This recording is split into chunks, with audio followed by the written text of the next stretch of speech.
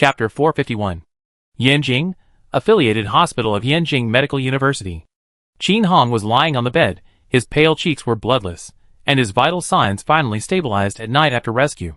Yu Huai walked out of the ward and said to Dongfang Huai and Sun Wan, who were waiting outside, "The professor's condition is currently stable, as for the time when he wakes up." Dongfang Huai's heart tightened, and he hurriedly asked, "When will he wake up?" Yu Huai frowned and said, "At the shortest 2 or 3 days, at the longest a week." After all, the old professor is old and not as healthy as the young. He changed the subject and looked at Sun Wan. Thanks to Sun Wan for gastric lavage for the professor, otherwise when he was sent to the hospital, we would not have had time to rescue him. Yu Huai talked with everyone for a while, then led the nurse away. Dongfang Huai's eyes fell on Qin Hong in the ward and sighed, hoping that he would wake up soon. The enemy is in the light, and we are in the dark, and the undercurrent is surging. He is afraid that the night will be long and dreams will be many. Country A. Mihai? Xiao Yuan held the Beiyu mirror in his hand, thinking about how to move forward. The Beiyu mirror followed Xiao Yuan into the illusion woven by the evil thoughts of the heart-confusing stone spirit, and lost its function after coming out. No matter how Xiao Yuan used the power of elements to stimulate, the lively little fish in the mirror never appeared again. Gu Kai and Hai Qing studied for a while, but found nothing. Unable to determine the direction, the voyage of the Qihong temporarily stopped. The fog was heavy. Xiao Yuan looked at the vast expanse of white and sighed secretly. He had been standing there for a day. How could he not be anxious? "What is that thing in your hand? You keep looking at it over and over again. Is it a flower?" Pei Yingying's voice came from behind. "You don't want to sleep?" Xiao Yuan smiled slightly. Pei Yingying fell asleep immediately after boarding the ship, and didn't eat or drink for more than 10 hours. "I'm not a pig. I will wake up naturally after sleeping." Pei Yingying held Li Jian's slender hand. "Can I borrow the mirror in your hand? You also know antiques?" Xiao Yuan handed the Beiyu mirror to Pei Yingying, not knowing what she was up to. After sending off the ghost ship, Pei Yingying's feeling when she was awake was different from what Xiao Yuan imagined. The evil thoughts of the stone spirit and half of Ding Weiwei's soul combined to occupy Pei Yingying's original body, and what they did was outrageous. Now thinking of the crazy face of the girl in the ghost ship storage room, Xiao Yuan couldn't help but feel scared. If they fell into her hands and lost the battle, they would be imprisoned on the ghost ship for reincarnation forever, which would be better than death. Playing with the Beiyu mirror, Pei Yingying knocked and stroked it for a while, and gradually got the idea in her mind. It's a very delicate thing. It takes the sea air stone from the sea and injects the spirit of a fish spirit, using its instinct to find the way. "Yingying, since you know the principle of the Beiyu mirror, can you repair it?" Li Jian said with surprise. "It's not a big problem. It's just that the spirit of the fish spirit that entered the illusion fell into a deep sleep. It will wake up naturally when it wakes up." "How long will the spirit of the fish spirit sleep?" "Not sure, maybe tomorrow. Maybe next year," Pei Yingying said calmly, throwing the Beiyu mirror high. "Next year?" Xiao Yuan almost vomited blood after hearing this. If Beiyu mirror is not well next year, they will starve to death. Xiao Yuan scratched his head, not knowing what to say for a while.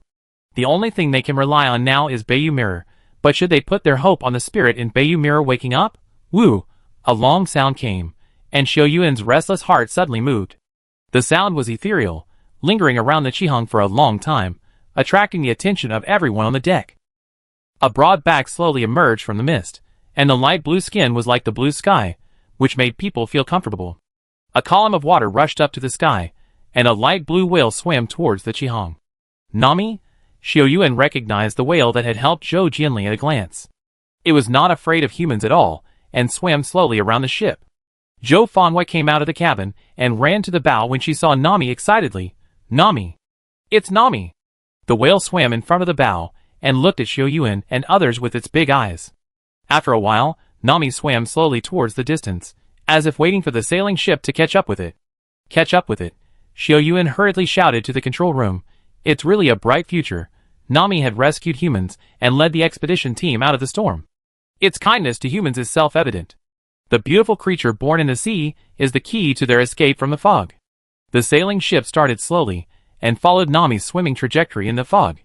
Zhou Fanwei had a lot of thoughts in her mind. Zhou Jianli had been missing for many years. She did not hold much hope for this trip to the sea to fulfill her wish and obsession. After Nami appeared, Zhou Fangyue's hope was rekindled. Maybe following it could really solve the problem of her father's disappearance. Nami swam happily, and chirped from time to time. The Chihong set out in the early morning, and by 3 o'clock in the afternoon, the fog around them gradually thinned. Seeing this, the people on the Chihong felt relieved. After sailing for another half an hour, a cool sea breeze blew towards them. Breaking through the fog, the blue sky appeared again. The high and blue sky, the peaceful and clear air, the blue sky and white clouds reflected in the sea made the people who had not seen the sky for a long time feel like they were in a dream. For a moment, Xiao Yuan mistakenly thought that Nami was the Kun in his dream, soaring in the sky. The blue sea is full of creatures, and the weather is magnificent. The Chihong followed Nami until dusk, when a strange scene appeared in the distance. A giant tree several dozen meters high stood in the sea. The giant tree had 9 branches, not many branches and leaves, but each leaf was golden. There seemed to be something on each branch, constantly releasing a fiery red light. Looking from afar, Xiao Yuan suddenly remembered the ruins of the Lihua Kingdom, where the Eye City archaeological team was trapped in Changbai Mountain. On the way to the inner layer, there was a bronze sacred tree, on which 9 golden crows were carved lifelike. Could it be? Xiao Yuan looked at the bronze sacred tree getting closer and closer in surprise, thinking to himself, is there really a bronze sacred tree up there? Strong waves were heard, and countless whirlpools were swirling around 1,000 meters away from the depths of the bronze. The diameter of the whirlpool was about 3 meters, and the turbulent water flow had a strong suction force. The distance between each whirlpool was very narrow, and it was impossible to easily cross it with the size of the sailing ship. Nami cried softly, and dived into the water. When she reappeared, she was already on the other side of the whirlpool. The vortex was about 100 meters thick, and it didn't look strange. But Xiao Yuan's intuition told him that it wouldn't be that easy, and he couldn't take it lightly if he wanted to enter the territory of the mermaids. Hai Qing took a glance and said, the width of the vortex is not that big, and it's not a problem for us to drive through it at full speed. Xiao Yuan frowned and said, it's better to explore it carefully first, I'm afraid there's something fishy inside. Hee hee. Pei Yingying lay on the railing with a comfortable expression. You're smart. If you go over rashly, all the people on the boat will be fed to the fish. Her soft and baby voice made Xiao Yuan's heart jump, and he asked, Yingying, do you know the vortex here? Chapter 452. I know. Not only do I know that I have lived in this vortex since I was a child. Live in a vortex? Hai Qing looked at her in amazement, and then at Xiao Yuan. Didn't you say that she was a survivor on the ghost ship? Yingying, the vortex ahead looks ordinary. What kind of danger is hidden? Li Jian patted her head, signaling her not to keep it a secret. The bone-eroding vortex is the name of the vortex ahead. Pei Yingying half closed her eyes, and began to tell everyone about its origin. The bone-eating vortex, as the name suggests, can eat away bones and flesh and is extremely overbearing. The bewildering stone essence is a strange stone that has absorbed the spiritual energy between heaven and earth for a long time, and has a very special place to live. It is in a trench, surrounded by many vortices at the deepest part, which is the bone-eating vortex. The bone-eating vortex is like a sharp meat grinder, which will grind any creature or substance that enters the range into pieces. With the hardness of the sailing ship, it is estimated that the ship will sink halfway out, and the fate of a human body falling into it can be imagined. Xiao Yuan was sweating profusely when he heard this. If they hadn't been warned by Pei Yingying, they would have rushed over rashly, and all the people on the boat would have died here. Gukai glanced at Pei Yingying and said, let's try it first to see if the power of the vortex is really as strong as the little girl said.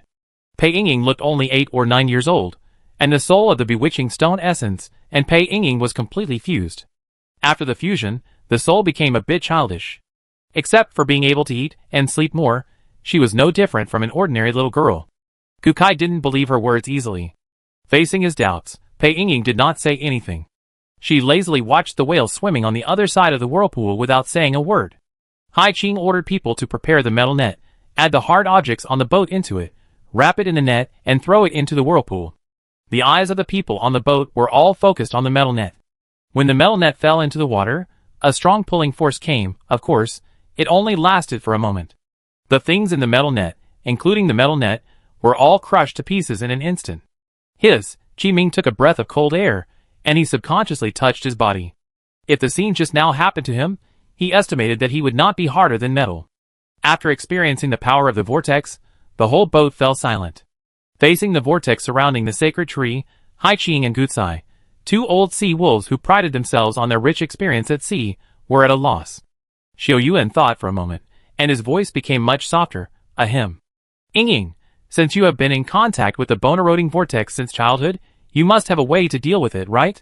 Pei Yingying's eyelids moved, and she said, of course. Xiao Yuan was delighted and continued, then help us. We can complete the task earlier, and you can return to Country A earlier. The little girl's eyes were clear. She stretched out her little hand and tiptoed to pat Xiao Yuan's chest and shouted, you didn't humble yourself when you snatched my chicken leg last night. Ah, Xiao Yuan blushed and shamelessly defended, children need balanced nutrition. I'm afraid you get fat. Humph. Pei Yingying turned her face away, obviously very dissatisfied with his answer. Seeing Xiao Yuan's predicament, Li Xian took the initiative to help him out and said, Yingying, sister will cook for you tonight.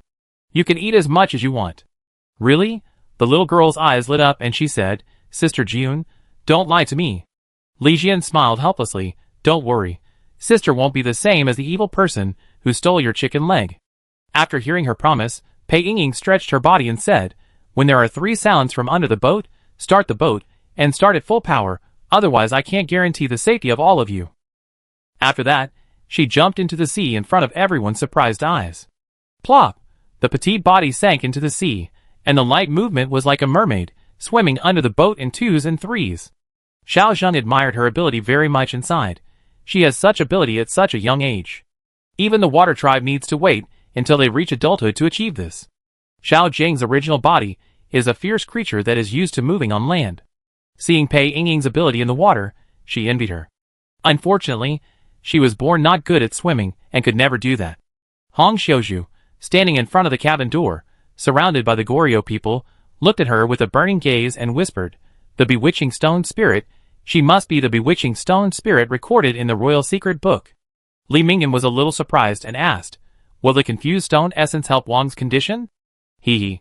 Hong Xiaozhu laughed and said, the confused stone essence has condensed the sea energy for thousands of years, and is the most precious treasure in the sea, not to mention the confused stone essence that has been cultivated into a human form. She did not say why she wanted to get the confused stone essence, but her desire for it was already obvious. Li Mingyan felt uneasy and hesitated for a while, and said, Xiao Yuan is not easy to deal with. If you want to seize the confused stone essence on the ship, I'm afraid. The slender fingers touched Li Mingyan's temple, and the cold and soft touch made him feel like he was falling into an ice cave, and he dared not move.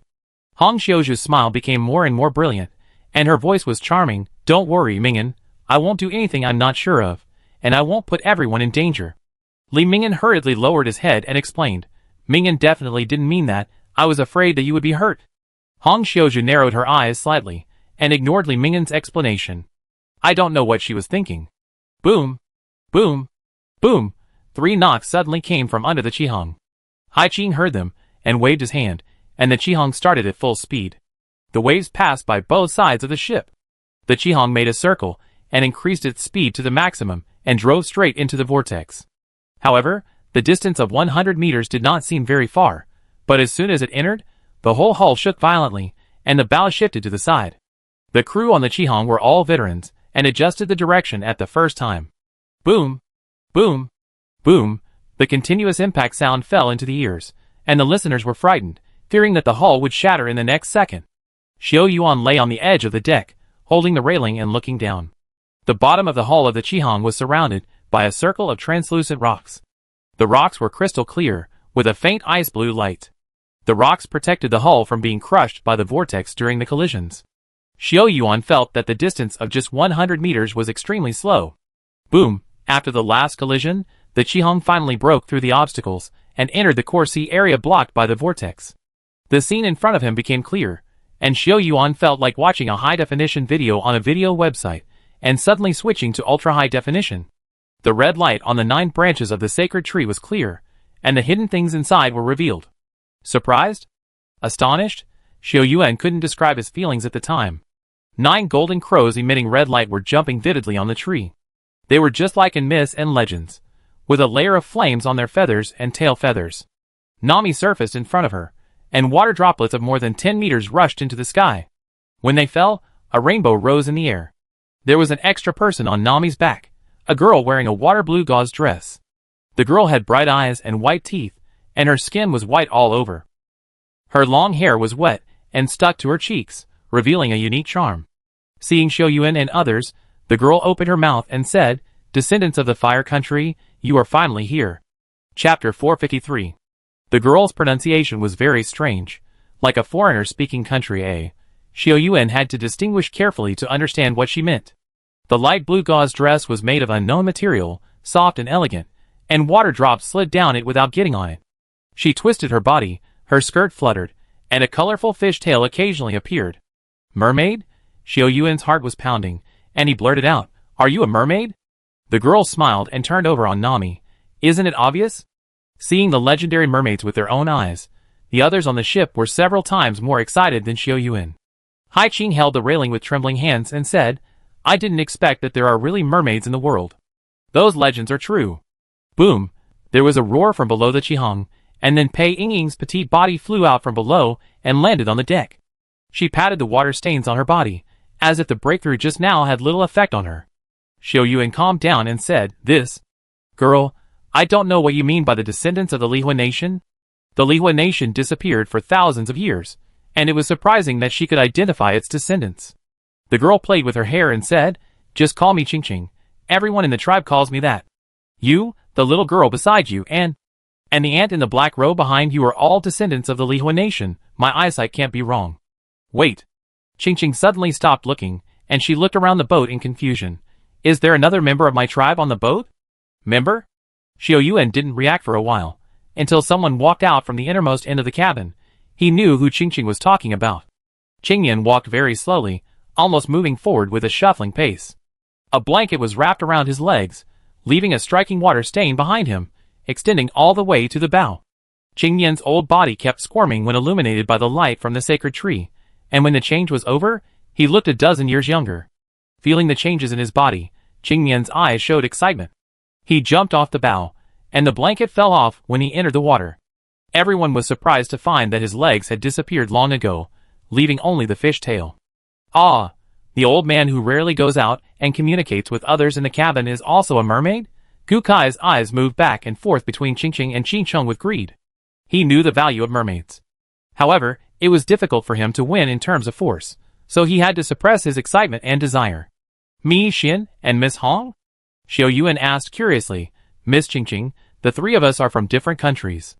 How did you judge?" "Of course you can't see it. My eyes are different from yours." Qingqing pointed to her eyes.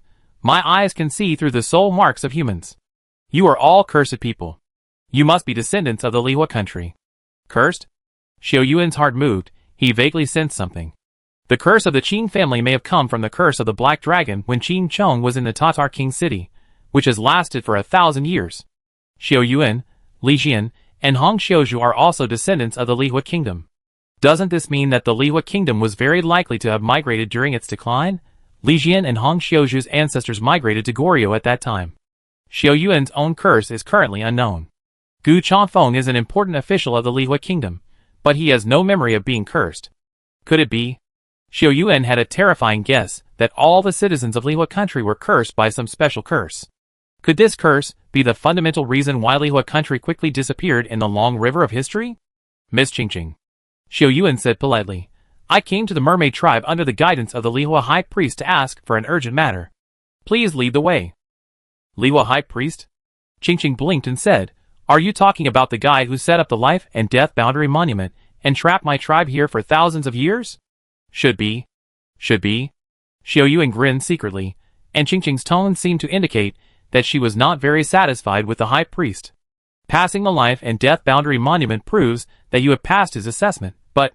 Qingqing narrowed her eyes and smiled. "If you want to join my mermaid tribe, you need to climb to the top of the Fusong sacred tree and pass the test of the 9-layered golden crow first." Qingqing's harmless smile made Xiao Yuan feel the breath of danger. The 9-layered golden crow. He raised his head and looked at the golden crow on the golden tree branch, thinking secretly in his heart. With the coordinated combat capability of the Silver Wings Corps, Xiao Yuan has a high chance of reaching the top with the assistance of Qiming, Lin Lang and others. Seeing Qingqing looking forward to the show, he said loudly, "Okay. We accept this test." Chuckles. Qingqing shook her water onion-like fingers and corrected, "No, I said you climb to the top of the Fusong sacred tree alone, not you guys." "Miss Qingqing, if Xiao Yuan fights against the 9 golden crows by himself, he might hurt his life." Li Xian looked worried. "Can I?" "No." This is the oath made by your human high priest and my race thousands of years ago, and it cannot be changed. Ching answered straightforwardly. Besides, the assessment rules are controlled by the Golden Crows, and they will not tolerate those who break the rules. The 9 golden crows were like 9 little suns, emitting a soft red light on the sacred tree. As night fell, everyone sitting on the deck looked at Ching, who was sitting at the same table. The reason was simple. This girl was too good at eating. She never stopped eating when she sat at the table. She and Pei Ying ate most of the more than 40 chicken legs. Xiao Yuan suddenly felt that the rice in the bowl was not fragrant. He put down his bowl and chopsticks and winked at Li Jian. Li Jian understood and smiled and picked up a fat chicken leg with oil dripping from it and put it in Xiaoxing's bowl. Ching, have you always lived in this sea area? Ching stared at the chicken leg with shining eyes and was in a good mood. Yes, Xiao, and I have been guarding here. The elder said that the descendants of Lihua nation will come. Li Jian's voice was gentle and crisp, which made people easily let down their guard. Is there any mystery in choosing the Golden Crow assessment at noon? Ching tore off a large piece of chicken leg and said with satisfaction, At noon, the sun is scorching hot, which is when the Golden Crow's power is the strongest, and their Golden Crow flame can be used best. Is that so? Li Jian secretly looked at Xiao Yuan with a bitter face. Sister Ching, does the Golden Crow have any weaknesses? Chuckles. Ching put down the chicken leg and smiled sweetly with oil on her face. Sister Jian, Ching may be stupid but not a fool. I will not tell you the Golden Crow's weaknesses. The seemingly innocent Ching was very sensible at this time. No matter how Li Jian tried to trick her or tempt her with delicious food, she kept her mouth shut. The dinner party was spent in a noisy atmosphere. It was rare to have such a pleasant time on the Qiheng. Everyone dispersed, and Xiao Yuan sat alone by the campfire in a daze. The 9 golden crows on the Fusang sacred tree occasionally made 2 calls, and the firelight reflected on the sea made this place look like a fairyland in myths and legends. Chapter 454. Gurgle, gurgle. The water on the stove boiled, pulling Xiao Yuan back from his distant thoughts. He raised his hand to take the kettle off, but Li Jian's slender fingers took it off first. Aren't you going to have a good rest? I can't sleep. I have too many thoughts in my mind. I can't sleep even if I lie down. Xiao Yuan looked at her skillfully making tea and said softly, Are you worried about tomorrow? Not entirely. Xiao Yuan lowered his head slightly and looked at her flexible fingers. I've been out for so long. I don't know how Xiao Wan is doing in China and whether she has woken up. Sun Wan. Li Jian's movements paused slightly and then asked casually, Are you and her lovers? In the eyes of many people, I am. Xiao Yuan's voice became gentler in the wind. We are more like family. Family? Well, we met after the fall of Sierra City. She saved me when I was being chased by demons. Being chased by demons? Li Jian couldn't help but smile, and the corners of her mouth raised. I didn't know you were so weak before. Later, we went to Ace City together, joined the Silver Wings Corps, defended Ace City, attacked and defended Sierra City, and went to Changbai Mountain. We relied on each other, and accompanied each other, and we have long been accustomed to the days of having each other around. So when you ask me if we are lovers, even I sometimes find it difficult to tell. Maybe we are family and lovers. We are family and lovers. When Li Jian heard this, she was slightly startled. I really envy you for finding someone to accompany you in this world. Jiyun I. Her desolate expression fell into Xiao Yuan's eyes, and she wanted to say something, but was stuck in her heart. I'm fine really. Li Jian smiled reluctantly, lowering her head to hide her expression. Can you come to Goryeo after the Night Demon War is over? I invite you to visit Goryeo and taste our food. When she raised her cheek again, her smile was bright. Okay. Xiao Yuan caught the disappointment in her eyes, and accepted her invitation without thinking. The bonfire illuminated the darkness, and Li Jian's heart felt a little warm because of his words. Pei Ying stood on tiptoe and eavesdropped from a distance. Finally, she couldn't help but move to the campfire to keep warm. She was holding a chicken leg in her hand. After eating it quickly, Pei Ying patted her belly and said, What do you think about tomorrow's test? Xiao Yuan had only seen the Fusang sacred tree and the golden crow in ancient mythological books. He shook his head and told the truth. I have no other ideas except hoping for rain on the day of the competition. You are so honest. Pei Ying laughed in her heart and said, The Fusang sacred tree has stood in the sea for thousands of years. It is a bridge connecting the outside world and the mermaids. The golden crow is a strange spiritual creature born in its long years. As long as the sacred tree is not destroyed, the golden crow will never dissipate. You mean? To defeat the golden crow, We must destroy the sacred tree? Xiao Yuan had your crazy expression. With your current ability, you have to wait until your next life to destroy the sacred tree. Pei Yingying rolled her eyes. It's good enough to barely pass through the 9 layers and reach the top. From your tone, is there a way? Xiao Yuan's eyes lit up. Yes, there is, but I have a condition. You tell me what the condition is, and I definitely do it as long as the item can do it. Xiao Yuan agreed straightforwardly. After returning, I want to go to Goryeo, not Country A. Ah? Xiao Yuan didn't expect her to make such a request, and said, Of course there is no problem with this, you are free to go wherever you want. Great. Pei Yingying hugged Li Jian's arm, and leaned forward to be very intimate. Yingying, how can you help Xiao Yuan? Tomorrow's test is not a joke. Sister Jian, don't worry, although this guy is lustful and philandering, he has done me a favor, I won't let him die. Pei Yingying pouted. Little girl, you are slandering me. Xiao Yuan argued with her, when he heard her comment about him. Pei Yingying pretended not to hear, and stretched out her little hand to hold Xiao Yuan's arm. Whoosh, strong airflow appeared around Pei Yingying, blowing the bonfire to change its appearance. Blue light appeared in Pei Yingying's body, and under her guidance, the light climbed along Xiao Yuan's arm to his body. Hidden in the blue light were translucent objects like stones, which spread all over Xiao Yuan's body in an orderly manner. When the last ray of light faded, Xiao Yuan was like wearing a layer of translucent armor. This is the stone spirit armor, which is my secret weapon for self-defense. I'm lending it to you for the time being. Pei Yingying leaned in Li Jian's arms, and said a little louder. Are you okay? Xiao Yuan asked hurriedly, when he saw that she looked bad. The stone spirit armor just left my body, and you need to get familiar with it. Remember, the strength of the armor will be weakened on humans. Weakened? With the attack strength of the Golden Crow, I estimate that the stone spirit armor will fail after 5 Golden Crow flames. You must be careful then, Pei Yingying said in a rare serious tone. The Golden Crow flame is extremely powerful, and it is very dangerous for human flesh to encounter it. The mermaids have some friendship with the high priest, they won't really kill him, right? Friendship? Pei Yingying's pink little face showed a strange smile. What would you think if you were trapped here for thousands of years? This? Xiao Yuan was speechless for a while, the position of the mermaids was unclear, and he needed to be fully prepared to deal with tomorrow's test. The next day, Daming Sea. After checking the equipment, Xiao Yuan arrived in front of the Fusong sacred tree under the escort of the Qihang. From here, the Fusong sacred tree gave people a stronger sense of impact, with 9 layers of golden branches and leaves emitting golden light under the blue sea and sky. On the 45-meter-high sacred tree, the eyes of the golden crow were like red crystals, and golden lines were faintly visible on its tail feathers and wings. This reminded Xiao Yuan of a fat duck who was lazy and greedy, Lord Yuga.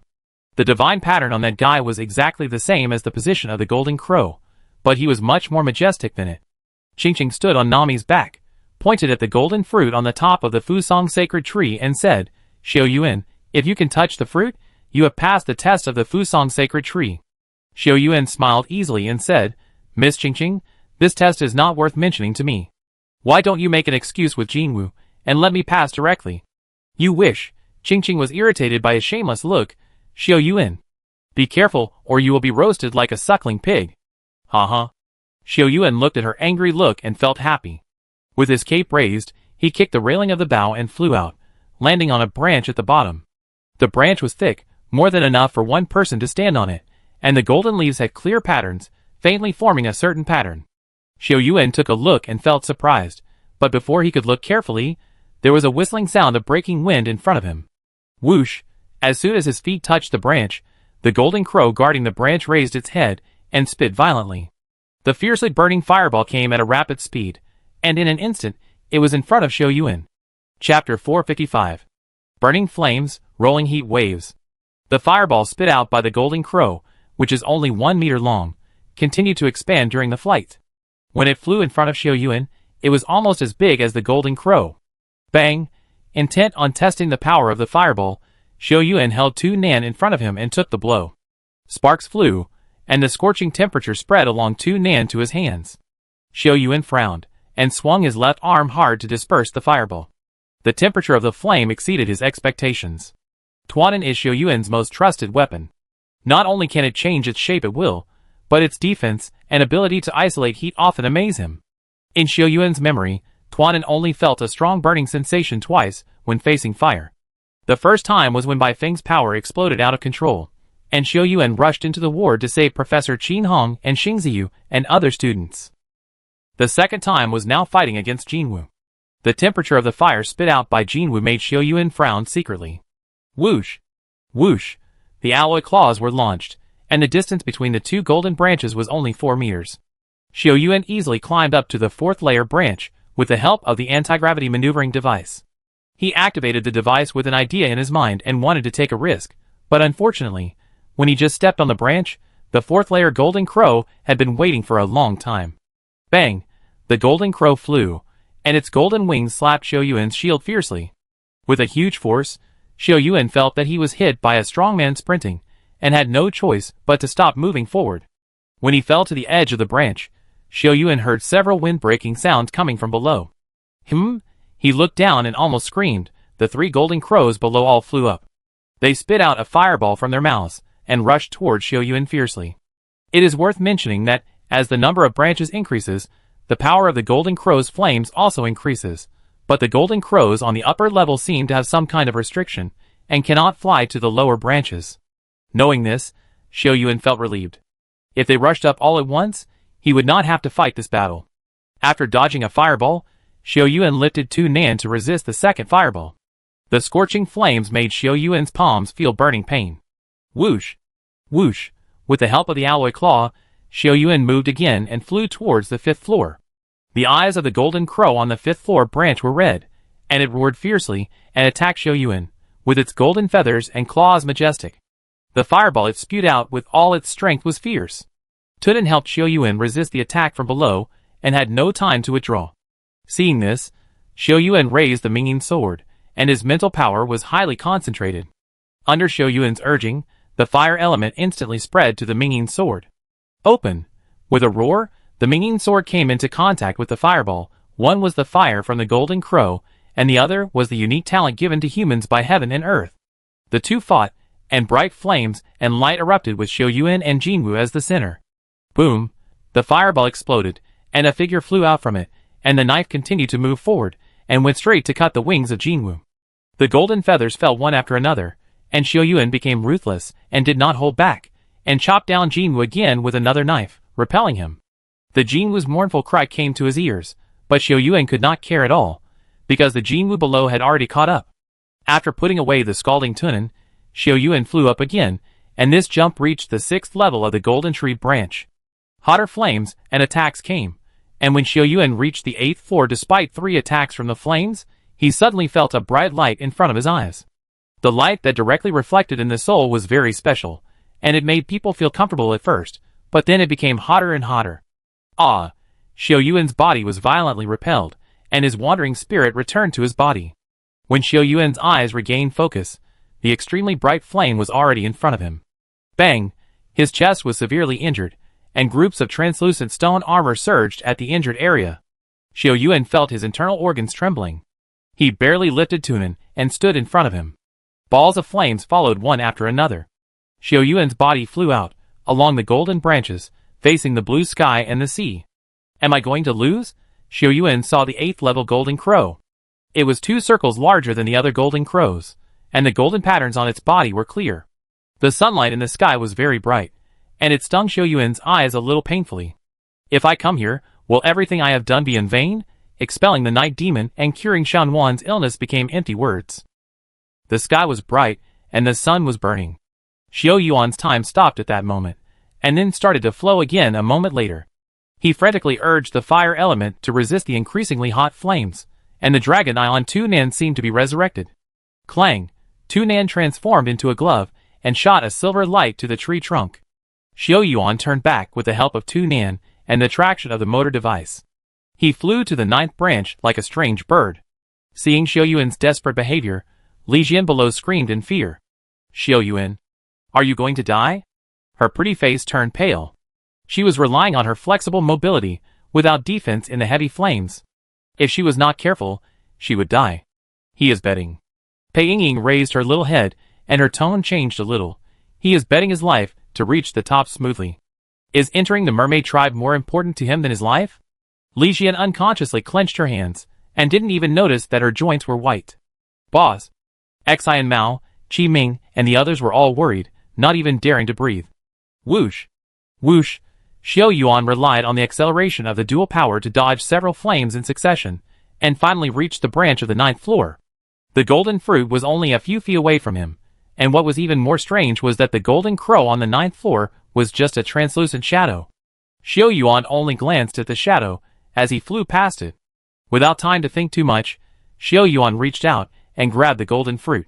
The golden fruit in front of him suddenly emitted a golden light before Xiao Yuan touched it, and Xiao Yuan's body froze in the golden light. Then, he was sent far away by the gentle force, and landed on the golden tree branch on the 6th floor.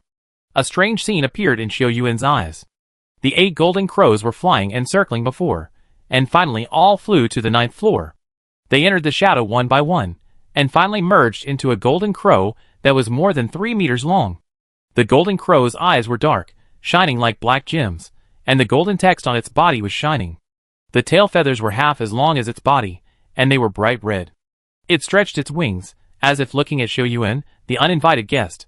A ball of red light rose in its eyes full of human emotions, and the flame-like light rose, and the whole body of the golden crow changed accordingly. Whoosh! The flames burned, wrapping the golden crow in it. It soared into the air, and made a clear cry, resounding through the sky, the golden crow. Xiao Yuan felt that this was the original appearance and true strength of the golden crow. He stood up with his knife leaning on the branch, and his military uniform was broken and burned in the previous battle. Xiao Yuan held the Mingyi knife tightly, and tore off the shattered cloak behind him with a burning look in his eyes. Today, I will compete with you. He raised the blade and pointed it at the golden crow, and his fighting intention was self-evident. The golden crow felt his emotions, flapped his wings and swooped down suddenly, like a ball of fire falling from the sky. Chapter 456. The golden crow swooped down, and a heat wave hit. The red eyes of the Tunan dragon turned into a long sword in Xiao Yuan's hand, and slashed at the golden crow fiercely. Xiao Yuan used a clever move, and moved half a body away at the moment of collision. Clang! The collision between the long sword and the golden crow's wings actually made a sound of metal clashing, and 2 flames collided with each other. Whoosh! Xiao Yuan took advantage of the situation to withdraw and fell back onto the branch. The golden crow waved its wings, and its body was incredibly flexible, and its wings followed Xiao Yuan. Xiao Yuan's body jumped on the branch and flew up using the anti-gravity maneuvering device. Seeing Xiao Yuan's actions, Jinwu thought he was going to climb to the top and attack again, but he didn't expect Xiao Yuan to take advantage. He was in midair, but he took out a purple object from his waist and threw it out. Jinwu flew fast and collided with the object. Boom! The incendiary bomb cultivated by the penguin motor exploded in midair, and the flames in the sky instantly engulfed Jinwu. Xiao Yuan was delighted and flew towards the top of the Fusong sacred tree like a monkey. The incendiary bomb was powerful, but it might be difficult to kill Jinwu, who was also good at fire. With the idea of competing with it in mind, Xiao Yuan also understood the priorities at this time. Taking the golden fruit and entering the territory of the mermaids is the most important thing. As Xiao Yuan thought so, his movements became faster, and he reached the 8th branch in a few breaths. Just as he was about to step into the 9th floor, the world in his eyes suddenly became blurry. Xiao Yuan was startled, and then he found that a transparent air wall appeared in front of him, and the next second, the wall was covered with golden flames. The flames in the flames were different from the flames spit out by the 8 little golden crows before, as if they had souls. The people watching the battle below also saw the changes in the flames, but not as clearly as Xiao Yuan. Qingqing, why did the golden crow's flame change? Hee hee. Qingqing lay on Nami's back and smiled calmly when she heard Li Jian's anxious voice. This is the real golden crow flame. The previous one was just a small fight. The power of the golden crow flame is several times stronger than that of ordinary flames. The stronger the golden crow is, the more terrifying the golden crow flame is. It's just a test. Are you guys playing too big? Qi Ming's face wrinkled into a ball, and he was uneasy. If he can't even pass this test, he doesn't need to enter our territory. Qingqing shrugged. Besides, the remaining tests here were left by your human high priest, so you can blame him if you want to. Qingqing, if Xiao Yuan loses. Li Jiyun looked at Xiao Yuan, who was already trapped in the golden flames, her voice trembling. Will his life be in danger? Probably not. Qingqing agreed simply. It's just that he will be disabled or something. Xiao Yuan was in a bad condition at this time. The invisible wall that appeared around him was covered with flames. The golden lines flashed in the flames, and connected to form a fire net, trapping Xiao Yuan in it. The golden crow flapped its wings, and golden light emerged from its body and fell on the fire net. The temperature and flames in the fire net suddenly increased. The most terrifying thing was that the original fire net was constantly shrinking and compressing Xiao Yuan's space. Swish! Swish! Xiao Yuan tried to chop the fire net twice, but the dense golden lines quickly gathered at that position to offset the attack. The sweat on his head fell and evaporated quickly, and a wisp of white mist rose around him. Judging from the speed of the flame shrinking, it would take less than 2 or 3 minutes for Xiao Yuan to be buried in the sea of fire. Transforming Tu Nan into a long sword, Xiao Yuan came up with a plan. Gathering his strength, he injected all the fire elements into the Mingyin sword. He swung his arm, and threw the sword towards the top of the fire net. The long sword full of elemental power was powerful, and the gold pattern in the fire net felt the power in it, and quickly gathered there. It worked. Xiao Yuan saw the right time and mobilized all the elemental power in his body to stab at the bottom of the fire net. The two full-scale deployment of elemental power made every part of Xiao Yuan's body weak, but he relied on his willpower to complete it all. Boom! The dragon eye on the silver-white long sword was flaming red, and the roar produced by the flames and the fire net in an instant made Xiao Yuan's eardrums ache. He concentrated all his strength and elements on one point, and the desperate attack finally worked. The fire net woven by the golden crow escaped from her control and fell into the sea. The golden crow tried its best to control the flames, but failed because of Xiao Yuan's crazy attack. It unwillingly circled around the fire net and kept tightening the fire net. Hiss! A large amount of water vapor emerged from the surface of the ocean, covering the golden crow and Xiao Yuan, who fell into it. It's over? Li Jian stared at the sea blankly. The moment before she fell into the ocean, the fire net had shrunk to about 3 or 4 cubic meters. Xiao Yuan might. Her breathing became rapid. Without hesitation, she jumped into the sea from the bow and swam towards the place where Xiao Yuan fell. Lin Lang and Qi Ming could not stand still and jumped into the sea like crazy. As soon as they entered the sea, they suddenly heard a strange cry, clear and majestic, resounding throughout the sea. Moo! The sound is similar to the roar of a cow, but it has a unique loudness. Boom! A more shocking water column rushed up to the sky, splashing water, and Xiao Yuan rushed into the sky under the protection of a water dragon. Open! He roared, and Tunan glowed with a strange light in his hand, with red and blue interweaving, and the long sword was armed into an indestructible blade. The lifelike water dragon hit the body of Jinwu, dispersing most of the flames around it. Swish! A lightning-fast knife hit the center of the golden crow's head. The arrogant golden crow's body suddenly froze, and his black and bright eyes were filled with anthropomorphic shock. Then, the golden crow's body turned into 8 balls of flames, flew into the sky, and returned to the Fusong sacred tree. They no longer had the previous spirit and majesty, and one by one, they lay on the branches, and the warm light slowly appeared on the golden leaves to nourish their bodies. Huh? The sea breeze fluttered, and the clothes fluttered. Xiao Yuan stood on the head of the water dragon, and at that moment, he was like a god in a myth. Xiao Yuan turned around and saw Li Jian, Lin Lang, Qi Ming and others in the water. Li Jian looked very bad, pale and bloodless, with tears on her face, looking a bit embarrassed. Her eyes were red, and she had not recovered from the shock of Xiao Yuan defeating the golden crow. Xiao Yuan moved his mouth, wanting to comfort them, but found that he could not say a word. He released all the elemental power in his body 3 times in a row, leaving his body in an extremely weak state. Now he could lift Tunan, relying on his terrible willpower. Walala. The dragon's soul between his eyebrows closed, and the majestic water dragon under Xiao Yuan's feet disappeared. Xiao Yuan's body lost support in the air, and fell directly into the sea. He felt relieved. Finally, he defeated the golden crow, and got the qualification to enter the mermaid tribe. Plop! His body fell into the cold sea water, and the parts of Xiao Yuan's body that were burned by the flames felt a little comfortable. The light gradually dimmed, and Xiao Yuan slowly closed his eyes. He could feel the continuous sinking, and could vaguely hear the voices of many people. The next second, a light call sounded in Xiao Yuan's ears. The second before he lost consciousness, he heard the owner of the call, the magical creature Kun that could fly in the sky. Chapter 457. Liwa Capital, Ningyuan Marquee Mansion. As night falls, lanterns are lit.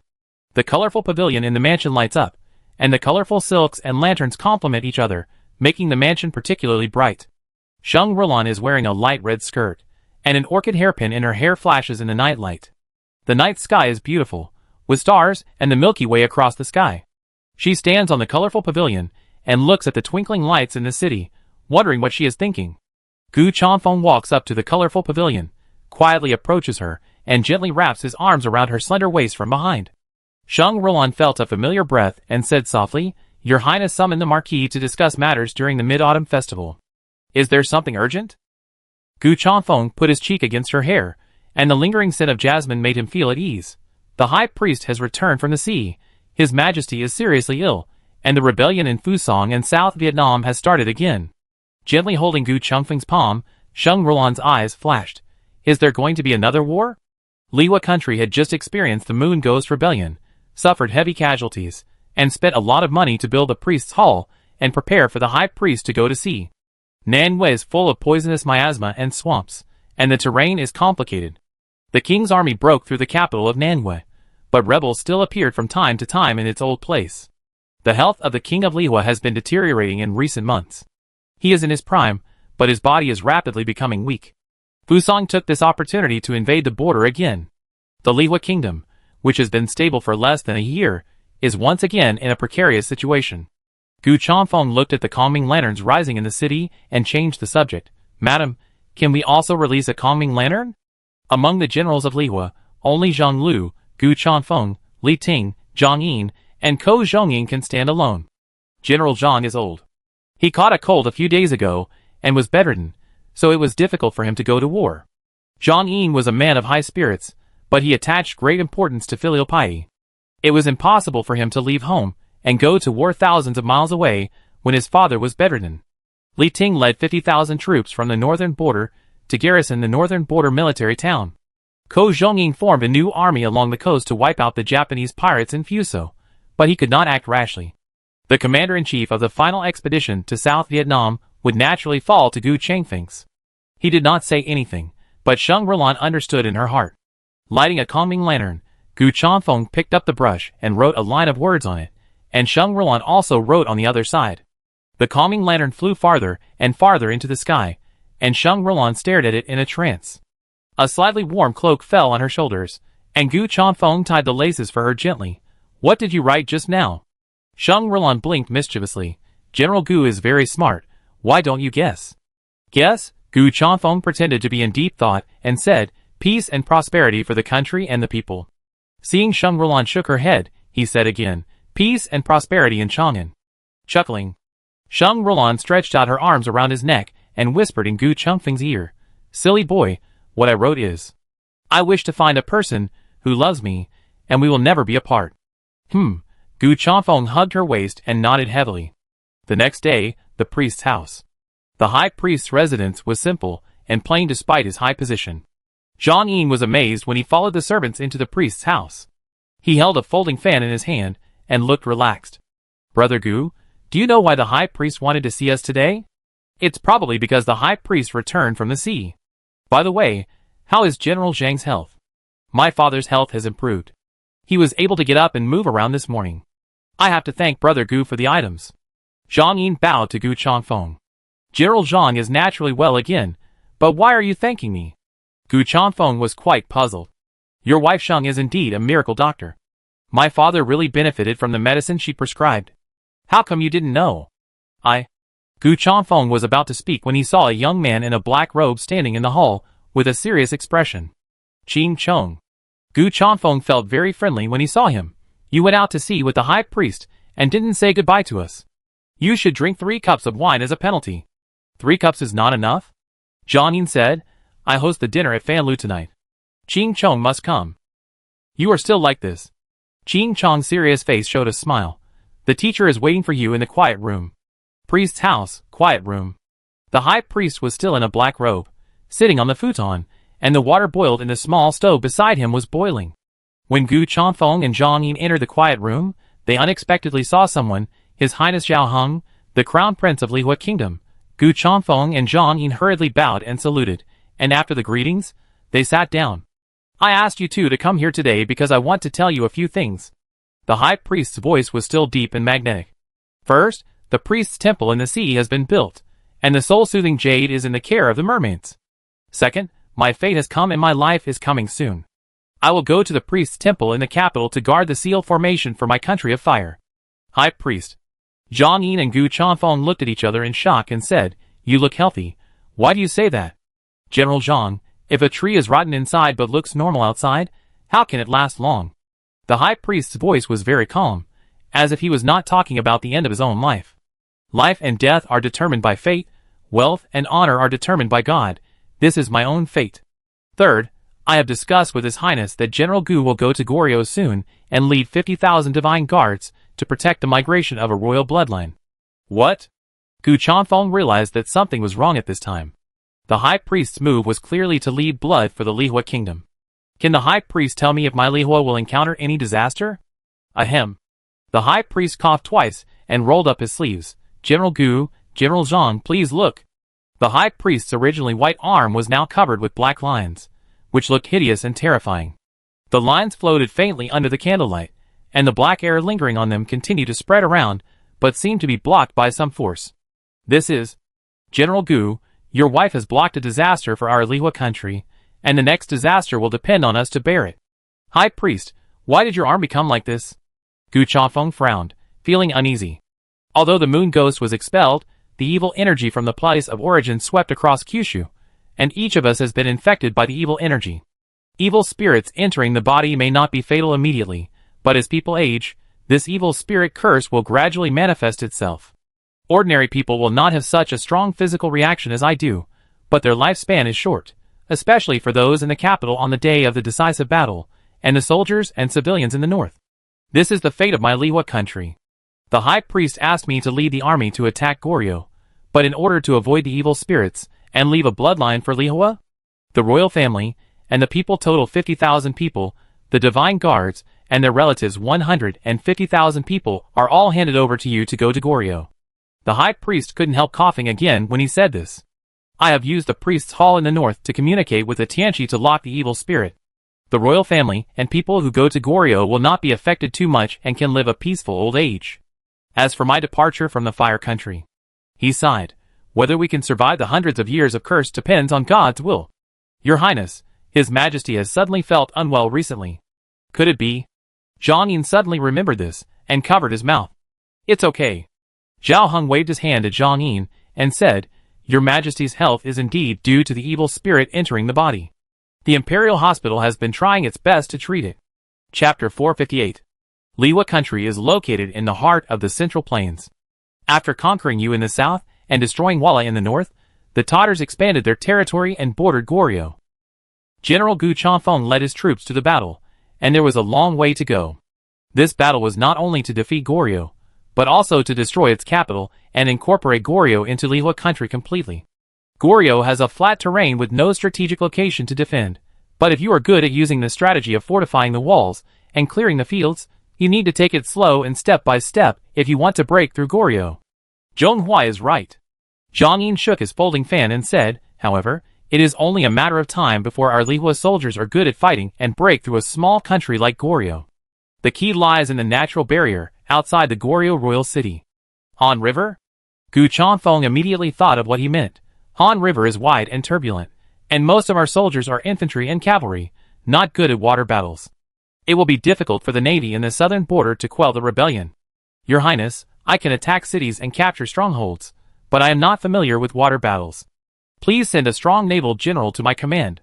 Zhonghua, the road to Goryeo is long and the divine guards are not good at water battles. How could we not know? Zhao Heng and the High Priest smiled at each other. The High Priest, and I have found someone for you who can help you break through the Goryeo's natural barrier and the river. Which general is it? General Zhang Liao? General Ganxing? Gu Chanfeng said two names in succession. None of them. Zhao Heng clapped his hands and called the waiter beside him. Please invite Miss Qingti in. Yes, Your Highness. The waiter bowed respectfully and left. Your Highness, you said Miss Qingti? Could this person be a woman? Gu Chanfeng looked at Zhao Heng in surprise. I know when I see you later. She is not an ordinary woman. Zhao Heng signaled him to be patient. Gu Chanfeng and Zhang Yin looked at each other, not knowing what the prince and the high priest were up to. Both of them were steady and capable, and would not joke about military secrets. But how could a woman help the divine guards break through the Han River? Goryeo was too far away from the Central Plains, and after leaving the northern border, the army and the people's supplies all had to rely on transportation from the country. The supply line spanned nearly 1,000 miles, which was an extremely long distance in modern times, let alone in ancient times. There were not many naval forces and shipbuilding craftsmen brought to Goryeo from the Lihua country. Relying on these people to break through the Han River Navy required a general who was extremely good at water battles. There are no more than 3 people in Lihua country who can take on this important task, let alone a woman. After a while, the waiter walked into the quiet room from outside, followed by a graceful girl. The girl looked about 17 or 18 years old, with bright eyes and white teeth, and a pair of big watery eyes like autumn water. Her beauty was like a jade stone falling into the sea, introverted and charming.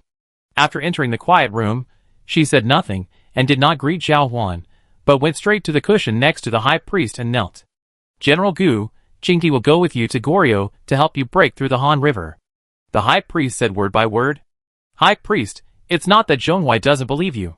Gu Chanfeng stood up and bowed, saying seriously, "Every step of the Goryeo war is very important, and the lives of 200,000 soldiers and civilians must not be taken lightly. Miss Jingti is a woman. If she can't show enough ability to help me break through the Han River, please forgive Zhonghui for not obeying your order." Gu Chanfeng's impassioned speech made Zhang Yin grin secretly. Gu Chanfeng really dared to say it. It was not like his usual style to refuse the high priest and his royal highness the crown prince's face in front of him. Gu Chanfeng was really anxious at this moment. He could not be tactful when it came to the lives of 200,000 people. Hee. Zhao Heng and the high priest smiled at each other, as if they had expected Gu Chanfeng's reaction. "Qingdi, show it to General Gu to put his mind at ease," the high priest said to Qingdi softly. "Yes," Qingdi replied softly, her voice clear and pleasant. "General, please look." Qingdi stretched out her slender hand and pointed at the teacup beside the high priest. The originally calm tea in the cup suddenly moved, and turned into a stream rising into the air. The water flowed like a flexible little snake, swimming in the room, up and down, and finally in front of Gu Chanfeng. Gu Chanfeng subconsciously raised his hand, and touched the water flow. The still warm tea flowed through his fingertips, and finally returned to the high priest's teacup. "Unbelievable, unbelievable." Zhang Yin clapped his hands in admiration, looking at Qingti with a gleam in his eyes. Qingti's ability is far more than that. He can control the flow of the river, and will definitely help General Gu to break through the capital of Goryeo in one fell swoop. The high priest looked at Gu Chanfeng with a determined smile. Qingti has 2 brave warriors, who are proficient in water battles. One is Xingtu, and the other is Kizhou. They can both be used by you in water battles. With the help of the 3 of them, great things can be accomplished. Miss Qingti is indeed extraordinary. I was rude just now. Gu Chanfeng smiled apologetically at Qingti. "Where are the 2 warriors Xingtu and Kizhou? We might as well get to know them." "Zhonghui." Zhao Heng waved his hand at him and said, "The 2 warriors look very different from ordinary people, and don't like to see people." Zhao Heng's words were very interesting. What does different appearance mean? In layman's terms, it means that one is born with a strange appearance that is easy to scare people. Different is a very elegant way of saying it. Qingti has the ability to control water. Considering that the high priest went out to sea a few days ago, Gu Chanfeng roughly guessed the origins of Qingti, Xingtu, and Kizhou. He secretly sighed that the high priest had great means, and even they could be invited by the high priest to help in the battle. In 3 days, Chong'er's adoption ceremony will be held. Your Highness, General Gu and General Zhang must be present. After discussing the business, the high priest looked much more relaxed. Adopted? Zhang Yin looked at Qin Chong, who was silent, and said, "I don't understand what the high priest did. Brother Qin Chong is asking why he should adopt Qin Ji when he was 30 years old."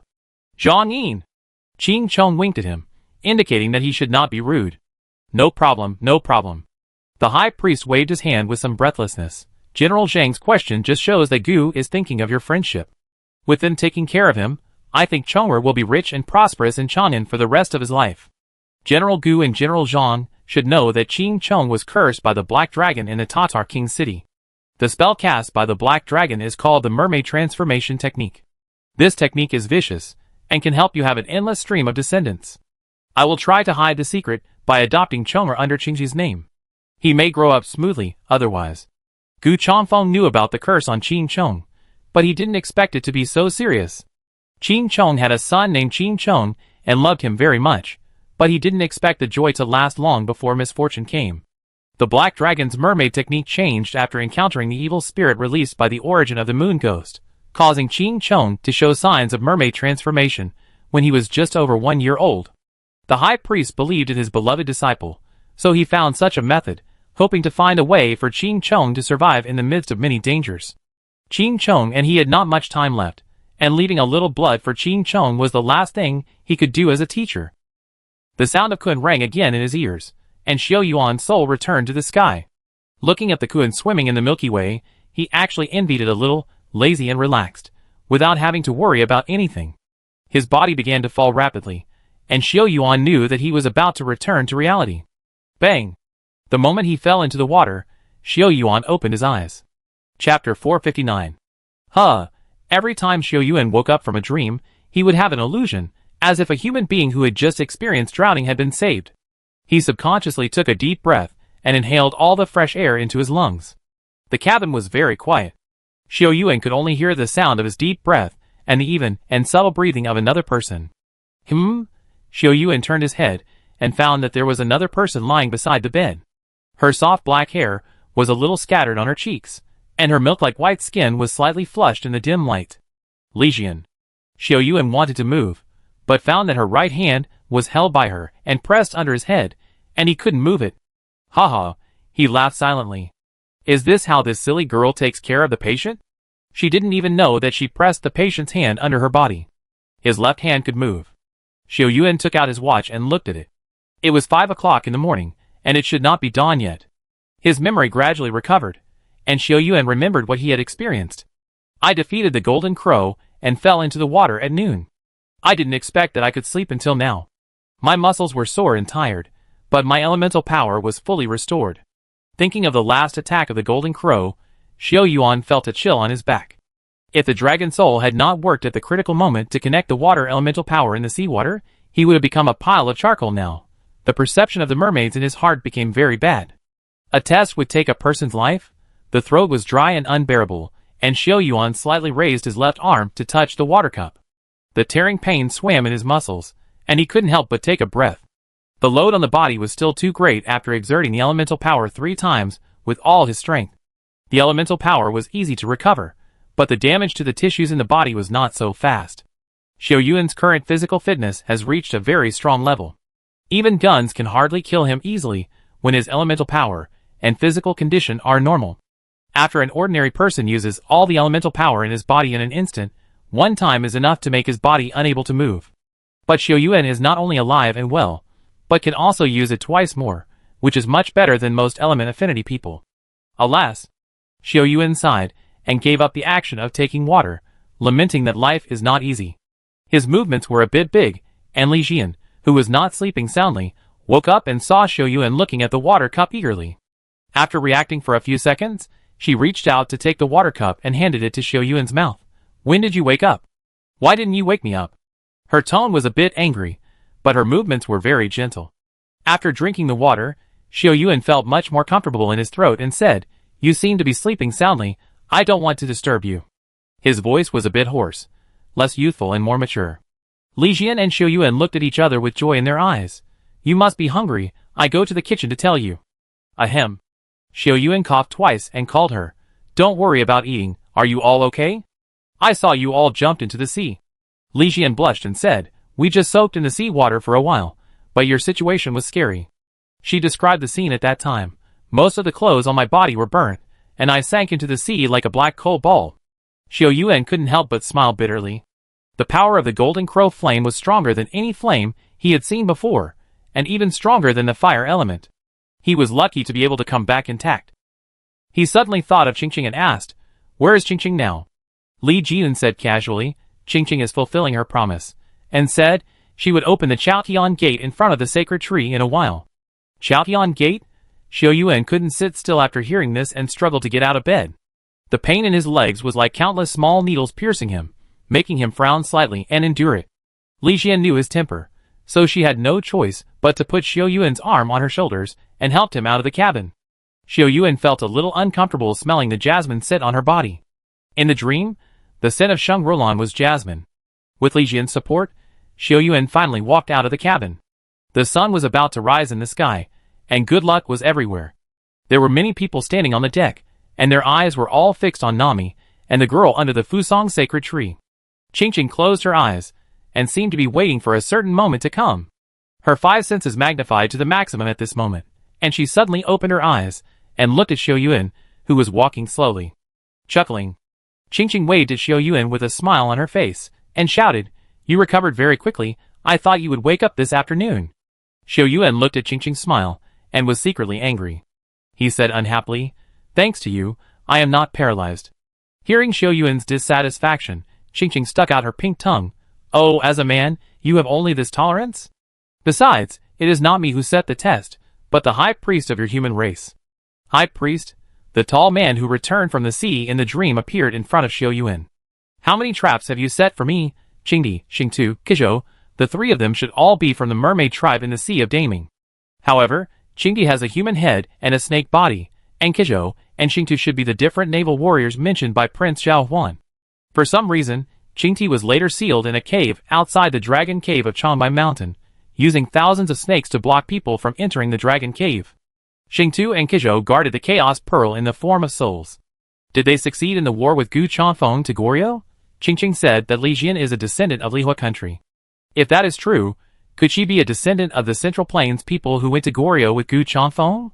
All kinds of thoughts came up at once, giving Xiao Yuan a headache. He stopped thinking and walked to the bow. Qi Ming, Lin Lang and others were very excited. He patted Xiao Yuan on the shoulder and grinned. The boss is worthy of being the boss. His recovery speed is simply superhuman. Xiao Yuan almost shed tears. His lips trembled, and he couldn't speak for a long time. Li Jian couldn't help but say, "Qi Ming, be gentle, don't you see that he can't even stand steadily when walking?" "Ah!" Qi Ming then realized Xiao Yuan's abnormality. Boss, I didn't mean it, look at me." Xiao Yuan smiled bitterly, and shook his head and said, "You kid really hate my life, stop making trouble, and look at Qing Qing." Qing Qing stopped talking after explaining to Xiao Yuan, and Dongfang Chaoyang had already shown his head. She waved her hands, and strands of water flew from all directions to her hands, and finally gathered together. Splash! The gathered water turned into a light blue water ball, which flew into the sky under Qingqing's guidance. Ding! The water ball met the golden fruit on the top of the Fusong sacred tree, and the collision sound was crisp and pleasant. Xiao Yuan could clearly see that the fruit seemed to come alive at this moment, trembling slightly and releasing golden light. 8 golden crows raised their necks and cried loudly at the same time. The trajectory of the golden light was very strange. They all gathered in the air more than 10 meters in front of the sacred tree, and the height was the same as the golden fruit. Buzz! The air fluctuated under the impact of the golden light, and a door that seemed to be there, and not there appeared in front of everyone's eyes. The crystal door was exquisite and extraordinary, engraved with flying golden crows and swimming mermaids. Woo! Nami suddenly let out a long and clear cry, and then in the incredible eyes of everyone, it jumped up into the blue sky. Chapter 460. Nami flew to the crystal door at an incredible height, flapping her fins, and wandering in the sky with Qingqing on her back. Kun, so similar, so similar. At this moment, Nami was 50% similar to the Kun that Xiao Yuan saw in his dream. Woo! Nami wandered around the crystal door, and Qingqing gathered water vapor and fell on the door, making it gradually solid. The whale was huge, and it could only stay suspended for more than 10 seconds before falling to the sea. Nami's body splashed with water as it fell, and strangely, the water from its body rose and fell, and finally formed a step in the air. The steps are formed by water splashes, and can be seen through at a glance. A golden leaf fell from the 8-storied branch of the Fusong sacred tree, and the leaf merged into the steps, dyeing all the steps with a touch of golden color. Plop! Nami returned to the ocean again, swimming happily with Qingqing to the front of the sailing ship. Qingqing jumped up to the bow, pinching her waist and showing a bit of pride. The sky gate has been built, and when your body recovers, we can enter the mermaid world. Mermaid world? The name of the mermaids for their territory? Xiao Yuan's eyes stayed on the crystal door in the sky, wondering. The mermaids live in the sea. How come this door leads to the sky? Waiting Nami to leave, Qingqing stretched her body. The Chaotian gate leads to many mysterious places. Anyway, just go with me, but... Qingqing's bright eyes rolled around, and I don't know what she was thinking. You need to understand the affairs of the tribe before entering the mermaid world. The clever Qingqing rarely got serious, and glanced at the people around her to make sure she had a clear idea. She pointed at Xiao Yuan, Li Jian, and Xiao Zheng, and said, "The affairs of my clan cannot be leaked at will. You three can just follow me. Gukai was full of curiosity about the legendary mermaid kingdom, and wanted to take the opportunity to learn more about it. After hearing Qingqing's words, he didn't care about being polite anymore and asked, Miss Qingqing, why did you choose only these 3 people? Hee hee. Qingqing shook her hair and laughed. How can you enter the mermaid world at will? People who are not related should stay away from K-Oceanmen. I am not responsible if they lose their lives. Xiao Yuan followed Qingqing to the cabin with the help of Li Jian. Xiaozhong was still a little confused. She followed Xiao Yuan inexplicably and whispered, What's going on? Aren't we all going in together? Qi Ming now felt the same as Xiaozhong and said, According to Miss Qingqing, boss, only Li Jian and Xiaozhong can go in. Lin Lang couldn't help but frown and said worriedly, The 3 of them are weak and I'm afraid. Listening to the discussion of the crowd, Pei Yingying felt quite bored. She yawned. Qingqing is telling the truth. The mermaid world is not a place that ordinary people can enter. In the cabin of the sailing ship, Xiao Yuan sat on the bed for a long time before he caught his breath. Qingqing couldn't help laughing when she saw him. Xiao Yuan, you are so bad at any test. Are you sure you want to enter the mermaid world? Hee hee. Xiao Yuan sat next to Li Jian and patted her hand to indicate that she didn't need to support him anymore. The high priest has his reasons for setting the test, but can you tell me if every mermaid is as powerful as the 9th level golden crow? How is that possible? Qingqing showed an expression of Are you crazy? The Fusong sacred tree was established by the human high priest 3,000 years ago. It has been absorbing sea air and dragon energy for thousands of years to strengthen itself. How could it be possible? Qingqing. Xiao Yuan endured the pain in his arm and pointed at her. Are you trying to kill me on purpose? Xiao Yuan was puzzled. The high priest would not have set up such a difficult test 1,000 years ago, unless he knew that the dragon soul could protect Xiao Yuan. However, the high priest was a human, not a god.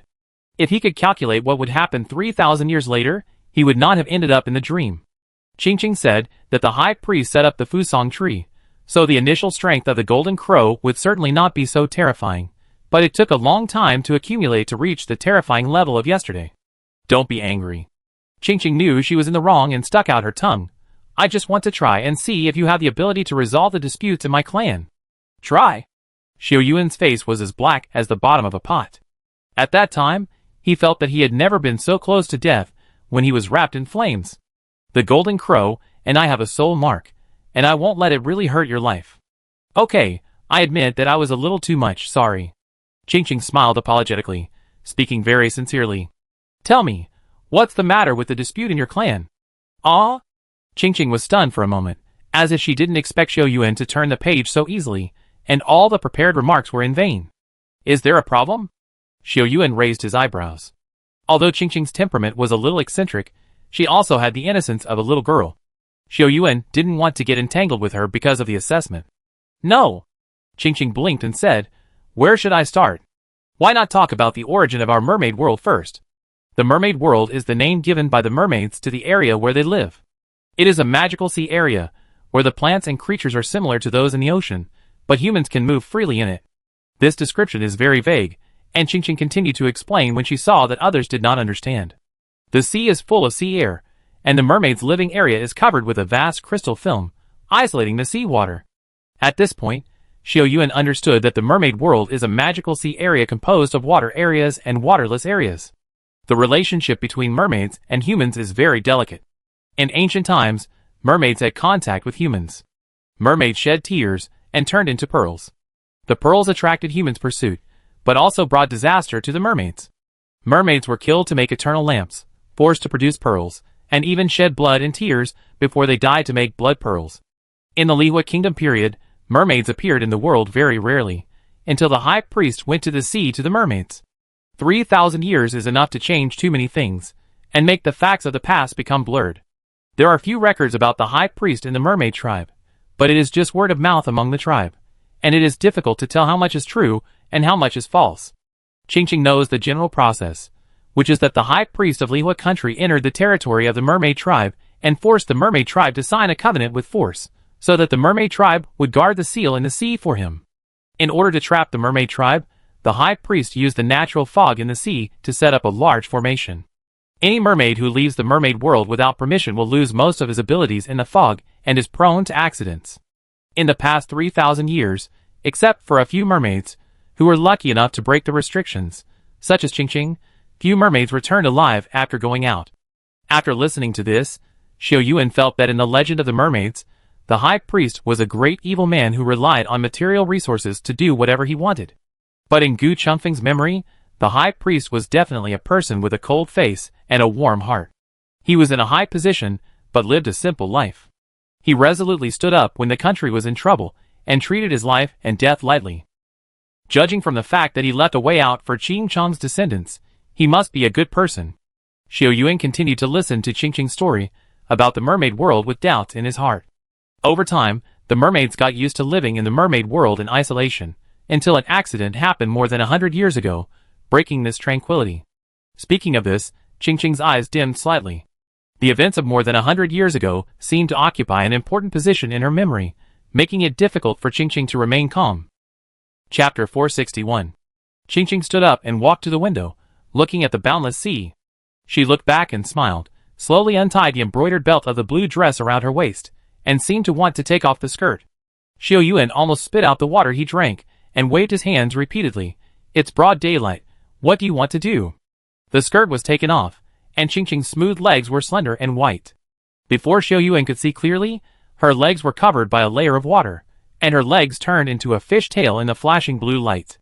The girl held onto the window, and her smile and frown were all tinged with a magical charm because of the fishtail. Qingqing's fingers gently slid across her lower body, and her voice was crisp. Xiao Yuan, do you know why humans describe mermaids differently? File number 13 records many images of volunteers who have seen mermaids.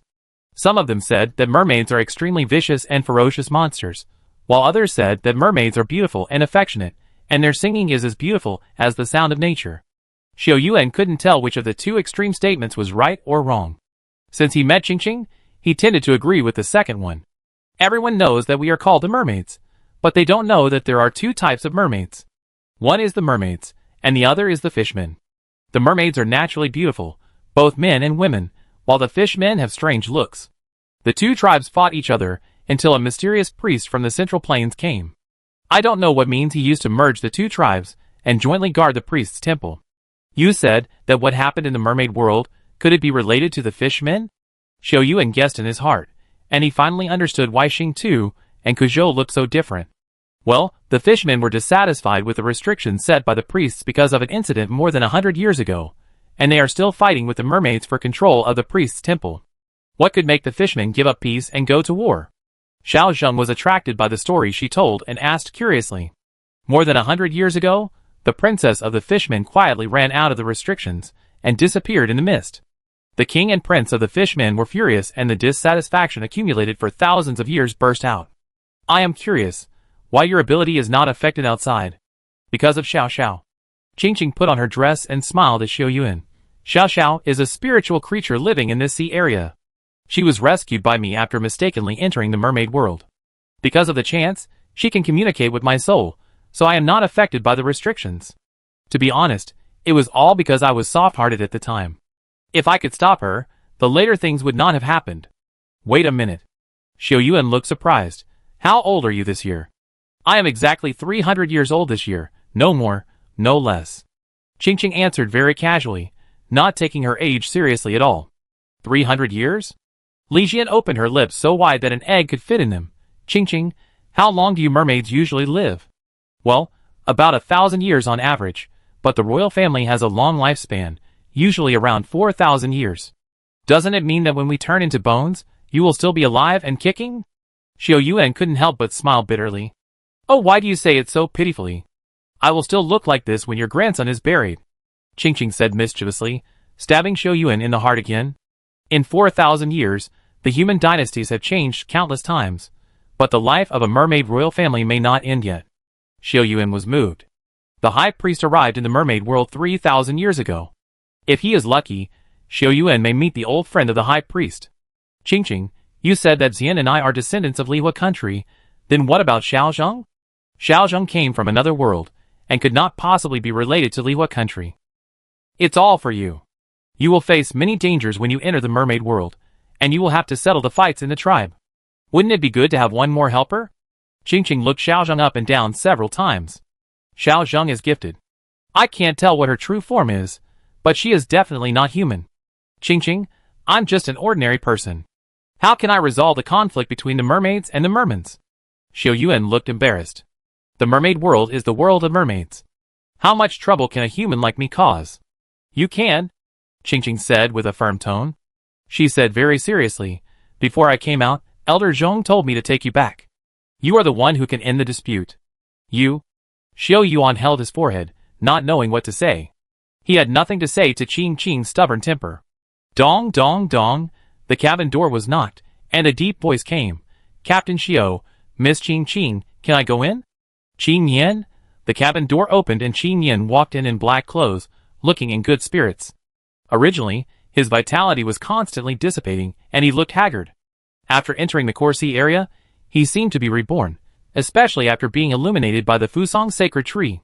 His voice was loud, his face was ruddy, and his once gray hair was faintly turning black. After Qingqing met Qing Yan, she mistook him for a mermaid and learned a lot about Qing Yan's family. According to Qingqing, there are ways to slow down or even remove the influence of the curse on King Yizing. There is a strange stone in the deep sea, and the sea-suppressing stone spirit produced by the strange stone over time can achieve this effect. Xiao Yuan happened to want to take the pearl of the sea-suppressing stone spirit, so he took the matter of taking the spirit to heart and promised him to take it back together. Mr. Qing, what are you doing? Xiao Yuan didn't know what he was here for. I would like to ask you two to take me with you to the mermaid world, so that I can help you. Qing Yan's eyes were sincere. I believe in Captain Xiao's character, but I feel ashamed to see you risking your life for Xiaozhen's sake, but your body is getting weaker and weaker. It's different now. Qing Yan patted his strong arms. I feel like I'm back to my prime, and I want to lend you a hand. This? Xiao Yuan was in a dilemma. Qing Yan could help him by going to the mermaid world, but without professional training, his life would be threatened at any time. Qingqing, what do you think about this? Xiao Yuan couldn't refuse him directly, so he wanted Qingqing to help him refuse. Oh, you are half a mermaid now, so it's okay to go in. Qingqing agreed immediately. Xiao Yuan felt his expression freeze, and he didn't know how to evaluate Qingqing's honesty. After talking for a long time, Xiao Yuan's pain consumed his energy, and soon he felt sleepy. Seeing his appearance, the others didn't want to disturb him anymore, so they walked out together. Lying on the bed, Xiao Yuan looked at the top of the cabin, but he always felt uneasy in his heart. The mermaid world is a space completely different from the normal world. Xiao Yuan didn't know how much perseverance and confidence the high priest had used to get the mermaids to sign the covenant, and he himself was a little lacking in confidence. It was almost 2 years since he joined the Silver Wing Corps, and this was the first time he had this feeling. Maybe he was too tired? Xiao Yuan closed his eyes and tossed and turned for a long time before finally falling asleep. A faint singing sounded in his ears, and Xiao Yuan vaguely heard it before he fell asleep. The singing was pleasant, like the sound of a clear spring in the mountains, with a hint of charm and mystery in it. Chapter 462. Daming Si Qihong. The atmosphere in the cabin was a bit depressing. Li Jian lowered her head and said nothing. Her intertwined fingers showed her uneasiness. Hong Xiuzhu looked superior and said, So do you understand the mission this time? At all costs and means, you must retrieve the stone spirit. She glared at Li Jian fiercely. Her pitiful appearance became particularly hateful in Hong Xiuzhu's eyes. Bang! Hong Xiuzhu slammed the table. When facing Li Jian, she took off her elegant and charming disguise and said viciously, Bitch, if you don't do the job well, you and your daughter will suffer. Li Mingyan, who was standing by, saw that Li Jian still didn't respond, and whispered, Jian? Miss Hong is talking to you. Li Jian's mouth moved, and her voice was clear and firm. I will do my best, but I won't do anything to hurt others. Her words made Hong Xiuzhu's anger, which had just been extinguished, surge again. She pointed at her nose and cursed. Do you take anything I just said to heart? Did the 8 countrymen buy you off with some small favors? Hong Xiuzhu stood up in her high heels and grabbed Li Jian's collar. She was wearing a strange dress under her white shirt. The pure black fabric was soft and close to her body, as if she was born there.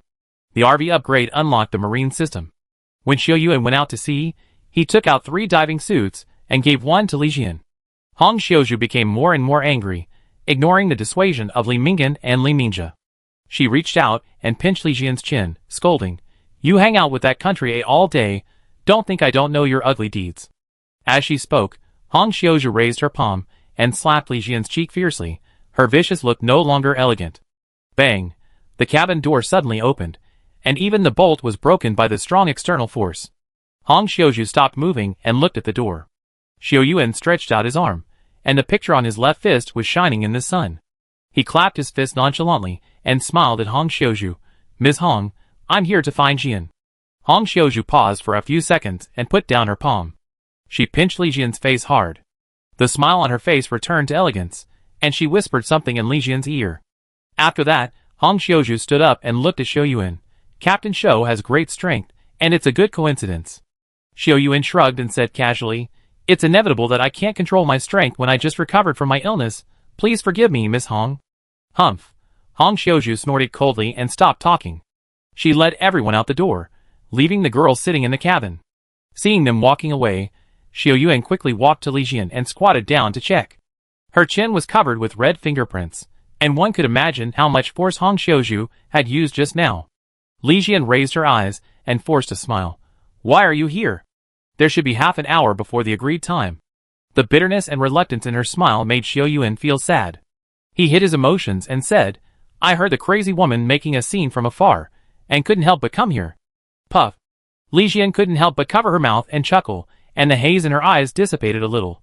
"You were born in the year of the dog, so your ears are so sensitive." Hee. Xiao Yuan took her hand and walked outside. "I tell you a secret. I can hear the secret of the dragon soul releasing half of the ship." He heard the conversation between Li Jian and Hong Xiuzhu clearly. In order to seize the spirit of the Jinhai stone spirit, Hong Xiuzhu made all kinds of demands on her. Li Jian's kindness and forbearance fell into his ears, and he couldn't help but feel more pity for this poor girl. Life is difficult, and there are constant setbacks.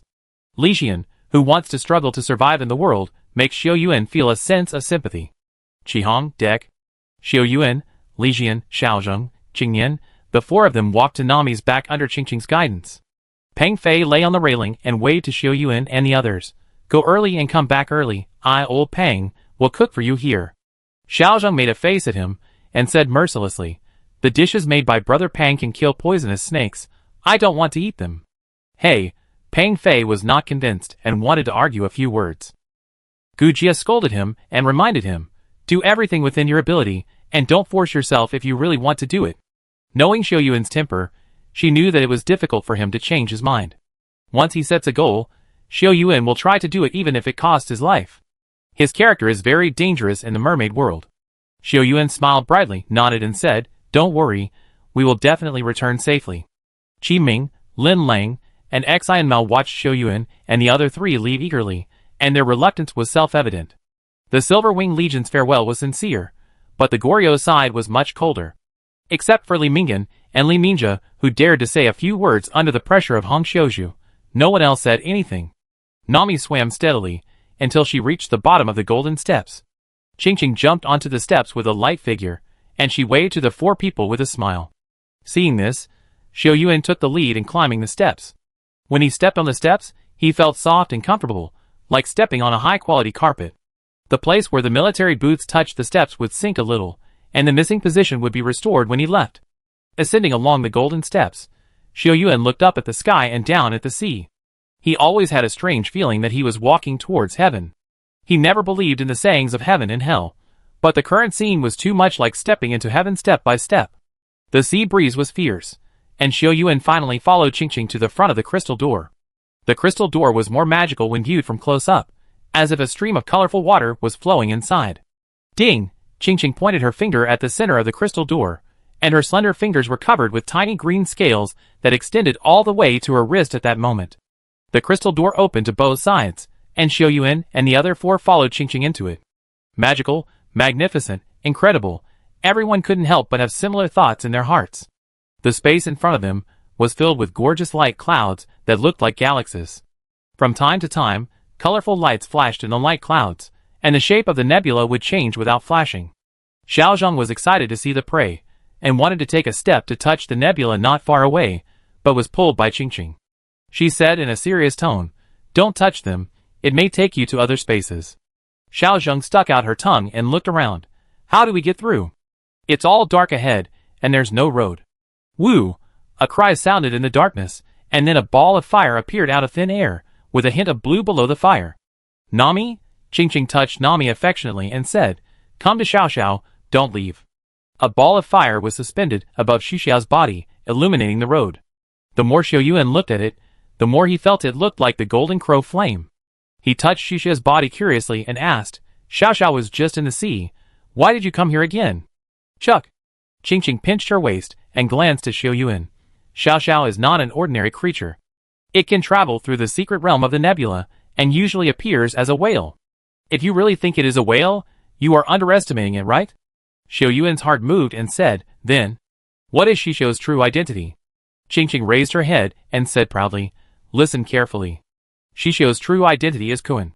Chapter 463. Kun. Qingqing was full of energy when she talked about Xisha's identity. Xiao Xiao is the only Kun in the world, but she is still in her infancy. Sure enough, Xiao Yuan always felt that Xisha's demeanor and voice were too similar to the Kun flying in the sky in his dream. Xiao Zheng was born in another world full of myths, and knew a lot about rare and exotic animals. She also stroked Xisha's back like Qingqing did, and the cool touch was very good. I have only seen the description of Kun in the classics of the clan. I heard from the elders that Kun existed in many worlds. They can travel through time and space, and are the bridge messengers connecting the past and the present. Oh, you know a lot. Qingqing couldn't help but look at Xiao Zheng with admiration. Elder Zhongli said the same thing, but the number of Kun has been very small for thousands of years. Xiao Xiao can survive in the fog, which may be related to the environment here. Xiao Yuan sighed. Blessings and disasters, who can tell clearly? Xiao Xiao swam very fast, passing through clusters of nebulae, giving people a feeling of traveling through time and space. I don't know how far they have walked, Qingqing suddenly reminded. Be sure to stand firm. We are going to enter the mermaid world. Xiao Xiao rushed straight towards the nebula, which looked like only a few cubic meters. The moment it touched the nebula, a large ball of light particles burst out. A light blue light curtain emerged from Xisha's body, protecting the person on his back. Through the light curtain, Xiao Yuan's Lingjue could feel the power of the small particles, each of which was as powerful as the golden crow flame. Hundreds of light particles hit the light curtain and were blocked, which made Xiao Yuan tremble with fear. Fortunately, Xiao Xiao successfully passed through the outer periphery filled with light particles, and entered the middle of the light cloud. The world suddenly changed in his eyes, and the light became brighter. Xiao Yuan saw a huge and boundless underwater world. The endless underwater world was full of tall plants, which looked like pine trees, but could survive in the water. The glowing autumn fruits growing on the trees illuminated the darkness, but the most direct light source in the vast sea came from above. Xiao Yuan looked up and found a huge crystal ball floating above the sea. The crystal ball released a soft light and rotated slowly. He looked at the small fish swimming around him from time to time. Those small fish could not enter the light curtain and only watched curiously from outside, not afraid of people at all. It's amazing. Xiao Yuan felt that his eyes were not enough, and the magical plants and animals in the sea were too much to take in. This is just the outside of the mermaid world. When you get inside, you will see more. Before Qingqing finished speaking, her eyes changed. She looked at the dense plants around her vigilantly, as if she was facing a great enemy. Qingqing, what's wrong with you? Li Xian looked around curiously, but found nothing unusual. The smell here is different from when I left. Qingqing's body underwent subtle changes in the mermaid world. Her ears became more pointed, and 2 green marks appeared on her soft cheeks. It looked very similar to the burn makeup that girls on the blue planet wore, except that the color had changed. Come out! Qingqing's legs under her skirt turned into fish tails, and she easily jumped out of the light curtain and swam in the sea. Hee, Miss Qingqing is still so sharp. I said I couldn't hide it from you. A voice came from under the leaves, and the whole tree shook. Xingfeng. Qingqing's pretty face was cold, as she watched a fishman covered in leaves walk out from the cover of the leaves. What the prince said is indeed right. You will indeed bring humans back. Xingfeng's upper body was muscular, and his face was half human and half fish, which looked very similar to Kuzhou. I am following the order of Elder Zhong to bring back the envoy from Lihua country. Do you want to openly confront the Elders' Council? I dare not. Xingfeng hesitated for a moment and said, but we happen to be here for our inspection today. How do we know if the envoy you brought is a real envoy? What do you want to do? Qingqing raised her eyebrows, and she had a vague idea of what they were going to do. Of course, we want to test their skills and see if there are any unqualified people pretending to be envoys. Xingfeng laughed grimly and used a high-sounding excuse. Go! As Xingfeng finished speaking, the trees behind him shook at the same time, and 20 fishmen warriors rushed towards Xiao Xiao together. Xiao Yuan had been listening carefully on the side, and roughly understood the other party's identity. Xingfeng, a fishman, was ordered by the prince of his clan to intercept here, but he was afraid of the majesty of the Elders' Council and found an excuse. Xiao Yuan didn't expect the other party to start fighting immediately. 20 fishmen warriors swam quickly. Qingqing raised her hands, and a whip made of blue scales appeared and stood with the fishmen warriors. Xiao Xiao. Take them away first. Qingqing shouted, and the whip in her hand stirred the water. Woo! Xiao Xiao understood and carried Xiao Yuan and the other 4 away from the battlefield, but the fishmen who had planned for a long time would not let them go. The 4 fishmen warriors spread a large net in front of them, and the 4 corners of the large net were all tied to the rocks on the seabed with ropes. The rope was made of some unknown material, and it was extremely tough. No matter how Xiao Xiao struggled, she couldn't get free. Xiao Yuan knew that today's matter would not end well, so he gestured to Xiao Zheng and Li Jian and rushed out of the protection of the light curtain first. Gurgle. Seawater entered his nose and mouth, and Xiao Yuan subconsciously held his breath.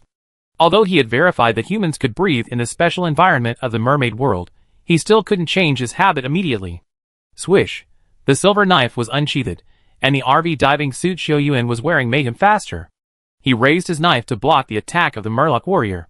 When the trident missed, the Murloc warrior howled and rushed forward with his hands and feet. I have never seen such a fighting style. Xiao Yuan retreated without thinking that the Murloc was too fast. He swung his tail, shrank and jumped, and rushed out 3 or 4 meters. His claw hit Xiao Yuan's chest. The military uniform was torn. The nails on the tip of the Murloc warrior's palm were black and sharp. When he pulled his hand away, Xiao Yuan found that he only had 4 fingers. 4 fingers. Xiao Yuan remembered something in his mind. He once joined forces with others to catch a king crab at sea. There was a hand and bones clasped together in the crab's belly. The bones are human, but the hand is intact, but has only 4 fingers. Could it be from the fishmen? The mermaids and the fishmen are quite different in appearance, even the fingers are different. Qingqing has 5 fingers, exactly like humans. Bang! All kinds of thoughts flashed through Xiao Yuan's mind. After the RV diving suit helped him resist the attack, Xiao Yuan raised his foot and kicked the fishman. Minjiando used a clever force to bypass the trident. He used his wrist to forcefully swipe the trident body, causing a sharp sound, and the blade just landed on the fishman's hand. Swish! The fishman warrior's hand was covered with fine scales. Xiao Yuan attacked the weak spot and made him give up in pain. He was kicked and flew far away. A stream of bright red blood flowed from the fishman warrior's wound. He looked at Xiao Yuan fiercely and licked the wound with his mouth wide open. A magical thing happened. The wound that was still bleeding just now actually stopped bleeding with his saliva. What the hell? Xiao Yuan was stunned. Is Yunnan Biao produced in your mouth? Chapter 464. Woo! When the fishman warrior attacks, he habitually makes strange noises. His attacks are completely based on instinctive reactions. Xiao Yuan fought with him for a few more rounds. After finding out the details of the fishman warrior, he quickly attacked and chopped him down with a knife. Of course, Xiao Yuan avoided the vital points and didn't kill him. The situation was unclear. Xiao Yuan didn't want to fall out with the fishman immediately, so he kicked the fishman warrior into the woods and looked up. Qingqing was entangled by 5 fishmen warriors, and the rest of the fishmen warriors attacked them with great momentum. Xingfeng didn't attack immediately. He crossed his arms and didn't think that Xiao Yuan, a mere human, could make much of a splash. After Xiao Yuan and Li Jian and others defeated 5 fishmen and made them lose their fighting ability, Xingfeng suddenly moved. He swung the trident in his hand and rushed straight toward Xiao Yuan. Xingfeng's attack was more than 1 level stronger than other fishmen, and the front end of the trident lit up with fluorescence.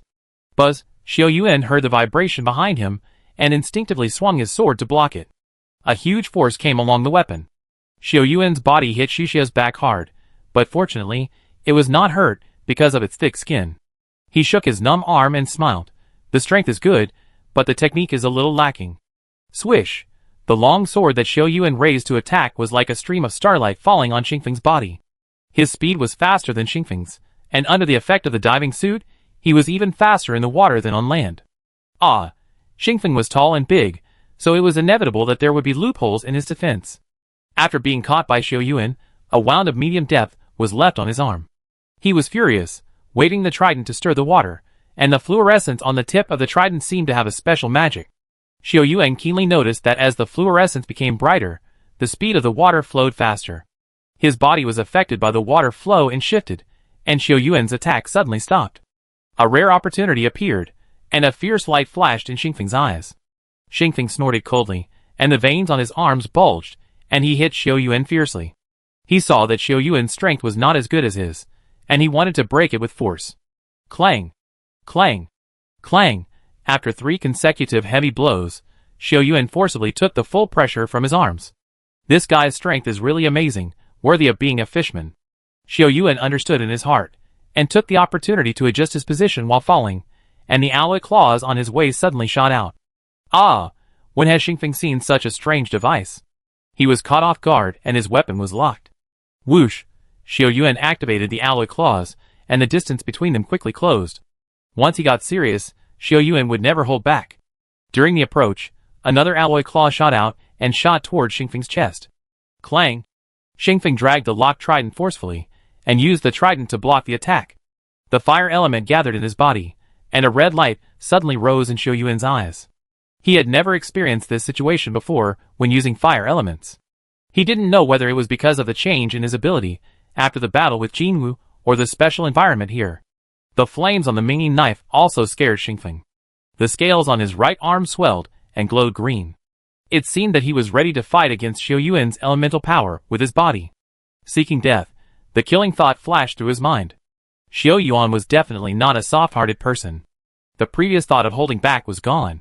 If you want my life, I will take your head first. A strong current disrupted the duel between Xiao Yuan and Xingfeng, dividing the originally chaotic battlefield. Xiao Yuan retracted the alloy claw that locked the trident, and he looked into the distance in surprise.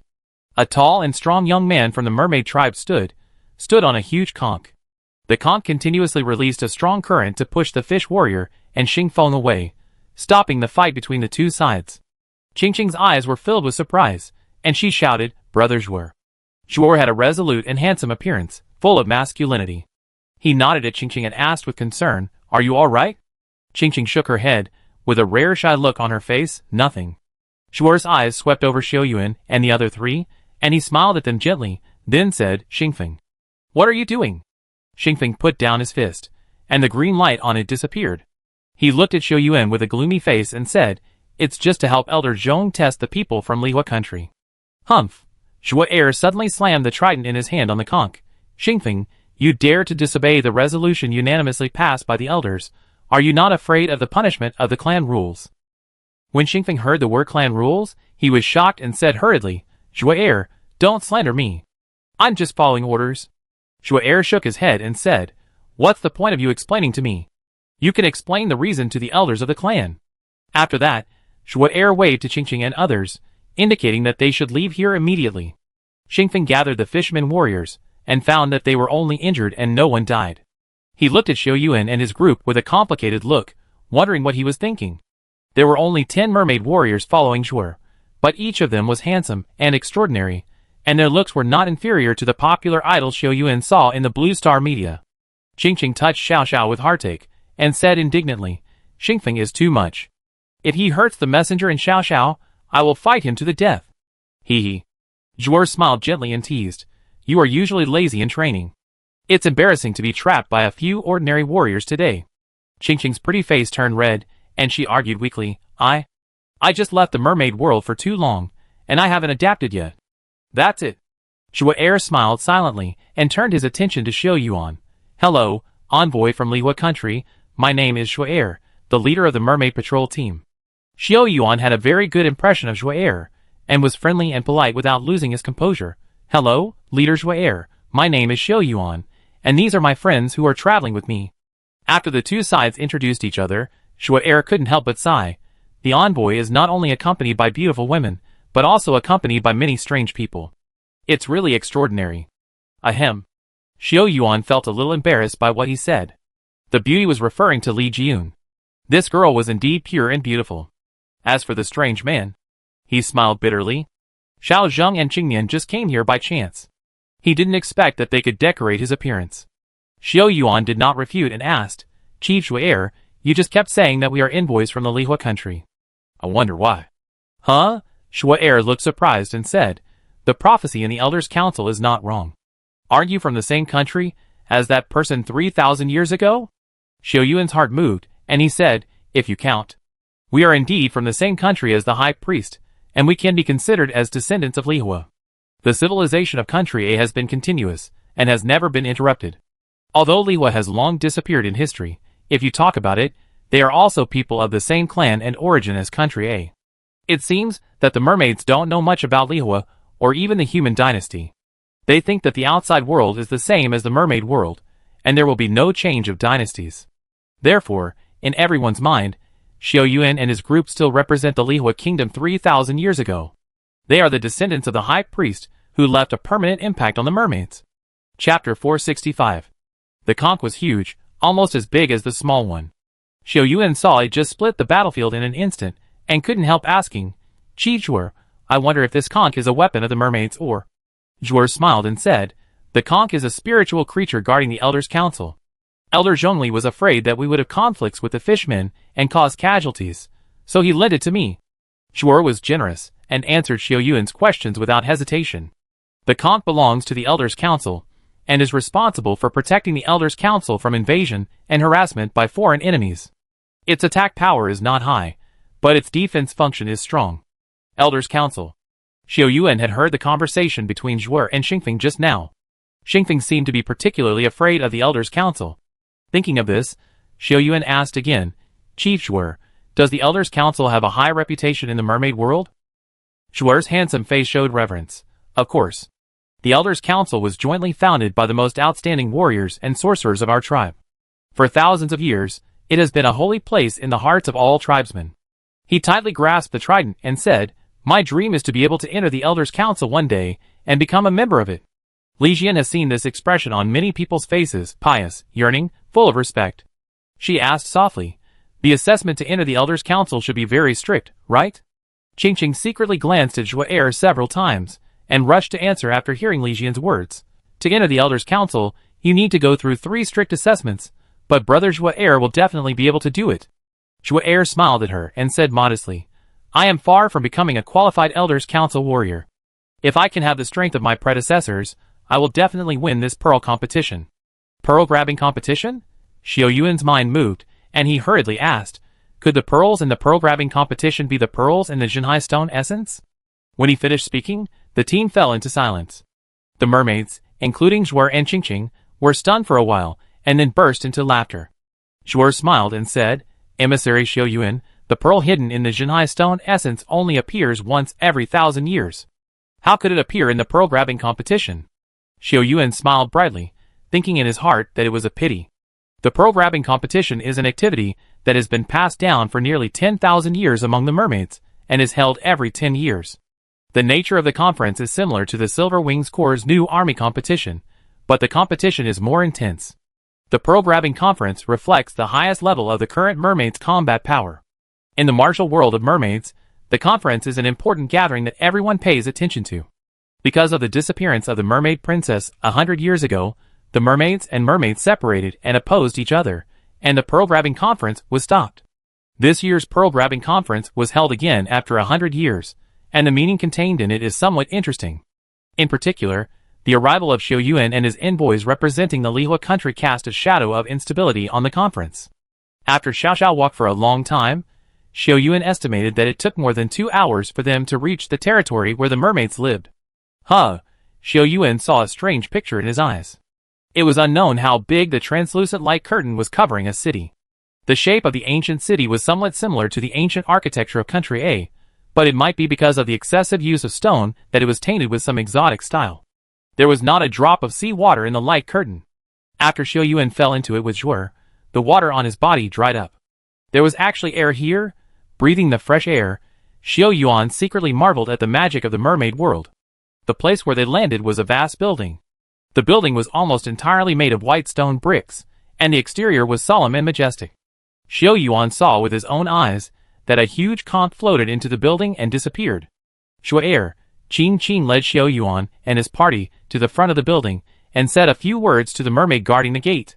One of the guards quickly ran into the building. Xiao Yuan glanced at the 2 guards. They looked no different from ordinary mermaids, but Xiao Yuan could feel the power surging in their bodies. Elemental power? He was secretly shocked. This building could have elemental affinity guarding the gate. Could it be a royal palace? But then he thought about it again.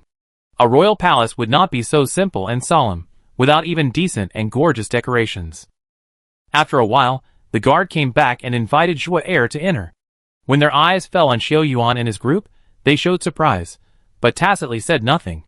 Xiaosheng walked in the middle of the team and whispered, "It feels very cold here, as if there is an iceberg buried."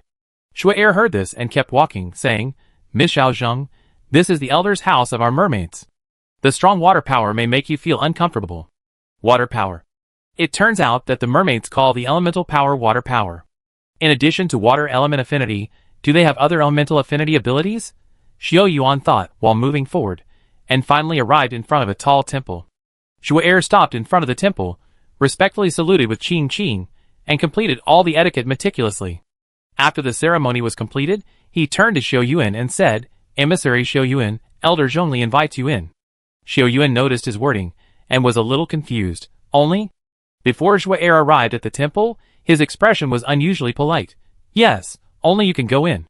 This? Xiao Yuan smiled and nodded, and walked in with his head held high. He didn't know what the Elder Zhongli they were talking about was up to. The door of the temple was slowly opened, and Xiao Yuan entered the temple, under the gaze of everyone.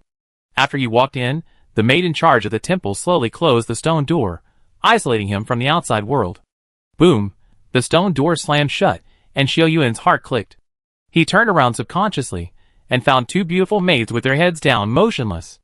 "Let me walk by myself?"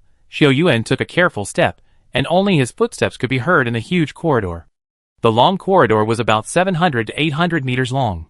Xiao Yuan walked to the end and found that he had entered a stone hall.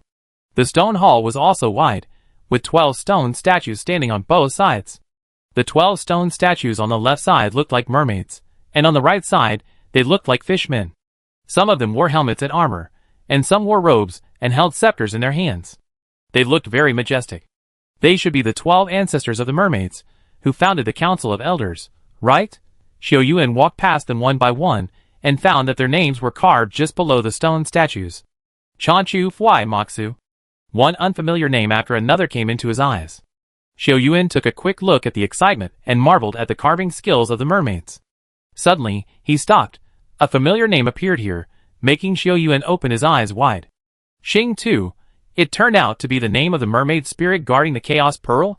What about Kuzhou? Xiao Yuan walked quickly to the other side, and found Kuzhou's name in the corresponding position. Their appearance was almost exactly the same as in the ruins. It turned out that Xing Tu and Kuzhou were one of the elders, who founded the Elders' Council. After they left the mermaid world, they never came back. I don't know if it was because they had to protect the Chaos Pearl or something else happened. Xiao Yuan subconsciously touched his backpack. A Chaos Pearl placed there still contained the spirits of Xing Tu and Kuzhou. I don't know when they will come out. Chapter 466. At the end of the stone hall, candlelight flickered. Xiao Yuan saw a man standing in front of a huge relief from a distance, his hair all white and motionless. He walked up quietly and thought for a long time before speaking. "Elder Zhongli." The old man turned around slowly.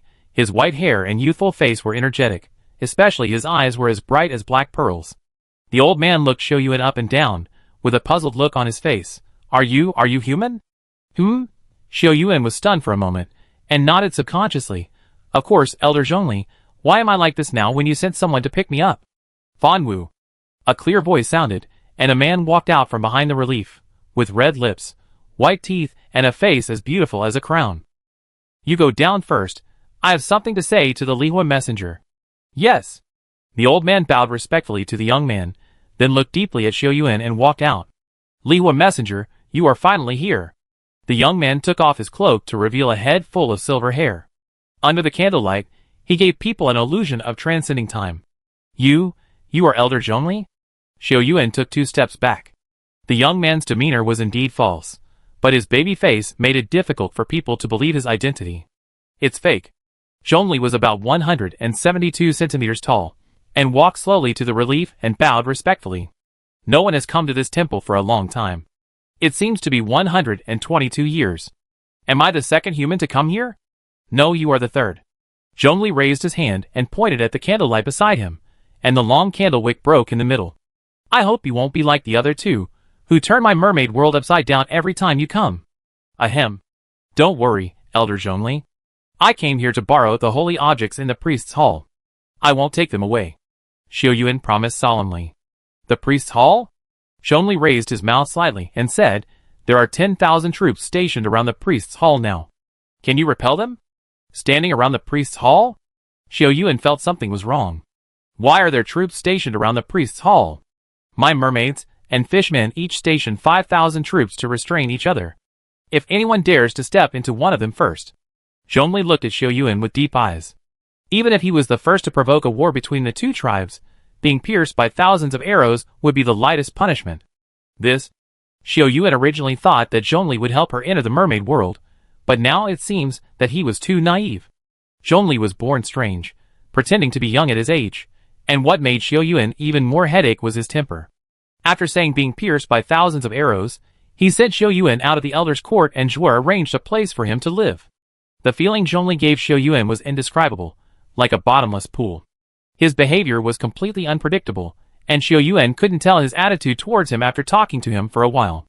The inn was located not far from the elder's house. Xiao Yuan, Li Jian, Xiaozheng, and Qingyan lived together in this courtyard, where a peach tree grew. If you ignore the crystal ball that keeps spinning in the sky, Xiao Yuan feels that this place is no different from the human world. In the courtyard, several people sat around a stone table under a tree, chatting and resting to relieve their fatigue. Xiao Yuan looked up at the sky and could see huge sea fish swimming overhead from time to time. Their bellies flashed with sparkling light spots, and from a distance they looked like fireflies covering them. Ching, what are the fish in the sky doing? They seem to be swimming in one direction all the time? They are called bird whales, and now is their migration season. Ching stretched lazily. They will return to the mermaid world again in January next year. Whale migration? Xiao Yuan was surprised. Where do they migrate to? I know. Xiaozheng answered first. Humans always say that wild geese fly south, so the birds and whales must migrate to the south. Congratulations, you got it wrong. Qing smiled secretly. The mermaid world doesn't distinguish between the south and the north. The place where the birds and whales fly to is Guishu. Guishu. In the myths and legends of Country A, Guishu is the place where the seawater in the world flows to. No matter how much seawater there is, it will eventually flow into Guishu, and it will never be filled. The birds and whales migrate to Guishu. Isn't that a fantasy? Qing, are you sure the flying birds and whales that entered Guishu can come back? Of course, they have been returning in groups every year for many years, so they are right. Qing relaxed a lot in the mermaid world, and she talked more. Flying birds and whales, 5-flavor fish, coral monsters, flying dragons, and sea snakes. Strange animals live in the mermaid world, and everyone was amazed when they heard them, until the crystal ball in the sky dimmed. After a bumpy day, Xiao Yuan fell asleep quickly when he lay on the bed. The dream of Lihua Nation did not come tonight, and he had a rare good sleep. At midnight, Xiao Yuan suddenly woke up from his sleep, and the hair on his skin stood up. This was the instinctive intuition of his body giving him a signal. He had brushed against the edge of life and death many times, and the instinct of living things made his body magically sense when encountering danger. Xiao Yuan narrowed his eyes slightly and looked into the house. This look startled him. Someone appeared in the house at some point. She exuded the fragrance of jasmine, had a graceful figure, and slowly approached the bed in a water blue gauze dress. Xiao Yuan moved his left hand slightly, and Tunin silently slid down to his left hand. As long as the other party moved, he would kill him immediately. The woman slowly leaned down, exhaling like orchid. Xiao Yuan. A familiar voice sounded in his ears. Xiao Yuan trembled in the darkness. He was very familiar with the woman's voice. Li Jian? Xiao Yuan was surprised and didn't know what was going on. Why did Li Jian run to his room in the middle of the night? His muscles were secretly tensed, trying to figure out what the other party wanted to do. Xiao Yuan. Li Jian's soft voice came one after another, and finally Xiao Yuan knew that he could no longer pretend not to hear it. He pretended to have just woken up, shivered deliberately, and retreated to the bed. Jiun? Why are you here? He. Li Jian sat on the bed, and her tone became more gentle. What's wrong? Are you not happy that I'm here? Xiao Yuan lit the candlestick on the bedside. Li Jian was so beautiful under the candlelight. Her originally pure face exuded a charming temperament, which was particularly charming. Who can stand this? Xiao Yuan turned his head away, his voice a little hoarse. You better go back, I'm grumpy when I wake up. After saying that, Xiao Yuan felt that the excuse he had made up was lame.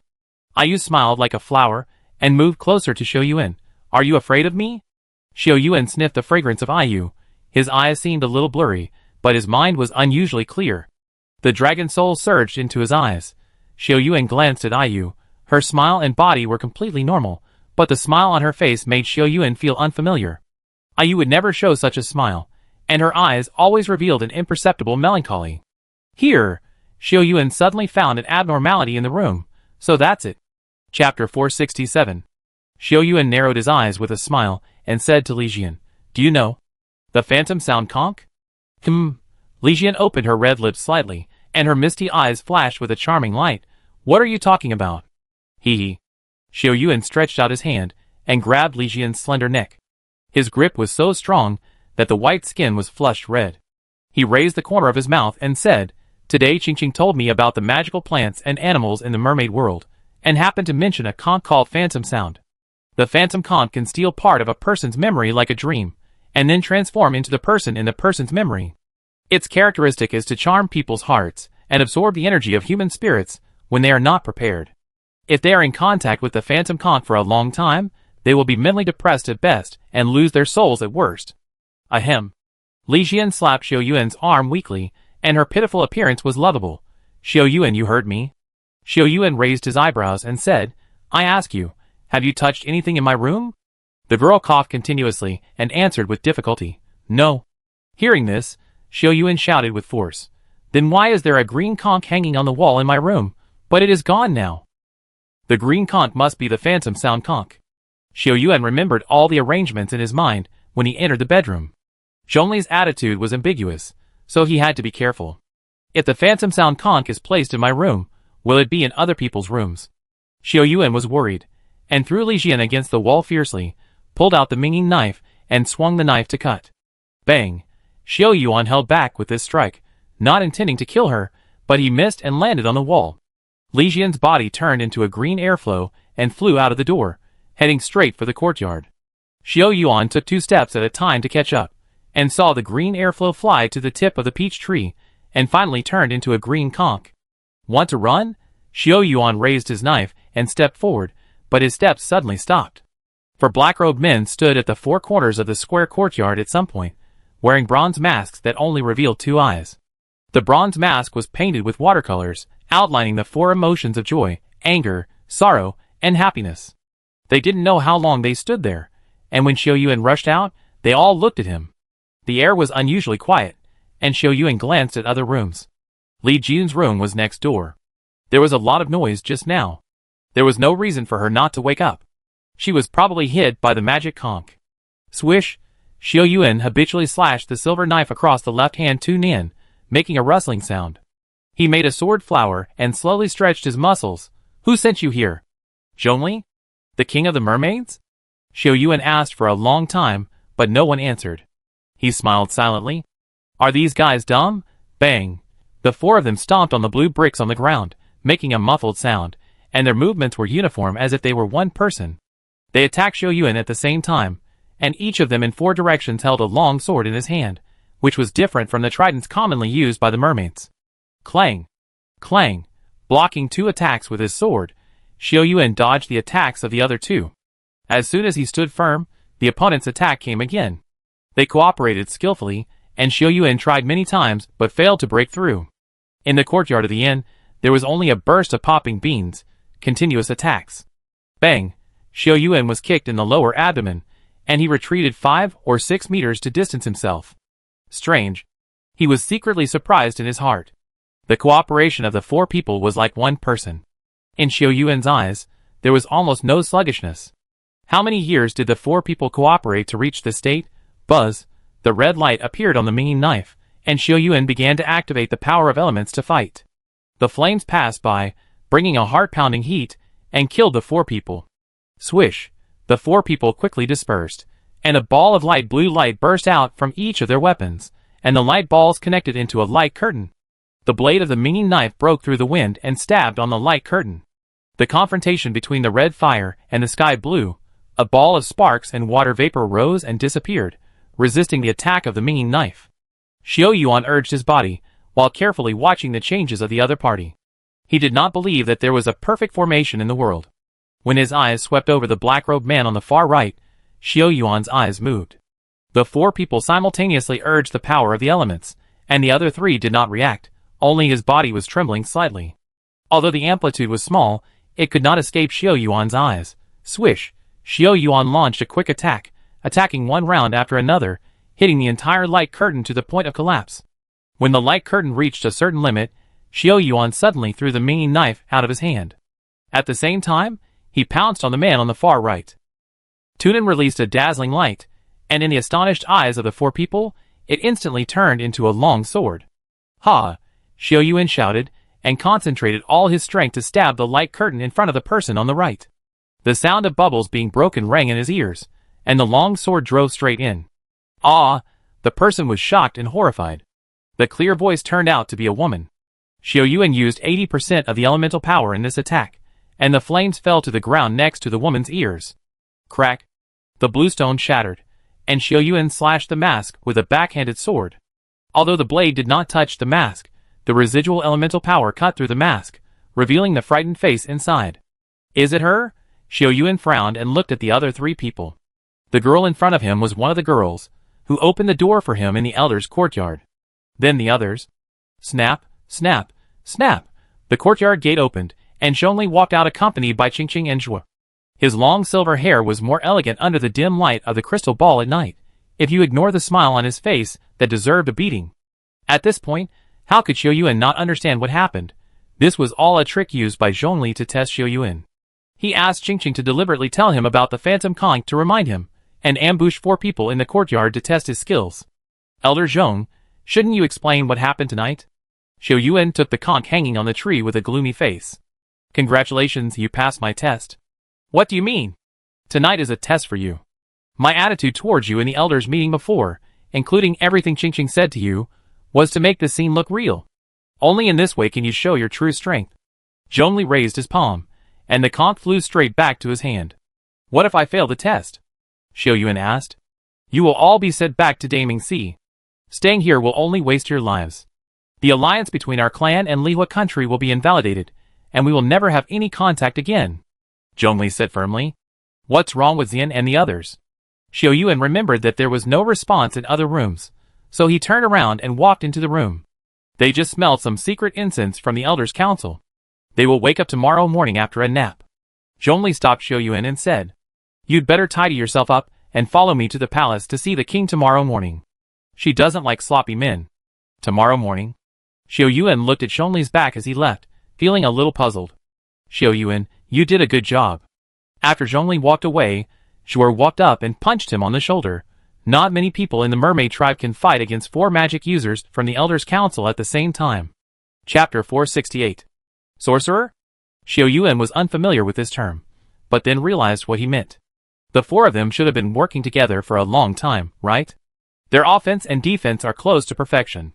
Hee, they have been together for more than 50 years. Qingqing smiled mischievously. I was worried about you just now outside the door. Aren't you waiting to see me get beaten down and laugh at me?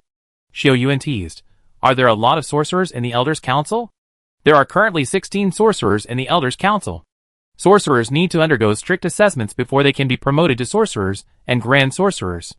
By the way, what is the rule for the phantom conch to transform into a human form? Just now in my room? We all heard it. Qingqing covered her mouth and laughed. It turned into Jian to seduce you. You came up with such a lame excuse of getting grouchy after waking up. Ahem. Xiao Yuan smiled awkwardly and said, I'm a little tired, let's go back and rest. As he said that, he turned around and left quickly without talking to Qingqing Zhuor. Qingqing looked at him walking away and whispered, Brother Zhuor, can he end the century-old dispute in our clan? Zhuor chuckled and said, I believe in Elder Zhong's vision, and I believe in my king's heart even more. Qing and Zhuor walked away side by side, and her crisp voice came from time to time, Are you really okay? The king has always hated humans.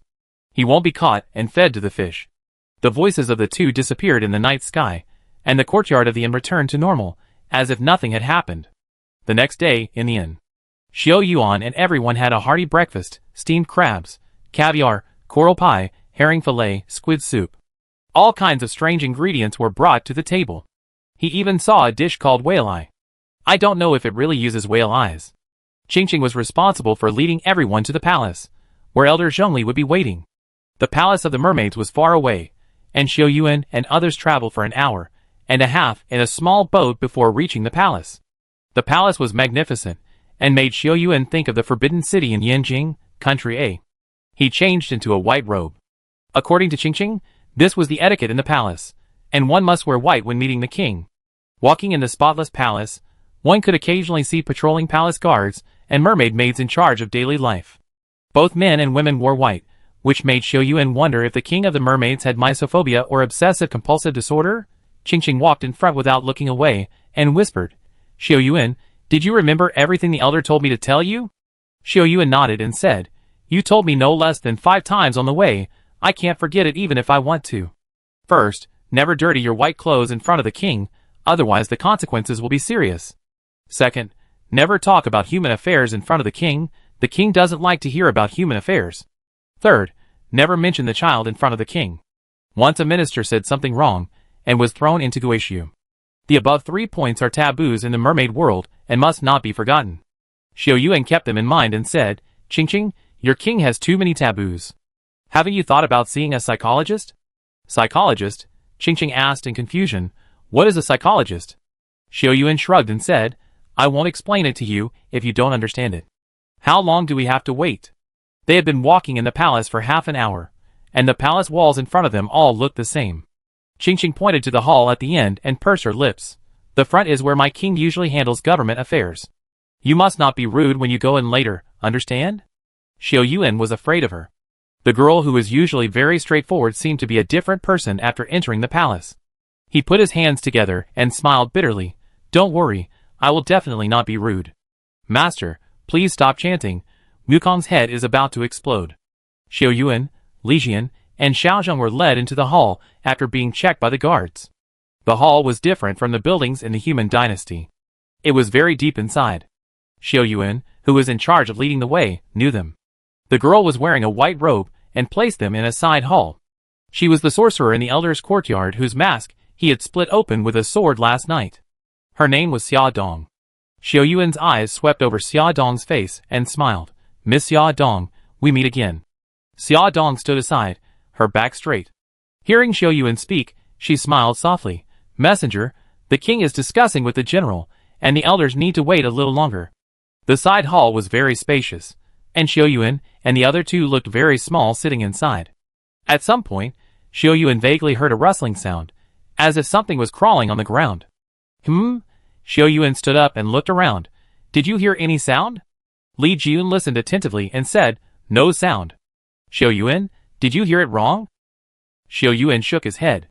His 5 senses were sharp and rarely made mistakes. Thinking of this, he subconsciously looked around and finally looked up. At least a dozen purple tentacles were clinging to the top of the pure white side hall, wriggling rapidly. How could there be such a thing in the palace? Xiao Yuan didn't have time to think, because one of the tentacles seemed to be stimulated and shot towards him. Xiao Yuan didn't carry any weapons when she entered the palace. She wanted to activate Tu Nan, but found that Tu Nan couldn't transform here. Damn it! With a tremor in his heart, Xiao Yuan instinctively dodged. Crack! The tentacle attacked the chair and penetrated the solid wood chair. It was so powerful that it would not be much better if it hit the body. Xiao Yuan rolled on the ground, grabbed the chair and smashed it hard, knocking one tentacle off and shouted, "Xia Dong, will Elder Zhong be done?" Xia Dong was also dumbfounded at this time. Looking at the tentacles that were frantically attacking Xiao Yuan and the other two, she instinctively said, This is not arranged by Elder Zhong." 2 tentacles blocked the door. Xia Dong tried to open the door, but was pushed open. The target of the tentacles was clear, that is, Xiao Yuan and the other 2. Tentacles came one after another, and Xiao Yuan's arm was accidentally slapped. The white robe was shattered, and Xiao Yuan felt like his arm was cut. The strength and attack power of the tentacles were extremely strong. He took a breath of cold air, and the elemental power in his body gathered on Tu Nan. Tu Nan, who could not transform, was used as a boxing glove by him and hit hard at the tip of the rushing tentacles. Bang! The flames burned along the tentacles, charring them and turning them black. His counterattack made the tentacles even crazier, and the whole side hall was in chaos. Seeing this, Xia Dong also rushed up to help Xiao Yuan and the other 2. Ah! Li Jian screamed. Her arm was entangled by the tentacles, and she flew up under the huge force. Xiao Yuan shouted at Xiao Zheng, and quickly made a gesture with his hands square. Xiao Zheng bent down and put her hands on her knees. Xiao Yuan quickly ran to her and took advantage of Xiao Zheng's arm to jump into the air. Xiao Yuan activated the fire element, and a ball of fire ignited on his fist. Bang! The flames broke the tentacles that trapped Li Jian, and he held Li Jian's waist and fell down. Be careful, Xiao Zheng explained and pointed at Xiao Yuan's back. Xiao Yuan barely turned his head and saw a purple shadow coming at him. The tip was different from the other tentacles, revealing a hole full of sharp teeth. Chapter 469. Ah! Blood splashed on Xiao Yuan's face, and he trembled in his heart when he heard Li Jian scream.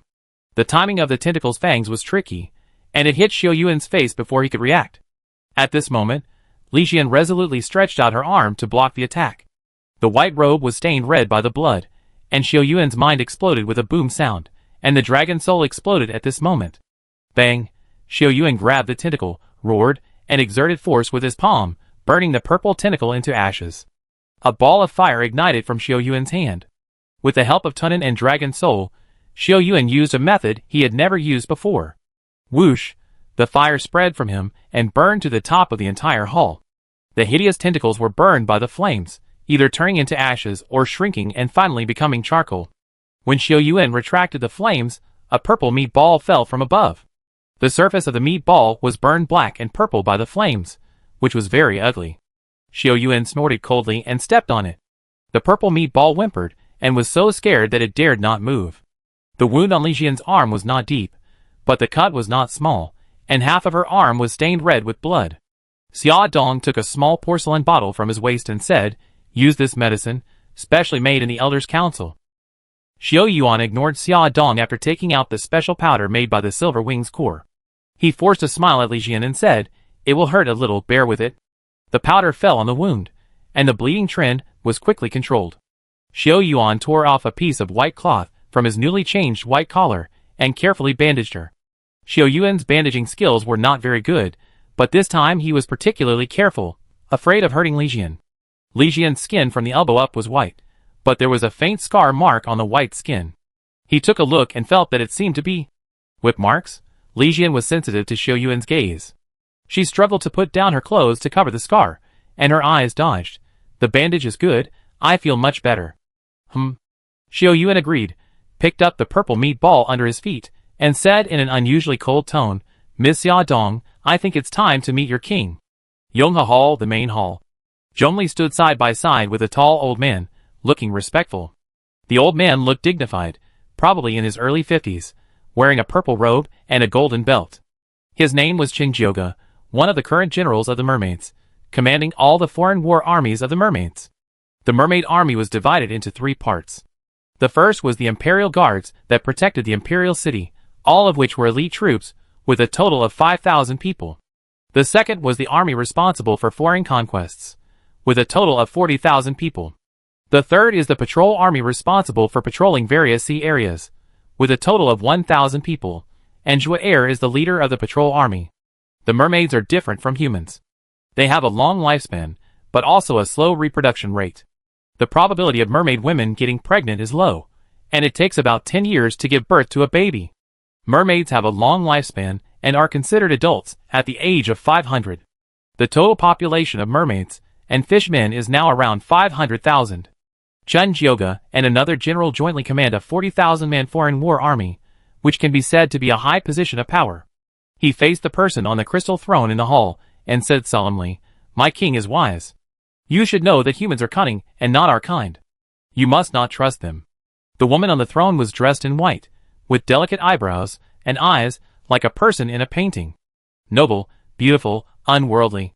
All adjectives pale in comparison to her. At first glance, one can't tell her age. 20 years old? She looked like she was only in her early 20s, but she had the feeling of years of accumulation, and it was easy to be intoxicated by her at a glance.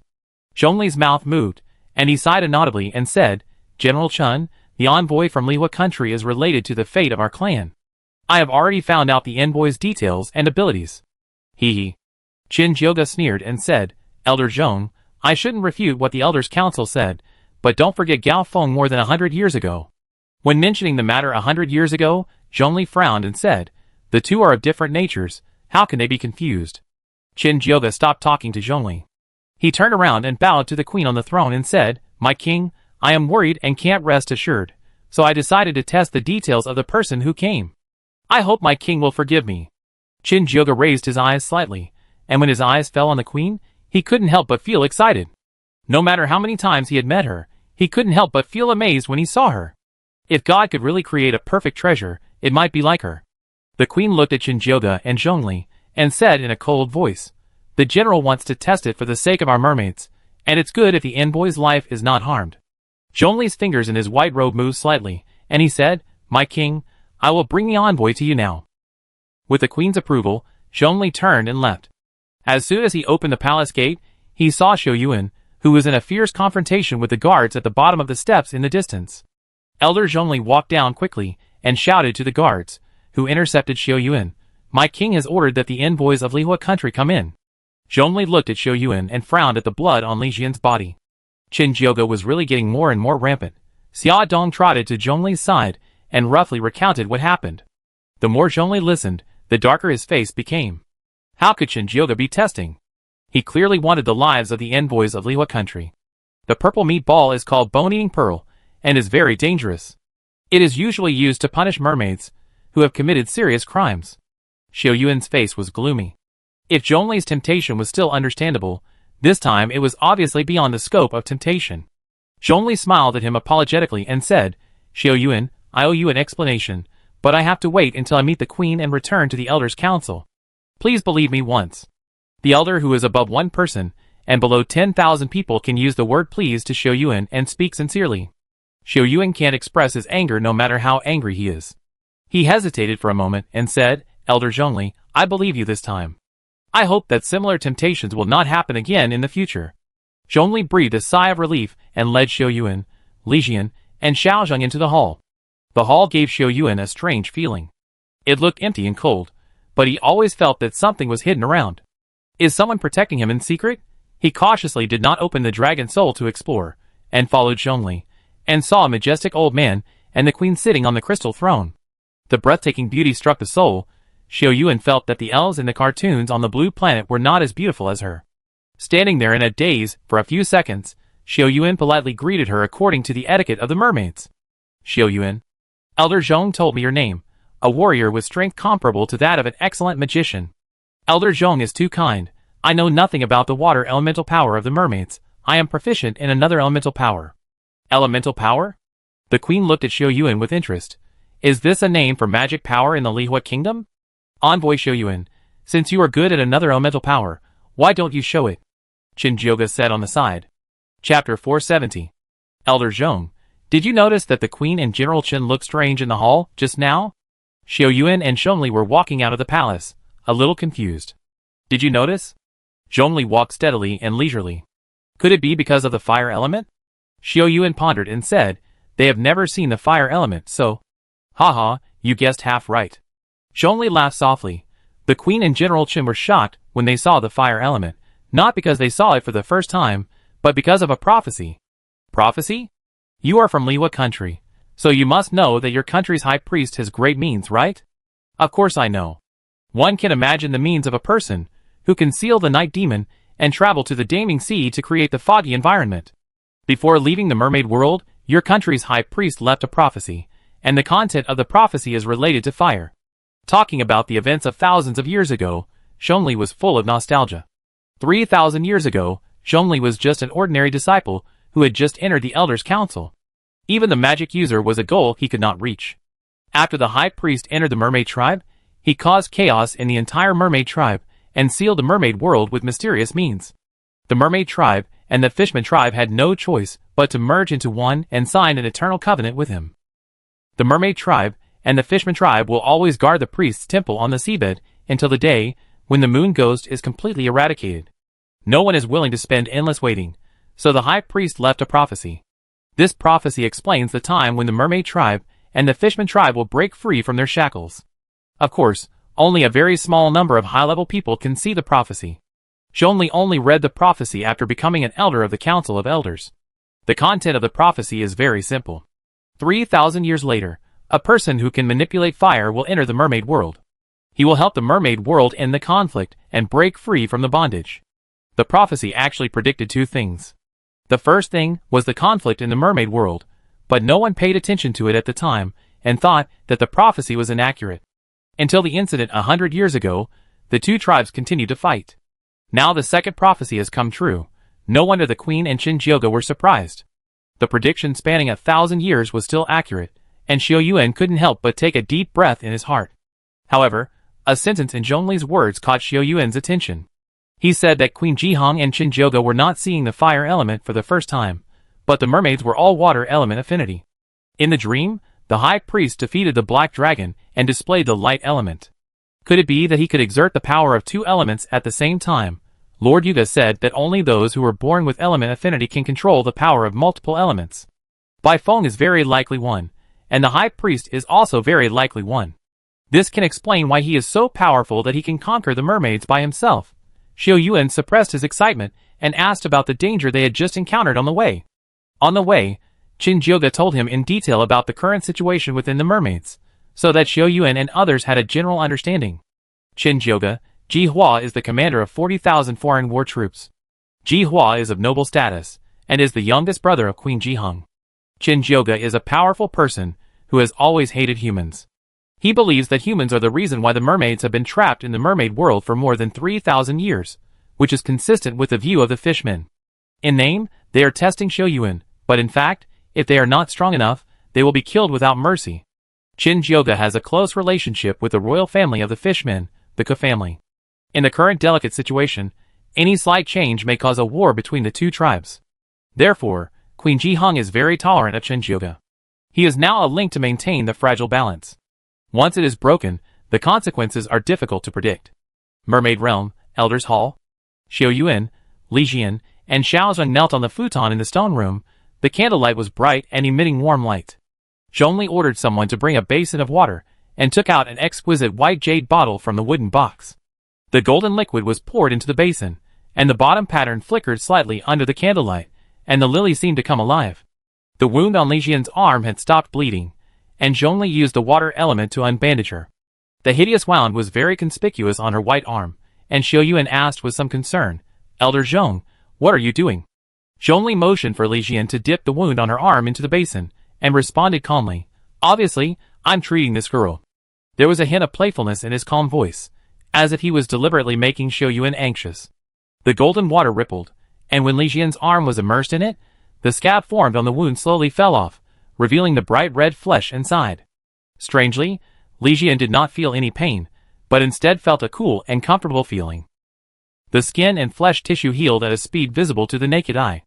In less than a quarter of an hour, Li Jian's arm wound disappeared and became white and tender again.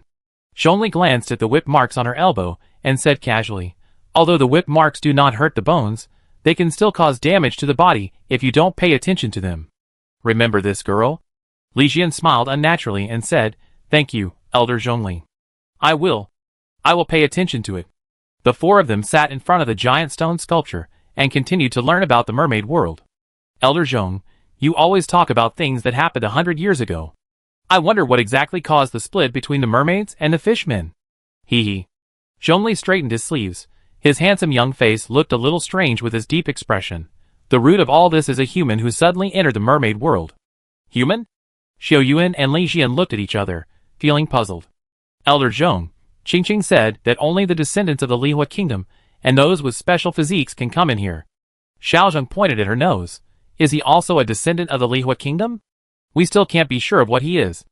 At that time, Qing and Xiao were not completely connected in spirit, and could not identify people with the Lihua curse, and besides, Zhongli's eyes were deep, as if he was thinking about something. He can cross the secret road alone, even you can't, but he came in by mistake. How can he, an ordinary mortal, provoke a war between the two tribes?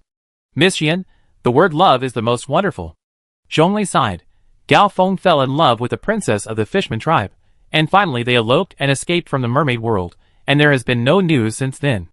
Little Princess Kunyan was lost, and the former king of the Fishman tribe, Kujingting, was furious. After searching everywhere without success, he could only conclude that the little princess was dead, and the feud between the two tribes began. After more than 100 years of fighting, countless people have died. Now you understand why my king and Qingjioge have no good feelings towards humans, right? This. Xiao Yuan smacked his lips, secretly after hearing this, feeling like he was reading a fantasy romance novel. Maybe the little princess managed to escape the fog? Li Jian held a glimmer of hope in her heart. You are not mermaids, so you don't understand how much the outside environment affects our people. After leaving the mermaid world, the little princess is not even as good as an ordinary woman. How can she face the many dangers in the fog? Zhongli showed regret. He was a person who watched the little princess grow up. Now he still felt regretful when he recalled it. Chapter 471. No wonder. After 100 years, Xiao Yuan couldn't help but sigh when he heard about the past. Now, the old king of the fishmen has passed away, and the new king has taken the throne, and the situation between the two tribes has become increasingly tense. New king? Xiao Yuan was curious and asked. The fishmen have a long lifespan. How could the old king of the fishmen? Although the fishmen and mermaids have extremely long lifespans, the old king Kujingting is nearly 5,000 years old. Unfortunately, he originally intended to promote reconciliation between the two tribes, but he suddenly passed away more than 20 years ago. Elder Zhongli, who is the new king of the merman tribe? The new king of the merman tribe is Kuzhu, the eldest son of Kujingting, and the brother of the merman princess who eloped with humans. Kuzhu's attitude towards humans is even more disgusting than Kujingting's. He grew up with Kunyan and has a deep relationship with him. After his sister left the mermaid world without a trace, his grief made him more determined to break with the mermaid tribe and destroy the covenant with humans. When the old king Kujingting was in power, the two tribes still had room for maneuver, but when Kuzhu came to power, the two tribes basically lost the possibility of reconciliation. Xiao Yuan felt a headache after hearing this. Before coming to the mermaid world, he thought that he could complete the mission by holding the soul-soothing jade and going to the priest's hall, but he never thought that there would be so many twists and turns. He said bitterly, Elder Zhong, what is the sacrificial ceremony that the queen in the palace is talking about? When meeting the queen of the mermaid tribe, her attitude was always cold and indifferent. I don't know if it was her nature, or because Xiao Yuan and the other two were human. Speaking of the sacrificial ceremony, Zhong Li's eyes flashed. The sacrificial ceremony is a ceremony after the priest's hall is built, and it is held every 5 years. Li Jian thought for a moment and said, is the sacrificial ceremony a simple ritual to bless the priest? The customs in the mermaid world are different from those of humans. Even though it is called the sacrificial ceremony, she still feels uneasy. Elder Zhongli nodded and said, since the establishment of the sacrificial ceremony in the mermaid world, in addition to the priest ceremony, there is another most important part, seizing the pearl. Seizing the pearl? Xiao Yuan and Li Jian looked at each other and heard something unusual in his tone. Zhongli spoke slowly, telling the three people about the pearl hunting event that takes place every 5 years in the mermaid world. The pearl hunting was originally created to remind the people in the mermaid world to strengthen themselves and prevent them from slacking off their military due to being in a comfortable environment. The rules of the pearl hunting competition are that there are teams of 10 people in a vast sea area, a total of 50 teams. The sea area is full of dangers and precious pearls. The 50 teams compete with each other to obtain pearls, and the team with the most pearls wins. The pearl hunting that has lasted for thousands of years has changed in recent years. Due to the conflict between the two tribes, the pearl hunting competition has become more and more dangerous, and casualties have become a normal situation. This year's pearl hunting competition is particularly special. The competition between the mermaids and the fishmen for the priest's palace has reached a white-hot stage, and both sides have stationed regular troops in the priest's palace. The reason why they did not tear their faces apart is, on the one hand, because they are afraid of too many casualties, and on the other hand, the arrival of Xiao Yuan and his group. The appearance of the prophesied Konghua has brought new variables to the entire mermaid world. According to Zhongli's explanation, the queen of the merman tribe intends to use this pearl grab to promote reconciliation between the two tribes. However, whether the two tribes can continue to protect the priest's hall and abide by the covenant with the Lihua kingdom after the reconciliation will most likely be determined by the result of the pearl grab. If the merman tribe wins, they will naturally continue to abide by the agreement. If the fishman tribe wins, the covenant will most likely be torn up. After listening to Zhongli's explanation, Xiao Yuan frowned. If the fishman tribe wins the pearl grab, the priest's hall will be controlled by the fishman tribe. Judging from the performance of the new King Kuzhu, he can forget about entering it again. He opened his mouth and said, Elder Zhongli, how confident do you think we are of winning the pearl war against the fishmen? Zhongli thought for a moment and replied slowly, 50% confidence. Isn't that the same as not saying anything? Xiao Yuan secretly complained about Zhongli's estimate and smiled bitterly. Elder Zhongli, the more you talk, the less confident I am. Placing the hope of things on others, he really didn't like this feeling of powerlessness. Zhongli half closed his eyes and changed the subject. If you really want to help, there is a way. Oh? Xiao Yuan's eyes lit up, and he asked, Elder Zhongli, why don't you just speak frankly? Zhongli smiled slightly and said, the 10 teams participating in the Pearl Race are still in the selection stage. You can find a team willing to accept you. Xiao Yuan was delighted and said, it would be great if the mermaid team is willing to accept us. Hee hee. Zhongli waved his hand and said, don't be too happy.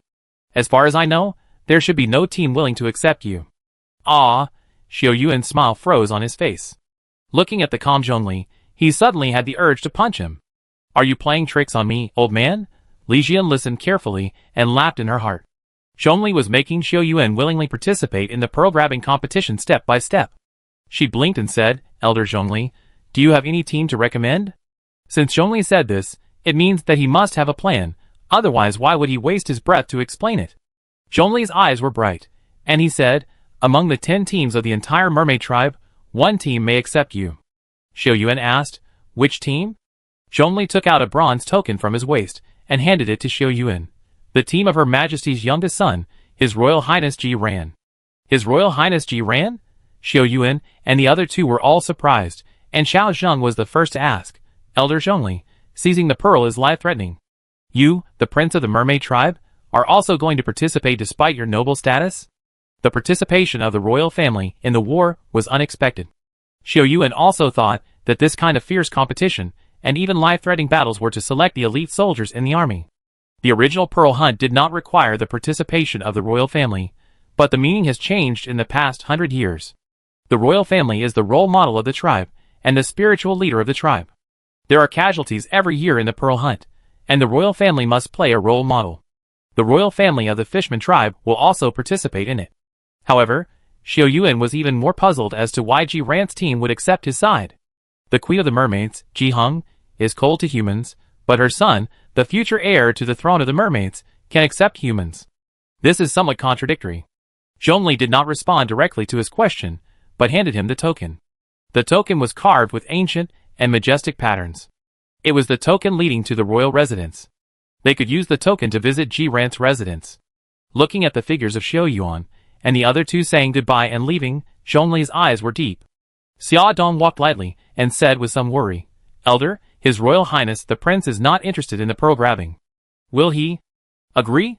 Will he? Zhongli sighed inaudibly, his voice still gentle.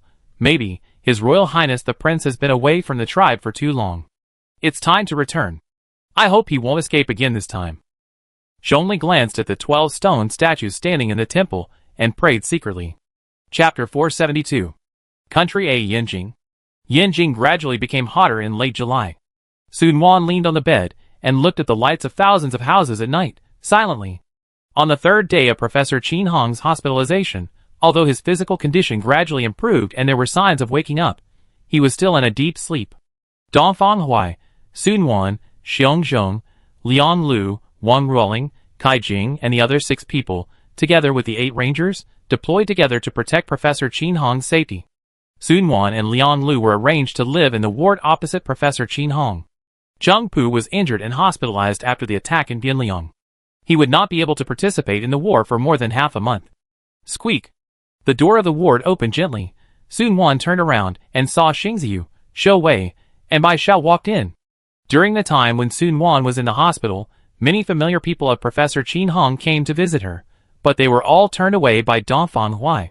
The sound of the door woke Liang Lu, who was dozing on the bed. She rubbed her sleepy eyes, and saw the food and fruits in the hands of Xingziyu and others. Xiao Yu, don't you have classes today? Hey, no matter how busy you are, you can't forget Sister Nuanyuan and Sister Lulu. Xingziyu winked at Sun Wan playfully and cutely. You? Sun Wan quickly stepped forward to take the bag from her hand, and greeted Zhou Wei and Bai Xiao.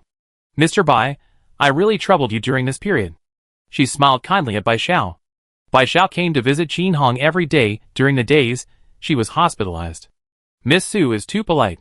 Our frontline medical team plan has received a lot of support from Professor Qin. What I am doing now is what I should do. Zhou Wei, you are so attentive. Liang Lu looked at Xing Ziyu and Zhou Wei and joked, "You go to the hospital all day long. I thought you wanted to be a doctor after retiring. I am just concerned about the health of the two leaders."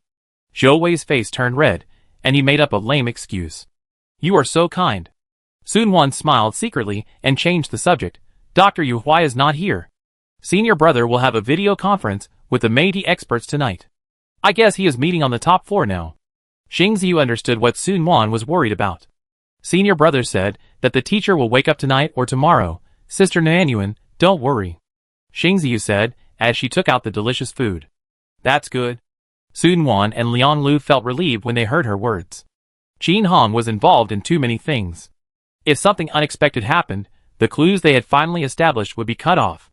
In Professor Qin Hong's ward, Dongfang Huai and Xiong Zhong stood guard at the door and looked into the ward from time to time.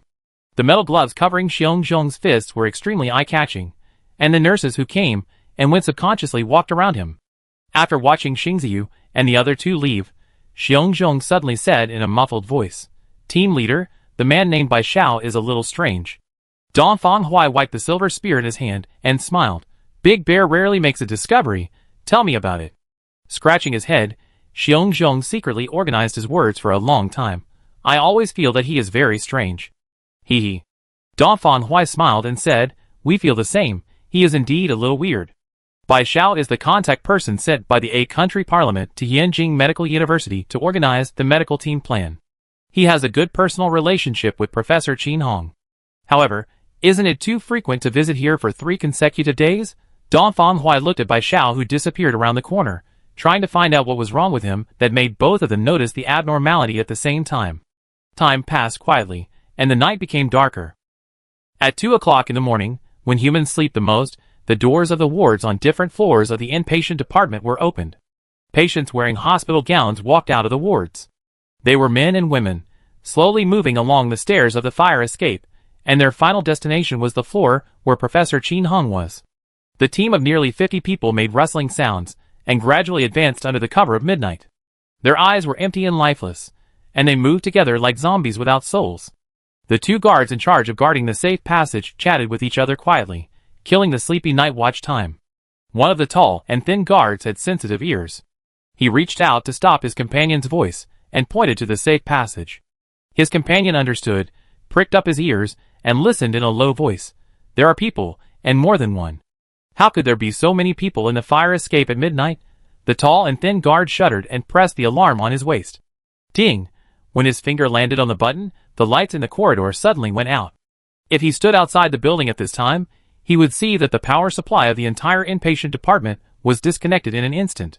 Roar! A roar came from behind the iron gate, and the two guards were forced to retreat again and again as soon as they raised their weapons by the crowd pouring out from behind the door. The tall and thin guard looked at the emergency light on the wall, and pale cheeks appeared under the light. Their dull eyes and wide mouths, combined with the flickering lighting effects, gave them a horror movie-like look. "Ah!" the tall and thin guard exclaimed, and the silver gun in front of him was still on the trigger. If the other party was a monster, it would be easy for them to fight without any pressure, but they were obviously patients in the inpatient department. The two guards retreated and shouted into the intercom, "Team leader Dongfang, patients from other floors are rushing up. What should we do?"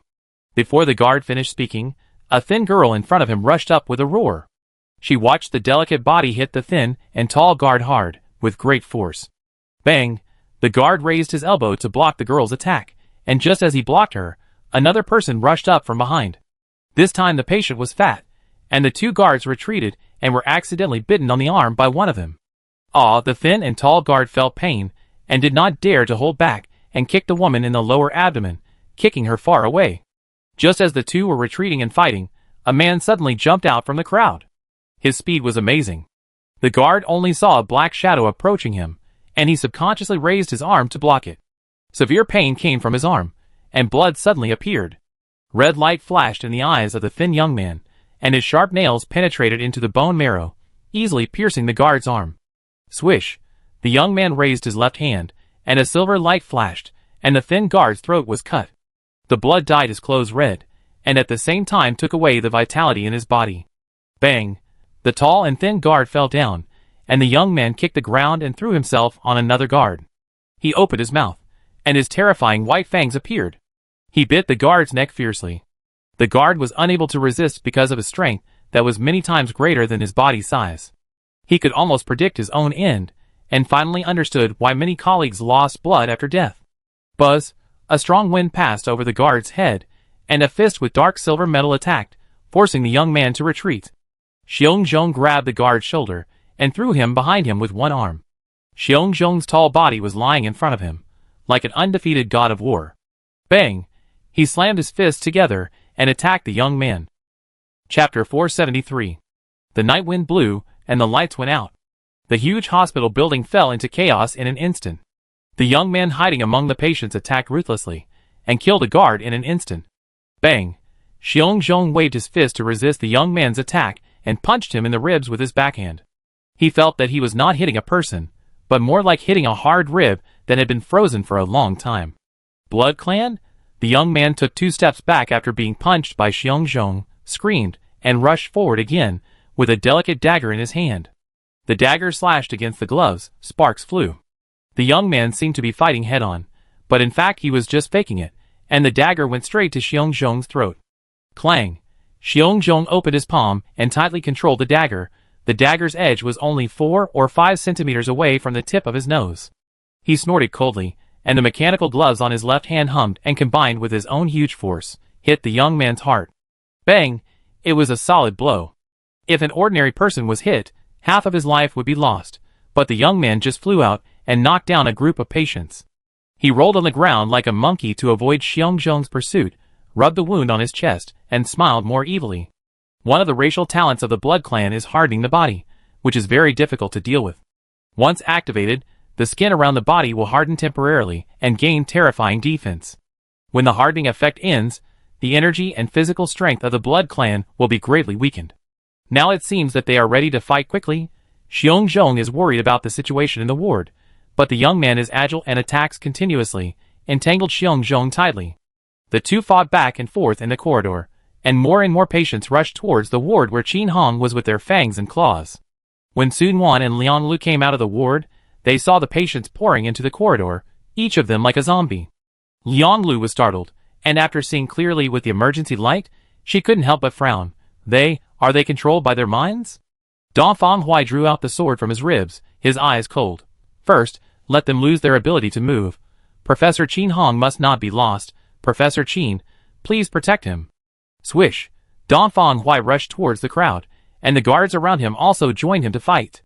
The other party was just an ordinary patient, with no special abilities except for their increased strength. Dongfang Hui and his 4 companions stepped forward and used the method of knocking out the patients to avoid irreversible damage. Roar! Just as they knocked down 7 or 8 patients, a roar came from the crowd. Dongfang Hui knew something was wrong, and he flashed in front of a guard with a long knife. As soon as he got here, a black shadow jumped out from the front. Bang! Even though he was prepared, he didn't expect the opponent's attack to be so powerful. The long-haired woman was wearing a hospital gown, but she moved like a cheetah. She looked beautiful without makeup.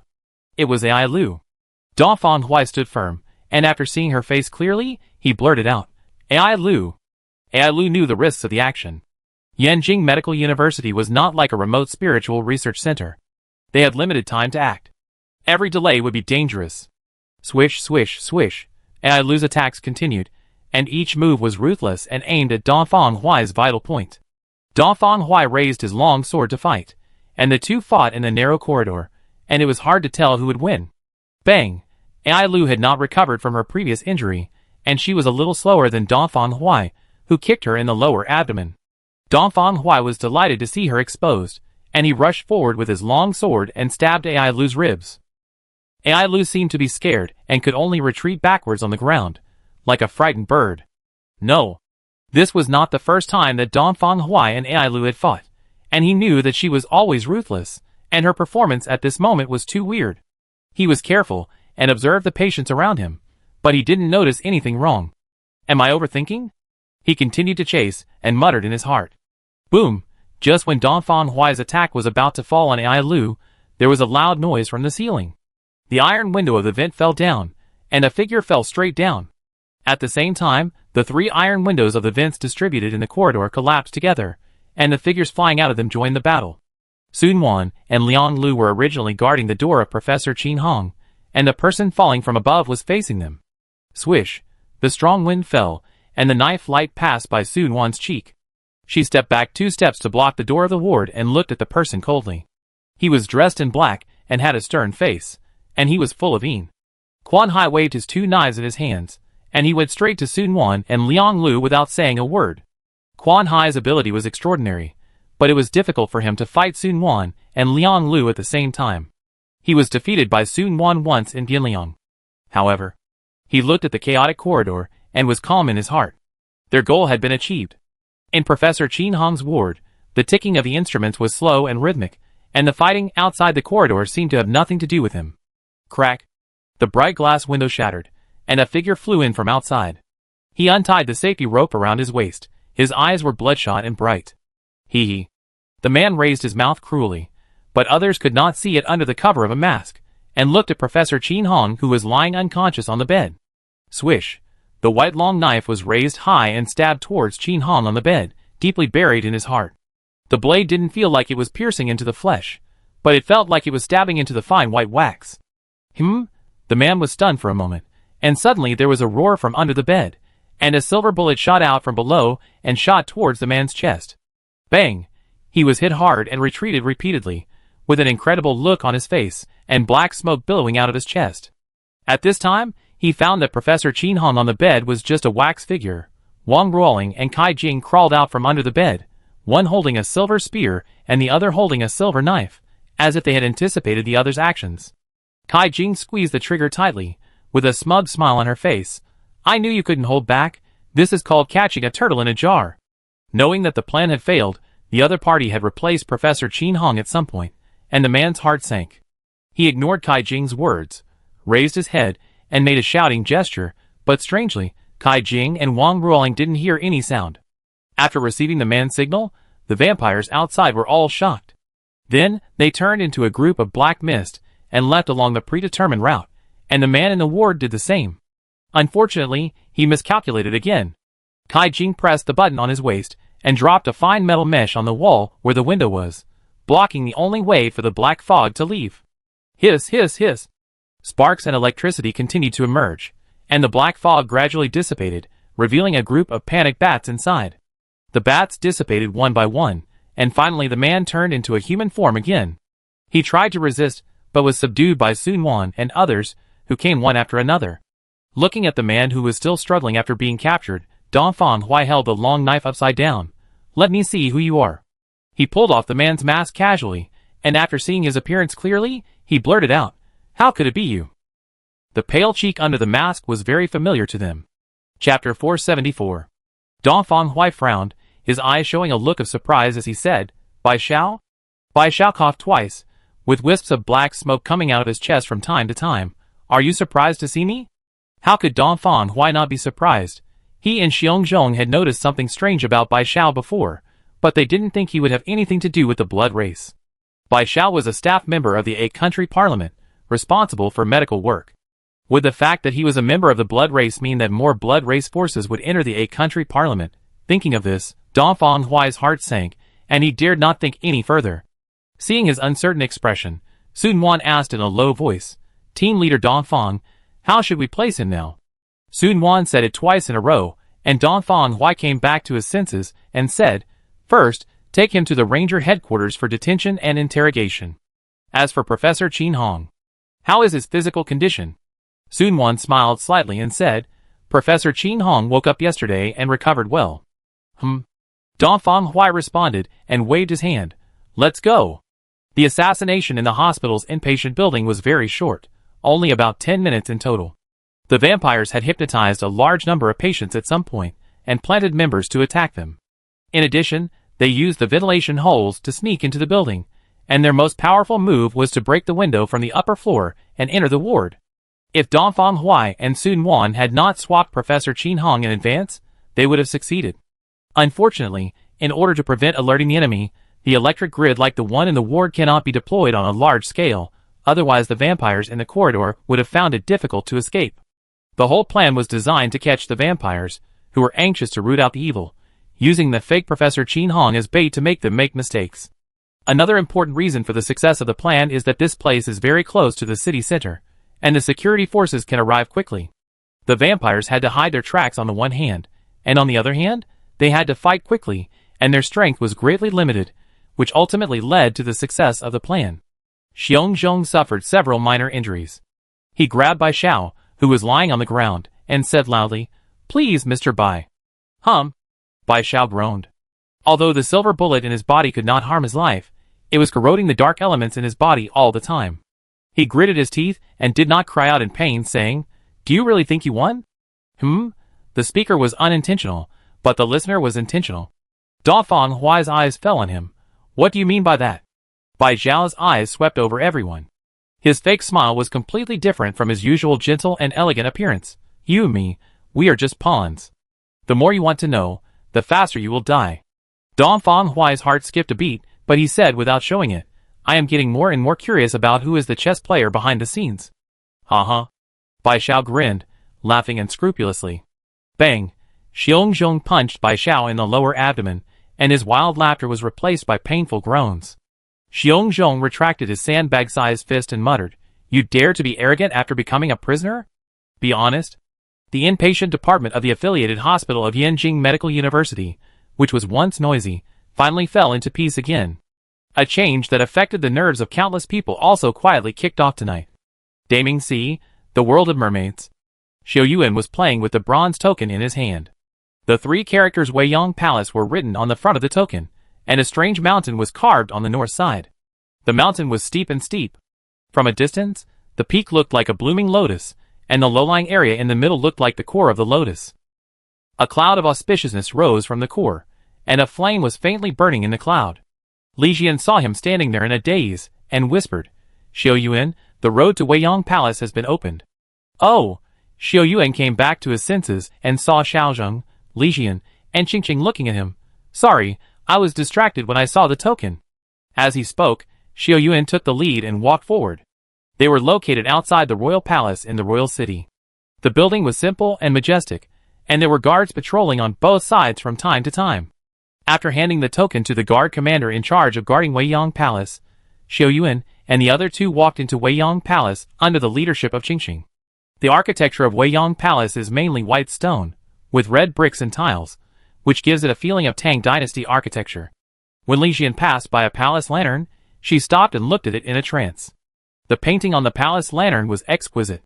In the rising clouds, the fusion of water and fire was so beautiful and gorgeous. Xiao Yuan stopped Qingqing and couldn't help saying, "Qingqing, I have something strange. Can you explain it to me?" Qingqing was puzzled and nodded. "What is it?" "As long as I know, I will tell you everything." Xiao Yuan pointed to the pattern on the palace lantern, then pointed to the pass token in his hand, and said, "Everyone in the mermaid world has learned the water element. Why is there fire in the totem of Weiyang Palace?" Generally speaking, totems are concrete expressions of human spirit and thoughts. The queen of the mermaid tribe is indifferent to humans, and there are no fire totems in the palace. However, they appear frequently in the palace of the prince, who will be the heir to the throne in the future, which is really strange. Qingqing blinked and said, "Well, I don't know about that either." She rubbed her hands a little embarrassedly. "The totem in Weiyang Palace has existed for a long, long time, before I was born." Li Jian heard this and asked, "So what's the exact time?" "This." Qingqing recalled and answered, "I once heard the elders in my family talking privately, saying that Weiyang Palace was built nearly 3,000 years ago, and the totem was finalized from the day it was built." 3,000 years? Xiao Yuan is very sensitive about 3,000 years now. It seems that he needs to go back and ask Elder Zhongli something. He obviously knows about the origin of Weiyang Palace and Prince Ji Rant's affairs, but he hesitates to speak. The four of them walked along the bluestone road in the palace for a long time. After many twists and turns, they stopped in front of a huge garden. Why is this garden huge? When Xiao Yuan was more than 100 meters away from the garden, he looked up and found an ancient tree standing in it. The ancient tree was lush and leafy, and each of its leaves was not green like ordinary trees, but white as the moonlight. The height of the ancient tree was estimated to be nearly 20 meters. From Xiao Yuan's position, it looked like an elf tree in a fairy tale. Qingqing pointed at the white ancient tree and said, "That is the Yuehua tree in Weiyang Palace. Legend has it that it can connect life and death." Xiaozheng became excited when she heard it, and chattered, "Really? Can it bring the dead back to life, or something?" Chuckling, Qingqing covered her mouth and chuckled, explaining, "It's not that magical. It was all passed down by the elders of the clan. However, the fruit of the yuehua tree is very magical and can." Qingqing was explaining the effects of the moonflower tree when a clear voice came from the garden. Everyone looked up and saw a guard leader wearing thin armor and holding a silver spear walking towards them. He had delicate features and a tall figure. When he saw Qingqing, he smiled brightly. "Why are you here today?" Qingqing laughed and said, "Commander Mayu, it's rare for His Royal Highness to hold a banquet. The High Priest asked me to bring the envoys from the Lihua Kingdom to pay a visit." Lihua Kingdom. After hearing these 3 words, the smile on Mayu's face faded a lot, and a pair of sharp eyes fell on Xiao Yuan and the other 2. Chapter 475.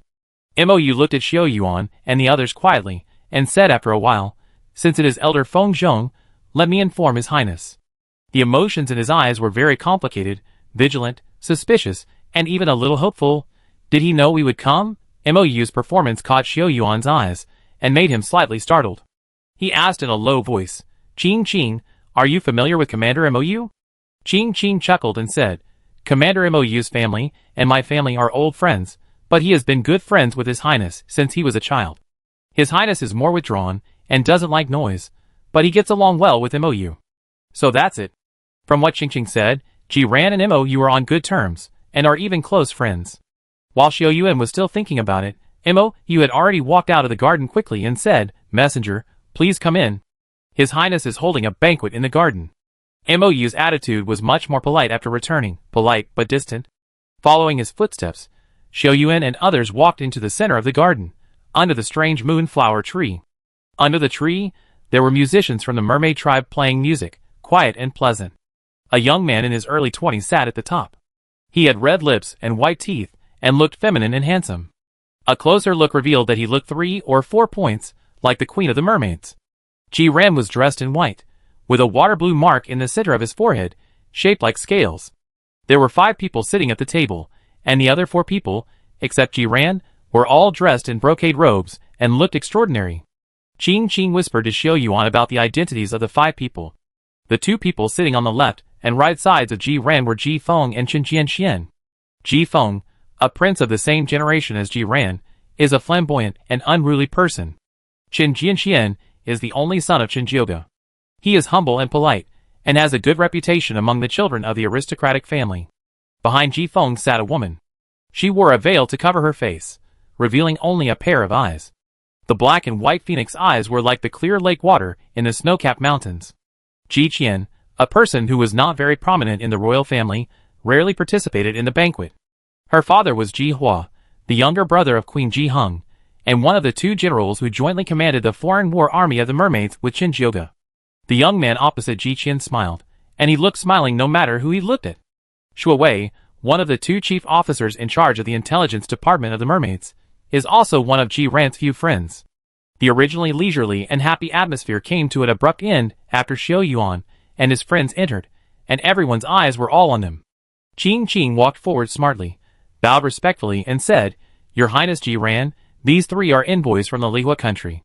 Ji Ran raised his eyes slightly. His smile was very sincere and pure, and his voice was as warm and pleasant as a person. "Please sit down." These 2 simple words were without any unnecessary decoration or courtesy. If he did this in the secular world, he would definitely be labeled as uneducated and impolite. However, in the mermaid world, he is a prince, who is second to none, and has never deliberately flattered anyone since he was a child. Xiao Yuan didn't care. He thanked everyone and sat down with them. The dazzling array of delicacies on the table made Xiaoxing's appetite whetted. She quietly began to stuff food into her mouth and eat happily. "I heard about the envoy from the Lihua Kingdom a few days ago, but I didn't expect to meet him so soon." Ji Ran waved his hand to one side, and the waiter understood and dispersed the palace servants, who were playing music on the side. "I didn't expect to see His Highness. If it weren't for Elder Zhongli's help, I'm afraid we wouldn't be able to enter Weiyang Palace. Elder Zhongli is responsible for organizing the pearl grabbing affairs, while worrying about the Lihua nation's envoys. It's really hard," Ji Feng said in a gloomy tone, with a cold tone. "Elder Zhongli works hard day and night. I wonder if he is in good health recently." Ji Qian, who was sitting next to Ji Feng, suddenly asked. "The last time I went to the Elder's Hall to pray, Elder Zhongli took good care of me." I have always wanted to thank him. Elder Zhongli is in good health. Xiao Yuan felt Ji Qian's kindness and said, he came to the palace with me a few days ago. That's good. Ji Qian nodded slightly, and said no more. Elder Zhong has already told me the purpose of your coming today. Ji Ran played with the white jade wine glass in his hand. However, the matter of seizing the pearl is still under consideration, and I may not participate in it. Your Highness. Shuo Wei was anxious when he heard this, and hurriedly said, didn't you and the minister have already agreed before? Lord Zhuo. Ji Feng raised his eyebrows, and his thin lips looked even more scathing. Your Highness has his own decisions. Please be careful with your words. Your Highness, please think twice. This matter has been decided by His Majesty. Qin Jianxian frowned slightly and said, if something unexpected happens, I'm afraid the fish people. Mr. Qin is right. Shuo Wei agreed. Others don't know the significance of Ji Ran's participation in the pearl hunt, but he knows it clearly. The royal families of the mermaids and fish people participated in the pearl hunt. If Ji Ran didn't participate, it would be equivalent to showing his attitude to the tribesmen of both tribes. Cowardly? Escape? No matter what others think, it would be a fatal blow to the prestige of the royal family of the mermaid tribe, and the delicate balance between the two tribes might be broken. He didn't know why Ji Ran suddenly changed his mind, and was sweating with anxiety. Not participating? Xiao Yuan didn't expect Ji Ran to suddenly say such a thing. He was stunned for a few seconds, and then thought about how to respond. Your Highness, I don't know why you want to give up the pearl, but since you know our purpose, I wonder if you can introduce us? What do you want me to recommend for you? Recommend a team for us. I want to join the pearl race, and contribute to the mermaids. Oh! The blue mark on Ji Ran's forehead flashed, and his hand stopped moving. He looked at Xiao Yuan with interest. Contribute? Ji Feng glanced at Xiao Yuan with the corner of his eye and sneered. A mere human is still trying to fight side by side with my mermaid warriors. Do you have the ability? How do you know if you don't try? Xiao Yuan said with a firm tone, not noticing the gloom in Ji Ran's eyes, as soon as Ji Feng finished speaking. The envoy doesn't know that my people are very strong in the mermaid world, and the strength of humans here is inevitably affected. Qin Jianxian reminded calmly. Brother Qin, what do you have to say to him? Ji Feng grinned and shouted, since you are so powerful, why not fight with my retainer? Do you dare? Master Ji, what do you want to do? Shuo Wei looked at the man standing behind Ji Feng subconsciously. The safety of the envoy of Lihua country is of great importance. How can you fight casually? It's just a little bit. Why should Lord Zhuo worry? Ji Feng raised his chin provocatively towards Xiao Yuan. The one from Lihua country? Do you dare to accept the challenge? Why not? Xiao Yuan smiled slightly, stood up and saluted under Ji Ran's gaze, saying, I'm afraid that if I attack too fiercely, I will hurt Master Ji's retainers. Don't worry, envoy, life and death are determined by fate, and wealth and honor are in the hands of God. Ji Feng was full of confidence, and waved behind him. Firefox, did you hear that? Firefox knows. The young man who had been silent behind Ji Feng walked forward, and Xiao Yuan noticed his appearance. The long-armed and long-legged Firefox had an ordinary appearance, but there was a large fiery red birthmark on his face. The birthmark was hideous, and the blood color extended from the forehead to the neck. As the Firefox spoke, the fiery red birthmark seemed to come alive, and it looked like a fiery red fox. Chapter 476. The Firefox is as his name suggests, with a very different appearance and a tall physique. Ji Qian frowned slightly and said softly, Brother, the Firefox is notorious for his fierceness and powerful skills. Isn't it inappropriate to let him fight the envoy? Ji Qian was thoughtful. Her words not only reminded Ji Feng, but also told Xiao Yuan about the Firefox's strength. Her words made Ji Feng laugh and said proudly, Don't worry, sister, the Firefox knows how to strike. Bang! The Firefox smashed his fists together fiercely, and his triangular eyes looked at Xiao Yuan aggressively and smiled silently. Ji Ran's expression did not change much from beginning to end, and only then did he slightly raise his eyes and look at Xiao Yuan. Have you thought it through, envoy? Competition is not a joke, and casualties are uncontrollable. Seeing that Xiao Yuan had no intention of retreating, Ji Ran's expression finally changed. He looked at Xiao Yuan deeply and said, Then, you two can compete here. Ji Ran spoke very little, and it can be seen that he is a person with a dull personality. Xiao Yuan carefully observed for a long time, but could not see his attitude towards his side. Not too hot or cold. Abandoning the distracting thoughts in his mind, Xiao Yuan and Huahu walked to a clearing surrounded by flowers not far away and stood there. Hu took off his coat, revealing 2 bronze arms. Xiao Yuan's eyes jumped after seeing his arms clearly. Hu's arms were covered with winding tattoos, shaped like a red fox, with its teeth bared and claws waving. Strange. This person was born with a red fox birthmark on his face, and there were also many red fox tattoos on his body. I wonder what strange means he has.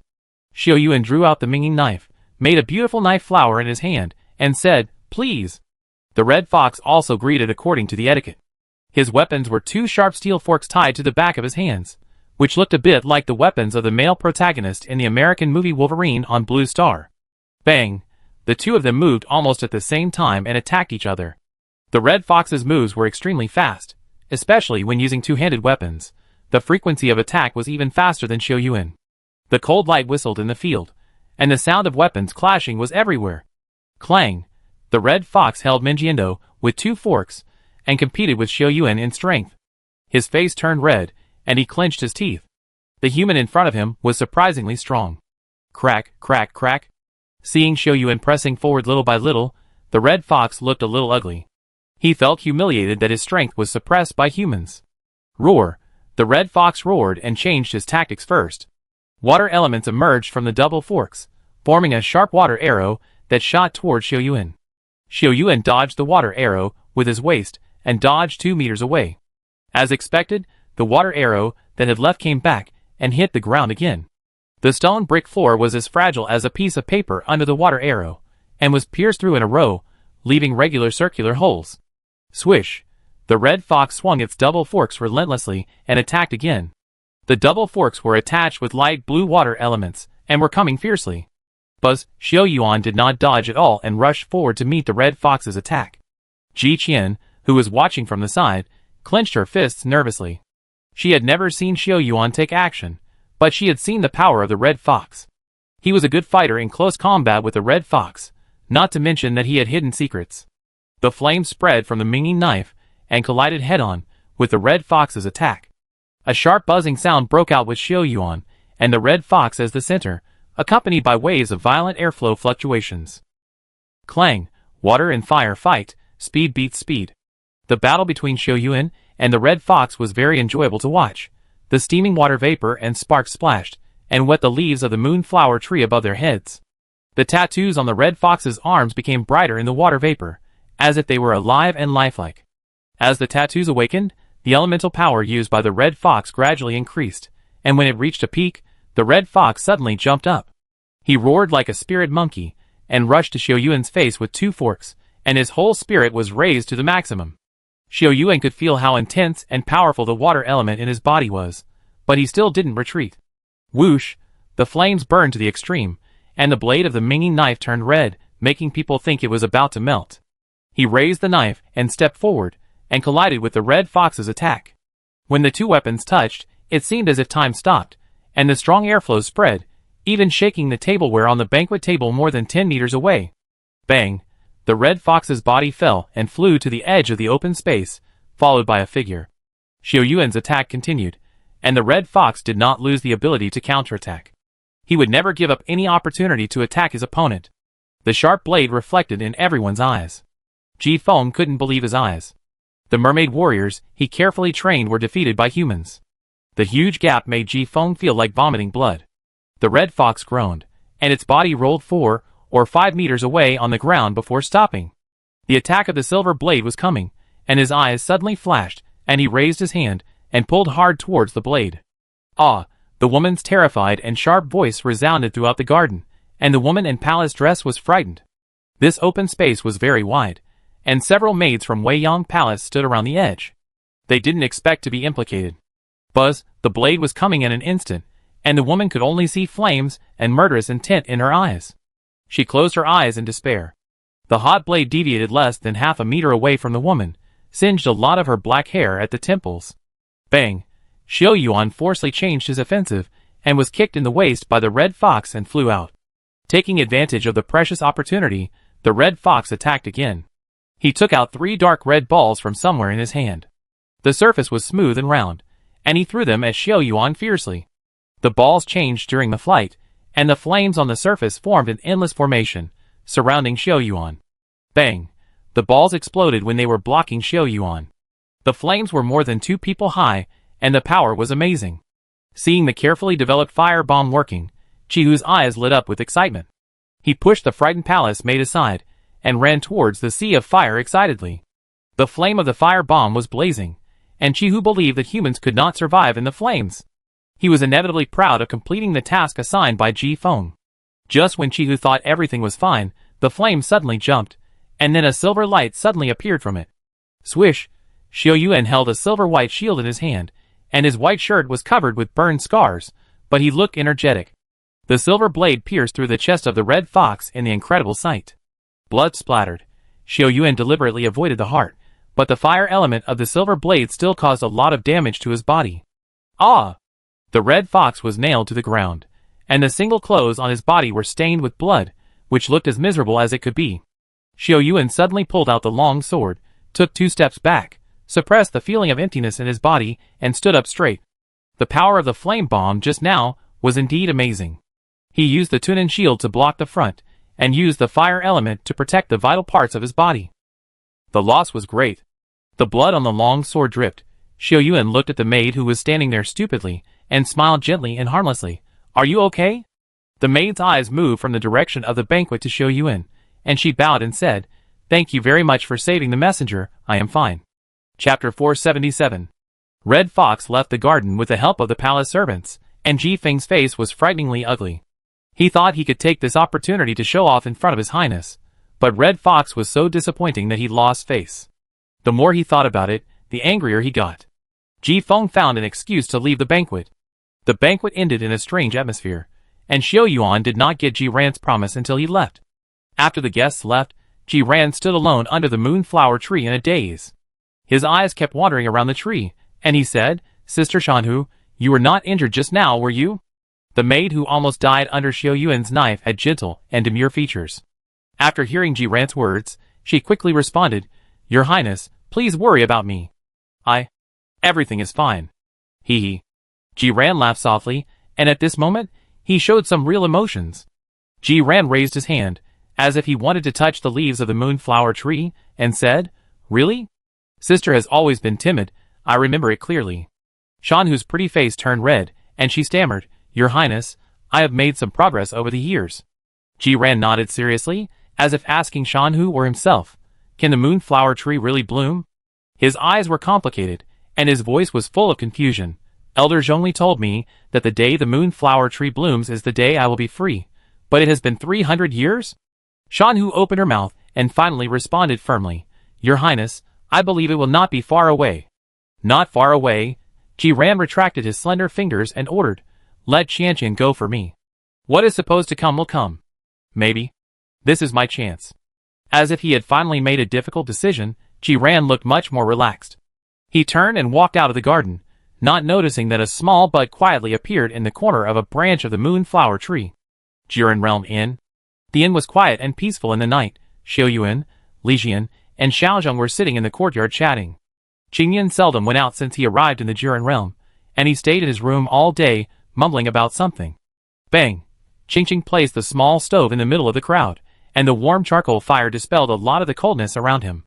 The climate in the mermaid world is warm during the day, but it becomes very cold at night, with a large temperature difference between day and night. Qingqing, you are familiar with His Highness Ji Ran. Do you know what he really thinks? Xiao Yuan frowned slightly, feeling troubled by Ji Ran's attitude. He only said to consider it without any substantial commitment. Why is His Highness Ji Ran so reluctant to participate in the pearl hunt? Well, Qingqing's face was almost wrinkled into a small bun, and she said, Based on my understanding of His Highness, he probably doesn't like fighting and killing, and he is even more tired of socializing. Qin Jianxian and Ji Feng are the outstanding forces of our mermaids, who are participating in the pearl hunt. Your Highness invited them to the banquet with the intention of participating in the pearl hunt, but I don't know why they are still hesitant. Is it because of his personality? Li Jian analyzed carefully and said, It is difficult to understand His Highness Ji Ran's mind. He doesn't seem to be someone who escapes because he hates noise and fighting. Jian's words make sense, but Elder Zhongli has to leave tonight for something, otherwise I must visit the Elder's Council. Xiao Yuan recalled the people he met at the banquet, and was very interested in Zhuo Wei. Master Zhuo Wei has a good impression of us. Can he help us? Brother Zhuo Wei. Qingqing scratched her head and said, Brother Zhuowei is the biological brother of Brother Zhuo'er. He is always kind to humans. He should be willing to help you. Master Qingqing, Princess Ji Qian is here to visit. Everyone was chatting, and the chief officer in charge of the inn walked into the courtyard and whispered a few words in Qingqing's ear. Oh! Qingqing's eyes lit up, and she said to Xiao Yuan excitedly, Princess Ji Qian is here in person, things are going well. Ji Qian still wore a veil, and her white clothes were elegant and refined. After dismissing the attendants, Ji Qian and Xiao Yuan sat alone in the courtyard. After a while of silence, Xiao Yuan was the first to break the silence. Princess Ji Qian, I wonder why you came to visit me at night.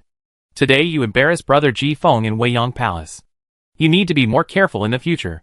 He is not a broad-minded person. Thank you for your reminder, my lord. Xiao Yuan thanked her and glanced at her quietly, waiting for the next few words. I came here at night because of His Highness's request. Your Highness has approved your joining the pearl hunting team. Ji Qian's eyes were as bright as autumn water. 2 days later, you three will go to the Weiyang Palace to participate in the training together, and 10 days later, you will officially participate in the pearl hunting team. Please convey my gratitude to the princess, but... Xiao Yuan considered his words and asked, why did His Highness make the decision so quickly? Do you really want to know? Ji Qian's tone became softer. The envoy is too curious. Ji Qian and Xiao Yuan looked at each other and said with a smile, Of course, I don't know what His Highness is thinking, and I don't want to know. I just asked casually, and I don't mean anything else. Xiao Yuan smiled brightly.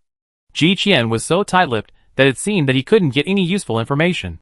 In addition to official business, His Highness has another message for me to bring to you. What is it? Xiao Yuan's heart moved, and he was very curious. Thank you for saving Shanhu's life. Ji Qian's tone softened a lot. Your Highness has few friends around him, and even fewer people who can tell his true feelings. Shanhu is one of them. Shanhu? So her name is Shanhu? Xiao Yuan murmured, the competition between me and Red Fox should not involve innocent people. I am also happy to save Miss Shanhu's life. Do you really think so? Ji Qian was slightly startled, and looked at him with her eyes fixed. Of course. Xiao Yuan didn't know why she had such a reaction.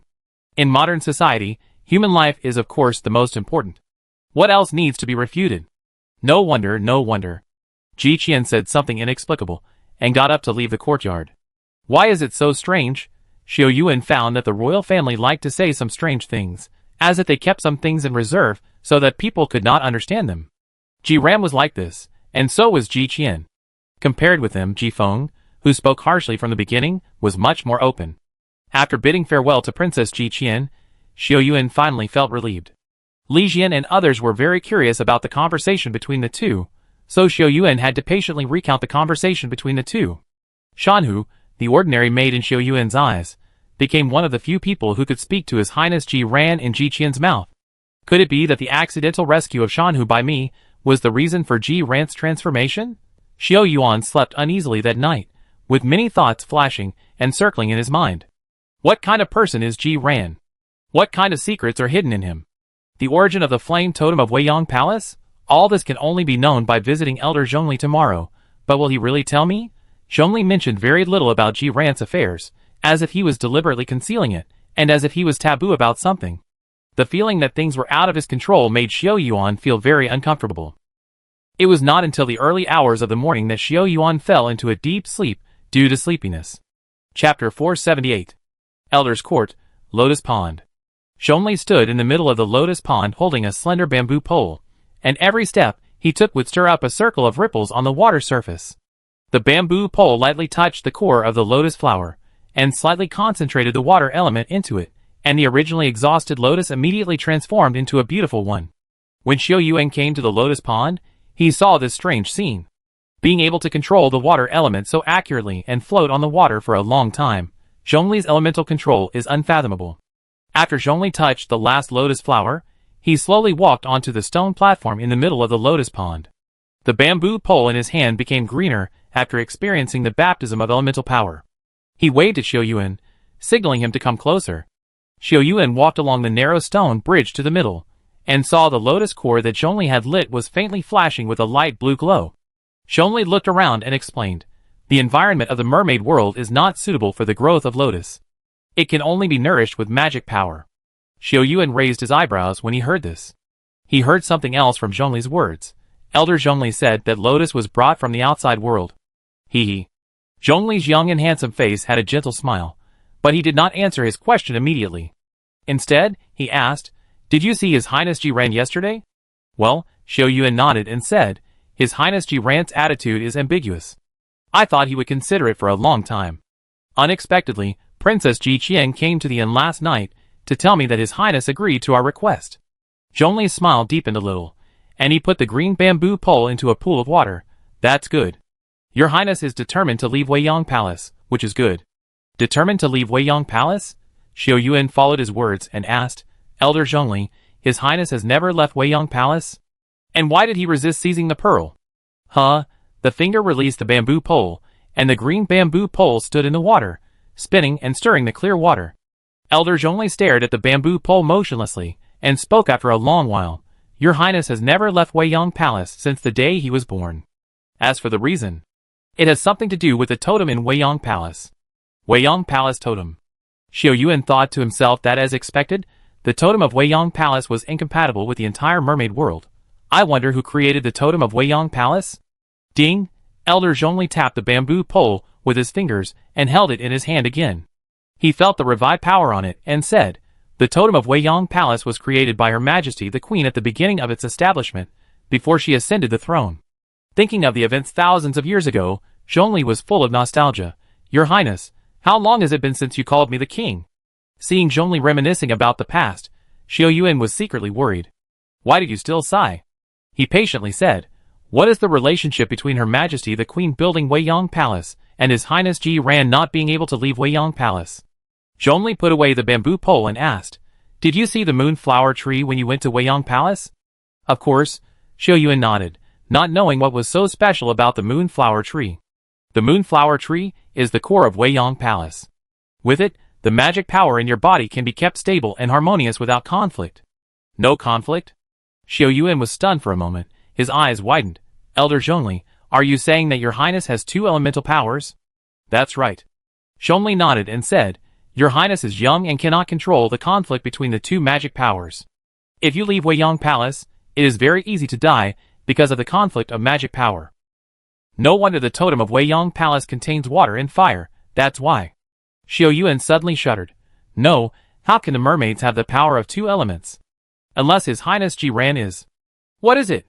"It is the offspring of humans and mermaids," Xiao Yuan said with difficulty. "But I heard that His Highness is only 300 years old, and no human entered the mermaid world more than 300 years ago." "Xiao Yuan, do you know why I want to tell you this?" Zhongli turned around and looked at Xiao Yuan with a serious look. "Elder Zhongli has taken good care of us. If there is anything I can do to help, please tell me, and I will do my best to help." Xiao Yuan knew that Zhongli would not reveal Ji Ran's life story to him for no reason. "Your Highness is in danger of participating in the pearl hunt. I hope you can protect Your Highness from harm. This is one of the reasons. The fruit that takes 2,000 years to condense in the moonflower tree has not appeared yet. It's all because of the lack of something. After the pearl hunt, I would like you to find it for me in the mermaid world." "What is Elder Zhongli talking about?" Xiao Yuan was more and more puzzled. "Is it something that only exists in the outside world?" "This thing is in the mermaid world, but the waters where it grows are peculiar. Even if I enter that water, my abilities will be suppressed, and it will be difficult to obtain the pearl condensed by the sea-suppressing stone essence." Sea-suppressing stone essence? Xiao Yuan was surprised. In addition to obtaining the soul-suppressing jade, he came to the mermaid world this time to obtain the pearl of the sea-suppressing stone essence to remove the strange power suppressed by the azure dragon in Sun Wan's body. The prophecies left by the high priest of Lihua Nation are all coming true, such as you and the bamboo pole in my hand. Zhongli exerted force with both hands, and the green bamboo pole shattered and fell like snowflakes, revealing the jade at the core. "This is..." Xiao Yuan looked at the white jade hidden in the bamboo pole in surprise. The jade the size of a thumb was warm and translucent.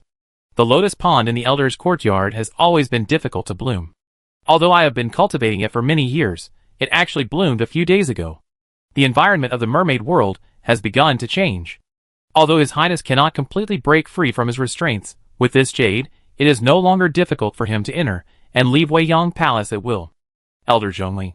Xiao Yuan hesitated and finally asked, "Does His Highness Ji Ran know that he is human blood?" "I know." Zhongli sighed inaudibly. This is one of the reasons why he has always been reluctant to participate in the pearl hunt. Thank you. Xiao Yuan saluted Zhongli, turned around and left the lotus pond, and left the elders' hall accompanied by Xia Dong. Zhongli's concern for Ji Ran was beyond words, and he even put down his status and said please to him. However, it was interesting that Elder Zhongli deliberately did not talk about His Highness Ji Ran's biological father. Ji Ran was born with water and fire elements, so his biological father was most likely the high priest of Lihua country. But the calculation of time was not right. Ji Hung came to the mermaid world 3,000 years ago, and left in the same year. How could Ji Ran be his son, when he was only 300 years old? On the way to the inn, Xiao Yuan couldn't help but pat his forehead. There were many complicated things in the mermaid tribe. From the elder's court to the inn, you have to pass through a long and narrow alley, which is quiet and long. Xiao Yuan hummed a little tune and walked leisurely on the road, thinking about how to help Ji Ran in the pearl competition. The pearl competition is related to the fate of the priest's hall. If it fails, the matter of the soul-calming jade will be complicated. I wonder what happened to country A. Xiao Nuan should wake up, right? Xiao Yuan thought about this, and suddenly felt something was wrong. He stopped and looked at the two burly men coming from the front. Looking back, he saw two burly men walking quickly towards him with a fierce momentum. Two words slowly appeared in Xiao Yuan's mind. Robbery. Chapter 479. The other party was aggressive, and came with ill intentions. Xiao Yuan looked around, stretched his body and smiled. Everyone, do you think the patrol soldiers in the city are dead when you rob in broad daylight? Sha sha sha.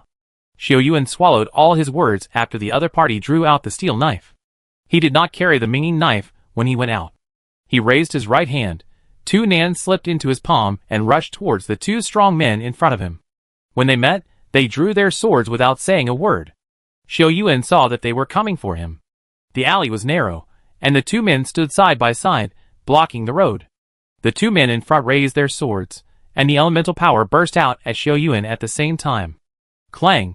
Tunin transformed into a long sword to block the attack of one man, and Xiao Yuan kicked the wrist of the other man. He was skilled and brave, and he used his agility to avoid the sword kick when the other man drew his sword. The strong man cried out in pain, and his wrist was still burning even with the protection of the water element. He took 2 steps back and rushed forward again, wanting to give Xiao Yuan a fatal blow while his companion was restraining him. Sha! How could Xiao Yuan wait for him to come up? Tunin leaned slightly to relieve a lot of the force on the strong man's knife, and then hit with his elbow. It is difficult to explode a lot of power with an elbow at a very short distance, but Xiao Yuan's physical ability can do it. Bang! The strong man felt as if he was hit hard in the chest, and his body flew backwards with a strange cry. Before Xiao Yuan could chase him, the attack behind him had already reached him, and the strong elemental fluctuations showed that the opponent's ability was not weak. A silver-white shield appeared, blocking the two powerful attacks. Xiao Yuan threw himself forward, and with the fierce elemental attacks of the two men, he reached the opponent whose wrist he had kicked before. Ah! The opponent obviously didn't expect this to happen, and subconsciously raised his knife to chop at Xiao Yuan's head. He used all his strength in this knife, but the elemental power was much weaker than that of his teammates, and the silver bracelet worn on Xiao Yuan's wrist was activated. The scorching flames and the water element fought against each other, and the water element of the strong man was broken in a short breath.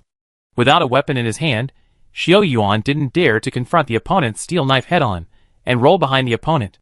Kill! The two strong men behind him saw that the attack had landed on Tu Nan and continued to chase him relentlessly. Xiao Yuan finally had a chance to look back. The elemental power of the two men surged, and both were elemental masters, who were not weaker than the Red Fox's elemental power. Xiao Yuan didn't care about the pain from falling to the ground, and the attacks of the two opponents were in front of him in an instant. The silver shield turned into a long sword, and Xiao Yuan fought against two people while retreating. Flames flew against the two people, and the environment in the narrow alley was closed. Xiao Yuan didn't know if the other party had arranged anyone else. He urged the dragon eye on Tu Nan to light up, and a more blazing flame rose up. The strongman seemed to know Xiao Yuan's intention, and except for the strongman, who was knocked down by Xiao Yuan's elbow, everyone else attacked at the same time. 3 water arrows pierced Xiao Yuan like a substance, and the sound of breaking wind came. Buzz! The golden red dragon eye on Tu Nan seemed to come alive, and he stepped back 2 steps and rushed towards the water arrows with a roar. The flames burned, causing the air to fluctuate and rise. Boom! The roar caused by the collision of the flames and water arrows in addition to the water vapor, sounded in the alley. The three strong men flew backwards and fell a long way. Xiao Yuan was also blown away by the airflow by 4 or 5 meters. He looked at the other party, who struggled to get up, and quickly ran out of the alley. Just after running out of the alley, before he could catch his breath, he heard someone around him calling his name, "Emissary Xiao Yuan." Swish! The nervous Xiao Yuan raised his long sword, and the murderous aura scared the other party. The man took 2 steps back and hid behind the guards beside him, waved his hand, and said, "Don't you recognize me? Qin Jianxian, we met at the banquet of His Highness Ji Ran." "Is it him?" Xiao Yuan had a good impression of Qin Jianxian. He was polite and gentle to them, and he could persuade Ji Ran when he wanted to give up. Xiao Yuan took a few breaths and said, "Mr. Qin? I just met some bad guys in the alley, and I am sorry for offending them." Qin Jianxian waved his hand nonchalantly and smiled. "It's okay. The nearest patrol office in the city is not far from here. Do you want me to go with you?" It's so bold for someone to attack the Lihua messenger in broad daylight. After careful observation for a while, Xiao Yuan didn't see any flaws. "Maybe he just happened to appear here?" Xiao Yuan said calmly. "They are just some stupid robbers, not worth going to the inspection office." Qin Jianxian didn't force it. He smiled and said meaningfully, "Emissary Xiao Yuan, don't go out of the gate of the embassy unless necessary. Some people are narrow-minded and vindictive. Take care." After that, Qin Jianxian said goodbye to Xiao Yuan. Watching her leisurely leave, Xiao Yuan thought about what he had just said. Narrow-minded and vindictive. Could it be Ji Feng? Ji Qian also reminded herself to be careful, so she knew that Ji Feng might harm her. After dusting off his body, Xiao Yuan could only keep this dumb mistake in mind. He must be careful when doing things in the mermaid world. He had no evidence in his hand, and tore his face with Ji Feng, which was not good for them. He smiled bitterly, and shook his head. He finally felt the feeling of being in a foreign country, and this country a little more in his heart. The next day, Weiyang Palace. Xiao Yuan, Li Jian, and Xiao Ang came to Weiyang Palace again under the leadership of Qingqing. Ma Yu came to the palace gate to meet them in person. Her attitude was much better than last time. At least she didn't talk to Xiao Yuan and others with a cold face. The training ground of the programming team was set up in the training ground of Weiyang Palace. It was spacious and magnificent, with all kinds of equipment. Ji Ran was dressed in military uniform, and his handsome temperament was more masculine. Ji Ran, Ma Yu, Qingqing, Ming Yang, the 2 brothers Ming Qing, and Yuan Huai and Zhuing, a total of 7 people, were the scheduled members of the programming team. After Xiao Yuan, Li Jian, and Xiao Zheng joined, a total of 10 people officially formed a programming team of the mermaids. Ji Ran was in good spirits today, at least in Xiao Yuan's eyes. He looked much brighter. A white jade was hanging around his waist, which was the beautiful jade that Zhongli took out from the emerald green bamboo pole. Xiao Yuan stepped forward and said, "Your Highness Ji Ran, there are 3 of us from the Fire Country, and we are willing to contribute our all to the Pearl Seizure." Ji Ran had personally witnessed Xiao Yuan's strength. He was able to defeat the Fire Fox head-on and break through his unique fire bomb. Of course, he was not an ordinary person. Fire bomb was a secret technique passed down in the Fire Fox family. The Fire Fox family has been studying firearms and mechanical arts for generations. Because of an accident, the family fell into decline, and they entered Ji Feng's mansion to make a living. The formula of his fire bomb is mysterious. Once it is ignited, it will continue to burn the opponent to ashes. Xiao Yuan can get rid of the entanglement of flames and has strong strength, which also changed Ji Ran's view of humans. He has lived in Weiyang Palace since he was a child, and actually doesn't know much about humans. Over time, he can't help but feel that humans are weak. The legend of the High Priest has been left in the mermaid world for too long. In 3,000 years, fewer and fewer people can really remember him. Queen Ji Hung didn't care much for Ji Ran, and she never understood what Ji Ran was thinking. Fortunately, Xiao Yuan's appearance changed his impression. Not only was he strong, but he also had a kind heart. He was willing to risk his life to save a humble maid, which moved him. Shanhu had been with Ji Ran since she was a child. They were master and servant, but in fact, she was very important to Ji Ran. Chapter 480. The 10 members of the programming team began to conduct coordinated training in the training ground after getting to know each other. Ji Ran was not familiar with military affairs. The captain of the programming team was Mou, and Yuan Huai was the deputy captain. The team practiced marching, defense, raids, and other formations intensively, and everyone gradually became proficient in cooperation from unfamiliar to familiar. Mou and Xiao Yuan were at the front, and Ming Yang, Ming Qing, Li Jian, and Xiao Zheng protected the left and right wings. Ji Ran and Yuan Hui were in the middle of the team, and Qing Qing and Zhuo Ying were in charge of the back of the team. Zhuo Ying is about the same age as Qing Qing, and is the younger brother of Zhuo Er and Zhuo Wei. He has a cheerful personality, and is never vague in battle. The training time is monotonous and boring. In a blink of an eye, it is the eve of the pearl grabbing competition, and everyone gathers together to discuss countermeasures. The pearl grabbing competition will be held on the edge of the mermaid world, which is a dark and dangerous sea area, known as the gloomy sea area in the mermaid world. The gloomy sea area is not far from the border garrison, and there are many marine creatures living in the sea area. The team participating in the pearl grabbing competition must not only face the attacks of the opponents, but also be wary of the threats from the marine creatures. Hundreds of teams set out from all around the sea area at the same time, heading for Mount Everest, located in the center of the gloomy sea area. This mountain in the center of the sea area is steep, and is one of the highest mountains in the mermaid world. Xiao Yuan never thought that there could be mountains in the deep sea, and the magic of the mermaid world can be seen. Mount Everest is majestic, and at its top is hidden the top prize of this pearl grabbing competition, a pearl that has been treasured by the royal family for thousands of years. However, it is not easy to obtain the pearl. The steep terrain of Mount Everest is one aspect, and the ferocious beasts stationed on it are another strong obstacle. The water-dividing beast, the giant squid, and the manta ray guard the road to Mount Everest, which makes the teams participating in the pearl grabbing competition discouraged. Since the pearl grabbing competition was held, only 9 times have the 1,000-year-old pearl been taken. At other times, the teams will accumulate pearls by defeating their opponents and taking their pearls. Water-dividing beast? Xiao Yuan pondered for a moment and asked, I know the giant squid and the manta ray, but I don't know what the water-dividing beast is? Mou smiled and said, the water-dividing beast is a unique creature living in the mermaid world. It is very intelligent, with a head shaped like a pair of scissors, and can split water and fight waves. Every time they grab pearls, they will help guard Mount Everest, but will not harm the lives of the contestants. Xiao Yuan imagined the appearance of the water-dividing beast in his mind, and muttered to himself, could it be that the scissors have become spirits? Each team went to a random location. Everyone discussed various possibilities and countermeasures, and decided to carry supplies tomorrow until late at night before dispersing. Xiao Yuan walked under the palace wall of Weiyang Palace, and couldn't help but stop to watch when passing by the garden. The moonflower tree glowed in the night, and each leaf glowed with warm and soft light. Its roots were deeply rooted in the earth, and perhaps they had spread to every corner of Weiyang Palace. Queen Ji Hung, what kind of person is she? Since entering the mermaid world, Xiao Yuan has only seen her once. She is the most beautiful woman in the world and has a cold temperament.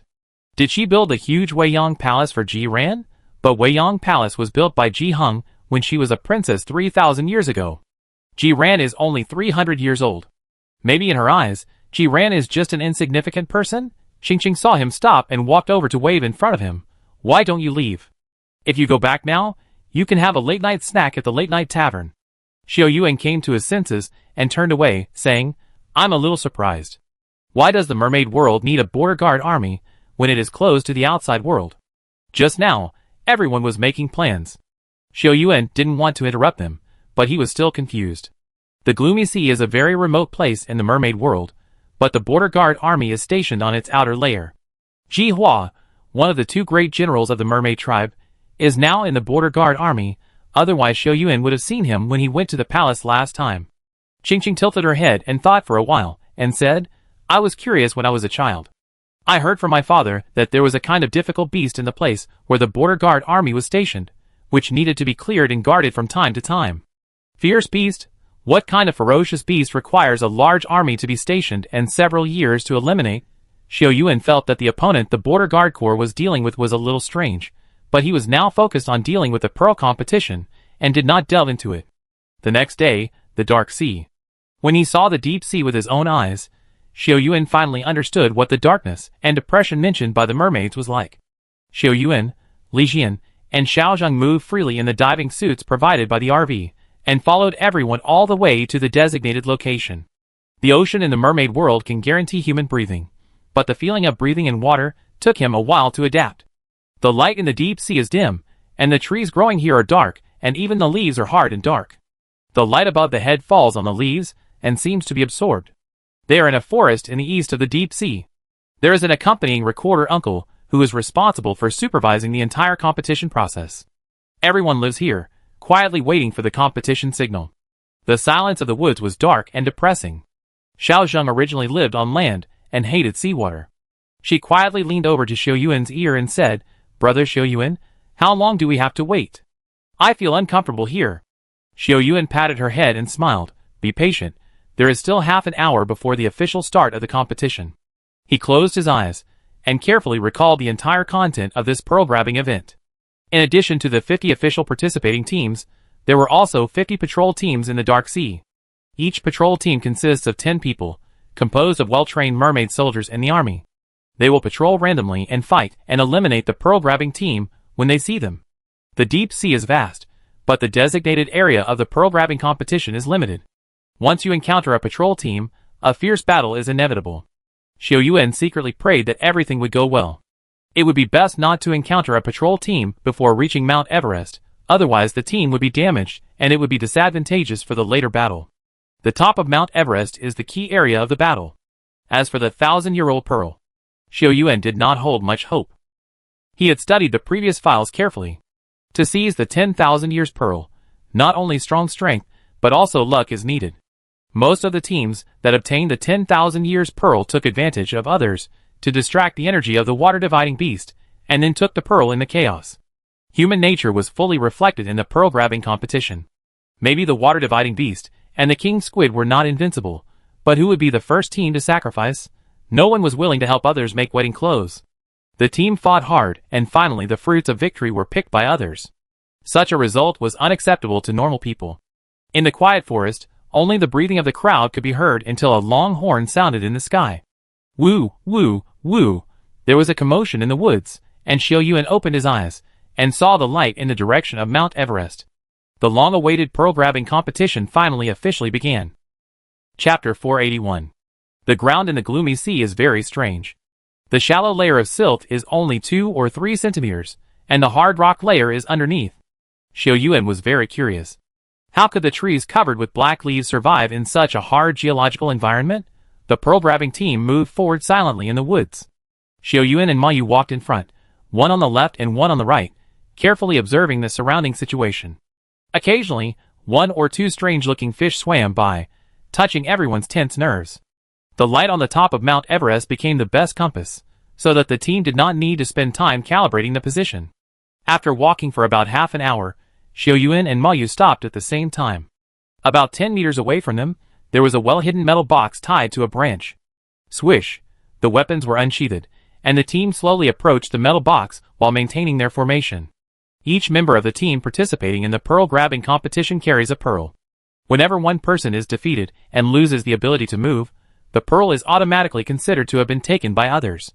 There are 2 pearls in the metal box, and there are many metal boxes like this distributed in the sea for the team to find. Every year, many teams do not enter the core area with a fluke mentality. They are obsessed with finding metal boxes in the hope of getting good results. Unfortunately, it is not easy to get a real metal box in such a large sea area. Among the many metal boxes, there are fake boxes, which are empty and even dangerous. Mou took the metal box swiftly and returned to the team. The metal box was locked and sealed. He raised his hand and shook it, and found a crisp collision sound coming from it. There is something. Mou's calm face showed joy. He was really lucky to get pearls at the beginning of the journey. Swinging the knife to cut off the lock, Mou gently opened the lid of the metal box. A black shadow jumped out and rushed to Mou's face. Fortunately, he reacted quickly and dodged by tilting his head, but the attack came from the box again.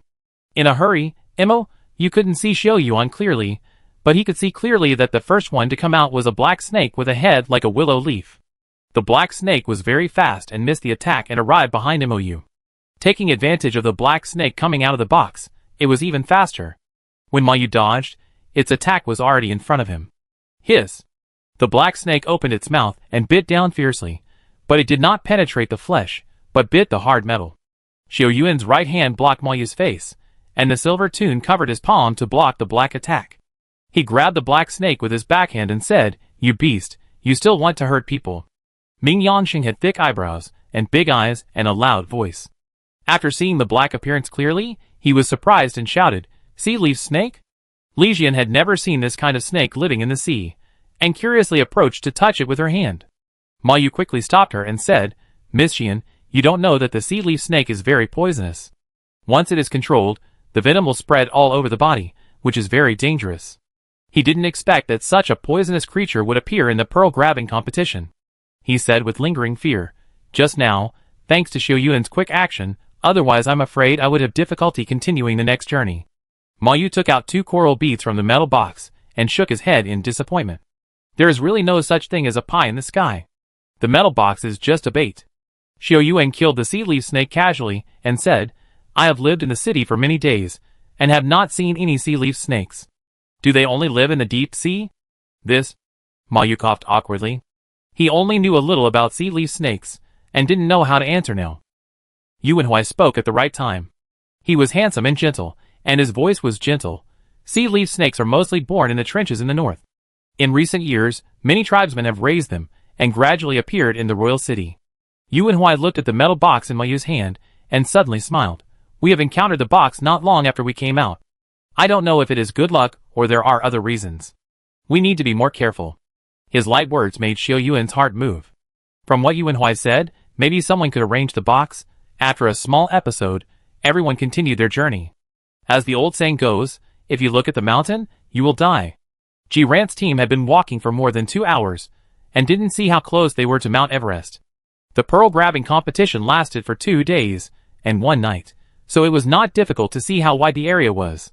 When they reached a blackleaf forest, everyone stopped to rest, hiding in the dense trees, and observing the outside from time to time. The terrain here is flat, and the vegetation is dense. About 30 meters away is a wide rocky road with no weeds on it. According to Yuanhui, there was a war here, and no vegetation has appeared on the rock surface since the war until today. Ji Ran has lived in Weiyang Palace since he was a child. With his noble status, this is the first time for him to leave Weiyang Palace and come to a new environment. While maintaining his reserve and dignity, Ji Ran couldn't help but carefully look at the various things in the blackleaf forest. A plant or a swimming fish can make him look for a long time. At this time, Yuanhui seems like an omniscient elder. Although he is only over 300 years old, he knows a lot of things. He can answer whatever Ji Ran wants to know. Xiao Yuan began to think that Yuanhui joined the team just to answer Ji Ran's questions. This man can be called a genius among geniuses. His memory is amazing. Boom, boom, boom. Xiao Yuan listened to Yuanhui's explanation and looked outside to avoid any suspicious places. Suddenly, he heard a loud noise. Carefully distinguishing the sound, it sounded like a group of animals running on the ground, getting closer and closer from far away. Xiao Yuan glanced at Ma Yu and asked, Are there any large-scale animal migrations in the Dark Sea? Ma Yu shook his head and frowned. There won't be large-scale migrations at this time of year. It sounds like coral deer running. Before Ma Yu finished speaking, dozens of majestic deer appeared on the wide rocky road. Different from the deer in Country A, the horns on the heads of the deer in the Dark Sea are very similar to corals, and the patterns on their bodies are colorful. Xiao Yuan noticed that the coral deer actually had gill-like organs growing on their necks. The leading male deer was nearly 3 meters long, with magnificent antlers and bright eyes, which was extraordinary and magical. Under its leadership, more than 50 deer were running wildly on the ground, as if there was a beast chasing them. Just as the coral deer were about to enter the blackleaf forest, 2 ferocious-looking fishmen fell in front of them. The fishman warrior held a string of purple garlands in his hand, and light powder kept falling from the garlands and melting in the seawater. After sensing the breath of the purple garlands, the coral deer became confused and refused to enter the blackleaf forest no matter how the deer king guided them. Ha ha ha. Just as the 2 sides were in a stalemate, arrogant laughter came from behind. Xiao Yuan pushed aside the bushes, and saw a fishman in armor running over, with a steel fork in his hand. He looked at the herd of deer greedily and shouted, Today we have seen the coral deer herd, and we must not go back empty-handed. If we take the fur and antlers of the deer king, it won't be a wasted trip for us brothers. As he said this, the captain of the fishermen took the purple wreath from the hand of the person next to him, and shook it desperately. The other fishermen followed suit, and surrounded the herd of deer, mixing the purple powder into the seawater. With their actions, the originally chaotic herd of deer gradually became quiet. Bang! A young deer's legs softened, and it knelt on the ground. Chapter 482. Coral deer, a unique creature born in the Dark Sea. Their antlers and fur are gorgeous and comfortable, and are wild items favored by the black market of the mermaid world. According to the trading method of the mermaid world, the treasures on the body of a deer king are enough for ordinary mermaids to live a rich life for 10 years. In the past, the Dark Sea was closed to the border garrison and was never open. The coral deer living in the sea are occasionally hunted by poachers, but the number of poachers is not large. After all, the mermaids have a long lifespan, and the strict punishment regulations. Those who enter the Dark Sea without permission will be exiled to the border garrison for 100 years at the lightest, and executed at the worst. It is not worthwhile to use life as a bet in exchange for 10 years of wealth. Only a few desperate people will take the risk. The warriors of the two tribes who can enter the pearl competition are all carefully selected elite warriors, but it does not mean that they are not greedy. There are many precious animals and plants growing in the Dark Sea area legally, which are either expensive or can be used as medicine to prolong life. Many mermaids and fishermen warriors born in ordinary families will take this opportunity to make a fortune. The number of coral deer has become increasingly scarce in recent years. It is an animal that the mermaid royal family has expressly prohibited from hunting. The fishermen dared to hunt the coral deer in the Dark Sea, which shows how much they disregarded the royal law of the mermaids. After listening to Moyu's story, Xiao Yuan sorted out the interests involved. The dissatisfaction contained in Moyu's words was obvious. He didn't care about the life and death of the coral deer, but this matter was related to the majesty of the royal law of the mermaids, and he had to take action. Jiran and Moyu had the same attitude and agreed that the pearl-grabbing team would help. The royal law of the mermaids was formulated by the royal family, and he had an even greater responsibility to maintain it. Everyone whispered to finalize the matter, and then heard a roar from outside. The purple reeds in the hands of the fishmen have a natural restraining effect on the coral deer. More and more coral deer kneel down under the reeds. The leading deer king neighs. It has been standing in front with its head held high and refuses to abandon its companions. It neighs to warn the fishermen warriors, who are trying to approach. The pair of deer horns dance majestically, forcing the fishermen warriors to not dare to act rashly for a while. The team leader scolded and said, "Why are you so cowardly? Have you forgotten what I taught you before? Get on the ropes." The other warriors took out ropes from their backpacks, with a knot tied at the front. They swung the ropes swiftly, and threw them at the deer king. 1 or 2 ropes were fine, but 10 ropes finally locked the deer king's horns. The leader of the fishermen warriors screamed and pulled the rope in his hand. "Quick, hurry up and knock it down." The deer king was very strong, and the 5 fishermen warriors barely controlled it together. The leader strode to the deer king, looking at its colorful fur and antlers, rubbing his hands excitedly. The more he looked, the happier he became. He couldn't help but reach out and touch the antlers of the deer king, muttering, "She is of good appearance, and it is our brother's destiny to be rich and powerful." Bang! The smile on the leader's face was still there, but he had already flown backwards and landed heavily on the ground. Looking at the deer king again, he actually broke free from the restraints of the 5 people and kicked the fisherman leader. The mud hit his body and face, and the fisherman leader got up in a few steps, waved his hand, and pushed away the warrior who was supporting him. He rushed to the struggling deer king angrily, raised his steel fork and shouted, "You beast! I want your life now." The black tip of the steel fork was sharp. If it went down, the deer king would surely die. The fisherman leader's eyes were red. The deer king had lost his face, so he had forgotten his idea of capturing the deer king alive and dealing with his fur. Swish! The deer king knew that danger was approaching and struggled even harder, but how could he fight against 5 well-trained fishermen warriors? As the deer king was about to die, a white light flew out from the bushes and hit the steel fork. Clang! The fisherman leader turned his head in surprise, and saw a light flying back into Xiao Yuan's hand. Mou came out with a knife and Xiao Yuan side by side, coming at him fiercely. Before the leader of the fishmen could figure out what was going on, he was attacked fiercely by Xiao Yuan. The leader of the fishmen was quite capable, and he fought with Xiao Yuan with strong muscles. He swung the steel fork, attacking and defending. After more than a dozen moves, he realized that the pretty boy in front of him was difficult to deal with, so he wanted to fight quickly. Mou led the others to fight against his own team, and he became more anxious when he saw that the cooked duck flew away. "Hey!" the leader shouted, veins popping up on his arms. This was the first time Xiao Yuan saw the fishmen use elemental power up close. When he first came to the mermaid world, the situation was chaotic, and Xiao Yuan did not observe carefully. Now that he saw it, he found that when the fishmen mobilized elemental power, all the muscles in their bodies were also moving together. The water blue light covered the arms and harpoon of the fisherman leader, making him look even more terrifying. Schwa! Swish! Swish! The attack speed of the fishman leader, blessed by the water element, was obviously improved by a level, and the power was huge. Xiao Yuan dodged 2 attacks with his body movements, but was a beat slower. He took the last attack with the Minging sword.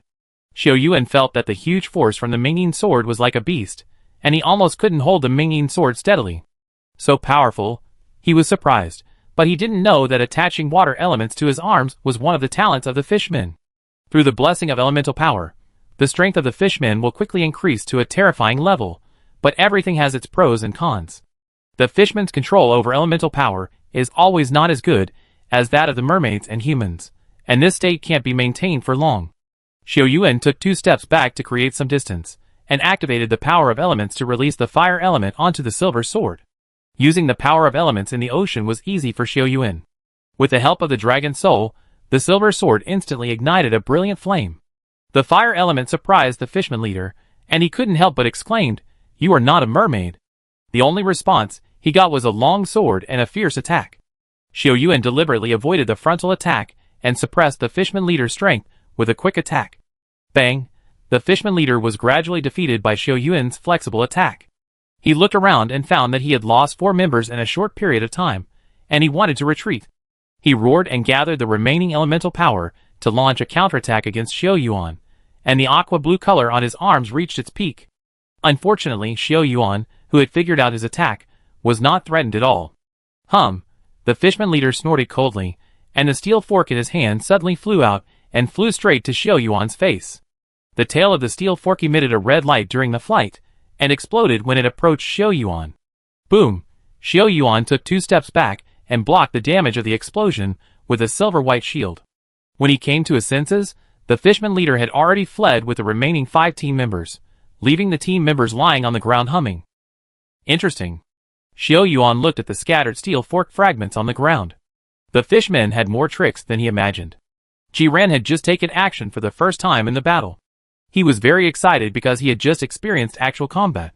Accompanied by Mou, Jiran walked to the front of the coral deer. The coral deer is a very spiritual creature. After witnessing the battle between the 2 sides, it seemed to understand what had just happened. It opened its big eyes and watched Jiran approach until Jiran gently untied the rope on its body. Chapter 483. The eyes of the coral deer king are very beautiful, with a golden pattern in the pupil, which glows faintly when looking at Jiran. 10 minutes after the fishman left, the other coral deer returned to normal one by one and walked into the blackleaf forest under the leadership of the deer king.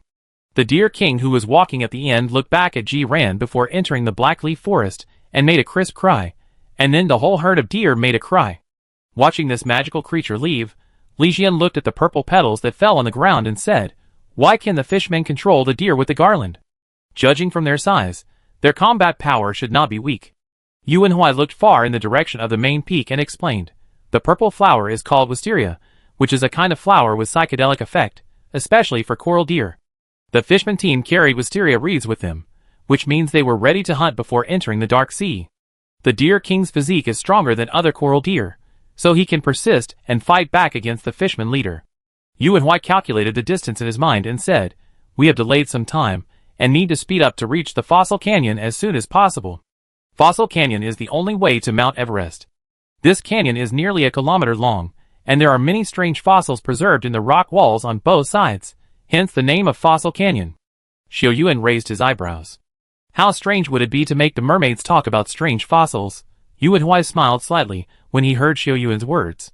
"When we get to Fossil Canyon, the envoy might as well take a look in person." Mermaid World, Fossil Canyon? Standing in front of the Fossil Canyon, Xiao Yuan raised his neck to look inside. The wonders of nature are far beyond human imagination.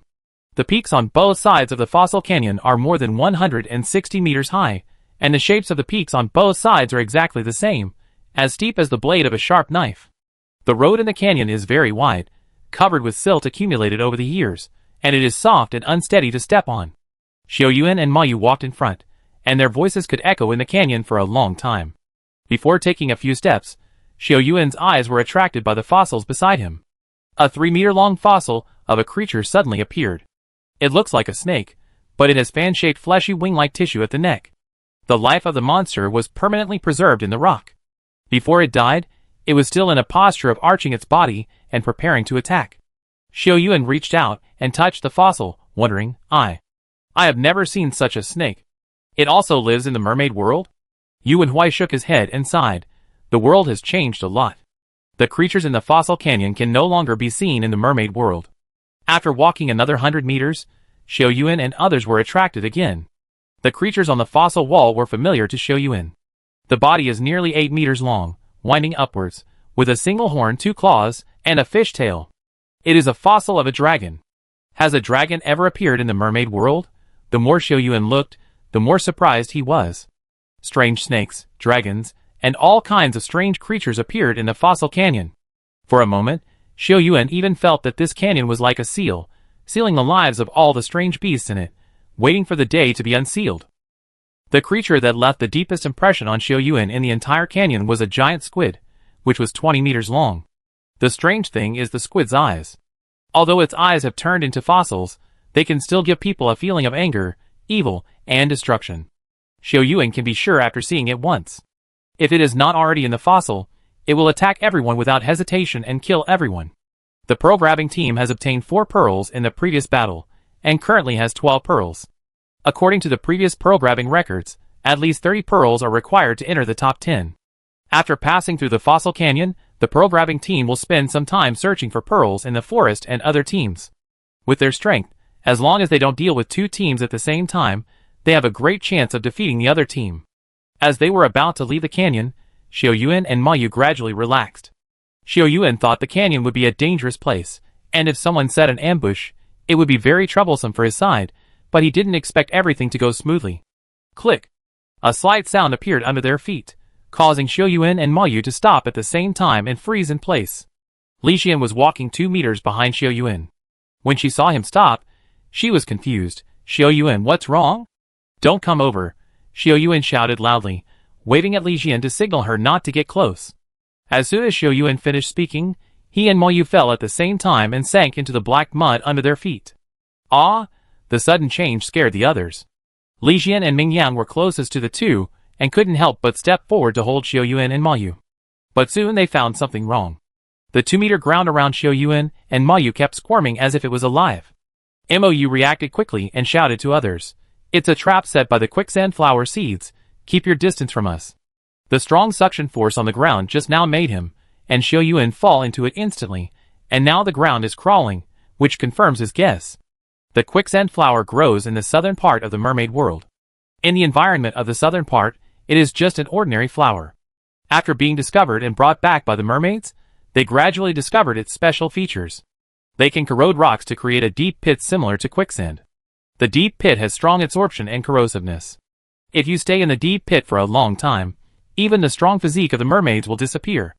Of course, the pearl grabbing competition is not a killing competition. If Xiao Yuan and Ma Yu lose their ability to resist, they will only lose the qualification to grab the pearl. Li Xian and Ming Yang quickly took out the rope from their backpacks and threw it to the 2 people, trying to help them out. The rope flew in the air, and before it fell into Xiao Yuan and Ma Yu's hands, 2 streams of water fell from above and knocked them away. "Is there anyone?" Li Xian looked up and saw a slender figure falling down. The woman with black hair was piled up high, wearing a special armor, and had a hot body, followed by several fishmen warriors. The appearance of fishmen men and women was very different. The half-human and half-fish men looked very fierce, but the women were almost the same as the mermaids, except that their personalities were a little more aggressive and bold. After a while, Xiao Yuan and Ma Yu had sunk to their waists. When he saw the woman, he thought, so that's it. If the fishman women were born half-human and half-fish like men, he would really question the aesthetics of the human named Gao Feng who came to the mermaids 100 years ago. The woman walked to a place not far from Xiao Yuan and the others with a smile, and said charmingly, "Feng Tang, you really didn't lie to me. I killed this fat sheep." She snapped her fingers, and the fishman warriors, who had been hiding for a long time, walked out from both sides. One of them was the leader of the fishmen, who was defeated by Xiao Yuan. Before Xiao Yuan could speak, he felt that the suction force on his body became stronger and stronger, and then his eyes went dark, and he and Mou were dragged into the space created by the quicksand flower at the same time. Chapter 484. Just before falling into darkness, Xiao Yuan heard the exclamations of Li Xian and Xiao Zheng, and the sound of the blade rubbing against the scabbard.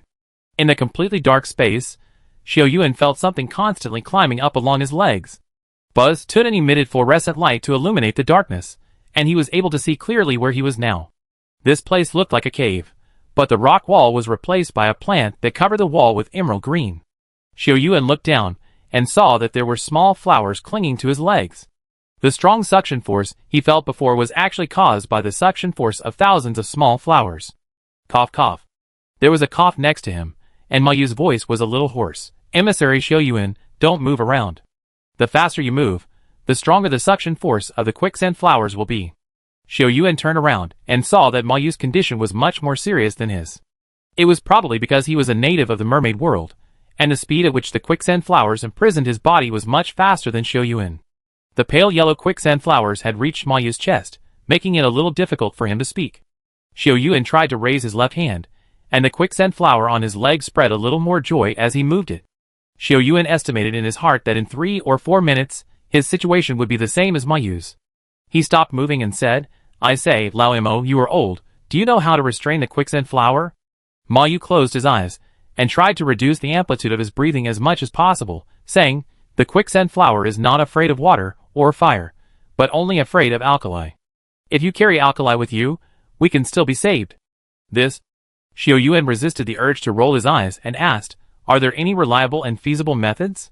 Mou's handsome face turned red because of the constant squeezing of the quicksand flower. He smiled bitterly and said, or you and I can split into two and cut off the connection at the root of the quicksand flower. He glanced at the side and said with difficulty, It's there. Xiao Yuan looked in the direction pointed by Mou and found that 4 rhizomes, as thick as a baby's arm, extended from the wall covered with green leaves. In front of the rhizomes, there were several thin branches, which continued to differentiate into countless roots and quicksand flowers. Xiao Yuan pondered for a while, and saw that the quicksand flower had extended to his waist, knowing that he could not wait any longer. Taking a deep breath to adjust his body to the best condition, Xiao Yuan raised his left arm and swung it violently. Swoosh! Tunin burst out with a strong light, and shot out in the surprised eyes of Moyu, and cut on a rhizome. The rhizome broke in unison, and black juice flowed out of it. A piece of quicksand flower on Xiao Yuan's left leg quickly withered. Useful? He was happy, and was about to launch another attack, but he felt that the suction force on his body suddenly increased by more than double. The quicksand flowers on the remaining 3 rhizomes seemed to be stimulated, trembling and attacking continuously. If the previous absorption and peristalsis were considered mild, the current attack was frantically corroding the skin and flesh. Xiao Yuan felt that countless quicksand flowers were like little bugs leaving wounds on his skin. He took back 2 Nian and launched another attack while cursing. Mou, what bad idea did you give me? Mou did not answer, which surprised Xiao Yuan. He subconsciously took a look and was shocked. The quicksand flower on Mayu's chest had spread to his neck, leaving him speechless and almost suffocating. Whoosh! Without caring about dealing with the quicksand flower on his right leg, Xiao Yuan took the lead in cutting off a root for Mayu to save him from almost suffocating. Cough cough. Most of the quicksand flowers on his neck and heart retreated, and Mayu, who had a chance to catch his breath, coughed violently. How did I know it would be like this? The intense pain stimulated Xiao Yuan's nerves, and he retracted Tunin and attacked again to cut off the source of the root attached to his right leg.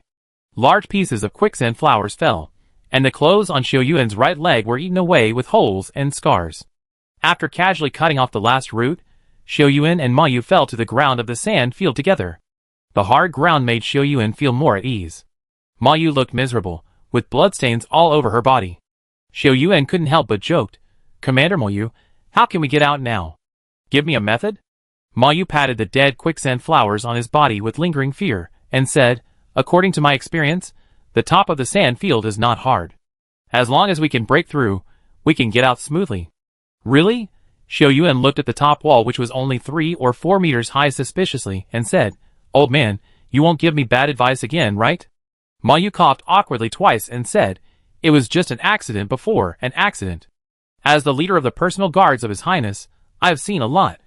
Okay. Xiao Yuan raised his hand hurriedly, not wanting to argue with this guy who looked cold on the outside, but was arrogant on the inside. He shook his wrist and said, in that case, I give it a try. Swish! Fire elements were injected into Tunin, and Tunin rushed straight to the top of the sand field under Xiao Yuan's urging. After about a few seconds, countless green leaves appeared in Xiao Yuan's eyes, and they gathered into a python made of leaves, attacking the two of them head-on. Xiao Yuan dodged while shouting in grief and anger, "Ma Yu, I believe you, I am a pighead." Ma Yu raised his knife to block the attack of the leaf python, and the huge force knocked him against the wall. He dodged and still did not forget to defend himself. This time it was just an accident. Next time it will definitely work. Ha ha, Xiao Yuan laughed because he was so angry. I don't know if I will survive next time. Xiao Yuan and Ma Yu fought with Yameng at the two ends of the field respectively.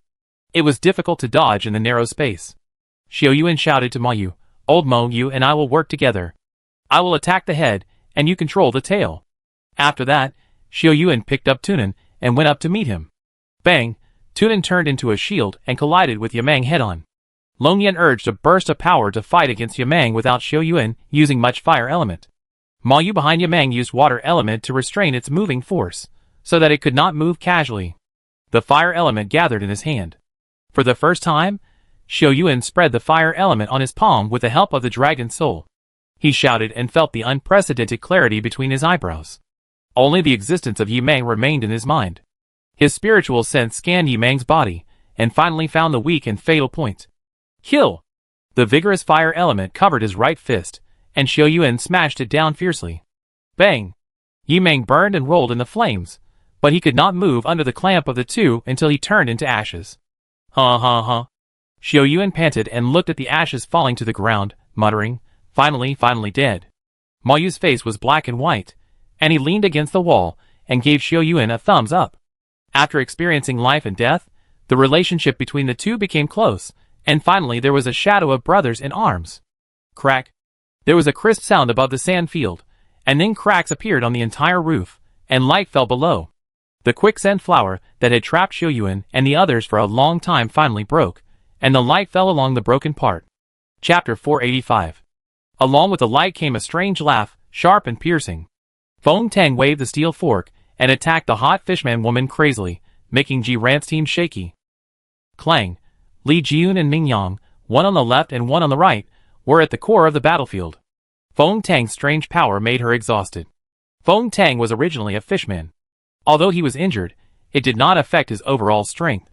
Seeing that Li Jiyun was weak, Feng Tang's attack became more crazy, and he kept saying frivolous words and laughing. Bang! While Li Jiyun was exhausted, he punched her in the waist and pushed her back. The water element gathered again on the new steel fork that Feng Tang found from somewhere, and stabbed Li Jiyun in the abdomen. He was frivolous in words, but vicious in action. With one move, Li Jiyun's life was in danger. The steel fork suddenly stopped, and Feng Tang was stunned to see a delicate little girl grabbing the steel fork with her bare hands. Xiao Zheng didn't care about his reaction, and twisted her hands hard. Feng Tang felt that the steel fork in his hand was twisted by the huge force, and slipped a few times, and it almost slipped out of his hand. Exerting all his strength, Feng Tang barely grabbed the steel fork, and competed with Xiao Zheng. Xiao Zheng's original body was a fierce beast, and Feng Tang was also an elite member of the Fishman tribe. The two of them pulled the steel fork fiercely, and trembled. Swish! Ming Yang on the side was in a much more serious situation. The hot woman's hand flashed white light, and her attack was fierce. A closer look revealed that the weapon in her hand was actually a strange weapon made of fish bones. The tail of the fish bone was polished to a sharp point, and 7 tiny black pearls were inlaid on the fish bone. Whenever the woman swung the fish bone, the black pearls connected with each other, and released waves of elemental power. The fishmen did not have strong control over the elements, but with the help of the fish bone thorns, the woman could control the elemental power very skillfully. After continuously fighting against the elemental power, the woman successfully broke Ming Yang's defense, and the fish bone thorns left a deep wound on his right arm. The blood flowed out along the water, and flowed upwards. The woman was unyielding, and led her men to make a more fierce attack. The woman and Feng Tang's team totaled 16 people. Xiao Yuan and Ma Yu were trapped in the quicksand field. The remaining 8 people had a difficult time dealing with an enemy that was twice their number. In the melee, Li Jian saw Ming Yang fall down with blood splattering from the corner of her eyes. She didn't care about the enemy in front of her, and quickly attacked to force the opponent back. When the woman's attack landed on Ming Yang, she took the blow. Clang! Li Jian took 2 steps back, and the Ming knife in her hand trembled. The fishbone thorns blessed by the power of the elements were too powerful, and her right hand was almost completely numb. Ming Yang spat out a mouthful of blood foam, and climbed up with difficulty. His lower abdomen and right arm were injured successively. His condition was not optimistic. The woman's eyes became deep, and she stared at Li Jian with cold eyes, and said, "You are a human." Li Jian looked pure and beautiful. From her appearance alone, there was no difference between her and the mermaids. Just now, Li Jian took the woman's heavy blow, and the woman did not feel any elemental fluctuations from her. Thinking of the rumors in the tribe that humans participated in the mermaid's pearl-grabbing team, she suddenly had a murderous intention in her heart.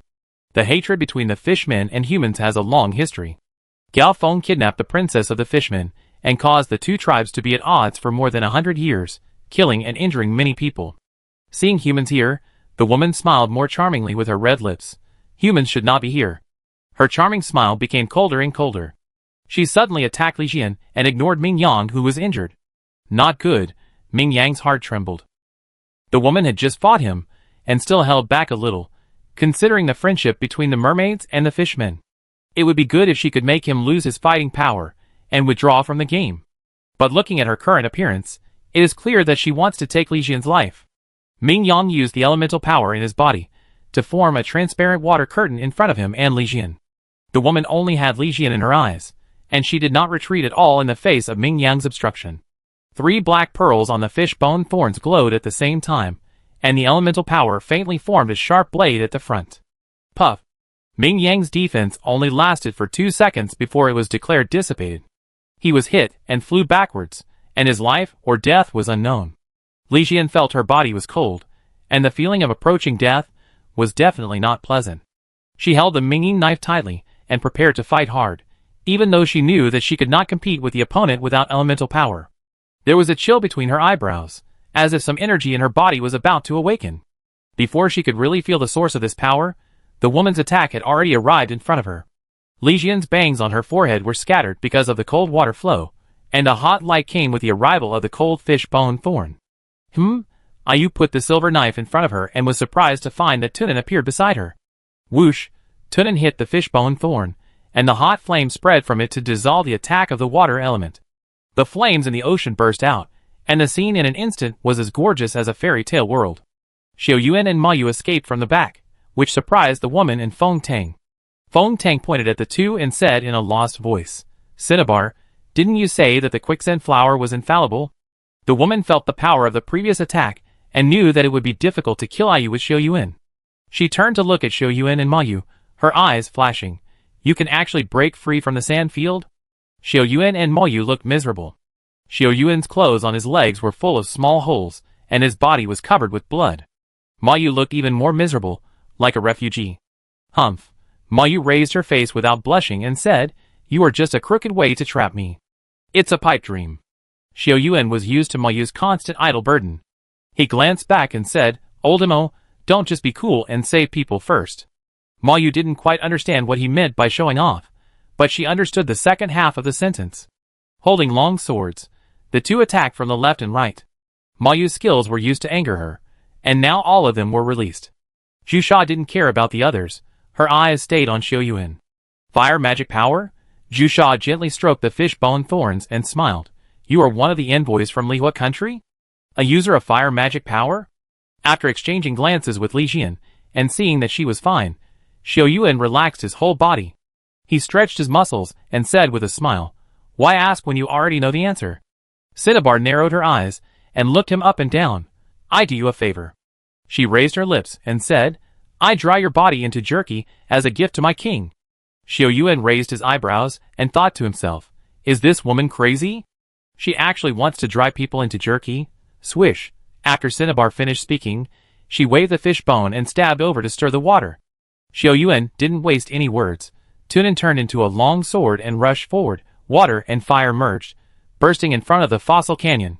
Clang! Tunin hit the fish bone with a crisp sound. Xiao Yuan drew his knife and chopped it fiercely, and the flame flew out from the tip of the knife and rushed to Zhu Sha's face. Zhu Sha obviously didn't expect this move. After the battle in the quicksand field, Xiao Yuan found that his control over the elements had improved after a journey between life and death. Withdrawing, Zhu Sha hurriedly raised the fish bone to resist, and the scorching temperature exploded in front of her, and the fire suddenly appeared. Chapter 486. The fire element exploded, consuming a lot of elemental power, but equally powerful.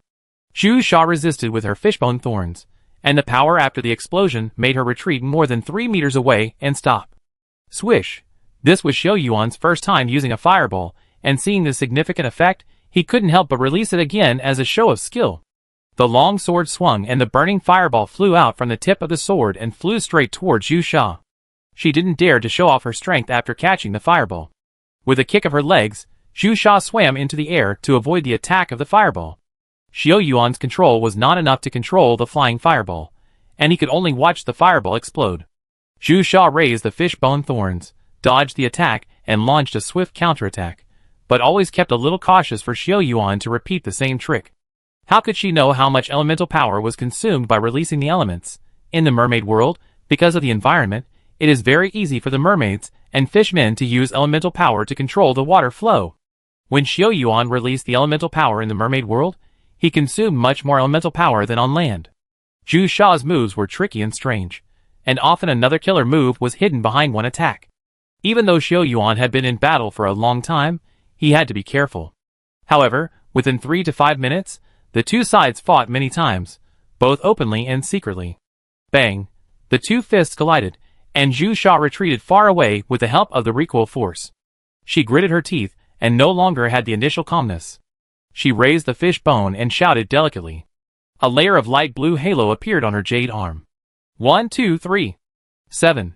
The 7 black pearls on the fish bone lit up at the same time, and the charming halo lit up the fish bone accompanied by a powerful fluctuation of water elements. Huh? The water surged and raged. Cinnabar was like a human-shaped vortex, pulling the water around it towards Xiao Yuan. The fishbone thorn seemed to have grown several times in her hand. A closer look revealed that it was not the fishbone thorn that had grown larger, but the water element, and the water flow that formed a larger fishbone thorn wrapped in the outer layer. She focused all her energy on controlling the elements and threw everything at Xiao Yuan. Xiao Yuan had already sensed the danger, and the situation of the dragon soul opening the battlefield emerged in his mind. Zhu Sha's attack was incredibly powerful. If he tried to dodge it, he would probably be held back by the current and unable to escape. With a determined heart, Xiao Yuan swung to Nan. With the long sword in hand, Xiao Yuan placed the sword in front of him and balls of pure flame emerged from the sword. The dragon eye on the sword shone, and the blood-red totem seemed to come alive. Kill! Xiao Yuan and Zhu Sha's attacks collided, and Xiao Yuan's body could not help but rotate in the water under the pull of the current. As Xiao Yuan's body rotated, 2 Nan's flames burst out and confronted Zhu Sha's fishbone thorns head-on. The clash of water and fire, a loud dragon roar sounded from Tunan, and then a flame as high as 4 or 5 meters rose into the air. The fishbone thorn transformed from the water element quickly smiled, even though Zhu Sha desperately urged the power of the element. Crack! The black pearl at the front of the fishbone thorn made a crisp sound, and shattered into powder in Zhu Sha's unbelievable eyes. Swish! The long sword broke through the defense of the fishbone thorn, leaving a deep wound on Zhu Sha's shoulder. She screamed and fell out, and her shoulder was stained with blood.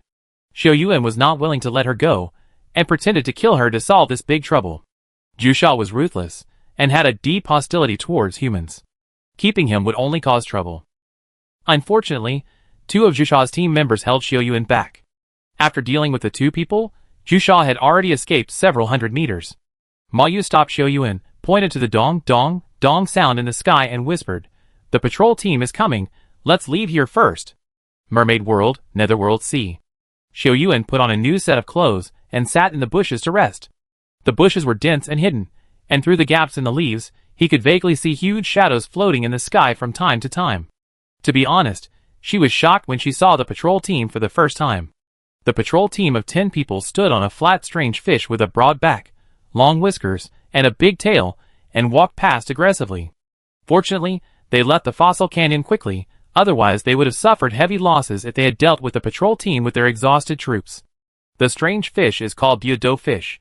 It makes a dong dong, dong sound when swimming. It has a gentle temperament and feeds on water plants and small fish, but if you underestimate them, you will suffer a great loss. The long whiskers of the Diao fish are as tough and hard as weapons, and they swim very fast. Ji Ran's team lost 1 member after a fierce battle.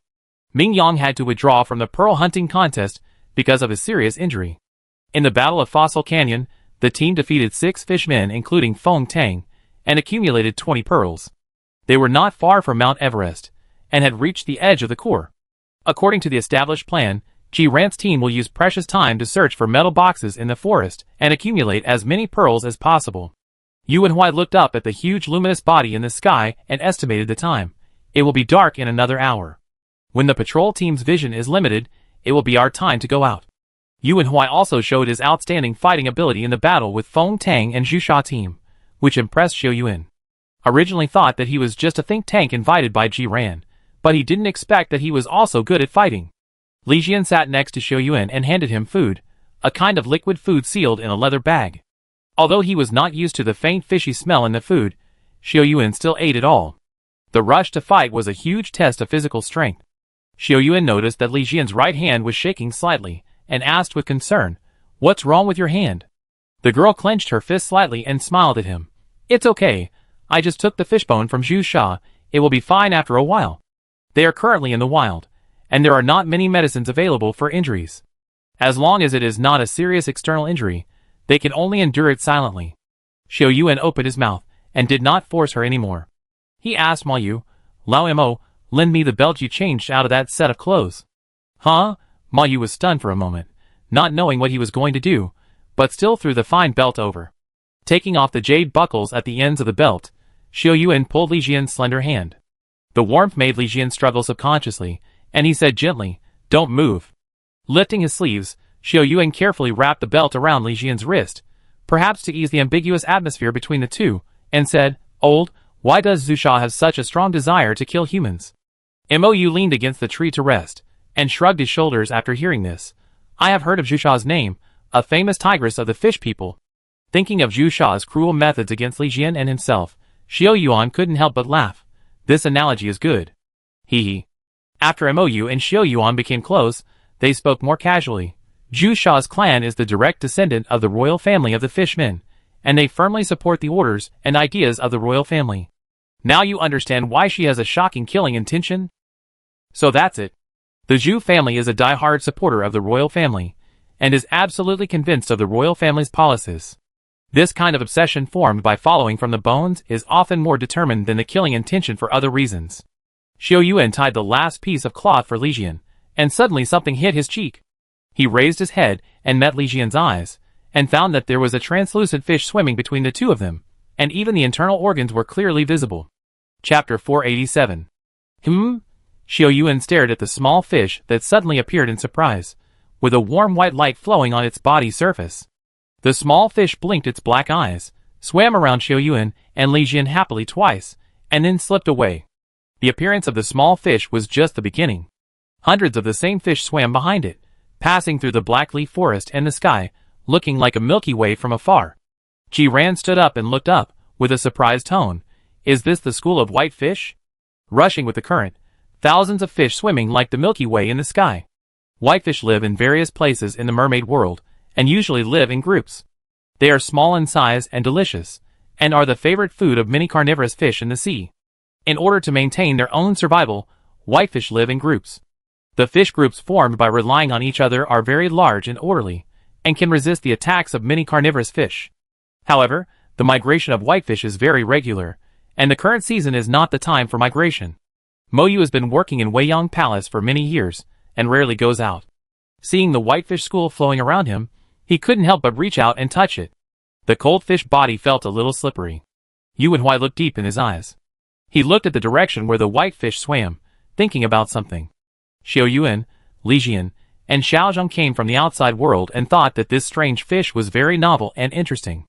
They did not withdraw their gaze until the huge school of fish left for a long time. The light gradually dimmed, and night was approaching. Xiao Yuan stood up and stretched his muscles.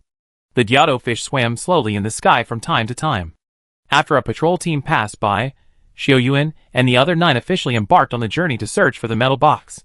The dark sea at night was full of undercurrents, and the team would stop and observe the situation carefully every time they advanced a certain distance.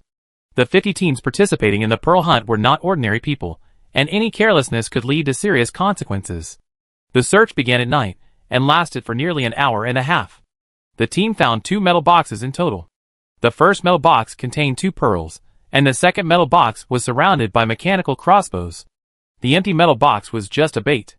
Reaching out to pull out the crossbow from the tree trunk, Xiao Yuan had a new understanding of the mermaid's strong bows and crossbows. If it weren't for Mou's experience and advanced precautions, the angle of the steel crossbow would have definitely caused damage to his side. Wait. Xiao Yuan looked in the direction of the hole shot by the steel crossbow, and a bloodstain spreading on the bark was almost disappearing. The bark of the blackleaf tree is darker in color, and with the constant scouring of the water, others would definitely not notice it. Xiao Yuan went through the RV physical transformation, and his excellent vision at night captured the bloodstain that was about to disappear. Has anyone been injured here? His first reaction was that someone wanted to move the metal box and was shot by the steel crossbow, but then he thought something was wrong. The bloodstain appeared from above. Swish! The silver sword was unsheathed. Xiao Yuan raised it, and the bright light illuminated the dense leaves on the tree trunk.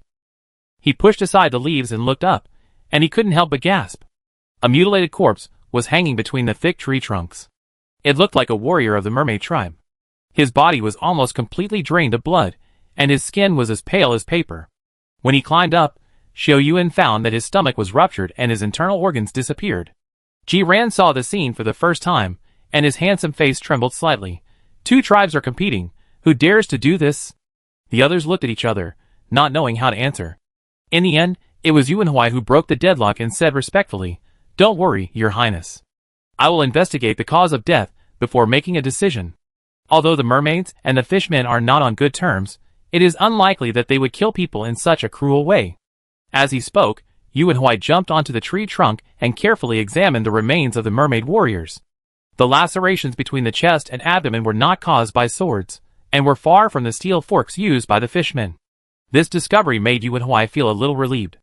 If it was really done by the fishmen, it meant that they were ready to fight the mermaids, and by then, more than just 1 or 2 people would die. There were many wounds on the merman warriors, most of which were caused by scratches and sharp teeth and claws. After learning about the situation, Jiren thought about it in his mind, but couldn't think of any sea creatures that matched Yuanhui's description. Mou saw that Jiren looked unhappy and comforted him. "Your Highness, don't worry. I think he got separated from the main force and suffered this disaster. A team of 10 people is enough to deal with most sea creatures. Even if they can't fight, they can still protect themselves." Jiren sighed and said, "Remember this and collect the bodies after the competition." "Yes," Mou responded quickly. Just as he was about to say something, he heard a very tragic cry. How to describe it? It was like a small animal being grabbed by the neck and waiting to be slaughtered, and the desperate roar when facing the butcher's knife. The scream lasted for 4 or 5 seconds, and then stopped abruptly. Xiao Yuan and Mou looked at each other, and ran in the direction of the sound. The team still maintained its formation while rushing, and after walking through the forest for 4 or 5 minutes, the pace suddenly slowed down. In a clearing covered with mud, a long knife was stuck on it. A strange sound came from the bushes not far away, crack, crack. Accompanied by a faint gasp, the crunching sound became more and more frequent and loud. Xiao Yuan swallowed his saliva and thought to himself, "No way?" Slowly approaching the bushes, Xiao Yuan stretched out his silver knife to push away the bushes. At the moment when the blade touched the leaves, the numbing chewing sound inside stopped. Xiao Yuan's movements also stopped at the same time, and only the faint gasp of "ho-ho" was heard in the whole space.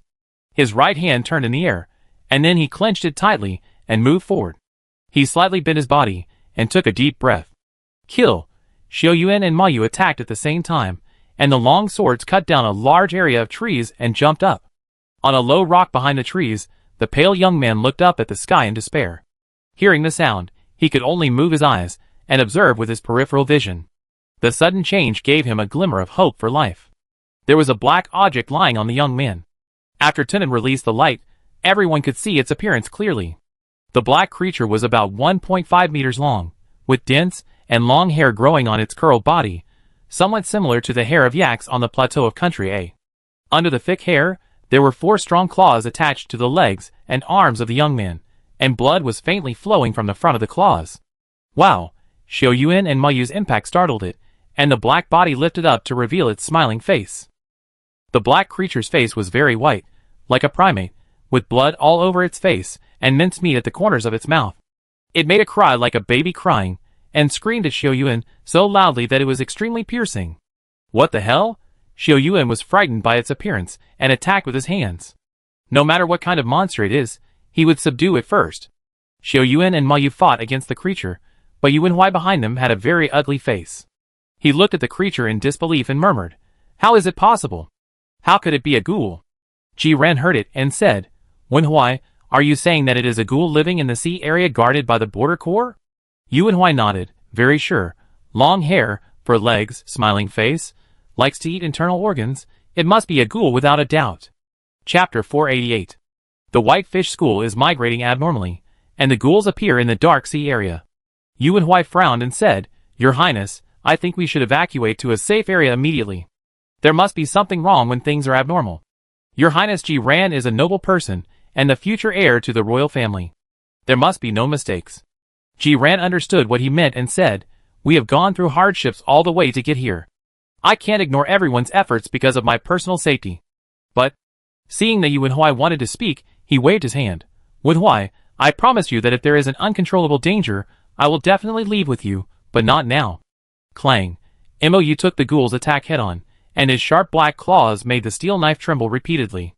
The flames rose, and the long knife cut through the fur on the back of the ghoul, which was unexpectedly tough and thick. The fire element only burned a layer of the ghoul's fur, and then went out silently. Bang! The ghoul turned around angrily, and kicked the shield to repel Xiao Yuan. Just as it was about to chase, it was entangled by Mou using the water element. The cooperation between Xiao Yuan and Mou became more and more skillful. After feeling that he had consumed a lot of the ghoul's physical strength, he decisively launched a full-scale attack. The dragon soul activated, and a desolate spiritual sense appeared from Xiao Yuan's brow, heading straight for the ghoul. Xiao Yuan didn't expect this to happen. In the past, the dragon soul was only used for regional detection. Why is it heading straight for the target now? In a sense, the dragon soul's spiritual sense is also Xiao Yuan's spiritual sense. After contacting the ghoul, Xiao Yuan felt a huge amount of information pouring into his mind. Brutal, murderous, cold, dark. He seemed to have fallen into a bottomless abyss, and all he could do was to fall helplessly until he was shattered to pieces. Moo! The dragon roar sounded in his consciousness, and Xiao Yuan was suddenly awakened from the state he was immersed in just now. Is that its consciousness? The ghoul, which was impacted by the dragon soul's spiritual perception, also stopped struggling, and seemed to have been trapped for longer than Xiao Yuan. The fire element gushed out, and reached the front of the ghoul's head, when it just regained consciousness. Crack! The ghoul's eyebrows were pierced, and the whole face shattered like a mask, turning into powder with the eyebrows as the center. Wow! The ghoul finally let out a desperate scream, like an abandoned baby, and when it fell into Xiao Yuan's ears, his heart couldn't help but tremble. After the cheek was shattered, the ghoul's body was not filled with flesh and blood, but with black and red gas masses. Boom! The gas mass burst and rushed Xiao Yuan and Mou far away, in a miserable state. Later, Xiao Yuan realized the horror of the ghoul. If it were not for the suppression of the dragon soul on the ghoul, it would be extremely difficult to kill it. Cough cough. The mermaid warrior lying on the rock coughed twice, and a large mouthful of blood spurted out. Xiao Yuan took off his coat and covered him. He was about to die with most of his internal organs missing, but he was holding on with one breath. Seeing Xiao Yuan and Mou approaching, the young man's pale face flushed unnaturally, and he struggled to get up. Xiao Yuan hurriedly bent down and held the young man's hand, saying, "We are here, what do you want to say?" The young man took a breath and pointed in the direction of Mount Everest and said, save my sister and them, save them." "Sister?" Xiao Yuan looked in the direction he pointed and held the young man's hand tightly. "I promise you." The young man forced a smile and said intermittently, "Fang Yuan, her name is." Fang Yuan. Life faded away in front of him. Xiao Yuan gently closed his eyes for him. Ji Ran, Xiao Yuan, and Mou personally placed the body of the young man on the tree trunk to prevent it from being eaten by passing animals. Having seen life and death, Ji Ran became more calm and said to Xiao Yuan and Mou, "There is no time to lose. Let's rush to Mount Everest immediately." Mou also had doubts about the appearance of the ghoul. "Your Highness, why did the ghoul appear here?" From what he said, there are ghouls chasing other people. Ji Ran knew the seriousness of the situation and said, "I have informed Mr. Zhou of this matter," and he immediately returned to the Zhuzhu camp to respond. Saving people is important. Willing to put aside his own life and death, and take the initiative to rescue his people even though he knew the situation was unclear, Ji Ran, the prince, who had been honored since childhood, showed a very responsible side. Ji Ran's team rushed in the direction indicated by the young man, increasing the speed to the extreme. Along the way, traces of fighting, and a mutilated corpse were seen from time to time. This pearl-grabbing competition gradually deviated from everyone's expectations because of the sudden appearance of the ghoul. White light appeared above my head at some point, starting with a white light and then more and more, forming a huge stream of light. The more than 10-meter-long shoal of white fish rushed with Xiao Yuan and others towards the direction of Mount Everest. Wow! After passing through one forest after another, a small hill of more than 50 meters appeared in front of him. It was not far from Mount Everest, and the terrain became mostly rocks. On a small hill, 5 embarrassed fishman warriors were relying on 2 old trees beside them to resist the attacks of the ghouls. Xiao Yuan had excellent eyesight, and saw that every attack of the ghouls would be blocked by a golden light. The girl with a muddy face held a piece of gold inlaid jade in her hand. Every time the ghouls attacked the water element defense formed by the 5 people, the gold inlaid jade would release a golden light to resist the attack. However, with each release of golden light, the luster of the gold inlaid jade continued to dissipate, and it seemed that it could not last too long. The white fish swam to the sky above the hill before Xiao Yuan and others, attracting the attention of the ghouls. The 10 ghouls surrounding the mermaid warriors stopped attacking at the same time, and raised their heads to the sky. Woo wow wow! The ghouls roared loudly, as if they had found something that attracted them. The 10 ghouls swam suddenly into the sky, and attacked the gathered white fish. One by one, the white fish died under the claws of the ghouls, tearing through the barrier of the fish school and charging forward. The blood of the whitefish is different from that of ordinary fish, and it has almost no color. The dead whitefish fell one after another, and their translucent bodies turned pure white, scattered like snowflakes. Despite being attacked, the whitefish still swam in the predetermined direction, and their well-trainedness was amazing. Finally, when the ghouls attacked the core position of the fish school, something changed.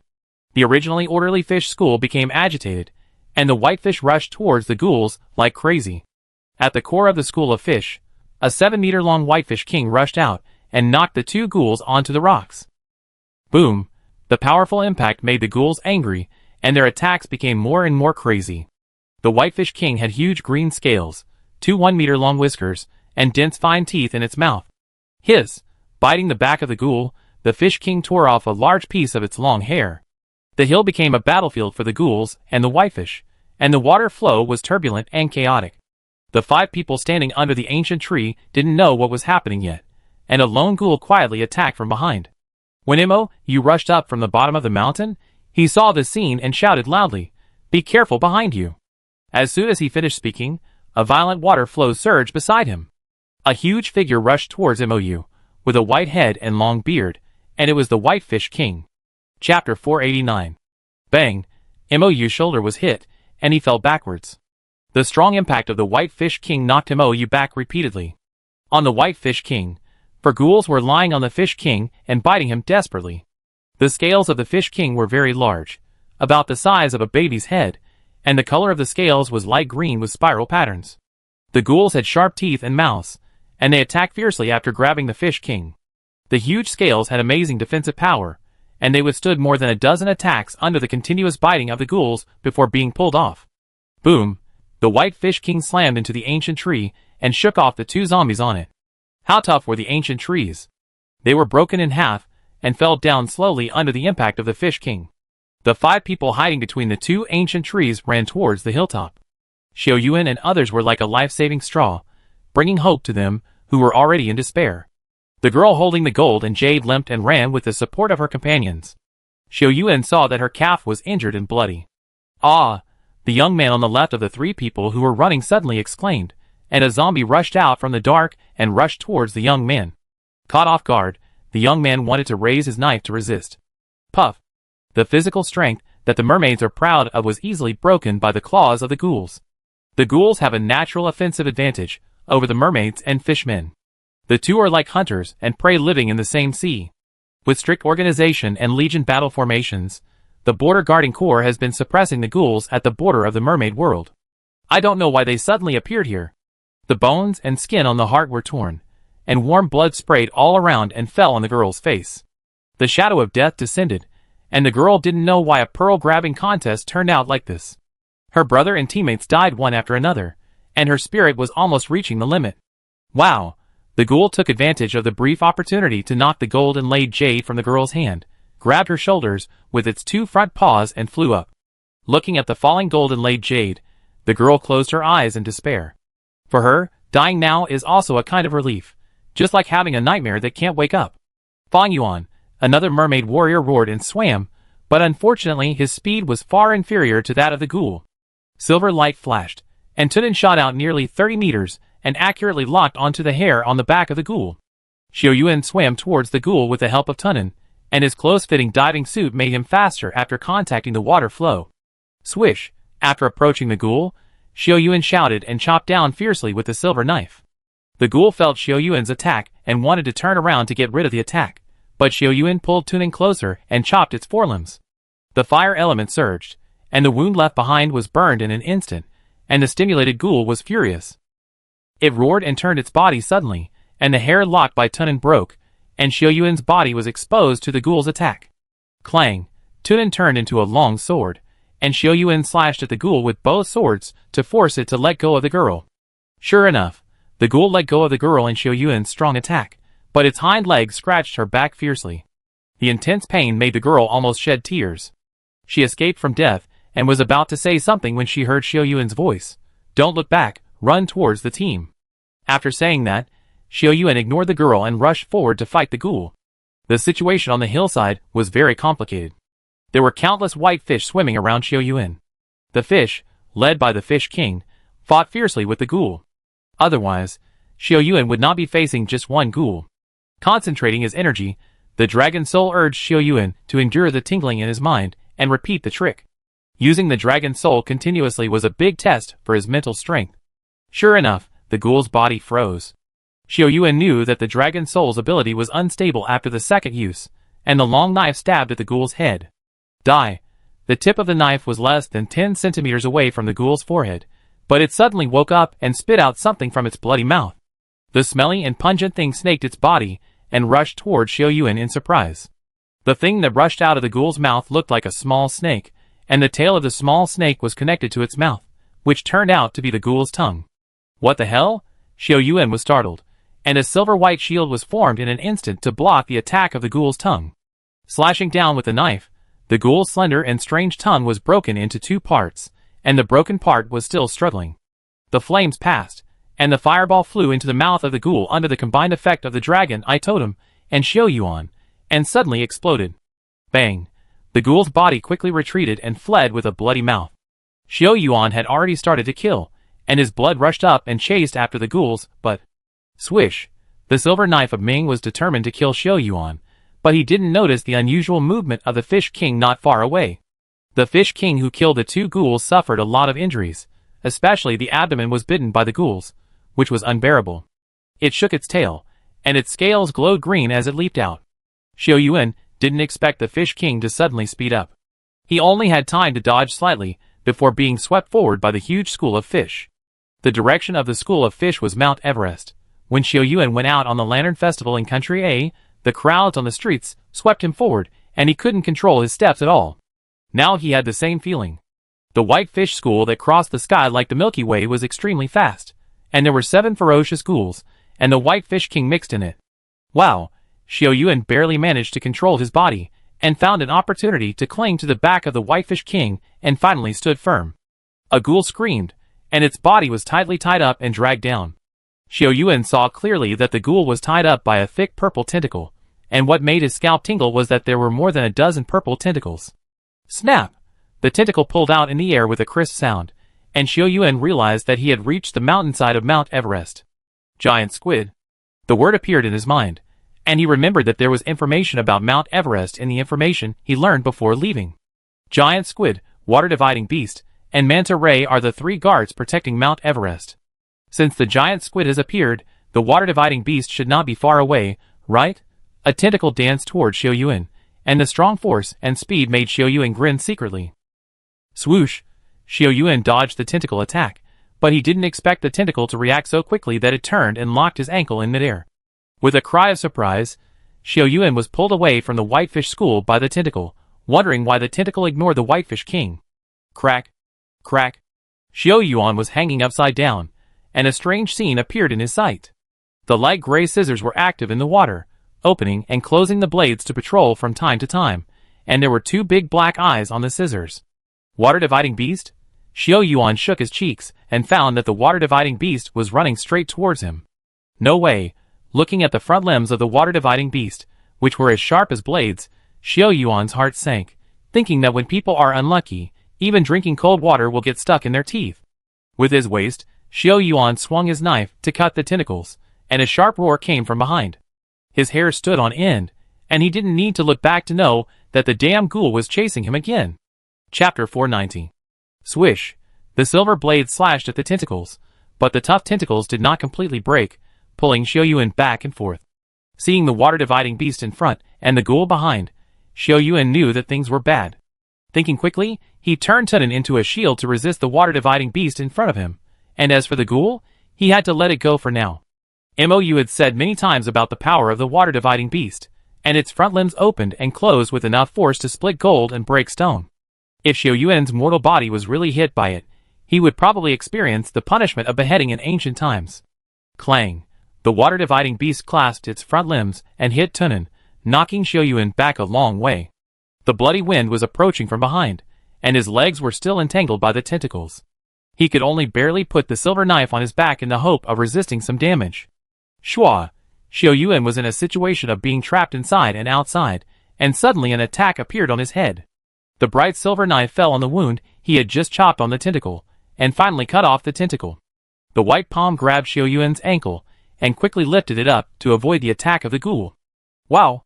The ghoul missed and collided with the water-dividing beast, and the two rolled into a ball and started fighting. Li Jiyun and Xiao Yuan got a moment to catch their breath, and quickly hid between two huge rocks. Xiao Yuan panted, not expecting Li Jiyun to appear here. Why are you here alone? Where are the others? Bang! A water-dividing beast fell down the mountain, and it rolled over and rushed up again with its iron skin and bones, fighting with the equally ferocious ghoul. Li Jiyun retracted her gaze and said, "There is chaos on Mount Everest, and many pearl-grabbing teams are rushing here. I was worried about you, so I came here first." The situation on Mount Everest was complicated and dangerous. Xiao Yuan felt bad looking at her pale face and several scars on her body. He forced a smile and rubbed Li Jiyun's head. "Silly, of course I will be fine, but you must not put yourself in danger again." The sudden intimate action made the girl's cheeks slightly red, but it was not so obvious at night. Li Jiyun blinked her bright eyes and said, "What should we do now? Go and meet up with the team?" Mount Everest was in chaos, with the tentacles of the giant squid, the water beast, the white fish school, and the zombies fighting.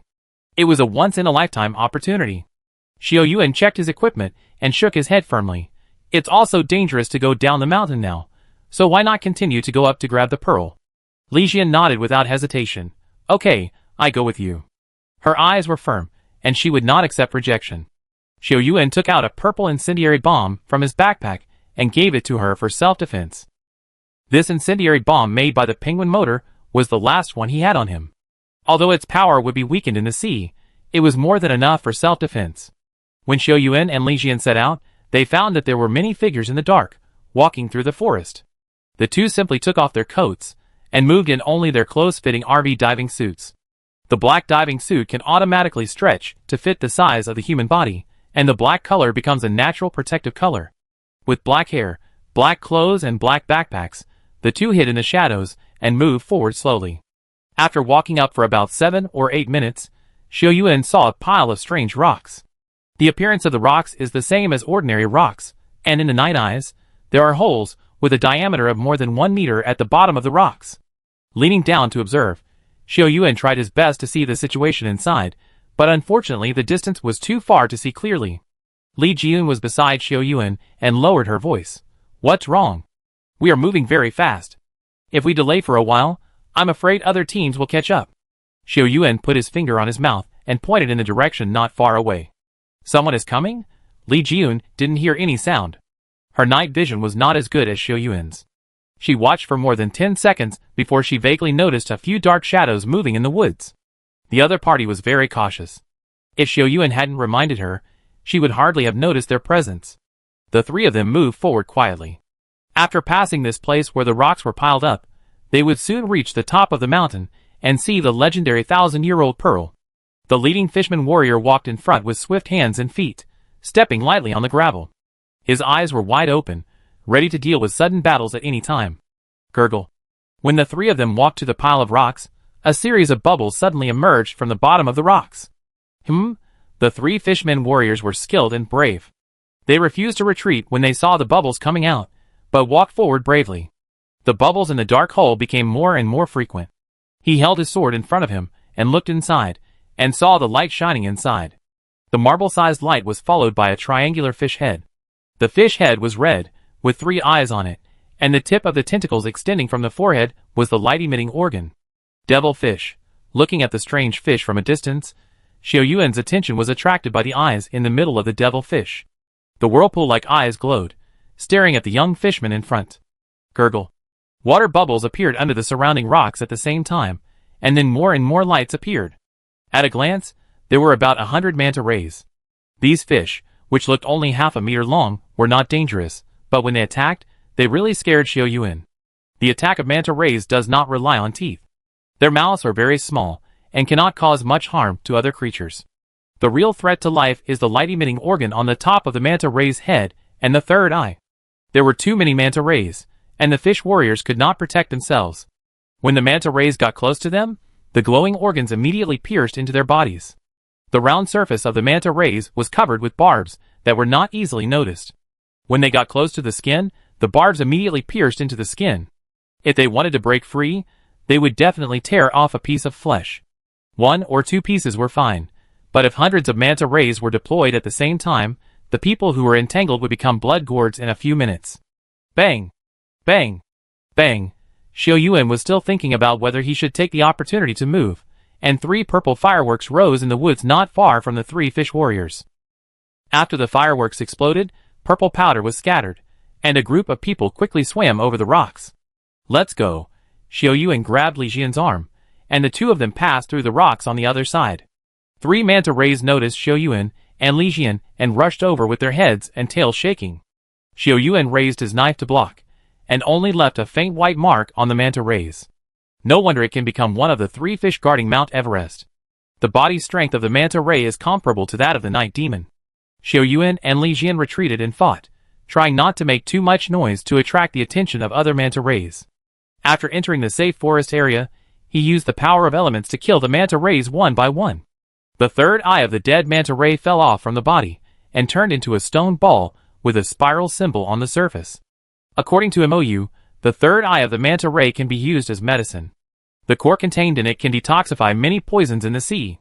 If combined with the secret method of the Elders' Council, it can be made into a petrifying potion. However, the petrifying potion has been identified as an evil potion, and has been banned for 1,000 years. Now there are no more than 3 people in the Elders' Council.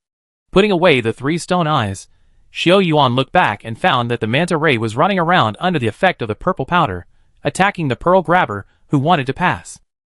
Chapter 491. In addition to the team that threw the powder and Xiao Yuan and the others, another team broke through the chaotic manta ray group and climbed to the top of the mountain. From a distance, the top of the mountain seemed small. After actually climbing up, Xiao Yuan estimated that it was the size of 2 football fields. Mingzhu was located in the center of the top of the mountain. Time was running out, and the 2 of them didn't care about hiding their whereabouts, and rushed to the destination. The road on the top of the mountain was rugged and rocky. When Xiao Yuan and the others arrived, they encountered 2 teams confronting each other. They stood on both sides of a stone statue, one in the south and one in the north. The stone statue had a unique shape. A tiger with hanging eyes roared to the sky. It had wings on its back, 4 claws and webbed feet, and a third eye between its eyebrows. The third eye was bright and dazzling, with a warm and transparent pink light. It was the prize of this pearl-grabbing competition, the 10,000-year-old pearl. There was a huge coral lantern 100 meters above the head of the tiger, and the light that Xiao Yuan saw from a very far distance was released from it. The team in the north was the mermaids. The leader was dressed in a white military uniform, and looked a bit like Ji Ran. He wore a silver mask on his face, revealing his autumn-like eyes. The team in the south was the fishmen. The leader wore black armor and steel forks, with wild and unruly black hair, and a strong body of tendon meat. He stood half a head taller than others in the fishmen. Humph! The leading fishman warrior stuck the steel fork on the ground and raised his head high. I, Xingfeng, don't want to attack women. You'd better lead your people away. The mermaid woman in front opened her red lips slightly, and said in a neither humble nor arrogant tone, I have heard that Xingfeng of the Fishman tribe is the bravest of the three armies, but I am sorry that I cannot obey your order because it concerns the ownership of the priest's hall. Ji Qian? Xiao Yuan recognized the woman as soon as she spoke. Ji Qian actually appeared here. The princess actually participated in the pearl-grabbing conference. I don't know if it was her own wish or the queen's instruction. Seeing Ji Qian refuse to give in, Xingfeng was not angry, but laughed loudly with the steel fork. The 9 people he led were the best warriors of the fishmen. How powerful could the people led by Ji Qian, a mere woman, be? Buzz. Xingfeng swung the harpoon violently, and the restless blood in his body churned. Brothers, whoever dares to stop us from taking the pearl will let him know how powerful our fishmen warriors are. Ji Qian's beautiful eyes flashed, and suddenly he pointed the long sword at Xingfeng. Commander Xingfeng, you are known for your bravery in the fishmen. Do you dare to accept my challenge? If I lose, we will automatically withdraw from here. Ji Qian's words frightened the mermaids behind her. A young man walked up quickly and looked anxious. Princess, Xingfeng and Zhuo are equally famous you. Ji Qian waved her hand to interrupt him, and looked at Xingfeng's reaction with burning eyes. She knew the strength comparison between the two sides. The 10,000-year pearl was of great importance, and must not be taken away by the fishmen. However, Xingfeng's strength far exceeded theirs, so they had to use an open strategy. Xingfeng was conceited and valued his reputation. If he didn't dare to accept the challenge of a woman, he would have a hard time gaining a foothold in the fishmen in the future. Ji Qian and Xingfeng fought alone to delay the time as much as possible. She believed that the team of the mermaids must be rushing here one after another. There were too many changes in this pearl-grabbing competition. The sudden appearance of the white fish and the ghouls interrupted the defense of Mount Everest, exposing the Wanyan pearl to the competition between the two sides. Xingfeng laughed in anger and said, "Swords have no eyes. If you want to know how powerful my fish people are, I will fulfill your wish." The steel fork scratched the rock, and Xingfeng took a big step towards Ji Qian. Ji Qian's weapon was a beautiful sword. The blade was as thin as snowflakes, and when it collided with the steel fork, people couldn't help but worry whether it would break. Clang! After the attack, Ji Qian's body floated out like a fish following Xingfeng's force. Using the force, Ji Qian continued to use her clever strength to deal with Xingfeng, and often Xingfeng's powerful attacks would be cleverly resolved by her.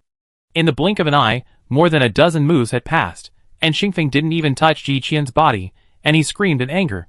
No matter how slow he was, he could see that Ji Qian was trying to delay time. Xingfeng was in a dilemma and had a killing intention. The muscles on his arms bulged higher, and the light blue water element burst out of his body. Xiao Yuan and Li Jian hid in the dark, far away, but could still feel the surging power through the water waves. This Xingfeng is not simple. Xiao Yuan was secretly surprised. The water element power displayed by Xingfeng was the most powerful water element he had felt since entering the mermaid world. Li Jian had a good impression of the mermaids, and she couldn't help but worry. Can Princess Ji Qian withstand it? Ji Qian would definitely not win against Xingfeng head-on, but Xiao Yuan looked at Ji Qian, who also used the water element. As a princess of the royal family, she would always have a hidden skill if she dared to go to the pearl competition. Boom, boom, boom. The water elements around Xingfeng gathered on the steel fork. He tapped the end of the steel fork 3 times with his right hand, injecting streams of pure water elements into it, turning the originally black tip of the steel fork into dark blue. Xingfeng's offensive was unstoppable, using all the water elements for attack without any defensive backup. I don't know if he was too confident or too crazy. A solemn look appeared in Ji Qian's beautiful eyes, and the water elements around him surged to form 3 light blue barriers in front of him. Swish! Waving his sword, Ji Qian retreated quickly because Xingfeng's attack had reached the first barrier. The barrier was shattered for only 2 seconds, and the second barrier was also shattered in a few seconds. Xingfeng raised his lips. In the face of absolute strength, all small tricks were futile. Today, he won the Millennium Pearl and his name would remain forever in the history of the fishmen. The steel fork touched the 3rd barrier, and cracks appeared on it. When the barrier was about to break, several water arrows flew up from the ground and shot toward Xingfeng. Oh! Xiao Yuan and Li Jian were both surprised. They didn't know when Ji Qian actually hid the water element in the cracks of the rocks and launched an attack when the 3rd barrier was fighting against Xingfeng. The water arrow passed by and left 3 wounds on Xingfeng's body, one of which was on his face. The red blood dyed his cheeks red, and was then washed away by the water flow, and Xingfeng's eyes were scarlet. He roared and no longer held back. The more turbulent water element burst out, stirring the surrounding water flow and squeezing Ji Rant's activity space. He secretly said it was a pity. The water element set by Ji Qian was quite powerful, but Xingfeng and his body were too strong, and the 3 wounds did not make him lose his ability to move. Bang! The barrier that was woven continuously was broken, and Ji Qian fell out under the pressure of the water flow and water elements. Xingfeng's attack fell on Xiao Jian, and Ji Qian's delicate body was hit hard and slid 7 or 8 meters away before stopping. Cough cough. Ji Qian leaned on the sword and held back the blood that surged to his throat. She looked at Xingfeng, who had stopped walking, and said with a wry smile, "I lost, the pearls here are for you to deal with." Xingfeng was willing to accept the defeat, and Ji Qian could not lose her loyalty when she faced him. The light in the sky suddenly dimmed, and Ji Qian frowned, and was stunned at the same time as Xingfeng. At some point, a stream of black seawater surged into the sky and blocked the light at night. Ji Qian's face changed, and she cried out in surprise, "Black Tide." Chapter 492. Black Tide? Xiao Yuan didn't know what she was talking about, but he had to show up now. If Ji Qian lost, and he didn't get out, the pearl would fall into Xingfeng's hands. Xingfeng was not as panicked as Ji Qian, thinking it was just an ordinary black tide. He approached the tiger statue with a smug look on his face, pretending to take off the 1,000-year-old pearl on the tiger's forehead. Swoosh! Xingfeng withdrew his hand to avoid Tu Nan's attack, and turned around to see Xiao Yuan and Li Jian coming out of the stone forest. Xingfeng frowned and said in a gloomy voice, "Who are you?" Xiao Yuan raised his silver knife and laughed, "A member of His Highness Ji Ran's team." After fighting off one group after another, Xingfeng's patience was exhausted and he cursed, "I don't care who you are." Xingfeng waved his hand fiercely, and the fishman warriors guarding not far away rushed towards Xiao Yuan and Li Jian. Xingfeng snorted coldly, raised his big hand, and grabbed the pearl. Buzz! The pink light was bright, and the tiger stone statue began to vibrate violently. Xingfeng was startled and grabbed it hard. Boom! With the tiger statue as the center, the ground within 100 meters shook at the same time, and the ground turned into moving stones. Xiao Yuan was still fighting with the fisherman warriors, and suddenly his feet were empty. The mermaids, the fishermen, Xiao Yuan and Li Jian fell down together, and what they saw were hundreds of stone pillars, which were located about 10 meters underground, and each stone pillar had 2 stone ropes on it. Hua la la. The people who fell down stimulated the stone ropes, and they flew up like sharks that smelled blood and locked people. Xingfeng accidentally locked his left hand, and fell straight to the bottom of the deep pit. He roared and attacked the stone rope with a steel fork. The steel fork that usually cut iron like mud lost its breath, and left a series of 1 centimeter scars on the stone rope. After finally breaking one stone rope, 2 more stone ropes locked him. Xingfeng screamed in anger, and suddenly his pupils contracted. 2 dark green lights appeared under the dark sky. Roar! The tiger stone statue that was just obedient came to life at this time, and a pair of copperbell eyes were ghostly. The pearl between its eyebrows also changed color, from pink to gray.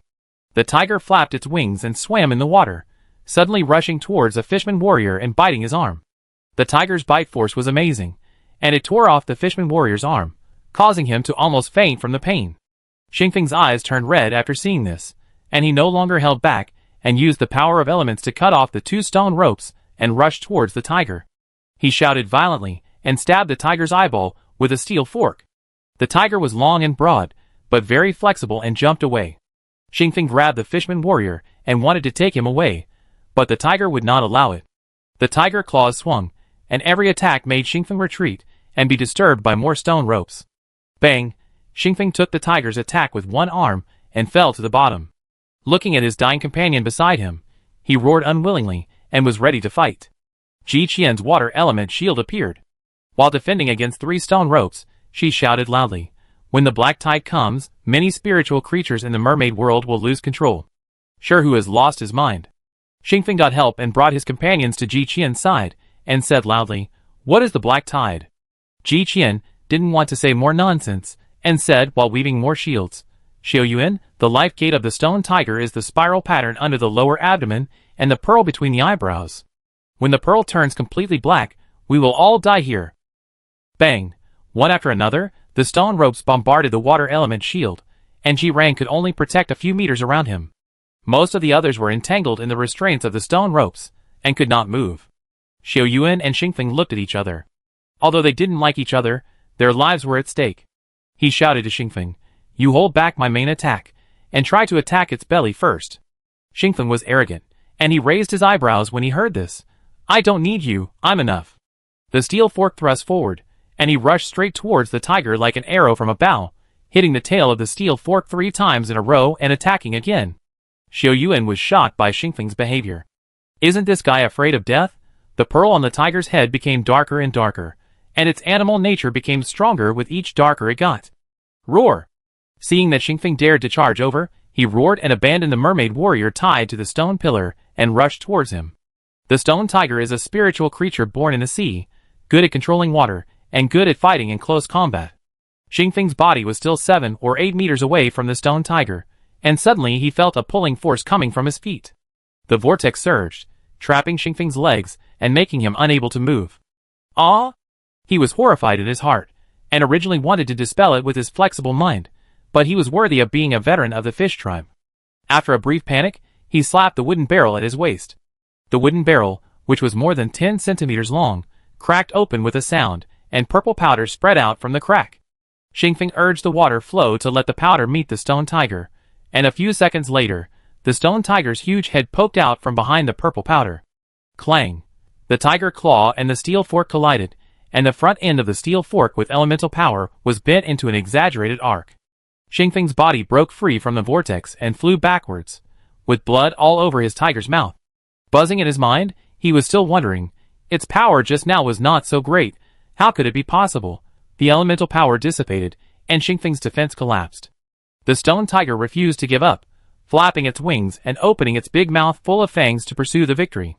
Xingfeng endured the torn wound on his tiger's mouth. The psychedelic pollen he had just sprinkled took effect quickly. As long as he could hold on for a while, the victory would still belong to him. Thinking of this, he twisted his palm with force at the end of the steel fork, and the steel fork made a crisp click sound. The steel fork split into 2, and Xingfeng held the back half of the steel fork in his right hand and pressed the hidden mechanism against the head of the stone tiger. Whoosh! Black light shot out from it, and the shape of an arrow could be seen faintly. Sherhu rushed forward and collided with the black light, and let out a roar. Then he saw a black feather arrow shot into Sherhu's neck a few centimeters away. The hidden weapon hidden in Xingfeng's steel fork was quite powerful, and with the urging of his elemental power, it could not hurt its life. Although it was a pity, Xingfeng's goal had been achieved, and Sherhu's eyes appeared confused. His psychedelic pollen was inherited from his family, and it was not of the same level as the pollen used by the 3 stupid thieves before. Seeing the stone tiger's blurred eyes, Xingfeng was overjoyed and swam towards it quickly. Today is the day for Xingfeng to accomplish this great feat. When he was 3 or 4 meters away from the stone tiger, the pearl on the stone tiger's forehead flashed black light, and then the look in the stone tiger's eyes changed. The blurred color disappeared, replaced by a trace of cunning and cruelty full of human emotions. Like a shrewd hunter, after a careful plan, the prey was hooked. It stretched out its bloody tongue to lick its fangs, flapped its wings and pounced in Xingfeng's horrified eyes. The dense water elements controlled Xingfeng's body. His body, which was temporarily exhausted of elemental power, could not break free, and he watched the stone tiger's bloody mouth attack him. He let out a desperate and shrill cry, and used the steel fork in front of him to make a desperate struggle. Whoosh! Chapter 493. Clang! The silver claw locked onto the steel fork, dragging Xingfeng more than a meter in the turbulent water. He turned his head in surprise, and saw that Li Xian used the anti-gravity maneuvering device on her waist, and 2 mermaid warriors to save him at the critical moment. Sherhu missed his attack and chased after Xingfeng, roaring from time to time. Bang! Bang! Bang! Stone Hu broke through 3 water element shields in succession, and became more and more rampant. Swish! When it hit the last barrier, a figure flashed out from behind the stone pillar. The figure was as fast as lightning, holding 2 swords at the same time. Xiao Yuan slashed along the belly of the stone tiger, and the dark silver sword first cut through the water element barrier of the stone tiger's weak point. It's strange that the stone tiger itself has a strong defense, but the spiral pattern on the lower abdomen is very thin. The dark silver sword broke through the defense, and 2 Nen stabbed hard. The 2 actions were completed in one go. After the stone tiger broke through the barrier, the flame-filled 2 Nen had already pierced its belly. Roar! After Sherhu realized what was happening, he kicked Xiao Yuan away with his feet, and blood flowed down the wound. Sherhu's blood was a light silver-gray color, very similar to the color when it turned into a stone statue. After being severely injured, Sherhu retreated to a stone pillar, staring at Xiao Yuan with gloomy eyes. The pearl between his eyebrows almost completely turned black. According to Ji Ran, Sure would turn into a stone statue again after being severely injured, but when the pearl released black light, Sure seemed to be crazy. The hair on its body grew nearly twice as long, its fangs extended out of its mouth, and its eyes changed from their normal color to completely black. Crack! The stone pillar under its feet cracked, and Sure crushed it with one foot and rushed toward Xiao Yuan. Sure, who had completely lost his mind, became more and more ferocious, ignoring the support of Li Jian and Ji Qian. Huh! Xiao Yuan dodged continuously, and secretly groaned at the stone pillar that was smashed like tofu. Xing Feng's arrogance disrupted his plan by going to fight first, and now he had no choice but to fight head-on. Dodging the two stone rope attacks, Xiao Yuan jumped onto the highest stone pillar in the center. I hope I can solve it smoothly. Xiao Yuan prayed in his heart that the dragon soul would be activated, and his mind was instantly clear. Time slowed down. He could feel the surge of water, hear the subtle sounds in the deep pit, Ji Qian's breathing, Li Jian's anxious heartbeat, and the sound of a certain part of Shure's body beating non-stop. Here, the long dragon roar rose in the sea, and the majesty penetrated all directions. Even the black tide in the sky far away from them became boiling and chaotic. Tu Nan ignited a flame, and as the dragon roared to the highest point, the water flow around it turned into a 10-meter-long green dragon under the influence of the dragon's soul. Xiao Yuan was at the head of the dragon, rushing towards the ferocious stone tiger, just above its neck. Its real lifeline was here. Kill! Roar! The green dragon and the stone tiger collided, and the surging water stirred up the mud and sand in the entire deep pit, making it impossible to see the human figure. Xiao Yuan dropped his long knife on the green dragon head, a perfect combination of fire and water elements, breaking through the stone tiger's defense and going straight to the neck. Crack! The skin shattered, revealing a ball of black liquid hidden inside, with a malicious little face faintly visible on it. The terrified expression on the little face was still there, and the whole face was burned by the fire element. Xiao Yuan put away his long knife and reached out to grab the stone tiger's forehead fiercely, and the pearl that had turned black was easily taken off. Bang! The huge body of the stone tiger fell down, and it turned into a stone statue again without its soul, shattering the stone pillar and stone rope. After the pearl fell into Xiao Yuan's hand, the black gas slowly dissipated and turned into a pearl with a light pink light again. Finally, successful. With it, the priest hall can be controlled by the mermaids, and the soul-calming jade will be found. The elemental power in his body was completely exhausted, and Xiao Yuan couldn't help but sit beside the broken stone pillar and gasp. Forcing his mind to concentrate and use the dragon's soul, he felt that there were thousands of tiny needles in his mind constantly poking. Bearing the pain without making a sound, Xiao Yuan tightly grasped the pearl, and before the mud and sand fell, a figure ran out from it. Bang! Because she ran too fast and was tripped, she fell to the ground. Li Jian shouted Xiao Yuan's name loudly, looking for him in panic. Getting up from the stone pillar with difficulty, Xiao Yuan whispered to her side, "Jian, I'm here." Li Jian's palm was scratched, crying like a cat. She ran over here quickly, hugged Xiao Yuan's waist unexpectedly, and her delicate body trembled slightly. Listening to Li Jian's sobbing, Xiao Yuan's frozen body slowly relaxed.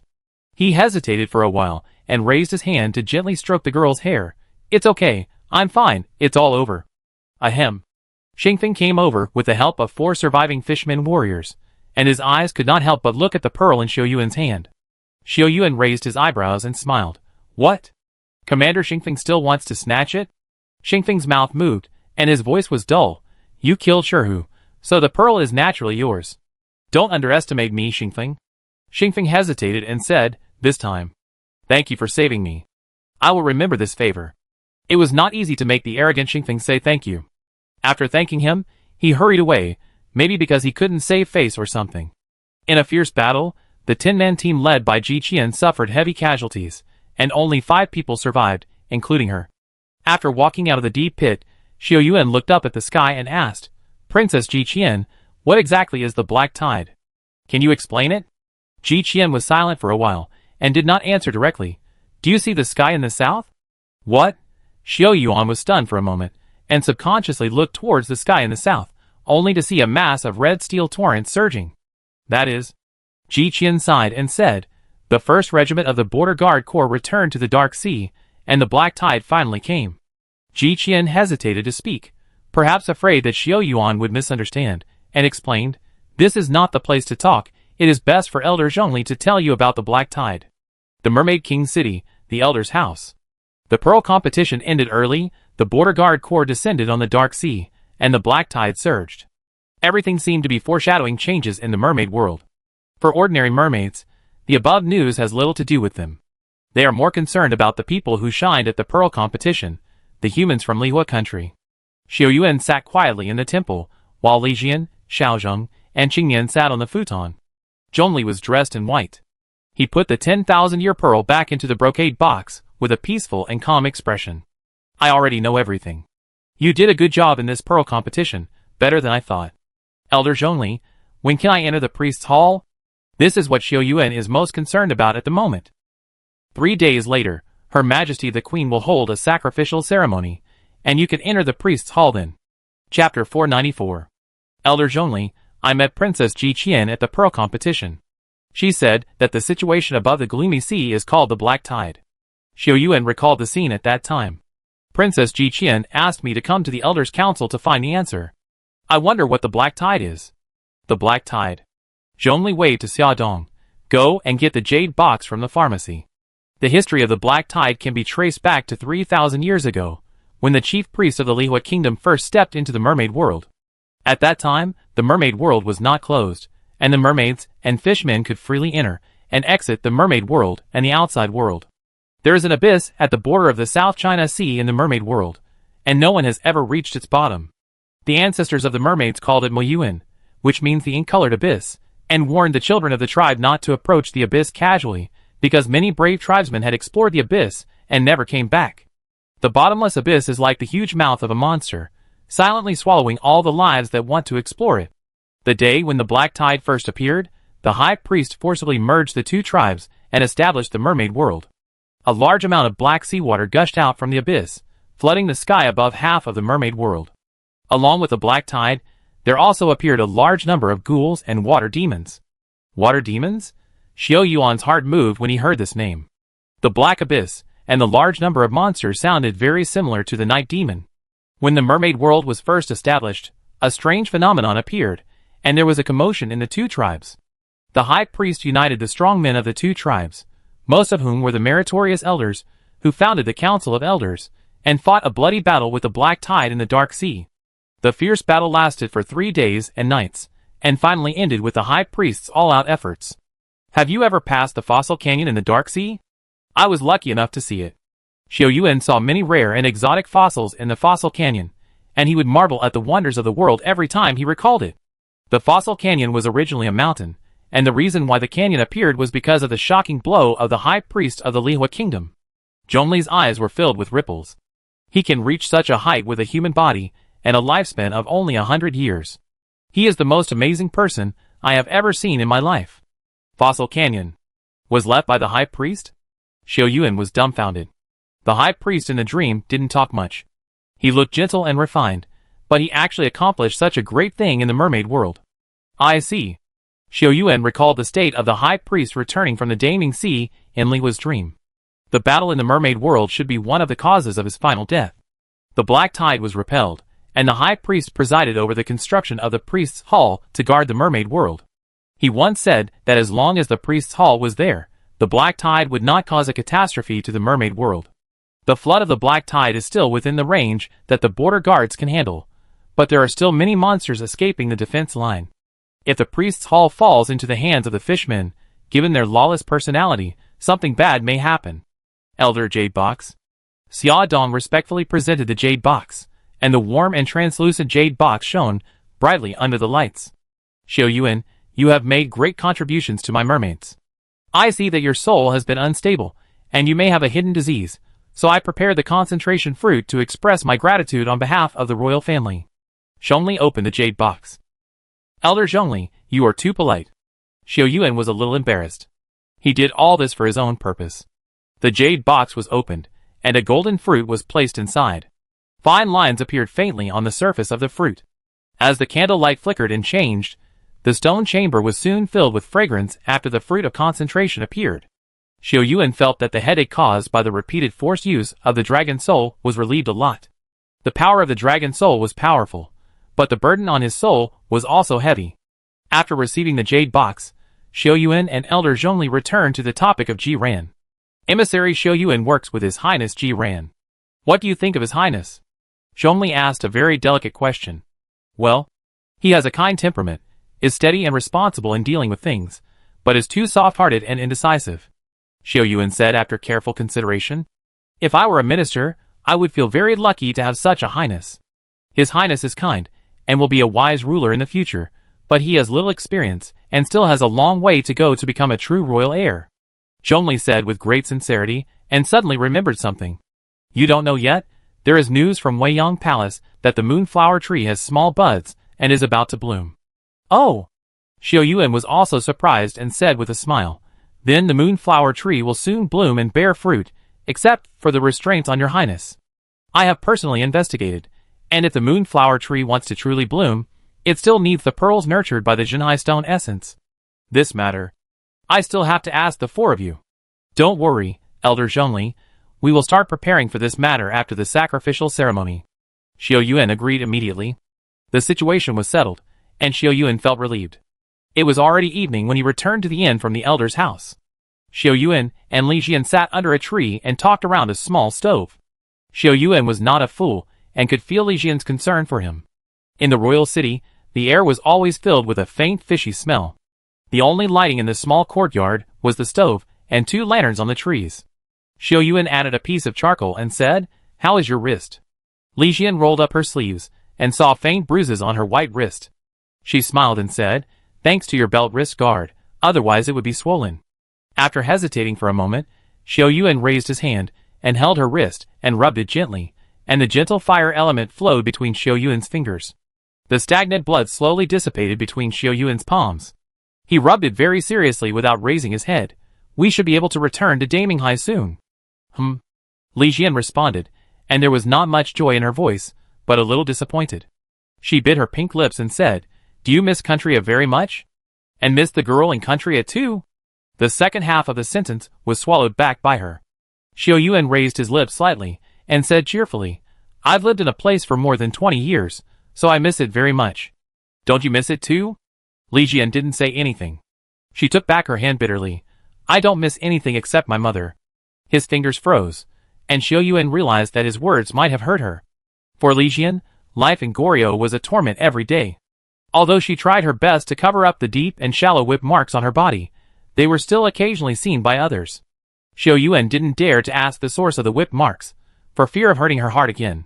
He opened his mouth and suddenly said, Ji-Yun, come to Country A to live with your mother. Ah! Li Jian did not react for a moment. What did you say? Xiao Yuan turned around, his eyes bright and clear. You and your mother, come to Country A to live, Shaozheng, Nuanyuan Xin Mao. They are all very good people. You come here to start a new life. Li Jian lowered her head slightly, and dared not look directly into Xiao Yuan's eyes. Her voice choked a little. Can I start over? Xiao Yuan put his hands on her thin shoulders, and said word by word, As long as you are willing, I will definitely help you, even if it means going to Goryeo thousands of miles away. Chapter 495. Tick tick. Li Jian's tears fell. She quickly wiped away her tears, and turned around to show Xiao Yuan her side profile. She shook her head and said, You don't know them. The royal family will never let me leave Goryeo and live in Country A. From the side, Li Jian's shoulders became more and more slender. She was like a flower living in the valley, obviously delicate but unwilling to bow her head and admit defeat easily, and persisted alone.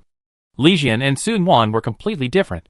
Sun Wan gave Xiao Yuan the feeling that she was more like an omnipotent female knight. Her origin is a mystery. She has extraordinary abilities, a gentle temperament, and a smart mind. She is very quiet when she is with Xiao Yuan. She never fails in what she wants to do, and rarely sheds tears. Li Jian is more like an ordinary girl. Although she has the blood of the Goryeo royal family, her life is extremely difficult. The deep and shallow whip marks on her body are still visible to people even if she deliberately hides them. Every time Li Jian lowers her head, she seems to be very concerned about the whip marks on her body. Xiao Yuan did not ask her the reason, fearing to hurt this kind girl. The night wind was cold. Xiao Yuan covered Li Jian with a blanket. I believe that everything is in the hands of people, and even if you don't believe me, you have to believe in the strength of the Silver Wing Army. He smiled at Li Jian. The Silver Wing Army was originally scheduled to go to Goryeo and hold a joint military exercise with the Sejong Army at the beginning of next year. At that time, you and your mother will go back to country A with us. The Goryeo royal family is domineering but dare not openly tear their faces in front of the Silver Wing army. His words touched Li Jian, and she turned her face hopefully. Really? It's not that Li Jian didn't think about leaving Goryeo, but her power alone was too small compared to the entire Goryeo royal family. After repeated efforts and disappointments, Li Jian didn't dare to hold too much hope. She was afraid that after hope, there would be heavy despair. Xiao Yuan blinked and said, "Military exercises are a big deal. How can we treat them lightly?" Oh. The accumulated worries in her heart were settled, and Li Jian's tone was much more relaxed. She hesitated and glanced at Xiao Yuan secretly. Li Jian responded and wrapped the blanket tightly around her body, saying, "Xiao Yuan, there is something I want to discuss with you." Seeing Li Jian's shy expression, Xiao Yuan was quite surprised and asked, "What's the matter?" She fiddled with the ends of her hair with her fingers, and her voice was as small as a mosquito. After obtaining the pearl of Jinhai stone essence, if there are extra pearls, can I take one back to Goryeo? Li Jian was tangled in her heart and explained, "I owe the king of Goryeo a favor, and I want to work hard to repay him whether I leave Goryeo or not." According to what Li Jian said, the king of Goryeo's illness can only be cured by the pearl nurtured by Jinhai stone essence. Xiao Yuan scratched her nose and teased, "Why are you so shy? You have a share in the Jinhai Shijing Sea, and you deserve a pearl. Don't be embarrassed." Hee hee. Li Jian waved her hand shyly to open his palm. "I heard that the food in country A is greasy. Will the Koreans be uncomfortable with it?" "How could it be? Country A has a deep food culture, and naturally there are also those who want to eat light food." Xiao Yuan waved his hand. "Among the 8 major cuisines, I will tell you about Shandong cuisine today. Braised food? The kind of pickled and salty food? TSK, the Lu in Shandong cuisine is the Lu in Lu Jishan." "Who is Lu Jishan?" "Lu Jishan is an ancient manual woodcutter, but he plucked the wood with his bare hands." "Really? Really? There's a book about his deeds called Water Margin." That night, Xiao Yuan told Li Jian a lot of interesting things. Although most of them were exaggerated and unreliable, it was the happiest and most peaceful night she had spent in a long time. The next day, the Palace of the Mermaids. Shonli entered the main hall. On both sides of the hall stood 3 people, 2 military generals, and 1 civil official. He stepped forward and saluted the Queen Ji Hung who was sitting on the throne. "Your Majesty, the 10,000-year pearl has been taken back. Lord Song and I have been preparing day and night. The sacrificial ceremony can be held as scheduled in 2 days." Ji Hung played with the pearl, looking lazy. "The sacrificial ceremony will be held as scheduled." The envoy of Lihua country made a big splash at the pearl-grabbing competition, and was specially allowed to enter the priest's hall. Qin Jioga's eyes moved, and he saluted and said, "Your Majesty, the priest's hall is an important place. I am afraid it is inappropriate to let humans enter." Ji Heng's eyes fell on the person next to Qin Jioga. He was tall and handsome. He looked to be in his early 30s, and looked very similar to Ji Hung. This person was Ji Heng's younger brother, Ji Hua, one of the 2 generals who commanded the Merman army. Ji Hua smiled knowingly and said, "General Chen has not been in the southern border recently, so he doesn't know the situation in the abyss. The black tide is getting stronger and stronger. If we can't let the messenger open the secret treasure in the priest's hall, I'm afraid that a disaster will befall our Merman world." This, Qin Jioga's prepared speech pales in front of Ji Hua's reason. He and Ji Hua took turns guarding the southern border, so they naturally understood the extent of the dangers of the abyss and the black tide. Finally, he bowed to Ji Hung. "This is related to the safety of the mermaid world. I fully support your Majesty's decision." "Old fox." Ji Hua smiled at Ji Hung with a smile on his face. Qin Jioga's expression changed faster than turning a book. Zhongli and Song Xianren, the chief official of the Ministry of Rites, saw it clearly, but they kept silent in tacit understanding. Ji Hua returned because of the sudden appearance of the black tide, and to deter the fish people. The pearl competition was over. According to the previous agreement, the priest hall was taken over by the mermaids, and the signing of a peace treaty between the 2 tribes was officially put on the agenda. The century-long feud is finally expected to come to an end. Mercy is indispensable, and military deterrence is even more indispensable. The mermaids are martial and worship the strong. Ji Hua looks like a Confucian general, but in fact he was known as the first mermaid general when he was young. His return from the front line can save a lot of arguments when signing the peace treaty. As for the secret treasure in the priest hall, it is the secret treasure left by the high priest of Lihua country when he supervised the construction of the priest hall. The secret treasure was locked in a treasure chest with a band set by him. If it is moved without knowing how, it will trigger the ban of the entire priest hall and destroy the priest hall.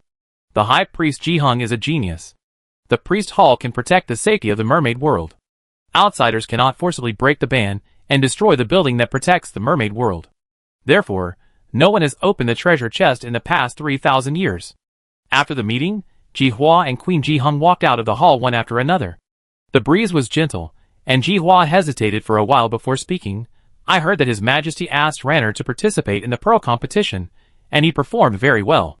Seeing that Ji Hung did not speak, he continued, the flowers in Weiyang Palace are in full bloom. If your Majesty has time, you may as well go and have a look. Ranner knows that your Majesty likes forget-me-not flowers, so she cultivated a lot of them herself. Hee hee. Ji Hung chuckled, and her beautiful face showed a playful look. I haven't returned to the capital for a long time. Why are you talking so much? When there were no one else around, the brother and sister talked less restrainedly. Ji Hua pretended to be annoyed inside. The southern border is suffering.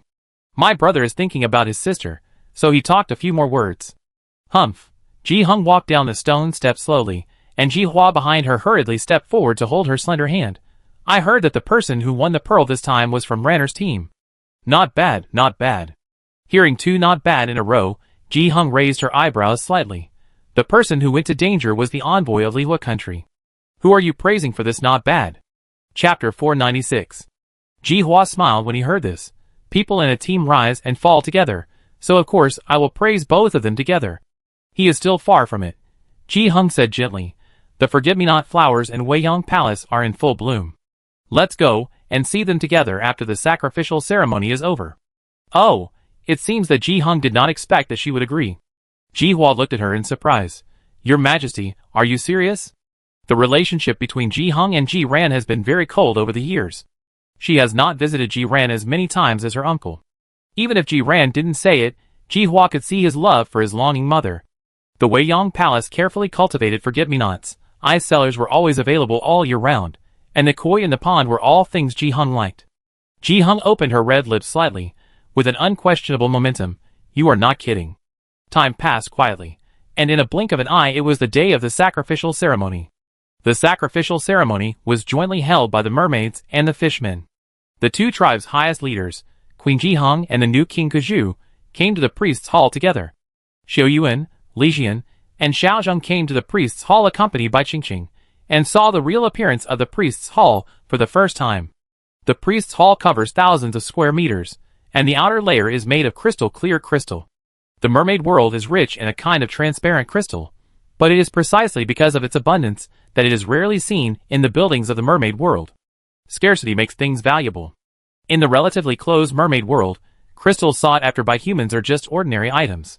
The shape of the priest's hall is very similar to the ancient buildings of Country A that Xiao Yuan has seen, with flying eaves, brackets, carved beams, and painted columns.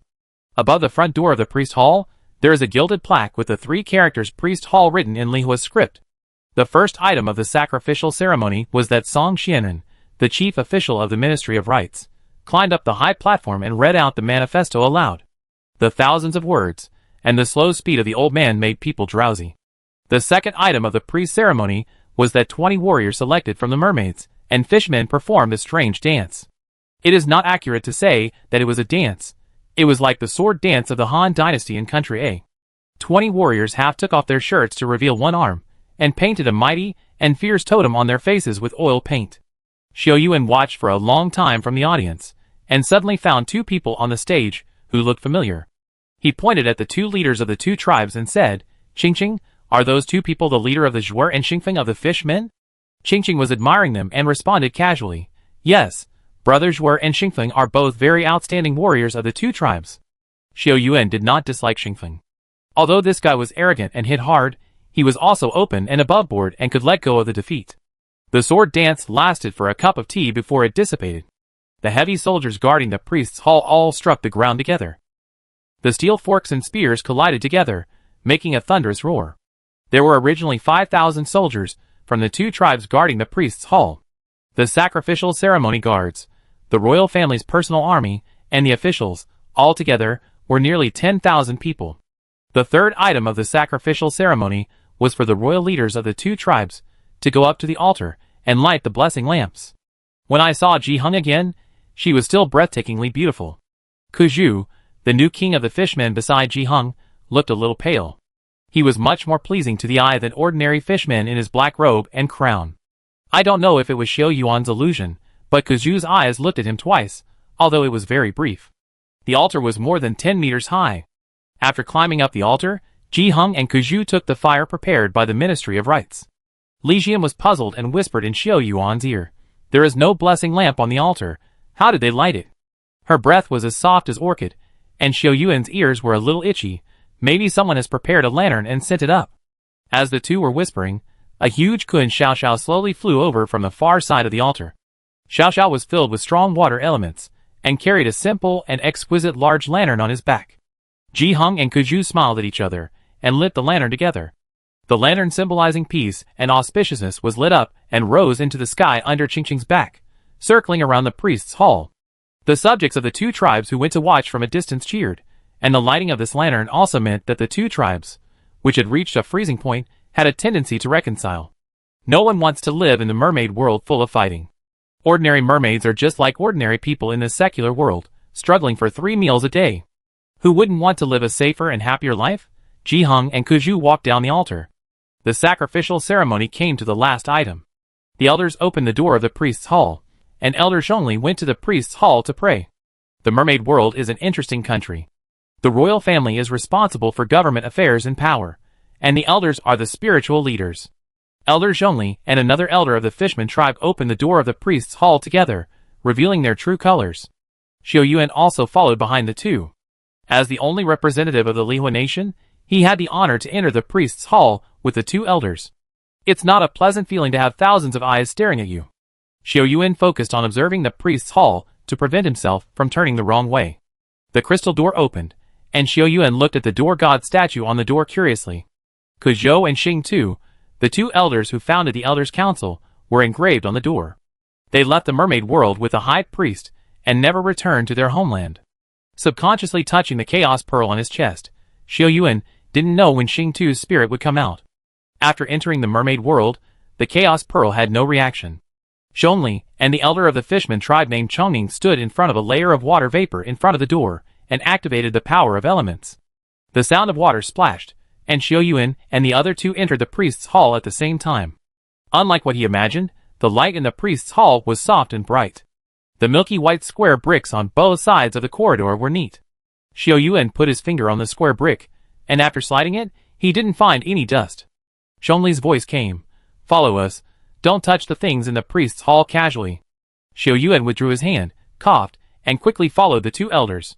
After walking for about 5 minutes, Xiao Yuan felt that the space in the priest's hall was much wider than it looked from the outside. Entering the core area, his attention was attracted by a statue inside. The statue did not look like a person, but a 9-story pagoda, with a ball of fiery red air in the center of each floor. There was heat coming from the bottom of the 9-story pagoda. When Xiao Yuan walked closer, he was surprised to find a faint fire at the bottom. Is this magma? Xiao Yuan felt that his brain was not enough. The priest's temple was actually built on the pass of a volcano? Zhongli and Chongning were used to this. They walked to the front of the 9-story pagoda and injected a steady stream of water elements into the top of the pagoda. A bead was built into the top of the pagoda during the smelting process. It looked the same as the chaos bead, but was dozens of times larger. The fiery red air flow was surging, and gradually calmed down after the water element was integrated. Zhongli and Chongning muttered something in their mouths, and their arms shook violently. At that moment, Xiao Yuan seemed to feel a huge wave of dozens of meters rolling and rushing towards him. Chapter 497. The eaves of each floor of the 9-story pagoda rotated, releasing soft light. From far to near, the light penetrated the stone wall and the seawater and spread to the entire mermaid world. The dark tide in the dark sea also faded away under the light. With the power of the earth vein as the core of the 9-story pagoda, it has been flowing continuously for thousands of years. With the elemental power of the Elders' Council and the strange amplification effect of the priest's hall, only 2 people can activate the strange light to fight against the black tide. Xiao Yuan was secretly shocked, but more of it was admiration. How much did High Priest Ji Hung do in Daminghai? Such a genius died quietly after returning to his homeland, which is a pity. Dang, a long bell sounded from the 9-story pagoda and stopped turning. Chongning and Zhongli greeted each other and walked out of the priest's hall slowly. The full release of elemental power was a great burden for the two. Zhongli's face was pale, and his breath was rarely disordered. Xiao Yuan stepped forward to support him and asked, "Elder Zhongli, are you okay?" Zhongli patted his arm and said, "We are old after all. We two old guys haven't presided over the operation of the priest hall for a long time. Today, we are a little tired." He laughed at himself and looked at the treasure chest next to the 9-story pagoda. The treasure chest is not big, square and ordinary, and the material is actually wood. However, the texture of the wood is very strange. Usually wood has fine annual ring texture, but the annual rings around it are so dense that they are almost indistinguishable. It has been stacked layer by layer for who knows how many years. It was not locked, nor was there any protection. It was quietly placed in the corner. Xiao Yuan walked forward and asked curiously, "Elder Zhongli, is this the treasure box left by the high priest?" Zhongli nodded and smiled. "Don't be fooled by its appearance. The wood of this box is taken from the sea area guarded by the sea stone spirit. It is called Dinghai wood. It is as light as a feather when it leaves the ground, but it is as heavy as 1,000 pounds once it falls to the ground. Dinghai wood is naturally restrained by the mermaids and fishmen. Anyone from the two tribes will lose their elemental power after touching Dinghai wood, and in serious cases, their lives will be in danger." The high priest added a restriction when making the secret treasure box. This restriction can only be opened by people with fire elements.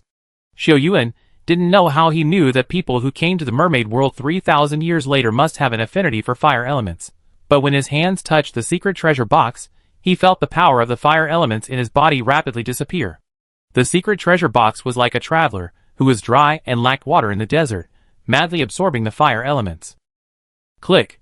When Xiao Yuan felt that the elemental power in his body was almost exhausted, the secret treasure box finally stopped absorbing, and a slight sound came from inside. The clothes fluttered, and before he could open the treasure chest, a black light flew out from his chest. The chaos orb floated up and danced around the secret treasure chest, and two colorful lights spread out from it. When the light gradually returned to normal, Xiao Yuan was surprised to see Xing Tu and Kuzhou appeared in front of him at the same time. The two of them were on the left and the right, and the weapons in their hands were exactly the same as those on the gate to the priest's hall. Zhongli trembled all over after seeing the two people, and he could hardly believe his eyes. Grand Elder Xing Tu, Grand Elder Kuzhou? The 12 ancestors of the two tribes who founded the Elders' Council are honored as Grand Elders, which is an honor and respect that cannot be surpassed by future generations. Xing Tu and Kuzhou looked around, and finally landed on Zhongli and Xiao Yuan. Xing Tu smiled at Xiao Yuan in a friendly manner and said, "We meet again, my friend." Xiao Yuan secretly glanced at the excited Zhongli. "Senior Xing Tu, Senior Kuzhou, this is Elder Zhongli, one of the current elders of the Elders' Council of the Mermaid Realm." His words woke Zhongli from his shock, and he hurriedly tidied his clothes and saluted, "Junior, Junior." Perhaps because he was too excited, he didn't say a complete sentence after calling Junior for a long time. Xing Tu looked at him and suddenly asked, "Are you the youngest of Zhong Yao's family, the one who stuttered since childhood?" Zhongli nodded in surprise and joy. "My father is Zhong Yao. I didn't expect that Elder Xing Tu still remembered me." Hee. Returning to the old place, Xing Tu's temper was much better than the last time Xiao Yuan saw him, but Kuzhou still had a sour face. Xing Tu chatted with Zhongli, and from Zhongli's description, he learned about the current situation of the mermaid world and sighed. Kuzhou was in a hot temper, and before Xing Tu could speak, he started to scold. The unworthy descendants of Kujingting actually wanted to split the two tribes. "Do you know the consequences? Let him get out of here." Xing Tu was a little amused and said, "Brother Kuzhou, you left the mermaid world with me that day just to seek a glimmer of hope for future generations. Now the high priest has fulfilled all his promises. You are all old guys who have experienced life and death. How can you not control your temper?" He waved at Zhongli and said, "Go and invite the kings of the two tribes in. We have something to talk to them about." Looking at Zhongli's back as he trotted out, Xing Tu sighed. The world has changed so much. The stuttering and introverted kid can actually become the head of the Elders' Council, ha ha. Xiao Yuan hesitated and said, "Two seniors, why didn't you show up before, but suddenly appeared here?" Kuzhou and Xing Tu's spirits lived in the Chaos Pearl. They followed Xiao Yuan through hardships, but never came out, making him think that there was something wrong with the Chaos Pearl. Xing Tu smiled when he heard this, and explained the reason. The state of the spirits of Xingtu and Kuzhou in the Chaos Pearl is delicate, especially after leaving the Lihua ruins. They are in a semi-sleeping state. The environment in the priest's hall is special, and the environment created by the 9-story pagoda is more suitable for the existence of spirits than the Lihua ruins. When Xiao Yuan just entered the priest's hall, Kuzhou and Xingtu had already shown signs of awakening, and they were fully awake when he opened the secret treasure box. Bang! The door of the core of the priest's hall was opened, and Queen Jiheng, Mermaid King Kuzhou, and Elder Chongning hurried over under the leadership of Zhongli. Xiao Yuan was also invited to the side hall of the priest's hall, holding the treasure taken out from the secret treasure box in his hand. There are 4 things in the secret treasure box, 2 of which are for the person who opens the treasure box. The first is a white jade scepter carefully crafted by the high priest, which is only half a meter long and is well preserved in a wooden box. The top of the white jade scepter is engraved with the auspicious talisman of the Lihua kingdom, which feels cool and comfortable in the hand. The second is a bead called Collecting Souls in the letter left by the high priest, which can collect and seal people's souls in it. The white jade scepter and the soul-collecting weapon are the 2 most proud weapons of the high priest. According to him, they can reverse yin and yang and kill evil spirits. Xiao Yuan studied them roughly, and then focused on the other 2 things, a letter and a palm-sized wooden box. These 2 things are Jiheng left by the high priest for others. Jiheng? The queen of the mermaids? Xiao Yuan's heart was filled with gossip.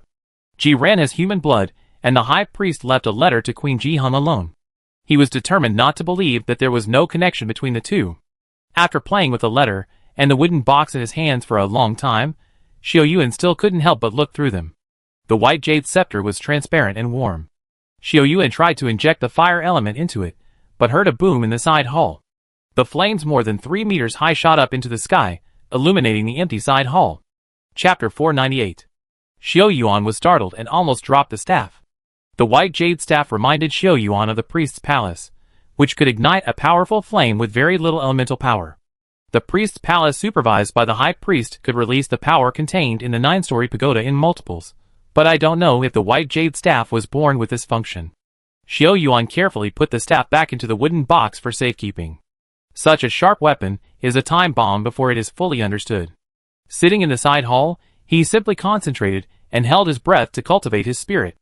After taking the magical fruit given by Zhongli, Xiao Yuan was surprised to find that his headache caused by overusing the dragon soul was eliminated.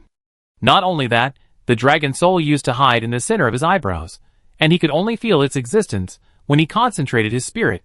Now Xiao Yuan can always feel the state of the dragon soul. In other words, his control over the dragon soul has reached a new stage.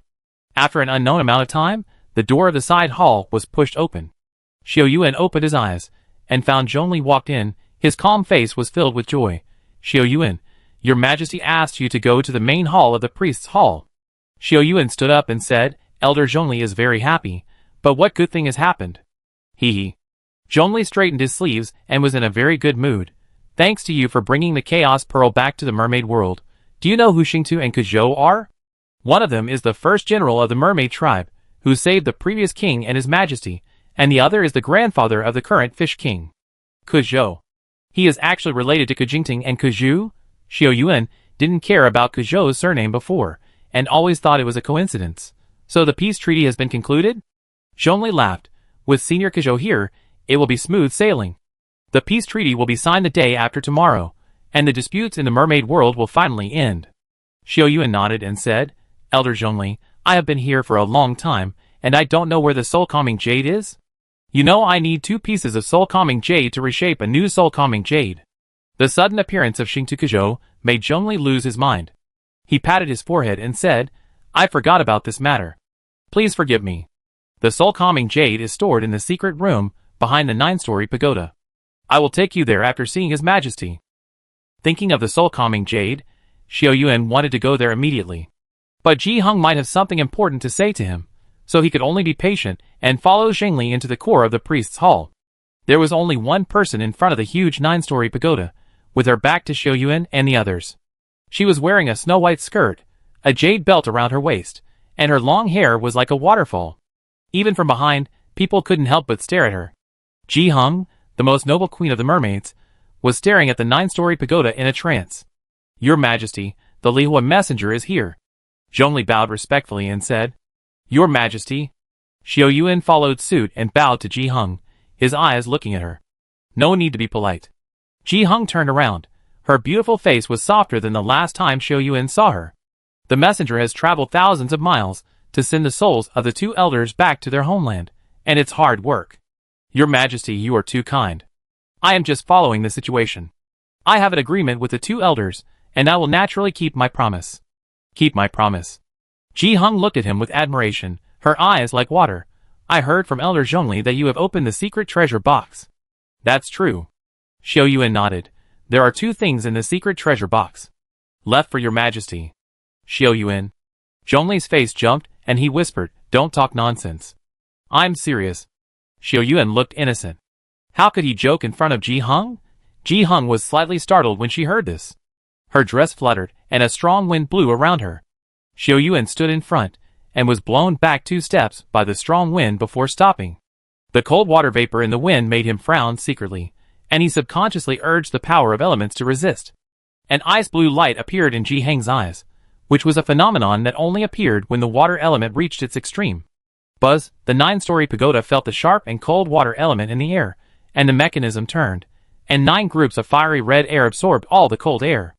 After just a dozen seconds, Ji Hung returned to normal. She seemed to realize her loss of composure, and her face changed slightly. What is it? Xiao Yuan was still immersed in the tyrannical strength that Ji Hung had just displayed, until Zhongli coughed to remind him.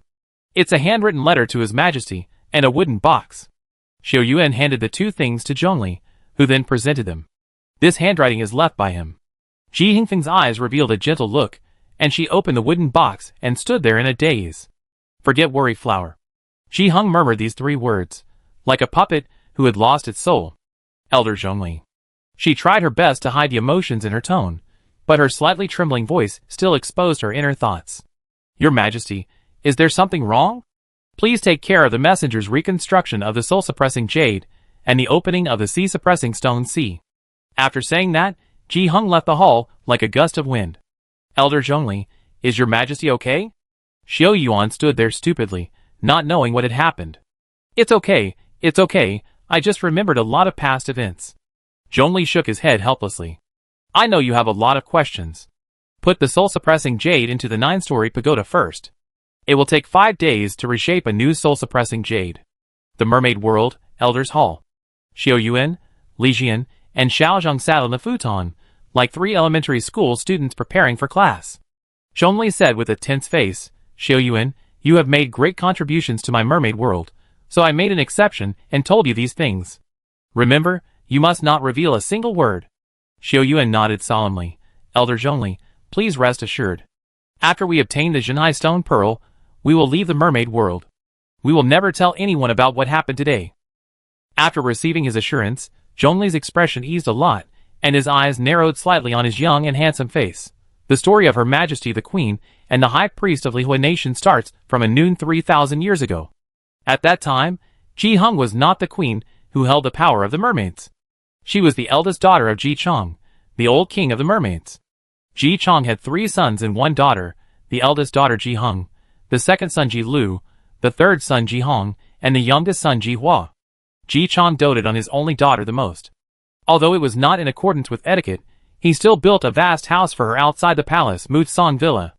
Mutsong Courtyard was the prototype of the old site of Weiyang Palace, and it was also the place where Ji Hung met the high priest. When the high priest Ji Hung entered Daminghai, he first took advantage of the special environment of the Devil's Triangle to create the life and death world, and the fog that lingered for many years. Later, he used mysterious means to enter the mermaid world of the year. The place where he first stepped into the mermaid world was Mutsong Courtyard. Ouch! Xiao Yuan was interested in listening to others talk about how powerful and mighty the high priest was. He thought that the high priest would be like the superheroes in many movies, descending from the sky with might and domineering power, and using all-powerful means to suppress the mermaids and fishmen. Chapter 499. The candlelight flickered, and the sandalwood incense curled. Zhongli's voice was full of youthfulness, but it revealed the unique charm of an elder who had experienced the precipitation and tempering of time. He smiled and shook his head, saying, 3,000 years ago, humans would come from the mermaid world from time to time, but they were all survivors of shipwrecks at sea. Li Jiun was sensitive and asked, do you mean that the mermaids and fishmen thousands of years ago actually had a good attitude towards humans? Zhongli pointed to the 12 statues standing in the temple. At that time, the mermaids and fishmen did not have much malice towards humans, but it was true that they fought each other and were not united until the arrival of the high priest Li Hua. As a high priest of a country, Ji Hung followed a strange man to learn Taoism since he was young. After completing his studies, he traveled around the world to pacify the borders. His knowledge and ability are considered first class in the world. Ji Hung, a young man, lives in the mermaid world. She is far away from the land and yearns for the outside world like every young mermaid. The two get along very well, so well that even Ji Hung herself did not notice her affection. Not long after, the first black tide came, and a large number of monsters erupted from the bottomless abyss in the southern border of the mermaid world. The mermaids sent troops to the abyss, but gradually lost. Later, with the help of the Lihua high priest, they finally sealed the abyss temporarily. As the high priest of Lihua, Ji Hung went to the palace, and talked with the old king Ji Chong at night, and finally made a deal. The condition of the deal was that he helped Ji Chong unify the mermaid world, and the mermaids and fishmen would guard the abyss for the human race for 3,000 years, and could not leave the mermaid world. Ji Chong was old but ambitious. How could he not want to realize the dream that many generations of mermaid kings wanted to achieve? Ji Chong had seen Ji Heng's methods in fighting the black tide. If he got his full help, the great cause of unification was just around the corner. Ji Hung displayed his divine power in the decisive battle between the mermaids and the fishmen. Under his control, the two elemental forces had the power to destroy the world and defeated the fishmen in one fell swoop. Later, under Ji Heng's promotion, the Council of Elders was established. The first generation of 12 people who established the Council of Elders were the 12 people who recognized Ji Heng's ideas. Xing Tu and Kuzhou followed him out of the mermaid world and never returned to their homeland until their death. Hearing this, Xiao Yuan felt something was wrong. He couldn't help asking, so the high priest did not use force completely. Many people in the two tribes agreed with his approach and were willing to defend the priest's temple and the abyss on the seabed. Zhongli's mouth slightly raised. You finally found the key, which is what I have never understood. At that time, Zhongli was just an ordinary disciple in the Elders' Council, and he could not access the most core secrets. Why the top 12 strong men from the two tribes in the Elders' Council recognized Ji Hung and promised to protect the priest's hall, he could not figure it out. There are few documents about Ji Heng's mermaid world, and the strong men at that time also left one by one with the passage of time. When Zhongli officially took over the position of elder, the most authentic information he could refer to was the handwritten note full of prophecies left by Ji Hung. After the two tribes merged, Ji Hung presided over the construction of the priest hall and the South Territory seal. The construction of the priest hall and the South Territory seal took more than half a year because the second black tide erupted during the process. That black tide erupted overwhelmingly, sweeping across the entire mermaid world, and it was also a classic battle that Ji Hung left behind in the fossil canyon. Zhongli was very young at the time, and he only knew that the armies of the two tribes suffered heavy losses, and the number of young and strong men decreased sharply. From the royal family to the civilians, everyone paid a heavy price. Ji Chang's second and third sons all died in the Battle of Fossil Canyon, and 6 of the 12 elders, who founded the Council of Elders, died in the battle. After paying a heavy price, the black tide was finally repelled, and the construction speed of the priest's hall and the south border seal was also increased to a terrifying level. After that, although the black tide occasionally erupted, the degree was not large and could be controlled by the Border Defense Army. Everything was over, and Ji Hung also began to prepare for the journey back to Lihua. At this point, Zhongli sighed. I don't know the entanglement. I only know that not long after the departure of the Lihua high priest, Her Majesty, who was still a princess, began to prepare to build the Weiyang Palace. There is a very important place in the construction process of Weiyang Palace, which is the moonflower tree. Zhongli's master is one of the 6 great elders who survived the war. He has a gentle temperament and a unique vision. When others thought that Zhongli, an introverted and stuttering boy, was a piece of rotten wood, he was the only one who accepted Zhongli as his first official disciple and also his last disciple. Zhongli's master, the great elder Yongxi, once had a secret talk with Ji Hung. Soon after, the seeds of the moonflower tree entered the elder's hall and were cultivated by the great elder himself. Elder Yongxi died of an old illness 1,000 years ago due to a battle in the fossil canyon. Zhongli, who inherited the mantle of elder Yongxi, also learned a shocking secret. There was a baby sleeping at the bottom of the dragon pond in the elder's courtyard. Baby? Xiao Yuan and the other two looked at each other. He frowned and said, Elder Zhongli, that baby is not His Highness Ji Ran, right? Zhongli said bitterly, that's right. It turned out that Ji Ran was really the son of the high priest and the queen, but his birth process was too tortuous. Ji Ran, who has human blood, has a hard time surviving in the mermaid world due to its closed environment and environmental changes. Helplessly, Ji Hung went to the great elder Yongxi and asked him to seal the child forever to the physical state at that moment in the dragon pool in the elder's courtyard. The moonflower tree can prolong Ji Ran's life, but the cultivation time is long. It was not completed until the death of the elder Yongxi, and later the responsibility of cultivating the moonflower tree fell on Zhongli's shoulders. Because of this, Zhongli knew more about Queen Ji Hung. 300 years ago, the moonflower tree was successfully cultivated, and Ji Ran was finally able to grow up like a normal mermaid child. Zhongli saw the high and mighty Queen Ji Hung crying with joy for the first time, and felt sorry for the parents in the world. But she was too arrogant, so arrogant that she often didn't know how to express her feelings. In the temple, only the sound of lights could be heard, and Xiao Yuan opened his mouth, not knowing what to say. Emotional matters are complicated, and it is difficult to tell who is right and who is wrong. When the high priest left the mermaid world, he should have known that he would not live long. The battle in the fossil canyon consumed too much of his strength. Even with the blessing of the white jade scepter, his body would always have its limits. After all, Ji Hung is just a man of flesh and blood, not an omnipotent god.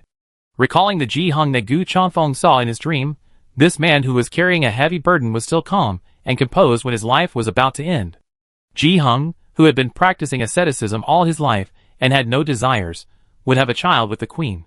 Xiao Yuan could not think of any other reason except that he really loved her. But this love is too heavy, so heavy that Ji Hung may have to swallow most of the bitter fruit alone. He knows that his time is running out, but he cannot accompany the one he loves at the last moment of his life. He must return to Lihua country to complete the remaining 3 priest halls.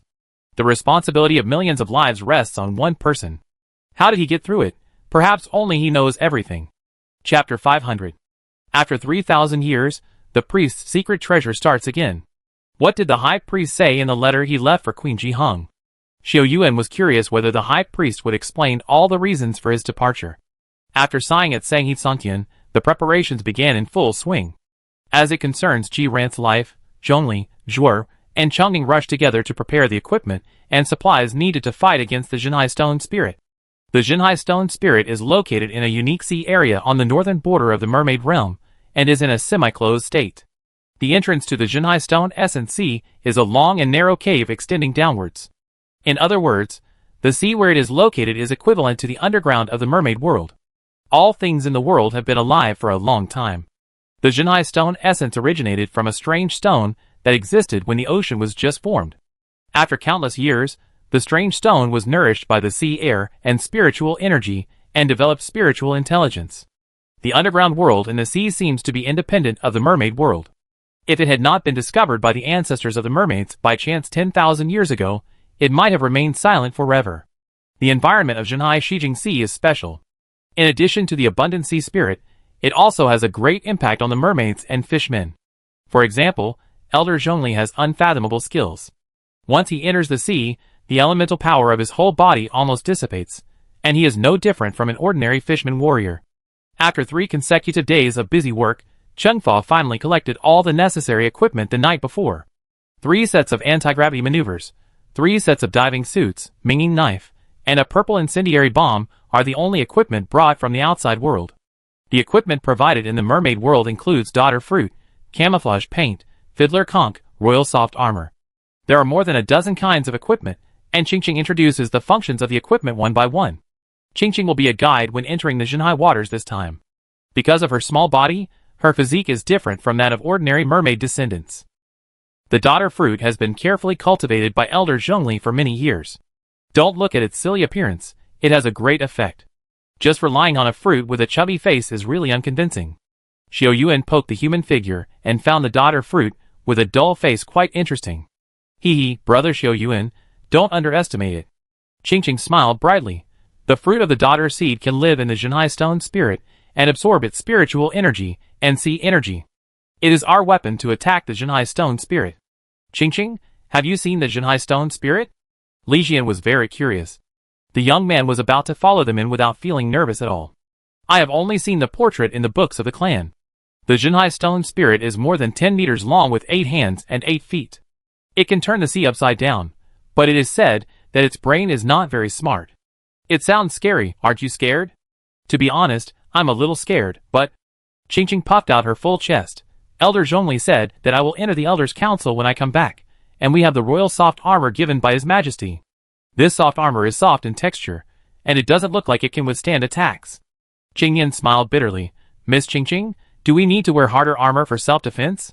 The royal soft armor is a defensive artifact exclusively used by the royal family. Uncle, don't be fooled by its appearance. It can resist heavy blows and sharp chopping, and most importantly, it can resist water element attacks released by the Jinhai stone spirit. Defend against elemental attacks? Xiao Yuan's eyes lit up. If it was really as Qingqing said, the royal soft armor would be a rare treasure. Elemental attacks are strange and unpredictable, and you will get hurt if you are not careful. Xiao Yuan is an expert among those who are friendly to fire elements, so he naturally understands that it is very difficult to defend against the invasion of elemental power with armor. With the royal soft armor, everyone has an extra support, which shows that Zhongli, Changning and others have really worked hard. Qingqing did not leave the inn until very late, and Xiao Yuan and Li Jian stayed in the room to make a final check on the equipment. His fingers touched the anti-gravity maneuvering device, and the cold metal texture brought him an inexplicable sense of peace. Li Jian lowered her eyes and said softly, "It should be dangerous to face the Jinhai stone spirit tomorrow." Xiao Yuan raised his head, not knowing what Li Jian meant by this. The corners of her mouth moved and continued, "If something happens, you ensure your own safety first." Xiao Yuan vaguely felt that Li Jian seemed to be hiding something in her words. "Ji Yun, are you okay? If you have any questions, you can tell me." Li Jian's fingers flexibly pressed the safety on the anti-gravity maneuvering device, and her tone seemed calm. "It's okay. I just want to say that no matter what happens, don't worry about me, I will be fine." She was very strange today. She must have a deep meaning for choosing to say these words after Qingqing, Xiaozheng, and Qingyan left. Xiao Yuan walked forward slowly and looked into her eyes. "I will never abandon you at any time." The eyes as bright as stars, as if looking at them for one more second would completely sink into them, making Li Jian's heartbeat inexplicably faster. She turned around in a panic, and said in a panic, I just said it casually, I'm going to sleep first." I ran out of the room with a faint smile on my face. She slept soundly that night. The hidden worries and depression in her heart disappeared with Xiao Yuan's words. Xiao Yuan looked at her back in surprise as she fled, shook his head and murmured, "I can't understand this girl anymore. I have many secrets in my heart, but she is introverted and won't reveal too much." Since she didn't say anything, Xiao Yuan couldn't ask any more. That night, Xiao Yuan slept restlessly, and all kinds of bizarre dreams came one after another. The next day, the entrance to the Jinhai Shijing Sea. A 5-member team consisting of Xiao Yuan, Li Jian, Xiaozheng, Qingqing, and Qingyan came here under the escort of many royal guards and Elder Zhongli and others. Zhongli used the power of elements to open the stone wall that sealed the entrance and watched Xiao Yuan and the other 5 enter. He had done his best to say and do what he should do. As for whether he could successfully retrieve the pearl, it was up to Xiao Yuan and the other 5. Zhongli's heroic eyes slowly closed, and he stood at the entrance and prayed silently. Before Xiao Yuan and the other 4 came out, he would keep the stone wall open with the power of elements, waiting for everyone to return. This was not the first time Xiao Yuan entered the cave, but the feeling was different from before. The stone wall at the entrance seemed like a door, and the world inside and outside the door were very close, but clearly separated. The air inside was cool, and it was chilly when inhaled into the body. The cave continued to extend downwards. Xiao Yuan walked in front, and used tunnel lighting to see that there were obvious traces of human excavation here. According to Qingqing, when the ancestors of the mermaids accidentally discovered this passage, it was very narrow. Now it can accommodate 1 person only after the ancestors dug it. The footsteps of the 5 people echoed in the cave. After walking for more than 10 minutes, Xiao Yuan estimated that they had gone nearly 20 meters deeper than the previous ground height, and the environment in front finally changed. A kind of tiny flowers appeared on the originally bare stone walls on both sides, illuminating the road ahead with a faint fluorescent glow. Chapter 501. Xiao Yuan looked back and saw small flowers flourishing on both sides of the long cave. Qingqing picked a flower and played with it in her hand. Lost flower, it is said that the flower grows on the border of life and death to guide the dead. It can only be seen here. Lost flower. Xiao Yuan picked a flower while walking, and a faint fragrance came from it. He sniffed and smiled. According to what you said, are we going to the underworld? He said it casually, but Qingqing nodded seriously. The ancestors who first discovered this place also said so. They believe that this is the passage to the underworld. There are many legends about the underworld in both Country A and the mermaid world. Life ends at a certain age, and the fear of death is the instinct of living things. Although the mermaids have a longer life than humans, they are still not immune to death. The ancestors of the mermaids believed in the existence of the underworld and wanted to explore the world after death, so they discovered the legendary Zhenhai Stone Sea. After an hour-long journey, Xiao Yuan and his 5 companions reached the end of the cave, a stone door engraved with talismans. Qingqing followed the method Zhongli gave her, and used the power of elements to connect the talisman mechanism to open the stone door. Boom! The stone door made a loud noise, and opened in the expectant eyes of the 5 people. A deep pit comparable to the size of a football field appeared in front of everyone, with a horizontal drop of about 50 meters. The stone wall above the deep pit was also concave, and the whole space was like a sphere. Xiao Yuan and his group were standing in the middle and watching. Countless stray flowers grew on the dome, and the dim light from a distance barely illuminated it, allowing people to vaguely see things in the distance. There are thousands of stone pillars in the deep pit, and the stone pillars are distributed irregularly. In the center of the deep pit, a shining stone stands among many stone pillars. It is snow white all over, and Xiao Yuan can see the transparent light and several purple pearls embedded on it from a distance. Zhenhai Pearl. Xiao Yuan's eyes lit up. He couldn't help but breathe quickly after traveling thousands of miles, and overcoming many difficulties, to finally see the legendary pearl. Following the deep pit, Xiao Yuan was the first to go down. The stone wall at the edge was covered with a layer of fine gravel, and it was very unstable to step on it. Since entering the mermaid world, Qingyan's body functions have been revitalized, and he no longer looks sickly like he did in Country A. He walked briskly, and reached the bottom before Xiao Yuan. Looking up at the 8 or 9 meter high stone pillar, he couldn't help but say, "Is this what the legendary sea-suppressing stone essence looks like?" Zhongli didn't provide much information to Xiao Yuan, and the first mermaid world ancestor, who discovered the sea-suppressing stone essence, had passed away a long time ago. The sea-suppressing stone essence they described has been separated from the present by 10,000 years, and no one can say for sure whether there have been any new changes in such a long time. Xiao Yuan drew out the minging knife and said, "I'm afraid not. Be careful after entering the stone forest." As he spoke, Xiao Yuan walked quickly towards the center of the deep pit. He had a fluke in his heart, thinking that it would be best if he could enter the core position unimpeded and obtain the Zhenhai Pearl. Unfortunately, things did not go as he wished. As soon as he stepped into the stone forest, he realized that something was wrong. The feeling under his feet changed. Crack! A fine cracking sound was heard, and Xiao Yuan subconsciously looked down and found that the gray-white substance under his feet was not gravel. Bones? With the edge of the stone forest as the boundary, the ground in the huge stone forest was actually covered with white bones. I don't know how many creatures died here. Qingqing felt a chill rising from her back, and she was worried. This is not really the underworld, right? She was still young and had lived in the mermaid world since she was a child. The supernatural stories told by the elders had a deep impact on her. Xiao Yuan threw away the remaining bones and laughed. Where is the underworld in the world? Even if there is, it will never be here. Xiao Yuan couldn't tell the reason for the formation of the skeleton pit, so he led the team to continue walking towards the center. The deeper into the stone forest, the colder Xiao Yuan felt. The chill that surged from the depths of his soul made him frown slowly. Bang! Suddenly, a light sound echoed in the empty skeleton pit. Xiao Yuan used the maneuvering device to fly to the top of the stone pillar, and used the night vision to track the place where the sound came from. Bang, bang, bang. The sound was like turning on a switch, and the sound of popping beans began to appear.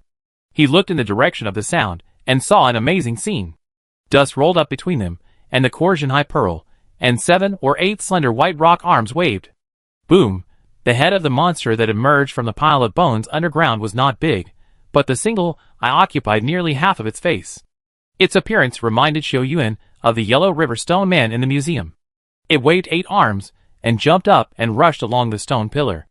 Xiao Yuan fell from the stone pillar and shouted, "The Zhenhai Stone Spirit is here. Prepare according to the plan." Before coming here, the 5 people had a clear division of labor. Fighting against the Zhenhai Stone Spirit requires a strict plan, and any mistake in any link will have serious consequences. Whoosh! Xiao Yuan soared into the sky and rushed forward instead of retreating, killing the Jinhai stone spirit. When he was more than 10 meters away from the Jinhai stone spirit, Xiao Yuan could see the true appearance of the Jinhai stone spirit. It was huge and slender, like a stone pillar, more than 3 meters long. There were 8 arms on both sides of the arms, and the white stone arms were slender and extremely fast. Looking down again, the Jinhai stone spirit did not have long legs, and there was a gray mist under it. There was something surging in the mist, and Xiao Yuan was just about to take a closer look when the attack of the stone spirit was already in front of him. Both arms came straight at his face, and Xiao Yuan dodged them easily before 2 more attacks came. Clang! Using the silver knife to block the attack of the Jinhai stone spirit, Xiao Yuan felt a huge force on his arms, accompanied by the decayed smell from the pile of bones. Whoosh! Seeing the continuous attack of the Jinhai stone spirit, Xiao Yuan adjusted his maneuvering device and pulled back. How could the enraged Jinhai stone spirit let go?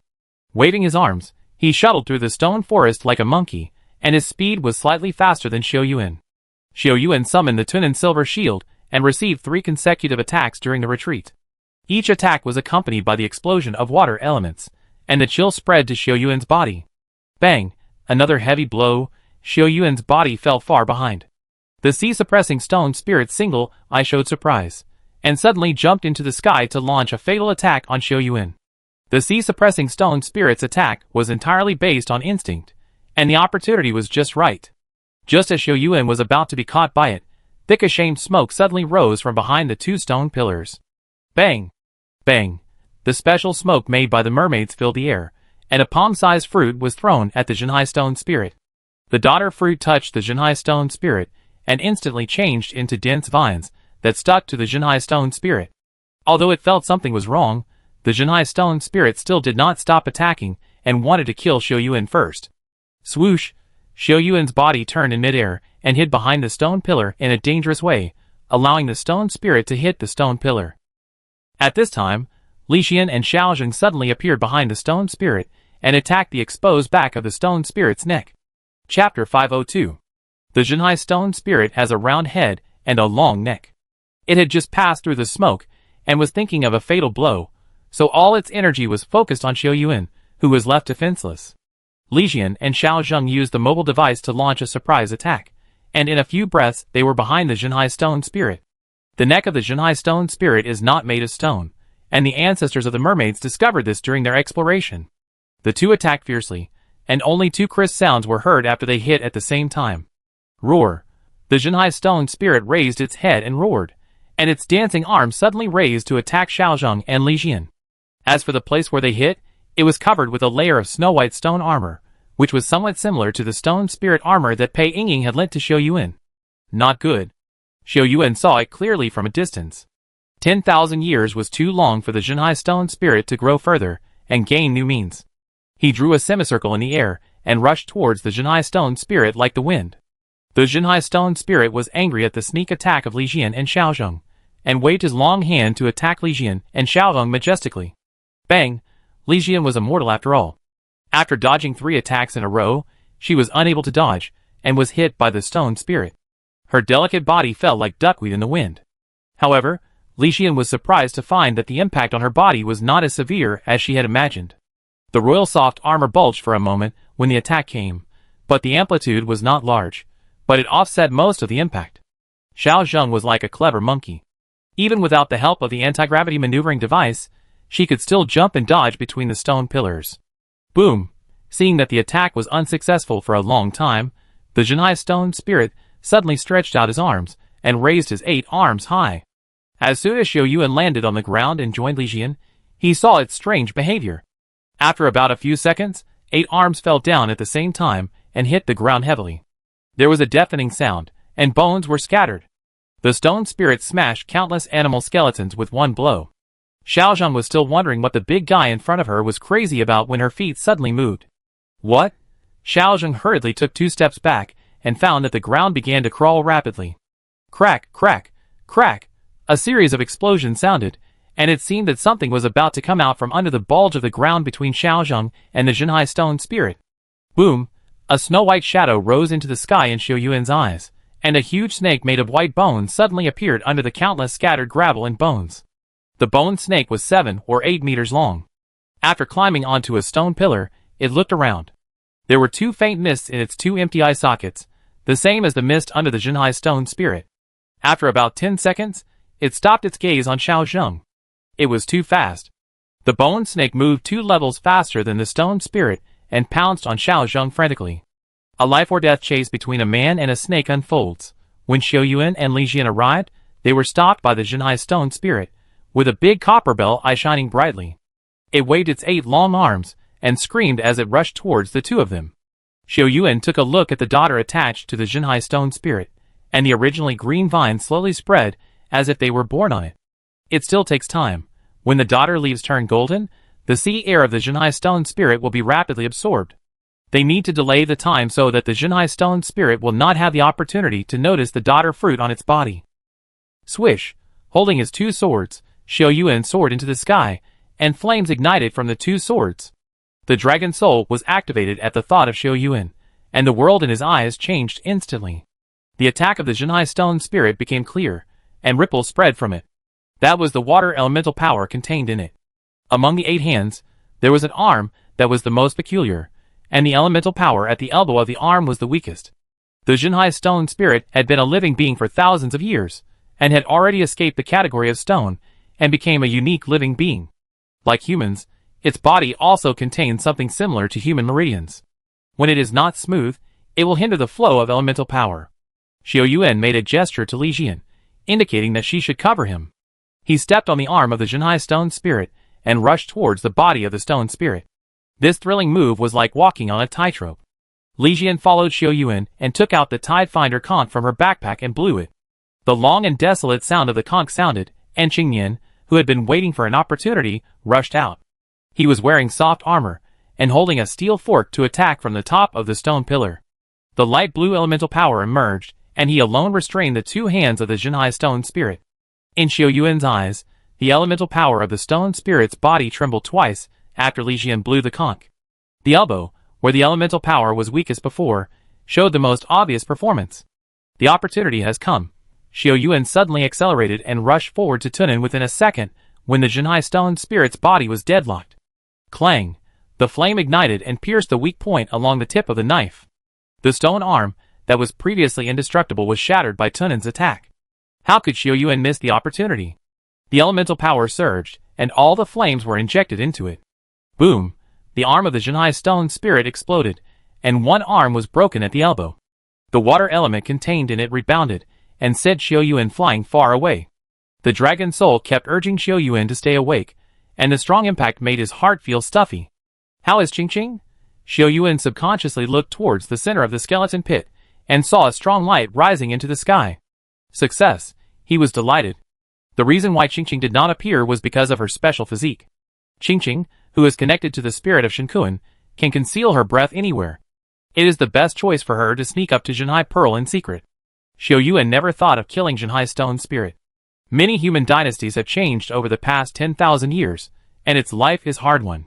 Besides, Xiao Yuan did not think they could really kill Jinhai stone spirit. Taking Jinhai Pearl and evacuating immediately was the safest way. Roar! At the moment when the white light shot up into the sky, Jinhai stone spirit jumped up. Its remaining 7 arms waved wildly, rushing towards the center of the skeleton pit. What happened?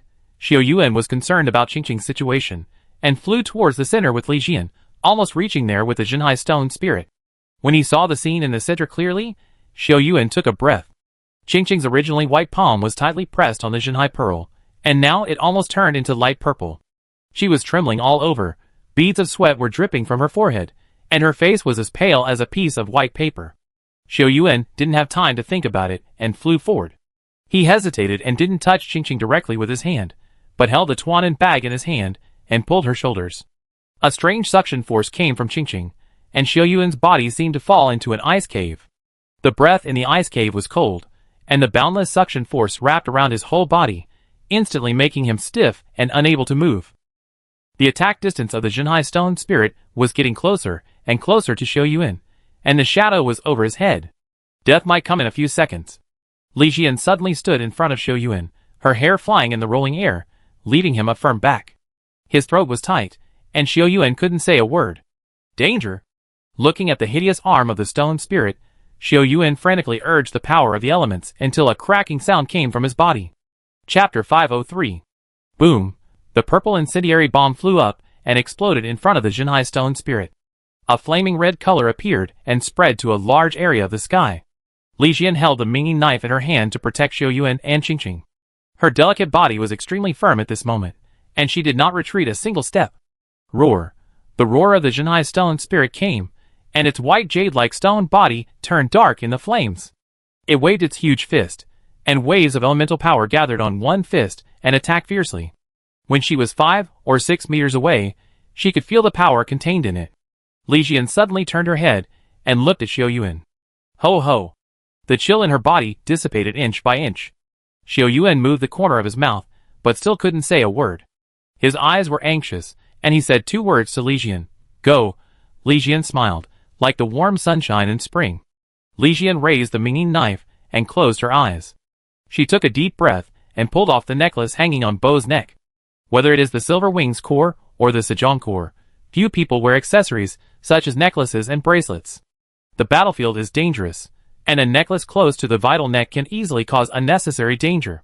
Li Jian's silver necklace fell, and Xiao Yuan noticed that at the end of the necklace was a delicate and small scepter. It flashed by, and Xiao Yuan didn't see the specific details of the scepter because the attack of the Jinhai stone spirit had already arrived. Li Jian's body was surging with air, and her eyes were suddenly covered with a layer of aqua-blue light. Buzz! The silver sword vibrated violently, and thick water vapor appeared all over her body and rushed out with her as the center. Elemental power? Is Li Jian actually an elemental affinity? Xiao Yuan remembered that she had never shown elemental power, whether in the Legion competition or on the Ming Sea. Boom! A water element shield appeared, blocking Li Jian, and collided head-on with a heavy blow of the Jinhai stone spirit. Xiao Yuan's ears were deafened in an instant, and he could only see the fierce collision of water elements, and every drop of water condensed by water elements was trembling. 1 second, 2 seconds, 10 seconds. Li Jian's body was shaking constantly. Xiao Yuan couldn't see her condition, but could feel that she was struggling. He no longer thought about why Li Jian suddenly had elemental power. Now he had only one thought in mind: save people. Moo! The dragon soul finally broke through most of the restraints.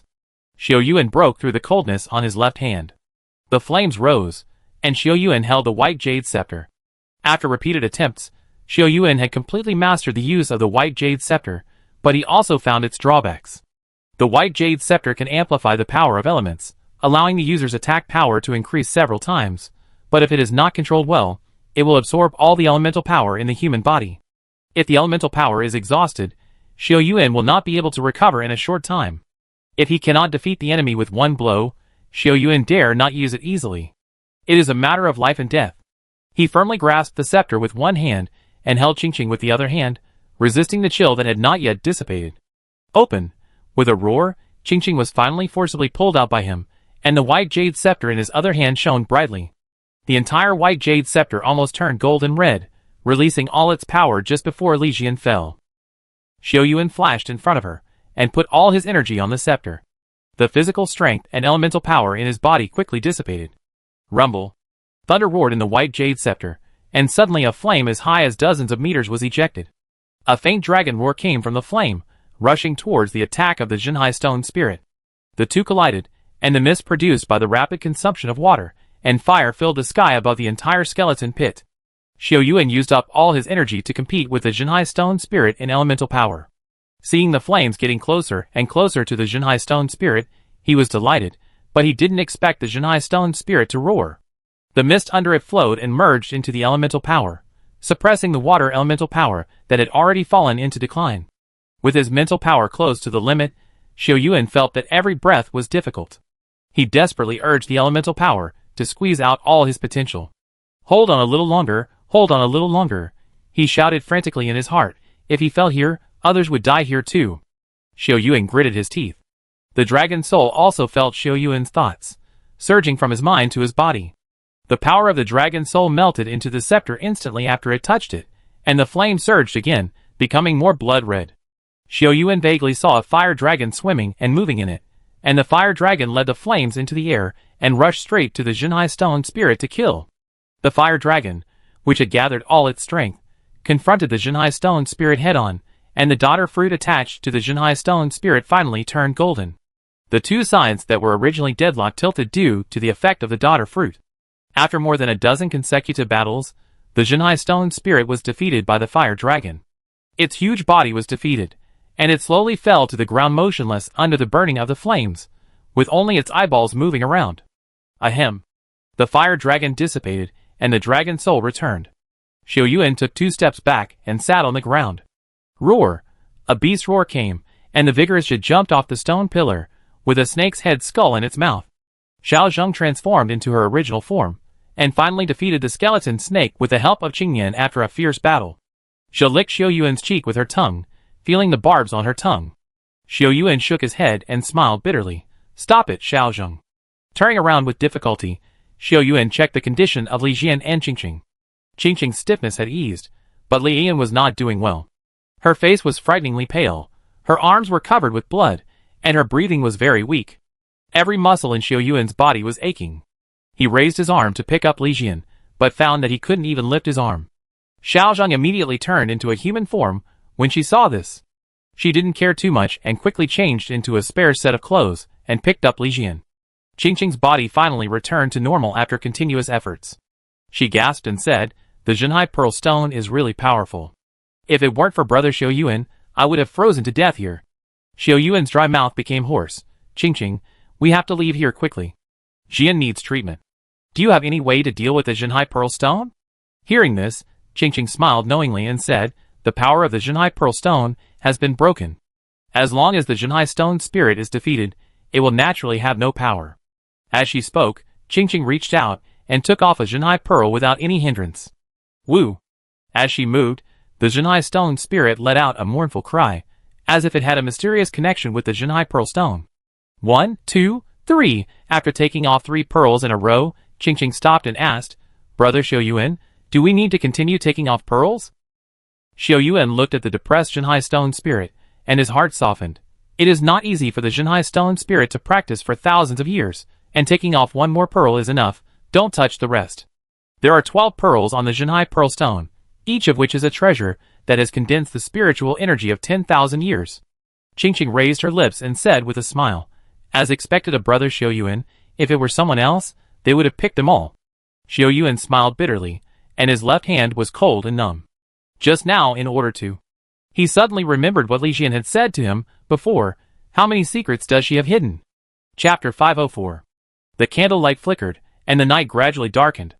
Xiao Yuan sat on the bedside, playing with the silver pendant in his hand. The small scepter was surprisingly similar to the white jade scepter. The life of the Jinhai Stone spirit was not in danger, but it was missing 4 Jinhai pearls, which was enough for it to recuperate for a period of time. The coldness in the left hand still remained, and even after a day, it could still feel the cold. The elemental power in Xiao Yuan's body was completely absorbed by the white jade scepter. Although it was powerful, it was not pleasant to lose the elemental power. The recovery speed of the elemental power was slower than any previous time, making Xiao Yuan unable to completely dispel the cold. Li Jian was born in the Goryeo royal family. Because she was the illegitimate daughter of the previous Goryeo king, she was forced to join the Sejong army in an awkward situation. No one knew that she had the power of elements. Why did she hide the power of elements? Was there a hardship or other reasons? Xiao Yuan couldn't help frowning with all kinds of thoughts. The feeling of overusing the dragon soul was really uncomfortable. Xiao Yuan believed that if he hadn't taken the fruit given by Zhongli, he would not wake up now. Li Jian on the bed suddenly moved, and Xiao Yuan looked at her. Li Jian slowly opened her eyes, and saw Xiao Yuan's concerned face after she regained consciousness in the darkness. She opened her mouth slightly, and her hoarse voice was dry. Realizing that her throat was dry, and she couldn't say too much, Xiao Yuan helped her up and fed her with a spoon. Nestled in Xiao Yuan's arms, Li Jian was finally able to speak. "Is everyone okay?" Xiao Yuan hummed. His voice was very light. "Qingqing is recuperating in the elder's house. Xiao Zheng needs to rest after transforming, and Uncle Qingyan is fine too." Huh? Ayu closed her eyes. She was very tired after saying a few words. "What about you?" Xiao Yuan was stunned for a moment, and smiled. "Of course I'm fine." The girl in his arms was silent for a while, and slowly uttered 2 words. "Lie." Her fingers fell on Xiao Yuan's left hand that had been hanging on the bed, feeling the icy cold on it. Xiao Yuan smiled freely when he saw that he could not hide it. It's just that the coldness on the Jinhai Pearl Stone has not been completely eliminated. Don't worry, it's nothing serious. Ayu was weak all over, and the warmth in Xiao Yuan's arms made her feel at ease and comfortable. She rubbed her body slightly to adjust herself, and said, Don't you have anything to say to me? Xiao Yuan pretended to be surprised and said, Miss Jiyun can read minds? How do you know I have something to say to you? As he said that, Xiao Yuan took out a silver pendant from his pocket and shook it in front of Li Jiyun. He put the pendant in Li Jiyun's palm. I picked up your pendant for you. Don't take it off casually in the future. He was very curious about why Li Jiyun hid the fact that she had the power of elements, but after hesitating for a long time, Xiao Yuan chose not to ask her. If this is something she deliberately concealed, she must have her own reasons. Choose to respect her choice, and she will talk about it when she is willing to. After Li Jian held the pendant, Xiao Yuan felt that the water elemental power surging around Li Jian disappeared, and she became like an ordinary person. The fragrance of Li Jian's hair was faintly coming, and just when Xiao Yuan thought she was asleep, she suddenly said, Thank you. Xiao Yuan was a little surprised and said, Getting the Jinhai Pearl is also my own need, there is no need to do this. Unexpectedly, Li Jiyun shook her head and murmured, Thank you for not asking me, thank you for understanding me. Thank you for standing in front of me every time I was in danger. Li Jiyun closed her eyes and relaxed. Do you know why I hide the power of elements? Guess? Xiao Yuan thought for a while, and said tentatively, Hide my shortcomings? Chuckles. Li Jiyun laughed and said, Men who are too smart are really unpleasant. Many members of the royal family, including Hong Xiaozhu, don't like me. When she talked about the royal family, the smile on her face disappeared. But I don't care. As long as my mother can live a good life, I can endure it. They can tolerate a mediocre illegitimate daughter, but they will not allow an element affinity who may be closer to exist in the royal family. Xiao Yuan didn't know how to comfort her, so he had to gently hold Li Jian's little hand. This will all end, as long as you come to live in country A. Li Jian smiled when she heard this. Well, that day will not be too far away.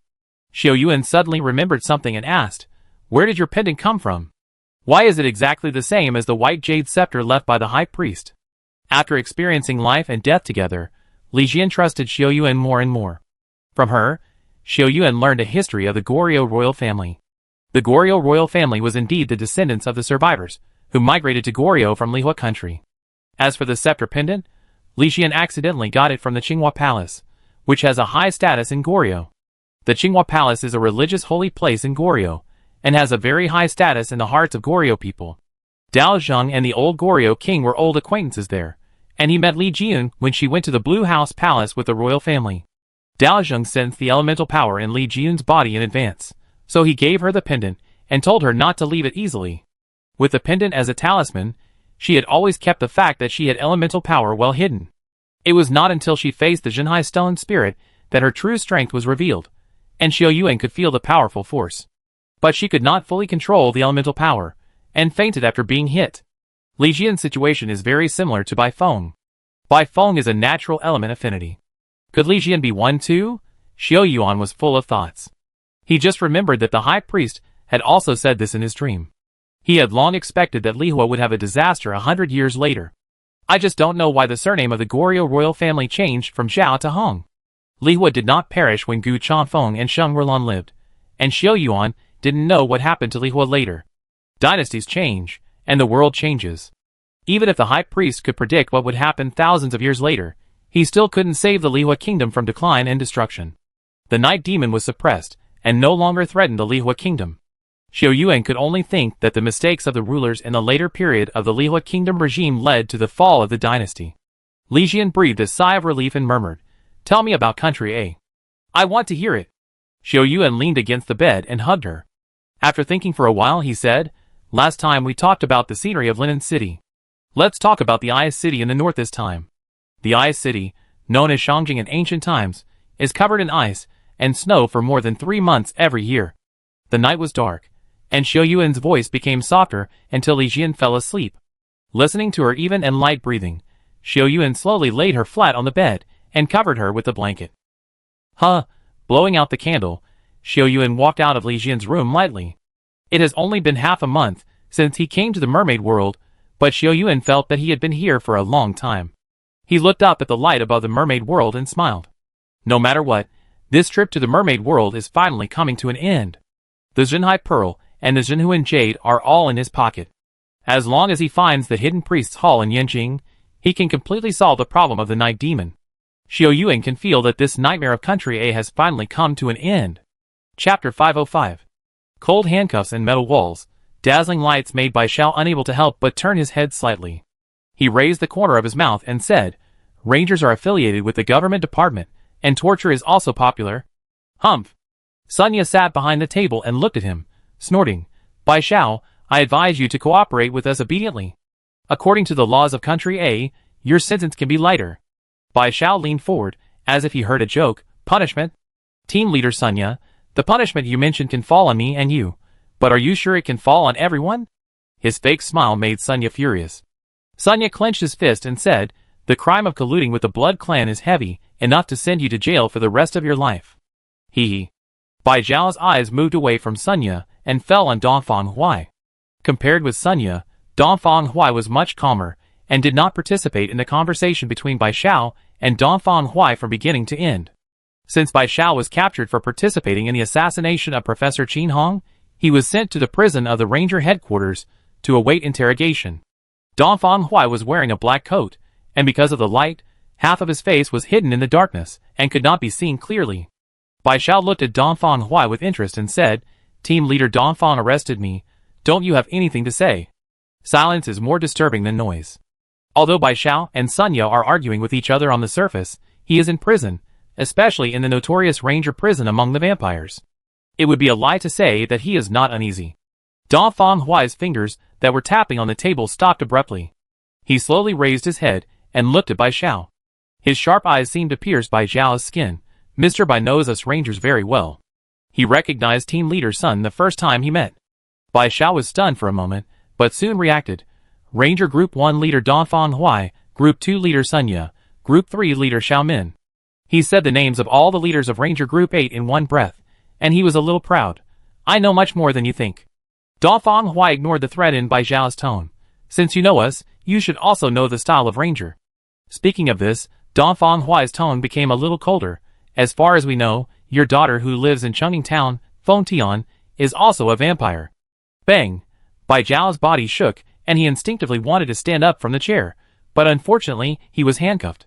His eyes widened, and he was no longer calm and composed. "You can't hurt her. She is innocent." Dongfang Huai stretched out his hand to signal him not to get excited, and said slowly, "Don't get excited. Mr. Bai arranged his daughter in the countryside. Isn't he hoping that she can live a stable and happy life?" He stood up and walked in front of Bai Xiao, slowing down his tone. "Now, can we have a good talk?" As if most of his energy was drained out, Bai Xiao couldn't understand how the Ranger found his daughter when he was hiding so well. The Ranger is affiliated with the Parliament of Country A and is a legitimate government organization, but its style of doing things is unconventional. In daily work, the Ranger faces mysterious opponents who are beyond nature. A leniency or delay may cause casualties and the escape of opponents. The long-term accumulated experience makes the Ranger's handling of cases sophisticated and ruthless. Tenderness has never been their style of doing things. Sun Wan only came into contact with one side of Dongfang Huai. Bai Xiao leaned back on the chair and relaxed, saying, "I can tell you what you want to know, but I have conditions." Sunya frowned and couldn't help but say, "Do you think you have the capital to negotiate with us?" Dongfang Huai returned to his seat and patted Sunya's shoulder. "Equivalent exchange, it's only natural. Tell me your conditions." Gulp. Bai Xiao licked his dry lips. "First, I want you to ensure the safety of my mother and daughter. Absolutely no accidents. I have to confirm their safety every day." Dongfang Huai smiled when he heard this and said, "Don't worry, the headquarters will have Fengtian's field staff secretly protect you." Bai Xiao felt much more at ease after getting Dongfang Huai's assurance. The reason why he sent his daughter to the countryside was because he was afraid that his identity in Yanjing would implicate the child. "The second point," Bai Xiao said slowly, "I want to meet someone. His name is Yu Qingxuang." Yu Qingxuang? Dongfang Huai recalled a little before he remembered who Yu Qingxuang was. A few months ago, a vicious wounding incident occurred in a high-end Western restaurant in Yanjing.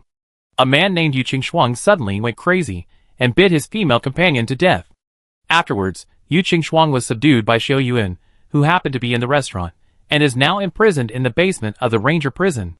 As for the dead woman who disappeared from the police station, her name is Ai Lu. Ai Lu was involved in many vicious attacks, and now there are wanted warrants for her all over the country. Dong Fang Huai's heart moved and asked, "Do you know Yu Shuang?" Bai Xiao was silent for a while and said, "I have only seen him twice, at a gathering point of the vampires." "Oh," Sunya was impatient and stood up when he heard the clue. "Where is the gathering point?" Bai Xiao opened his mouth, but did not reveal the gathering point. "I need to meet Yu Shuang first before I can tell you the location of the gathering point."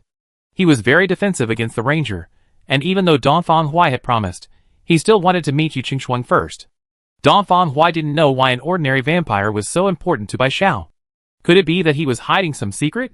Dong Fang Huai's eyes were burning, and after thinking for a while he said, "Okay. Ranger headquarters, underground floor." Since entering the underground prison of the ranger, Yu Shuang has not said a word. He curled up in the corner of the bed, wrapped in a thin blanket and motionless, like a sculpture. Suja opened the door and explained to Dong Fang Huai and the others, "He often stays in this position for 4 or 5 hours. Be careful not to make too much noise to stimulate him." Although it is called a cell, Yu Shuang's living conditions are actually quite good. When he heard someone enter the cell, his drooping eyes slightly raised, and his listless eyes suddenly widened when he saw Bai Xiao. Perhaps because he hadn't spoken for too long, he managed to utter a few words with difficulty. Bai Xiao? Bai Xiao was not surprised that he could remember him. The memory and vitality of the blood race were much stronger than those of ordinary people. Bai Xiao, wearing handcuffs and ankle chains, slowly moved his steps and sat on a chair. He smiled at Yu Shuang and tried to make his tone friendly. "Yu Shuang, it's rare that you still remember me." "Huh?" After moving his mouth twice, Yu Shuang's pronunciation quickly became fluent. Yu Shuang's voice was hoarse, and he smiled reluctantly. "I remember. As one of the few humans at the party, how could I not remember it?" He looked at Dong Fang Huai and Sunya, who were like two door gods behind Bai Xiao, and said, "You are now prisoners like me." Bai Xiao shrugged and said, "Whether it's a prisoner or a cell, I came here today to find a way out for my daughter." Yu Shuang's smile froze after hearing his words, and he was speechless for a long time. The atmosphere in the cell froze, and Yu Shuang turned his head away after a long time. "We are all prisoners of fate, and we can't avoid the coming of God." Chapter 506. Bai Xiao slowly clenched his fists and said in a low voice, "It is said in the Blood Clan that you have already solved the curse. Is it true?" Yu Shuang did not even raise his head and asked, "What if it is? What if it is not?" Bai Xiao grabbed Yu Shuang's hand. "If you can solve the curse, you can definitely remove the curse for my daughter, right?" Hee. Yu Shuang's mouth twitched and smiled bitterly. "Bai Xiao, do you know the origin of the Blood Clan?" His words made Bai Xiao stunned, and he said, "The lecturer at the meeting said that the Blood Clan is a high-level human being who is favored by heaven and earth." "Higher humans?" Yu Shuang slowly raised his head and said, "The talents of the Blood Clan all come at a price. As Blood Clan members, they all bear a curse of dedicating themselves to the coming of God. The time when the Blood Clan existed in human society is unknown. They gradually appeared in human society in the past 2 years, and the time coincided with the outbreak of the Night Demon. According to the information currently available, the Blood Clan can transform into bats, like to move at night, and like to suck blood, but their origin is still uncertain." Knowing that he would probably stay in prison for the rest of his life, Yu Shuang simply stopped hiding and told the origin of the Blood Clan. The history of the Blood Clan is nearly 10,000 years old, and only the core members of the Blood Clan know the specific origin. Yu Shuang doesn't know much, only that the original ancestors of the Blood Clan were a group of people with curses. They slowly transformed from humans to blood clans, and this irreversible transformation did not bring them much happiness. Blood clans have vitality that humans cannot match, but the blood in their bodies also has the same risks. Fear of light, bloodthirsty. The most terrifying thing is that every time the blood of the vampires explodes on the night of the full moon, a careless vampire will explode and die. The original vampires came up with many ways to survive, including combining with humans to give birth to offspring. Although the offspring born have a chance to get rid of the blood of the vampires, most of them do not live long, and most of them die in their 40s. People with blood of the vampires have a mission since birth, waiting for the coming of God, and offering their flesh and blood and soul. The seemingly illusory mission has been with the Blood Clan for countless years. It was not until the outbreak of the Night Demon that the Blood Clan began to rise in human society. Because of the change in the environment, the Blood Clan became much stronger than before. Some of them began to cooperate with humans, or directly depend on humans, such as Ai Lu, Quan Hai and others. Yu Shuang is an outlier in the Blood Clan. Although he also follows the Blood Clan, He always has the idea of changing his destiny in his heart. Can the curse be broken? If you get rid of your vampire identity, can you change? Yu Qingxuang is a madman who uses his own body as a test subject to try to change his vampire identity. However, he is also a genius. Relying on the vampire's strong recovery ability, Yu Qingxuang finally made a breakthrough in the last experiment after hundreds of experiments. Yu Qingxuang killed Ai Lu in the restaurant. Of course, Ai Lu was only temporarily dead because the vampire blood in his body changed. Bai Zhao's eyes lit up after hearing this, and he asked, Did you succeed? Yu Qingxuang slowly rolled up his sleeves, and his thin arms were covered with red cracks. Seeing the other party's shock, he said, But it's only half successful. If I were given another year, I would have a good chance of success. Unfortunately, I don't have much time. Bai Zhao frowned, and the feeling of seeing hope right in front of him but one step away made him feel depressed. What do you mean? Yu Qingxuang leaned against the wall and pointed to the sky. I can feel that the time for God to descend is not far away. All the efforts of many years have come to naught. This is fate. Bai Zhao didn't know what the God he was talking about was. The secret action plan of the Blood Clan was probably to make God descend. If I can use the power of the Ranger to destroy the Blood Clan's plan, maybe I can buy time for Yu Qingxuang to complete his research. Bai Zhao's daughter is also a Blood Clan, and she is a congenital Blood Clan among the Blood Clan. The organization of the Blood Clan is tight, relying on the power of blood to maintain, and it is divided into innate Blood Clan and acquired Blood Clan. Bai Zhao's daughter is only 7 years old this year, but she is a congenital Blood Clan. Her blood inherited her mother's Blood Clan blood and happened to appear in her. Bai Zhao is just an ordinary human, but in order to give his daughter a chance to survive and not fall into the hands of the Blood Clan, he joined the Blood Clan organization. There are also many humans in the Blood Clan organization, and many of them envy the power of the Blood Clan and want to become Blood Clan. But the selection of the acquired vampires is very strict and requires many tests. Even so, there are still many powerful people who want to become vampires. After all, the fear of death is a human instinct, and the long life of the vampires is very attractive. Bai Zhao now has only one thought in his mind, to let his daughter live healthily and happily in the sun. He turned to look at Dongfang Huai and said in a deep voice, The gathering point of the vampires is on Wooden Road. It should be in time for you to rush there now. The light in Bai Zhao's eyes made Dongfang Huai raise his mouth and say, Okay. Daming Sea, Mermaid World. Xiao Yuan held the silver knife in his hand and pointed it at Xing Feng, who was facing him with great momentum.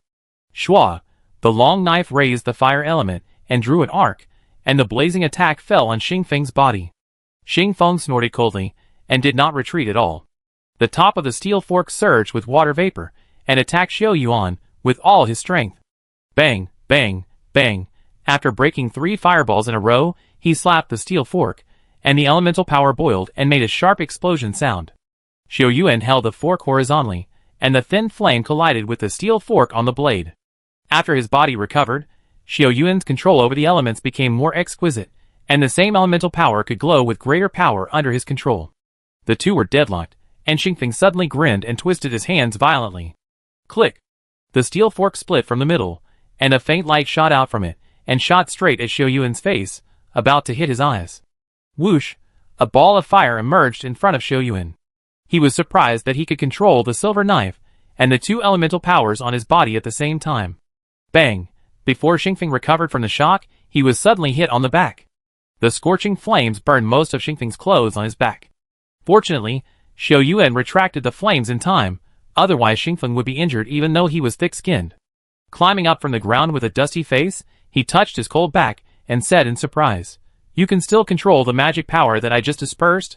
Oh, Qingqing and Xiaozheng, who were watching the battle, cheered, especially Qingqing, who was very proud. Xingfeng, don't brag about being the first warrior of the Fishman tribe anymore, be humble.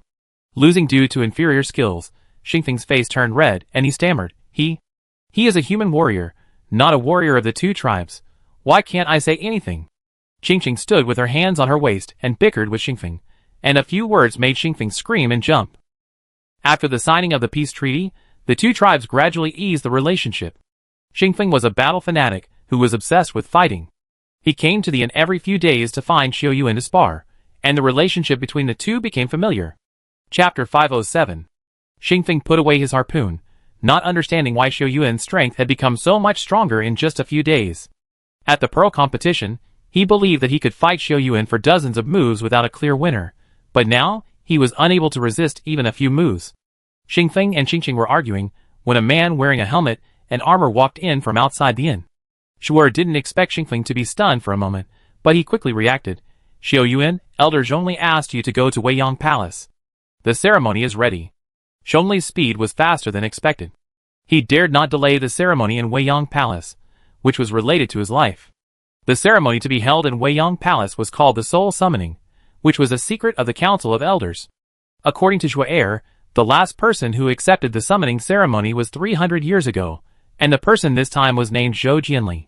The story began a few days ago, when the mermaids and fishmen explored the Jinhai Sea together. The Jinhai stone spirit, which was severely injured by Xiao Yuan and others, temporarily lost its ability to move. The mermaid world knew very little about the Jinhai Sea, so they took the risk to explore, and found a giant clam at the edge of the skeleton pit. The power of the Jinhai Pearl Stone still prevented the explorers from getting close.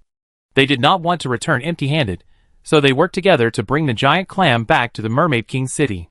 As a result, when the giant clam was opened, a human was found inside.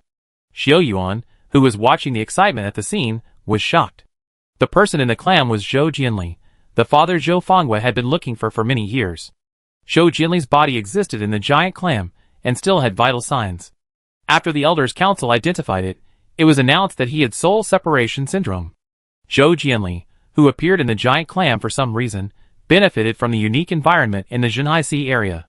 His body functions were in a dormant state, and he looked the same as when he disappeared, but his soul fell into a deep sleep. The soul is the most mysterious part of human beings. Zhou Jianli's soul has believed that he is dead, and has fallen into a state of half-dissipation, and half-dying during his years of sleep. If he is not discovered, his soul will dissipate in a few years at most, and then Zhou Jianli will be completely dead. The location of the soul-calling ceremony was set under the moonflower tree in Weiyang Palace. When Xiao Yuan and Zhu'er arrived at in addition to Zhongli and Xia Dong, there were 3 beautiful magic users standing behind Zhongli. Zhou Jianli changed into a white robe and was placed on a wooden bed. There were red ropes tied to his wrists, and there was a copper bell on the rope. Zhongli stood in front of the wooden bed, holding a wooden sword in his hand, looking up at the sky from time to time. He was waiting for the night to fall. Whoosh! As the light gradually dimmed, a cold wind blew from the garden. Zhongli's silver hair fluttered in the wind, his closed eyes suddenly opened, and a blue light lit up on the wooden sword. The 4 magicians headed by Xia Dong stood in 4 directions, and they raised the prepared sacrificial vessels at the same time. The water blue beads floated, and a layer of water elements as thin as a cicada's wing emerged from the beads under the magician's urging. From Xiao Yuan and Zhu'er's perspective, the people around the moonflower tree seemed to be covered by layers of gauze. Clang! Zhongli's sword cut through the night sky, and strands of elemental power flew in his hands, and finally fell on Zhou Jianli's body. There were at least hundreds of elemental filaments blending into Zhou Jianli's hair. Such a strong elemental control was rare in Xiao Yuan's life. If he could leave the mermaid realm, the Night Demon Rebellion would surely end faster, right? Unfortunately, the barrier in the mermaid realm would not dissipate before the Night Demon dissipated. Even if Zhongli was extremely skilled in magic, he could only stay in the mermaid realm. The human brain is the most sophisticated instrument in the world, and Zhongli's mind was completely immersed in it. With him as the center, spirals of water elemental power spread out, and the vortexes were completely absorbed after hitting the cicada wing-like elemental defenses built by the 4 magicians. The 4 round beads they controlled continued to absorb elemental power, maintaining the subtle connection between Zhongli and Zhou Jianli. Xiao Yuan, Zhu'er, Lijian, and Qingqing were waiting not far away, and the situation changed after half an hour. The branches hanging from the moonflower tree swayed above Zhongli's head, and the fluorescent light was swaying beautifully. A fallen leaf fell on Zhou Jianli's forehead under the traction of the water element, and his calm face showed pain. Xiao Yuan's heart tightened and asked, what happened to him? Although Qingqing was young, she had been with Xiao Xiao for a long time and knew a lot about the soul. Brother Xiao Yuan, don't worry, this is a sign that the soul of a sleeping person will awaken. Being in the core of the fluctuation of the elemental power, Zhongli's silver hair fluttered and his white robe fluttered. The moment he opened his eyes, Xiao Yuan seemed to see a flash of lightning. Boom! A thunderous sound appeared, and the wooden sword exploded into pieces and flew into the sky. Zhongli put his hands back, and all the elemental power returned to Zhongli, and returned to his body under his control. After half an hour of outputting elemental power, The concentration of Zhongli's elemental power was simply terrifying. Huh? Zhongli took a long breath after collecting all the elemental power, and a thin layer of sweat appeared on his forehead. Xiao Yuan walked forward quickly, and saw that there was a white mark on Zhou Jianli's forehead, the same shape as the leaves of the moonflower tree. He slept uneasily with his brows furrowed, as if in a nightmare. Zhongli took the handkerchief and wiped the sweat off his face, saying, Zhou Jianli's soul has awakened. After a few days of stabilization, you can take him away from the mermaid world, and he will be able to wake up normally. Xiao Yuan thanked Zhongli and said, Elder Zhongli, the leader of the drought just told me that someone wants to see me. I wonder. Zhongli stopped what he was doing, looked around and said, just follow me. Xiao Yuan was puzzled, wondering why he was so mysterious. The two of them left the garden one after the other, and came to a small square in the Weiyang Palace. From a distance, Xiao Yuan saw a name standing in the center of the square. She was dressed in white, tall and noble. Who else could it be but Ji Heng? Queen Ji Heng? Xiao Yuan asked in a low voice, Elder Zhongli, what does His Majesty want to see me about? After successfully taking out the pearl from the Zhenhai Sea, Xiao Yuan met Ji Heng once. At the celebration banquet, she was much more enthusiastic towards Xiao Yuan and his party. The Zhenhai pearl can allow Ji Ran to live like a normal person in the future. Xiao Yuan can see that she is very happy in her heart. Poor Ji Heng, who is a kind of parent, may not be as indifferent to Ji Ran as she appears on the surface. Elder Zhongli did not answer him directly, but stopped at the edge of the square and said, Go, His Majesty has specially summoned you. Not knowing what the other party was up to, Xiao Yuan walked up to Ji Heng and saluted, Your Majesty. Ji Heng turned around, her eyes as bright as stars and her elegance was unparalleled. She stared at Xiao Yuan and suddenly said, You know him, right? Who? Xiao Yuan was a little confused by her incoherent words. I wonder who Your Majesty is talking about. Ji Heng opened her red lips slightly, and said two words, Ji Heng. Xiao Yuan was Gu Changfeng in a dream. They looked exactly the same. If you had to force it, they could be considered as the past and present lives. He hesitated for a moment and said, To be honest with you, Your Majesty, in my dream, in my past life, I had the honor of meeting the high priest several times. Ji Heng's eyes were complicated, and she asked in a low voice, Is he okay after returning to Lihua country? Chapter 508. Is he okay? 3,000 years is enough to erase too many memories. Ji Heng had thousands of words in her heart, but only asked this one question. Xiao Yuan was silent for a long time, not knowing how to answer her. The high priest died soon after leaving the mermaid world, and Xiao Yuan did not know the whereabouts of his body in the dream. Will he think of Ji Heng who is far away in Daming Sea? Will he miss the world? After pondering for a while, Xiao Yuan said softly, When the high priest left Daming Sea, his physical condition was already in a very bad state. 1 year later, when the seal of the Lihua priest hall was completed, he also passed away. The death of the high priest marked the end of the night demon rebellion in Lihua country. After that, country A remained peaceful and stable for many years, until the modern night demon broke out. Ji Heng held a letter in her hand, and her eyes were covered with mist. She murmured, 3,000 years, why didn't he explain it when he left? He said that an old friend would come to the mermaid world 3,000 years later. Now you are here, and he said that he would come back to see me. How long do we have to wait? Xiao Yuan listened quietly to Ji Heng's mumbling. At first, he didn't care much, but when he heard the high priest's letter saying that he would come back, he couldn't help but be surprised. The high priest was so good at predicting things that he could even predict Gu Chengfeng's reincarnation 3,000 years later. If he said he would come back, wouldn't that imply that the high priest might still be alive? Shocked by his own guess, Xiao Yuan shook his head secretly. He had seen the high priest's physical condition with his own eyes. Even though he had elemental power, he was still immortal, and could not avoid birth, aging, sickness and death. Wouldn't he have become a monster if he had lived to this day? Knowing that it was impossible, Xiao Yuan couldn't bear to break Ji Heng's hope. The high priest has never been a boastful person. He said he would come back one day, and he must be able to do it. Perhaps his words worked. Ji Heng's mood gradually stabilized. She carefully put away the letter and said, After reading the letter he left, I know the difficulties he had in establishing the mermaid world. Thank you very much. Difficulties? Xiao Yuan bowed and said, Your Majesty, you don't have to be polite. I wonder what the high priest's difficulties are. Can you tell me? Ji Heng gently raised her hand, and the light blue water element flowed on her fingertips. The water element gradually transformed into a round sphere, and the inner layer of the sphere was a miniature world. The Mermaid King City, the Fishman Surrender City, the Southern Abyss, the Return Ruins. One representative landmark after another appeared in it, and Queen Ji Heng's elemental control was so powerful. She looked at the mermaid world that had shrunk by tens of millions of times, and said, the cage he used to bind the mermaid world was also a barrier to protect the mermaid world. Ji Heng's words were shocking, revealing a deep secret. The mermaid world was originally called the Daming Deep Sea, where the mermaids and fishmen lived. The South Abyss was originally an important passage for the birth of the Night Demon. Once the Abyss black hole on land fails, the Night Demon will use the South Abyss to make a comeback. The High Priest and the Lihua country Sitian monitored the mountains and rivers, and accurately located the 4 sealed places. One of them was located in the habitat of the 2 tribes, which was still called the Daming Deep Sea at that time. The South Abyss is unique. After the Lihua country Night Demon is suppressed, the next outbreak will start from the Seabed Abyss. The High Priest was grateful for the hard work of the 2 tribes to protect for thousands of years, so he and the mermaids built the Priest Hall and the mermaid world together. The unique barrier environment of the mermaid world is between reality and illusion, dividing the original seabed abyss into 2. Half of the abyss is in the mermaid world, and the other half is in the outside world. If the Night Demon wants to reach the world of Blue Star through the abyss, in addition to making a choice at the boundary between the 2 abysses, it must also pass through the barrier of the Nebula Illusion. The Nebula Illusion is connected to the mermaid world. With its protection, when the Night Demons broke out and ravaged the coastal towns of Country A, the mermaid world could be stable. Only tens of thousands of border guards were needed to suppress the few night demons and monsters that reached the mermaid world.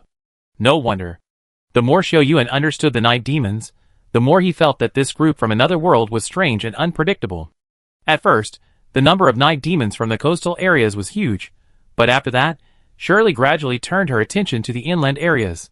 The Silver Wings Corps once evaluated the probability of a large number of night demons appearing in the coastal areas again and made backup strategies. Fortunately, the coastal areas finally calmed down after several wars. Now think about it, it is probably because of the Nebula Illusion. Without Shirley's guidance, it is too difficult for the night demons to descend to Country A through the abyss in the sea. Most of them are lost in the Nebula secret realm and disappear with the passage of time. The High Priest spent all his energy to protect the mermaid world, and naturally won the recognition of the strong men of the 2 tribes. He single-handedly promoted the establishment of the Priest's Temple, and broke the Night Demon Legion in the Fossil Canyon. Everything he did was for the human race, and the reproduction of the mermaids. On the way to death, Kuzhou followed the High Priest to leave the mermaid world, and never returned, also because he was grateful for his efforts. All the cause and effect cycles were explained in the letter that the High Priest left for Ji Heng. Xiao Yuan felt shocked and a little sad. The High Priest did so much for the 2 tribes, but now not many people in the mermaids remember his efforts. However, he probably wouldn't care about these, right? It was almost midnight when he came out of Weiyang Palace. Xiao Yuan played with the soul gathering in his hand, and pondered Ji Heng's words. She said that one of the 2 magic weapons of the High Priest of the Soul Gathering could reverse the yin and yang and gather souls, and condense souls. It sounded very impressive, but Xiao Yuan did not think that the Soul Gathering could really have much effect in actual combat. The fighting methods of the Soul Gathering were divided into Soul Capture, Soul Seizure, Heart Punishment, and Illusion. The highest illusion could pull the opponent into an eternal environment, and lose it forever. In addition to the 4 strange and unpredictable attack methods, the Soul Gathering could also condense the souls of dying people to prolong their lives. It is said that when one reaches the highest level of cultivation, one can reverse yin and yang and bring the dead back to life. Of course, Xiao Yuan felt that bringing the dead back to life was too far-fetched.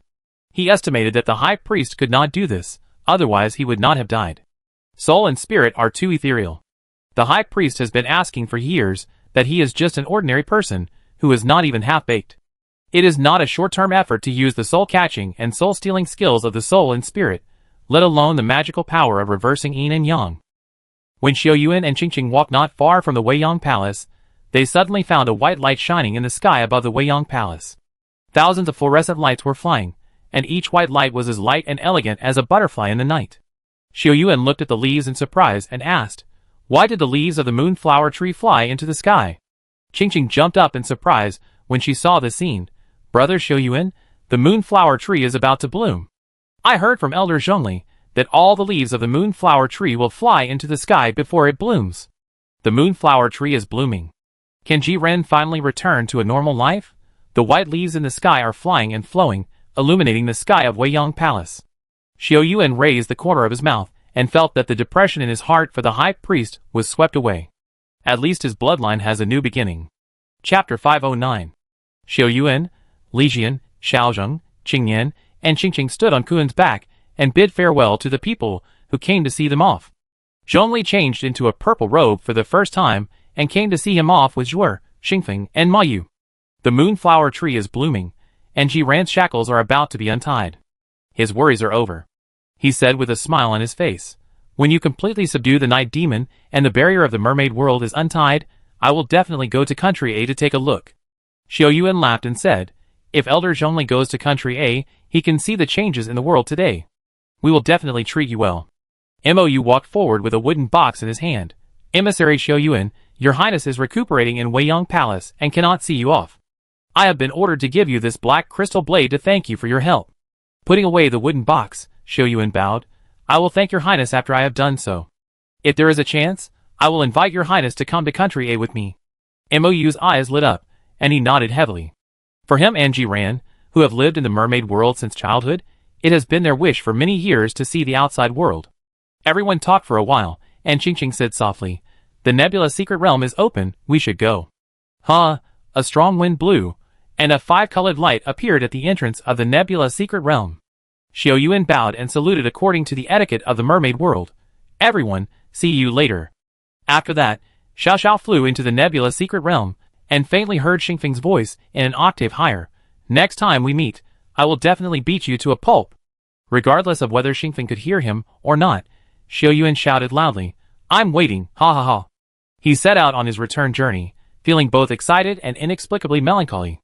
In the mermaid world for more than half a month, all kinds of strange encounters and stories made him feel like he was dreaming. I wonder what the situation is like outside? Xiao Xiao broke through the many obstacles of the nebula secret realm and finally flew out successfully. Crash! The sound of waves rang in his ears, and the colorful scenery in front of him suddenly changed to the blue sea and blue sky again. Xiao Yuan and his companions stood on Xi Xiao's back and fell from the air, with a whistling wind and shouting. He looked down and saw a group of people standing on the deck of the sailing ship, waving at him. All of them looked surprised and happy. Xiao Xiao fell on the sea. The cool water made Xiao Yuan feel as if he was in another world. This was the world that truly belonged to him. Qingqing walked up to Xiao Yuan and said with a smile, Brother Xiao Yuan, please stretch out your hand. Xiao Yuan was greeting Qinmao, Qiming and others, and asked casually, what's wrong? As he spoke, he slowly raised his right hand. I don't know what this girl is up to. Qingqing held Xiao Yuan's big hand, and a light blue light appeared in her eyes. I give you a good thing. The cold touch spread across his palm. Xiao Yuan initially thought that Qingqing's hand was too cold, but soon discovered that it was not the case. The purest blue color surged between the palms of the two people, slowly seeping into Xiao Yuan's palm.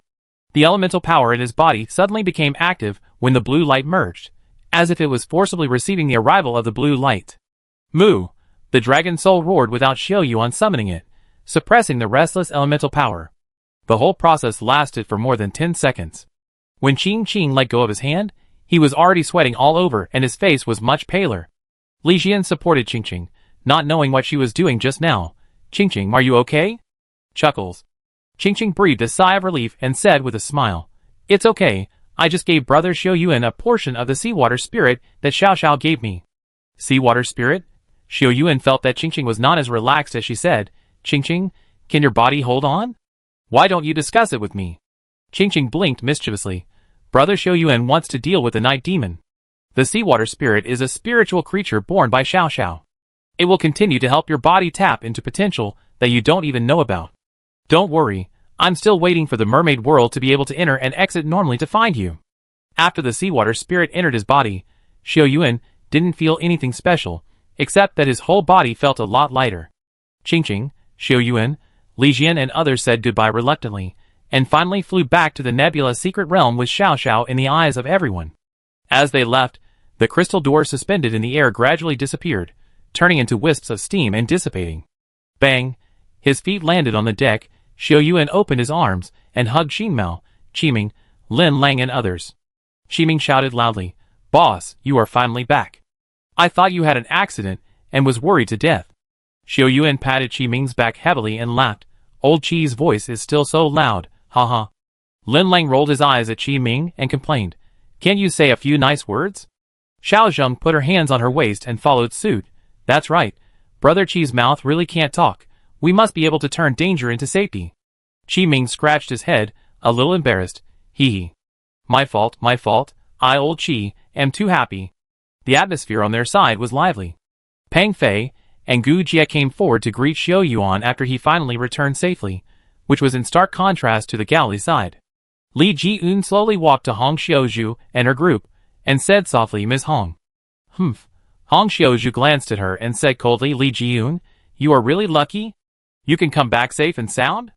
Li Ji-un's mouth moved, and she slowly lowered her head and stopped talking. Xiao Yuan had been silently watching Li Ji-un's condition, but now he had more important things to do. He waved to Qi Ming and the others, pointed at the big wooden box that was carried from Xiao Xiao and said, Ms. Zhou Fangwe, please come over here. Zhou Fangwe stood in the crowd, and was slightly startled when she heard Xiao Yuan calling her name. She looked at Xiao Yuan and then at the wooden box, and a heavy guess suddenly came to her mind. Could it be that the wooden box contained? Her eyes turned red, and Zhou Fangwe's voice was trembling. Brother Xiao Yuan, what is in it? Knowing that she had misunderstood what he meant, Xiao Yuan hurriedly explained. We found Mr. Zhou Jinli in the mermaid world, don't worry, he is still alive. Ah! Zhou Fangwe screamed and kneeled on the ground to open the wooden box without caring about her dignity. The middle-aged man lying inside was breathing evenly. He looked like an ordinary person except that his face was a little pale. Dad? Zhou Fangwe couldn't believe her eyes. She touched Zhou Jinli's cheek tremblingly and tears burst out. Delight, grievance, peace of mind, disbelief.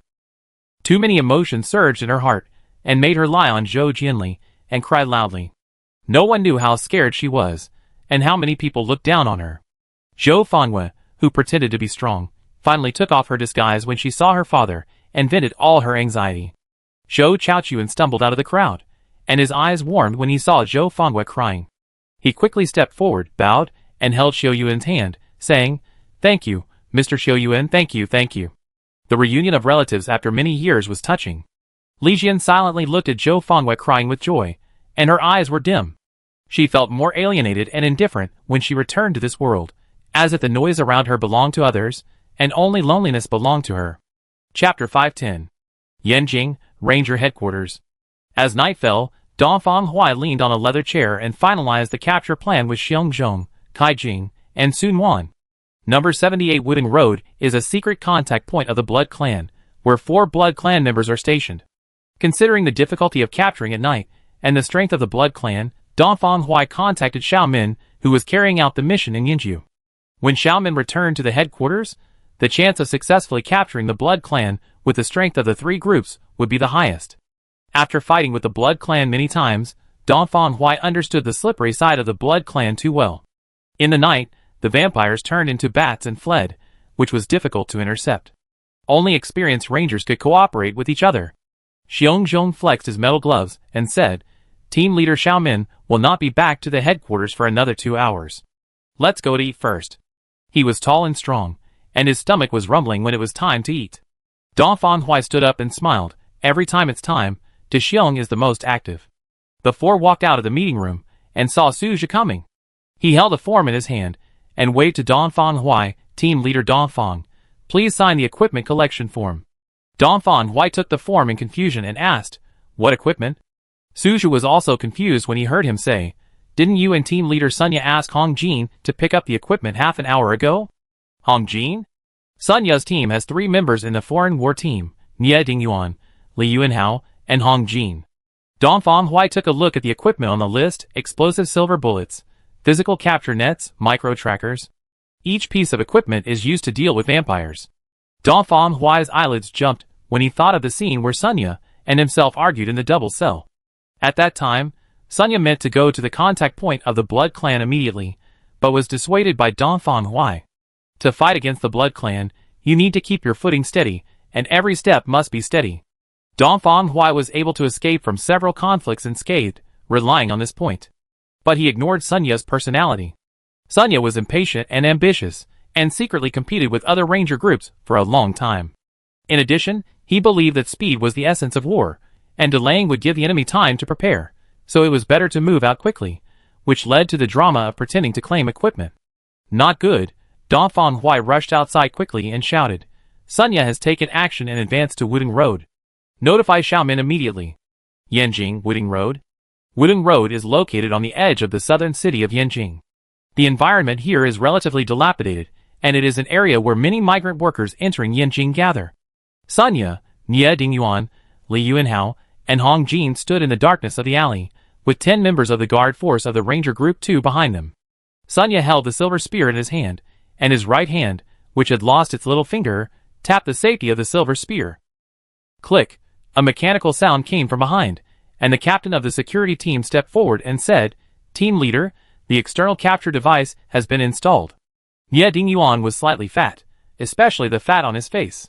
His voice was a little shrill, and he said, "Team leader, I think the time is almost up." Li Yuanhao was half a head taller than the others. With his long arms and legs, he glanced outside with a pair of dead fish eyes. Number 78 Wuding Road has not turned on the lights yet. Could it be that the people have left? His words made Sunya's eyebrows jump, but he didn't say anything. Hong Jin was the only woman in the group, with long hair and a pretty face. "Don't worry, it's just getting dark."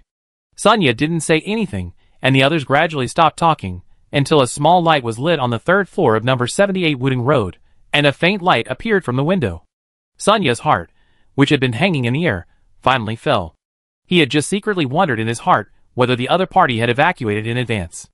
If that was the case, Sunya would be in big trouble today. With a big wave of his hand, Sunya and Nie Dingyuan walked quickly towards the door. Behind them followed Hong Jin, Li Yuanhao, and 6 security guards, holding either silver guns or special weapons. Li Yuanhao held a sword in his right hand and a shield in his left hand, which looked like a sword and shield soldier in ancient times. There were many elemental affinity people in the Ranger organization. They had a common feature that they rarely used firearms in battle, but used cold weapons containing Ming silver. Xiong Zhong was an earth element affinity person, and the weapon he used was a mechanical fist glove, while Li Yuanhao was a rare wind element affinity person. Number 78 Wuding Road is an old 3-story building that looks like it has a history of more than 20 years. Sunya and Nie Dingyuan pushed open the door at the same time, and everyone entered one after another. The hall on the 1st floor looked ordinary, no different from an ordinary family, and it was so quiet that it seemed like a haunted house. Sunya put down his silver gun and left 2 guards to explore the 2nd floor. As a result, he searched all 3 rooms on the 2nd floor and didn't see a single person. His face became more gloomy, and he took people to the 3rd floor. Creak, creak, creak. The old wooden staircase made a series of noises, and it was estimated that someone had already run away. Sunya still had a glimmer of hope in his heart. After all, the capture devices installed around the house would not let go of anyone who ran out of the house. The moment he climbed to the 3rd floor, he saw light. A faint small light was lit in the middle of the house. Who lit it? Sunya walked to the small light, and found 2 puppets under the small light. The puppets were simple but vivid. One puppet's neck was broken and its head and body were separated, and another puppet's waist and abdomen were torn open, and the death was miserable. He frowned and thought it was strange, but suddenly 2 shrill screams came from the intercom on his waist. Ah! The screams were miserable, coming from the intercom and the stairs at the same time, which shocked Sunya. Something happened. Everyone rushed to the 1st floor to rescue their teammates. As soon as they hurriedly walked down a flight of stairs, Nie Dingyuan suddenly felt empty under his feet. Ah! He screamed and his legs sank directly into the floor. The pre-designed trap was activated at the same time he fell into it. Several black lights shot out from the tiles on the wall, heading straight for Nie Dingyuan's head. It happened suddenly, and in just a few seconds Nie Dingyuan was hovering on the edge of life and death. He watched the black light approaching but could not move. Clang! Li Yuanhao held a broadsword in front of him. The heavy broadsword was as light as nothing in his hand, and in the blink of an eye it reached Nie Dingyuan's face. All 3 black lights were blocked, and Li Yuanhao frowned secretly as he looked at the crossbow that fell to the ground. Nie Dingyuan let out a long breath and said, Thank you for saving my life, ah. Before he finished speaking, he suddenly screamed and struggled desperately with his hands. It seemed that something was attacking him in the floor that no one could see. Sunya reached out and grabbed Nie Dingyuan's hand and pulled him hard, shouting, Yuanhao, take people to the 1st floor to check what's going on. Sunya's mind was still clear. The vertical thickness of the floor was not very large. Yeding Yuan's body sank, as if he was dragged by something. There must be something on the first floor. Cough cough.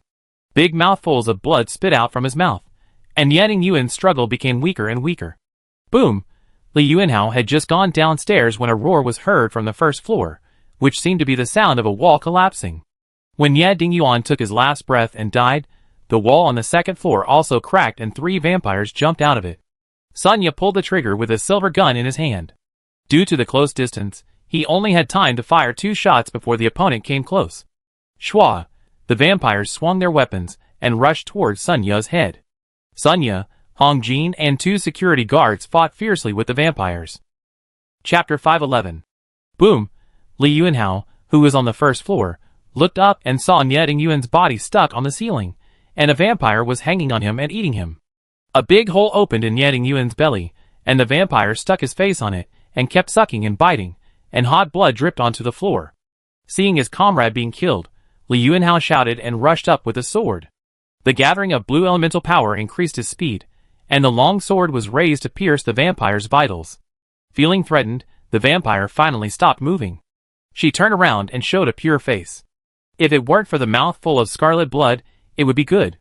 With her eyes red, she moved like the wind after sucking blood, and rushed towards Li Yuanhao. Bang! The female vampire punched the shield, and a short blade suddenly appeared in her right hand.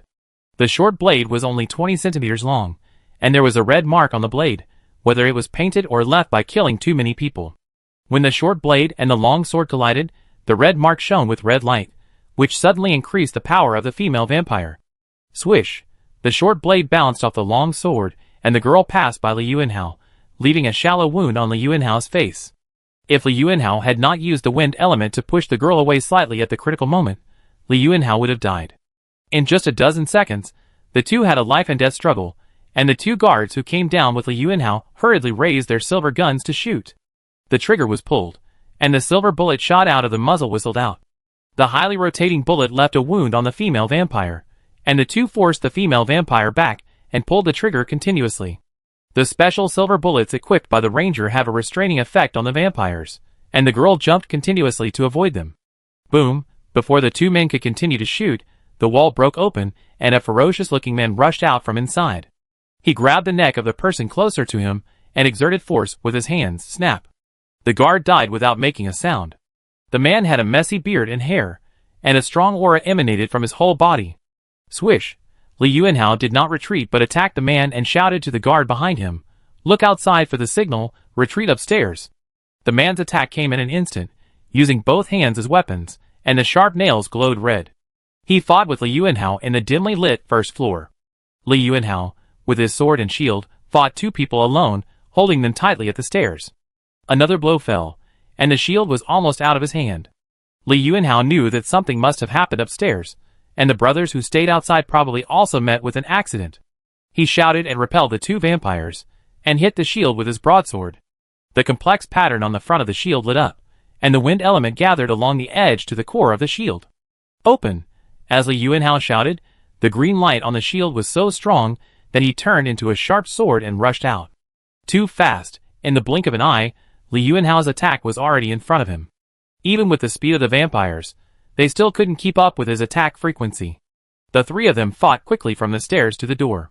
The elemental power was rapidly consumed, and Li Yuanhao couldn't predict how long he could hold on, because all his energy was focused on fighting the 2. With a high concentration of mind, he finally found an opportunity with a quick attack. Li Yuanhao mobilized all the elemental power, and the shield hit the man's chest, and he flew out like a cannonball. Ignoring the man who flew out and smashed the door, he swung his sword and raised the wind element to the extreme. Puff! The green light penetrated into the woman's body, and she screamed and a burst of black mist burst out of her body. Unfortunately, the wind element, as the rarest elemental power, did more than a little to improve Li Yuanhao. He used the remaining elemental power to stab 7 bats with his sword one by one. When the last bat fell, Li Yuanhao also sat on the ground weakly. It was too difficult for him to fight 2 vampires alone. Hearing the footsteps coming from outside the door, Li Yuanhao clenched his sword and struggled to stand up. The man covered in sawdust rushed into the house, and when he saw the dead bat on the ground, he was shocked. Die! The man squeezed out a word from his teeth, waved his hand to knock the long sword out of Li Yuanhao's hand, lifted Li Yuanhao with one arm and swung him violently. Li Yuanhao was thrown out and fell heavily to the ground. He couldn't help but smile bitterly when he saw the blood flowing out of the alley from a distance. It was too forced. Sunya was his guide when he first joined the ranger. He was a righteous person, but a little impatient. When Sunya proposed to take action in advance, Li Yuanhao disagreed, but seeing that he wanted to make a contribution, Li Yuanhao couldn't bear to refuse. The cold ground made Li Yuanhao sober up. Feeling the man's attack, Li Yuanhao gathered some of the strength he had just recovered and raised the shield to resist. Bang! The man stepped on the shield with one foot and exerted great force with his big foot. He was consciously torturing Li Yuanhao. Crack, crack, crack. The bones on Li Yuanhao's arm made a slight sound, almost reaching the limit. The man's eyes were scarlet, and his sharp nails stabbed Li Yuanhao's eyes fiercely. All the strength in his body was concentrated in one blow. He had already seen Li Yuanhao's exploding head in front of him. Whoosh! The man's attack came to an abrupt halt, and a figure flew from not far away with an alloy claw. The two alloy claws accurately attacked the man's vitals, but he was also strong enough to slightly sidestep to avoid the vitals and risk getting hurt to take Li Yuanhao's life. The ice blue feather arrow came after the alloy claws, forcibly blocking the man's fatal attack. The feather arrow shot through the man's palm and also took Li Yuanhao's life. Sun Wan raised her long sword, and the surging elemental power made her feel as if she was at the core of the ocean. Blood and dark elements appeared around the man. Feeling the threat from Sun Wan, he immediately used all his strength. The dark elements and water elements collided, and Sun Wan's elemental power continued. Bang! The man's body was hit hard, and strangely, there seemed to be something hidden in his clothes on his chest. When the long knife stabbed, it did not penetrate his body. The powerful elemental power pushed the man far away. After the condensed dark elements were dispersed, a burst of blood mist burst out of the man's body, and he simply fled the scene without looking back. Ahem. Li Yuanhao stood up with the help of Sun Wan, and everyone finally calmed down when he saw Dongfang Hui rushing over. When everything settled down and the battlefield was cleaned up, Sunya and Li Yuanhao almost cried. Nie Dingyuan died in the battle, and the 4 guards guarding the alley, and the 4 guards who entered the house, a total of 8 people, died in the battle. Hong Jin was seriously injured and rushed to the hospital. Li Yuanhao and Sunya suffered some minor injuries. The loss of this operation was heavy. Sunya sat on a stone in silence. His face and clothes were covered with blood, and he was as embarrassed as he could be. Dongfang Hui walked up to him, opened his mouth, and didn't know what to say. He gently patted Sunya's shoulder. Witnessing his daily companion die in front of him, Sunya's heart was broken. Holding back the tears in her eyes, Sunya suddenly said, "I haven't lost yet." "What?" Dongfang Hui was stunned for a moment, and said, "Sunya, we have already alerted the enemy and the clues are broken." Sunya raised his head suddenly. His bloodshot eyes showed determination. "The vampire I just escaped from left a tracker on him." Chapter 512. Night falls, the evening breeze is gentle. Fang Yu sat at the second floor window and looked at the time from time to time, frowning. It was already very late. Why hadn't he come back yet? He couldn't help but stand up and stick his head out to watch. Occasionally 1 or 2 pedestrians walked by on the quiet street, which seemed quiet and peaceful. A flash of red flashed in Fang Yu's eyes, allowing him to see the scenery clearly in the dark. A black fog flew from the horizon, mixed with a dozen bats. Finally back, Fang Yu was delighted and opened 2 windows to turn off the lights in the house. The darkness made him feel particularly at ease. When all the bats flew back to the second floor and turned into human forms, the smile on Fang Yu's face disappeared. "Where is Xiao Zhou? Where is my sister?" The bearded man was covered with a thin layer of blood stains, and said in a low voice, "She died in the hands of a ranger using a sword and shield." Crack! The tray in his hand fell to the ground, and Fang Yu grabbed the man's arm. "How could she die? Didn't you say it was foolproof?" The bearded man remained silent, not knowing how to answer. On the quiet second floor, only Fang Yu's questioning could be heard. The man and woman who besieged Sunya sat on the bed, and had no intention of persuading her. The woman licked her scarlet lips and smiled sweetly. "Fang Yu, since joining the Blood Clan means dedicating your life to God, don't you want to?" Fang Yu's whole body was shaking violently. He was an ordinary young man a year ago, but his fate was changed because of a car accident. At that time, he thought he was going to die, but he didn't expect his sister Fang Zhou to save him. Fang Yu didn't know what a vampire was. His sister turned him into an acquired vampire to save him, and from then on, the door to a new world was opened. Fang Yu was so angry that he trembled and shouted hoarsely, "It wasn't your sister who died, so of course you can talk without any pain in your waist. I never believe in the existence of gods." His words made the other 3 people in the room change their faces, and the woman flew over and pressed Fang Yu's neck. Bang! Fang Yu's legs were off the ground and pressed against the wall, and the feeling of suffocation became more and more intense. The woman raised her lips, and her fangs were close to Fang Yu's ears. "You are just a lowly second-class blood clan. Who allows you to question God?" The feeling of death came again. He was not unfamiliar with this feeling, but this time Fang Yu was no longer afraid. Rather than living in the dark all day as a shameful mouse, he would rather die in a car accident. Fang Yu opened his mouth with difficulty and said, "Even if there is a God in the world, it will never favor you. You are all devils." The hatred in Fang Yu's eyes completely angered the woman, and a trace of blood welled up in her eyes, and she laughed out loud. "Okay. Don't blame me if you want to die." Bang!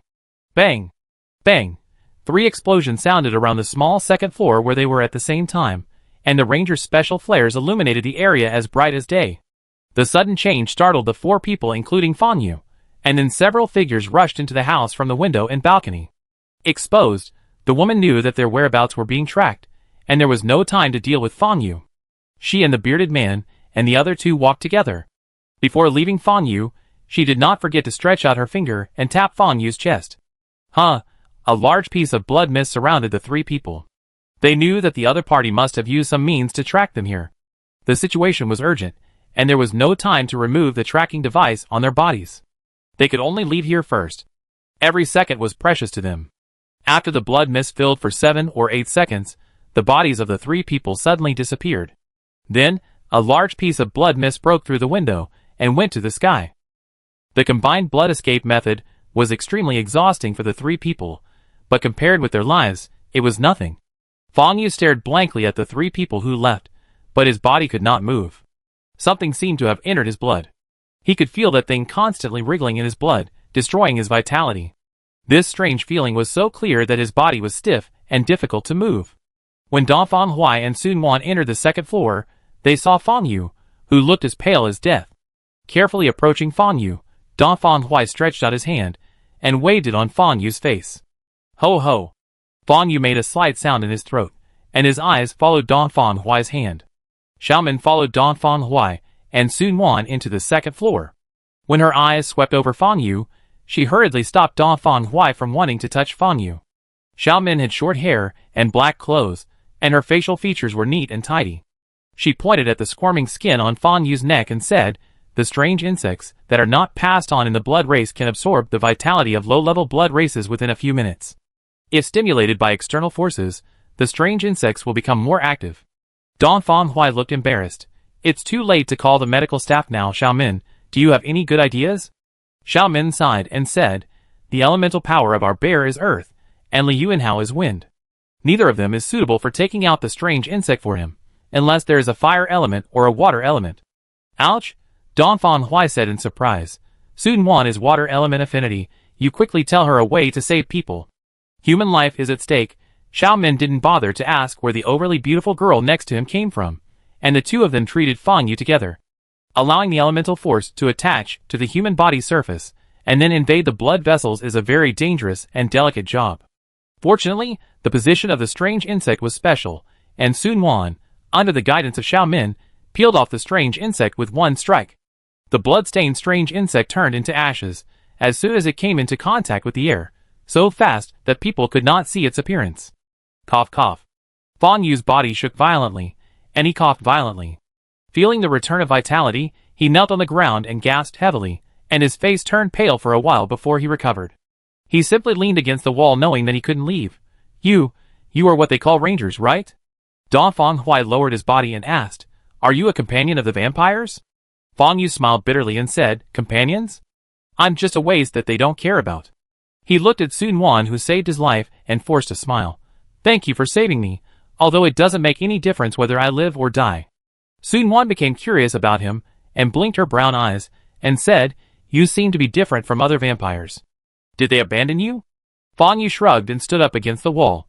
"You can ask me anything you want to know. I only have one request. Dongfang Hui didn't expect her to cooperate so well. What request? Fang Yu clenched his fists and his expression became ferocious. If there is a chance, you must let me kill that bitch Wang Qi with my own hands. Dongfang Hui's eyes were deep. Just when Sun Wan thought he would refuse, Dongfang Hui suddenly said, "Deal." Dongfang Hui's other side was fully displayed here. He was not only a serious and rigorous leader of the Ranger group, but also a tough guy who could make choices to achieve his goals. The promise now was by no means a joke. If he caught the Wang Qi mentioned by Fang Yu, he would really fulfill his promise. Chapter 513. Yanjing, Ranger Headquarters. Fang Yu sat on a metal chair with his hands shaking constantly, not because of fear, but because the strange insect left in his body by the blood race absorbed too much of the essence of life. Drink some hot water. Kai Jing brought him a cup of hot water from outside the interrogation room. Thank you. Fang Yu politely took the cup of water, and the heat made his cold hands a little warmer. Fang Yu, 24 years old this year, from Linen City, disappeared from the factory where he worked last November. Dongfang Hui looked through Fang Yu's file and said, "How did you come into contact with the blood race?" It all started with a car accident. Fang Yu frowned and was reluctant to recall what he had experienced. I was on my way home from the night shift and had a car accident. The driver fled. When my sister found me, I was almost dead. She saved my life and turned me into a vampire. Is your sister Fang Zhou a congenital vampire? Dongfang Hui asked with a change of expression. Yes, after becoming a vampire, I left the factory and officially lived in the vampire's secret den. What is the usual flow of people at number 25 Zhongshan Road? Lu Jiu, the bearded man, Gao Lu, Chen Fan, and my sister are members of the Blood Clan who live at number 25 Zhongshan Road. Every week, 3 non-staff members and 2 senior members of the Blood Clan come here. Non-staff members? Xiaomin was secretly surprised. Does the Blood Clan organization have a membership system? It's just to manage people who want to join the Blood Clan. There are many non-staff members like this who join every year after going through layers of review. Do you know their identities? The non-staff members who participated in the rally always came late at night, and they all wore masks on their faces so I couldn't see their appearance clearly, but I can be sure of one thing. Judging from their clothes and their speech and behavior, they must be rich or noble. Are you sure? Dongfang Hui couldn't help asking again. Are you sure? Fang Yu answered very confidently. Dongfang Hui and Xiaomin looked at each other, and saw a trace of worry in each other's eyes. There are very few hidden vampire gathering points on Zhongshan Road. If Sunya hadn't risked his life to leave behind a micro-tracker, Ranger would not have been able to find the other party now. Those who participated in the rally and wanted to join the Blood Clan were either rich or noble. Could there be people from the A-Country Parliament and the Federal Combat Command Center among them? No matter how terrible the Blood Clan is, they can be fought with guns and artillery shells. But if there is a problem within the human race, it will be much more difficult. The participants wore masks to hide their identities, but it is human instinct to seek benefits and avoid harm.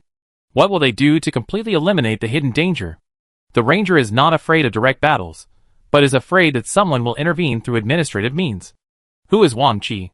Dongfang Hui was very curious. Fang Yu did not show much killing intent towards Gao Lu, who almost killed him. So why did he want to kill Wang Qi with his own hands? She is a high-level vampire who comes to the gathering point every week, and she is also the demon who led my sister into the abyss. Fang Yu was very excited when talking about Wang Qi. If it weren't for her, my sister wouldn't be dead now. Fang Yu, don't get excited.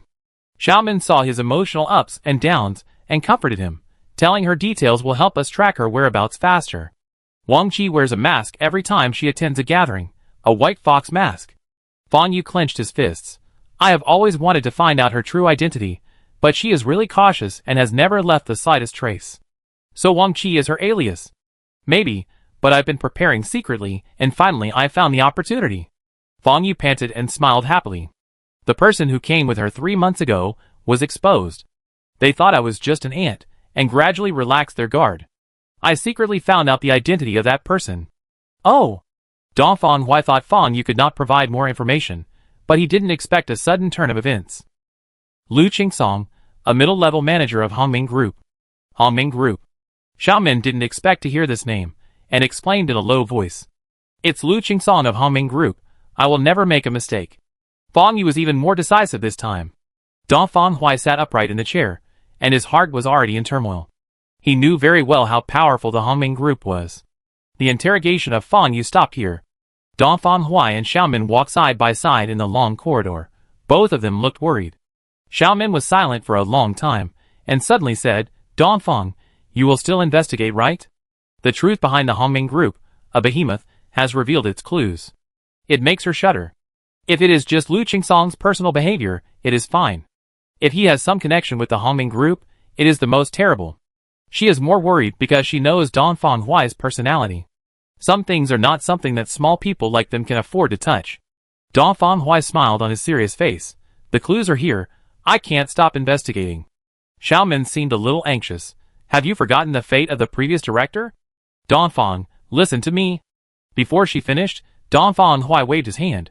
It is precisely because I remember what the old director said that I want to investigate every case to the end. When Dongfang Huai mentioned the old director, a haze flashed in his eyes.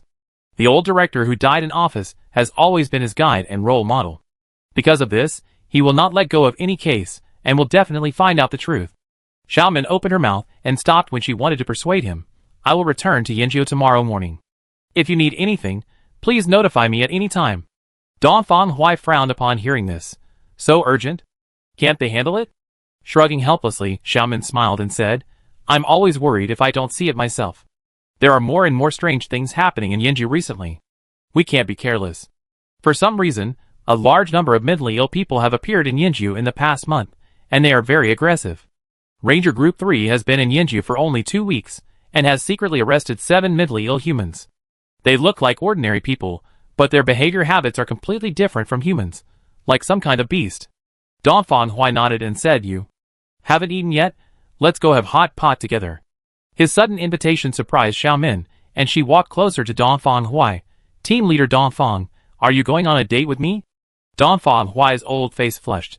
It's just a normal meal. Oh. Xiaomin deliberately prolonged her voice and smiled. Okay, let's go have a normal meal together. The steaming hot pot dispelled the chill, and soothed the uneasy hearts of the two. It was already late when Dongfang Huai came out of the hot pot restaurant. He looked up at the starry sky and breathed a sigh of relief. He would never forget the promise he had made, and he would follow the principles given to him by the old director for the rest of his life. Wearing windbreakers, Dongfang Huai and Xiaomin slowly walked towards the ranger headquarters. They did not notice the eyes that were peeking in the darkness in the distance. A red light flashed from the eyes, and then disappeared in the night. Chapter 514. The sky is high and the sea is vast, and the sun is shining. On the second day of the return trip from the mermaid world, the Qihong has entered the waters of Country A, and is expected to arrive at the port in 3 days. Pei Yingying changed out of her old clothes that she had worn for who knows how long, and looked cute and fresh under the dressing of Xiao Zheng and Li Jian. Wearing a cute dress, she walked lightly to the bow. What does the human world look like now? Pei Yingying looked far away, as if she could see the land. It's almost the same as before. Xiao Yuan laughed. Cars run faster, planes can fly farther, and people are busy every day for survival. Now there's one more thing to do to fight against the night demon. It sounds good. Pei Yingying tilted her head and thought for a while. But I have to go to Goryeo with Sister Jian first. Okay, take good care of her when you go to Goryeo. Hee, are you willing to let her go back alone? Pei Yingying's big black eyes flashed with cunning light. I can't leave Country A until the night demon is eliminated. I will go to Goryeo to visit you when everything is over. You men are good at making cakes. Pei Yingying put her hands on her hips and scolded Xiao Yuan. You know Sister Jian's situation. The evil woman surnamed Hong makes things difficult for her every day. Oh! Xiao Yuan frowned when he heard it. Hong Xiaozhu? Who else but her? She is bullying others with her ghost identity. If Sister Jian hadn't stopped me, I would have taught her a lesson. Why did Jian never tell me? Xiao Yuan was surprised. Every day when she met Li Jian, she was in a good mood, which made Xiao Yuan think that bringing back Shanghai Pearl made Li Jian's situation better. Big pig's hoof. Pei Yingying learned new words from somewhere. You really don't understand girls' minds at all. If you don't believe me, let's go to the place where the evil woman lives now. Why wouldn't I believe it? Xiao Yuan was dragged by the little girl towards the cabin area where the galley personnel lived. Pei Yingying was small but strong. When they walked to the cabin near Galley Rianyuan, she suddenly stopped.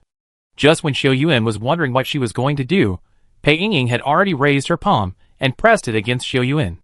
Xiao Yuan watched the bodies of the two people become translucent. It turned out that the surging airflow covered and hid their whereabouts. Pei Yingying smiled triumphantly and whispered, "As long as we don't get within 5 meters of them, they won't be able to find us." "When did you learn this trick?" Xiao Yuan felt like a thief, and he and Pei Yingying approached the window quietly. After listening for a while, Xiao Yuan understood why Pei Yingying asked him to come and listen. Now it was the time for Goryo's daily meeting. Interestingly, holding a meeting in the Sejong army is a very important matter. From the top of the army to the combat team in the squad, there will be meetings every day. Xiao Yuan has never understood this behavior. Hong Xiaozhu sat in the main seat, exuding arrogance and confidence. Li Mingan, Li Mingzhi, and others sat at the bottom listening to her talk, while Li Jian sat in the corner. She lowered her eyes. When she saw Xiao Yuan, her eyes seemed to contain bright spring, but now they were so quiet that it made people feel distressed. "Li Jian, you keep saying that the Zhenhai Pearl has been taken out. Why can't you take it out now?" Hong Xiaozhu pinched her orchid fingers and took a sip of tea. She still had to maintain a luxurious lifestyle while sailing on the sea. The Zhenhai Pearl needs 2 days of warming. Xiao Yuan has something to warm the pearl. After 2 days, TSK Jiyun, what is your relationship with that Xiao guy? Park Yungan raised his triangular eyes, and he began to be sarcastic towards Xiao Yuan, who had always disliked him. "Don't tell me you did something shameful in the mermaid world." "Yungan!" Li Mingan stopped Park Yungan and tried to smooth things over. "Ms. Hong, Jiyun is always a person who means what she says. Since she said she needs to be nurtured, it must be true. Mingan, the Zhenhai Pearl is a serious matter, and we can't be careless." Hong Xiaozhu glanced at him. "If the pearl is not retrieved and the lives of the royal family are delayed, can you afford it?" "Ms. Hong." After being accused, Li Mingan dared not say another word. He could not say too much about the internal affairs of the royal family, otherwise he would be in trouble. "I am telling the truth." Li Jian slowly raised her head and looked at Hong Xiaozhu. "The Zhenhai Pearl can only release its maximum effect after being nurtured. Since Miss Hong cares about the king's life, she should be more patient, right?" "You are alive today?" Hong Xiaozhu looked at Li Jian in surprise. She didn't expect her to suddenly question herself. "Dare to question me?" Li Jian's eyes were bright, and she frightened others after she argued with reason. Li Mingan knew something was wrong, and said with a dry laugh, "Ms. Hong, you are tired too. Why don't we stop today's meeting?" Bang! Hong Xiaozhu was rebuked and her anger surged. She had been holding back a fire in her heart after several failures in this sea voyage. Zhenhai Pearl is a spiritual object to rescue the king of Goryo, but it depends on Li Jian, whom she despises the most, to retrieve it, which makes her even more depressed. Li Jian usually keeps her eyebrows down and is pleasing to the eye, but today she dared to question herself, which made her accumulated anger come out and scold. "You bitch, you don't know how high the sky is, and how deep the earth is when you go out to sea to hook up with wild men." The black robes around him surged, and waves of dark elemental power emerged. Whoosh! Li Mingan sat closest to Hong Xiaozhu, and he felt a black shadow flying out from the table. The dark element turned into a hideous ghost and attacked Li Jian, and Li Jian showed panic on her face. How could she resist the power of the elements without any weapons? Li Mingan was sweating with anxiety, and seeing that Hong Xiaozhu had no intention of holding back, was she really going to kill Li Jian? Hong Xiaozhu held a strange wooden staff in her hand to control the dark elements, which were easier to move away from the human body than other elements. A gleam of light flashed in her eyes.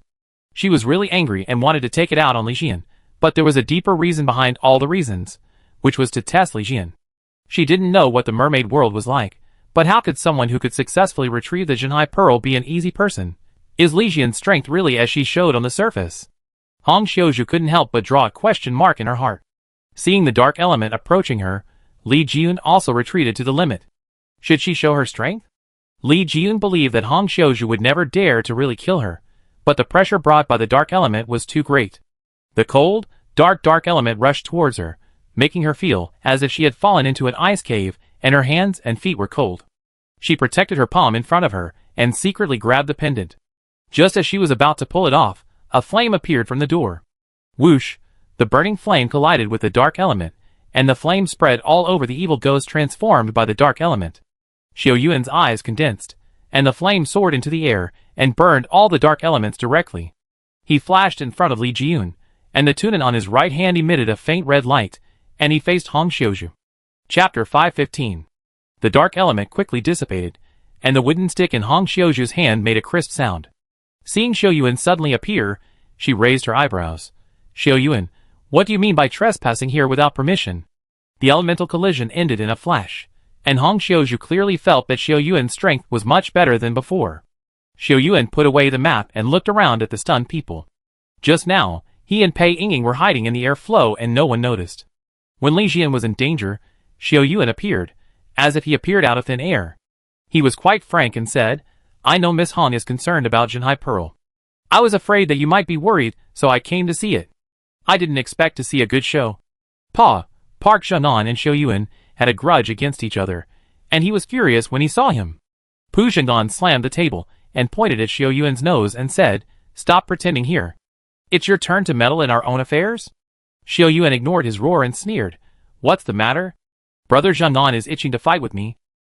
Park Yongdan did not hide his dislike for Xiao Yuan, nor did he pretend to be afraid of him. Hearing Xiao Yuan speak, his head shrank, and his momentum quickly weakened. Hong Xiuzhu looked at Xiao Yuan with burning eyes, and now she was only concerned about the Jinhai Pearl.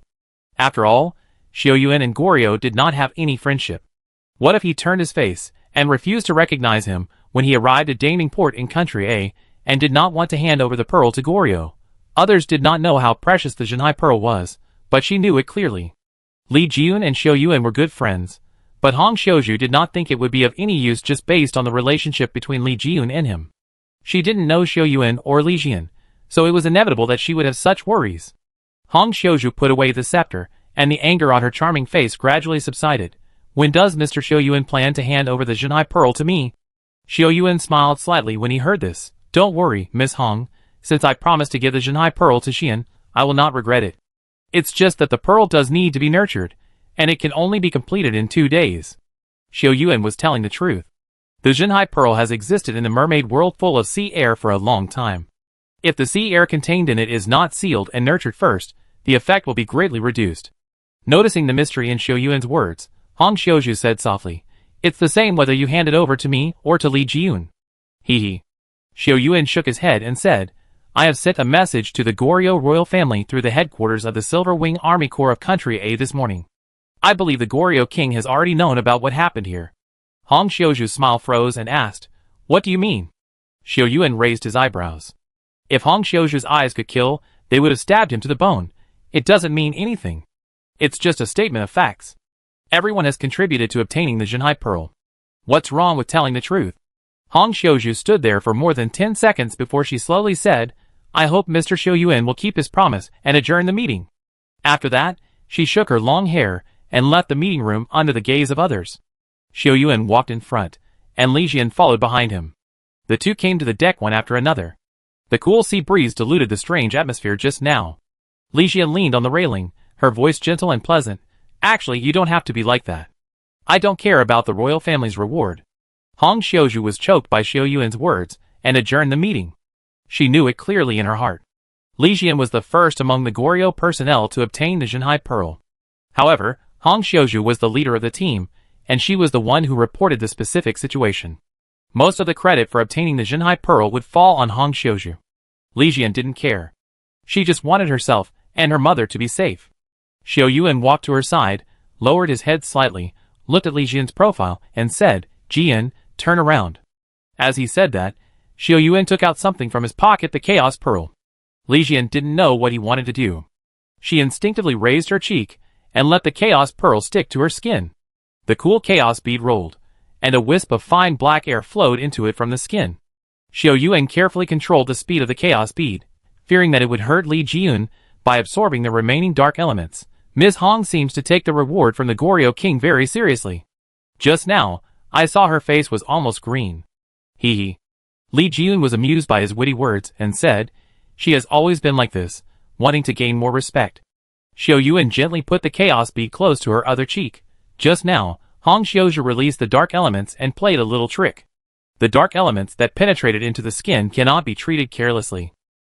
After deftly removing the dark elements from her, Xiao Yuan continued, "There is another consideration for notifying Goryo through official channels, which is to lay the foundation for you and your mother to settle in Country A in the future." Xiao Yuan likes to plan before he acts. Since he has decided to help Li Jian and her daughter live in Country A, he should make preparations as soon as possible. Li Jian has made a great contribution to saving the life of the king of Goryo. The news sent by the Silver Wing Corps will be known to everyone. Hong Xiaoju or anyone else should not try to hide it. This is one of Li Jian's bargaining chips for leaving Goryeo in the future. The two of them talked quietly on the deck, and the scene was quiet and beautiful. Unfortunately, this warm scene did not last long. There was a sound of hurried footsteps from a distance. Xi and Mao waved to Xiao Yuan fiercely and shouted, "Boss! Mr. Zhou Jinli is awake!" "Awake!" "Oh!" Xiao Yuan and Li Jian looked at each other and walked towards the cabin where Zhou Jinli lived. Zhou Jinli's residence was arranged together with Zhou Fangwe.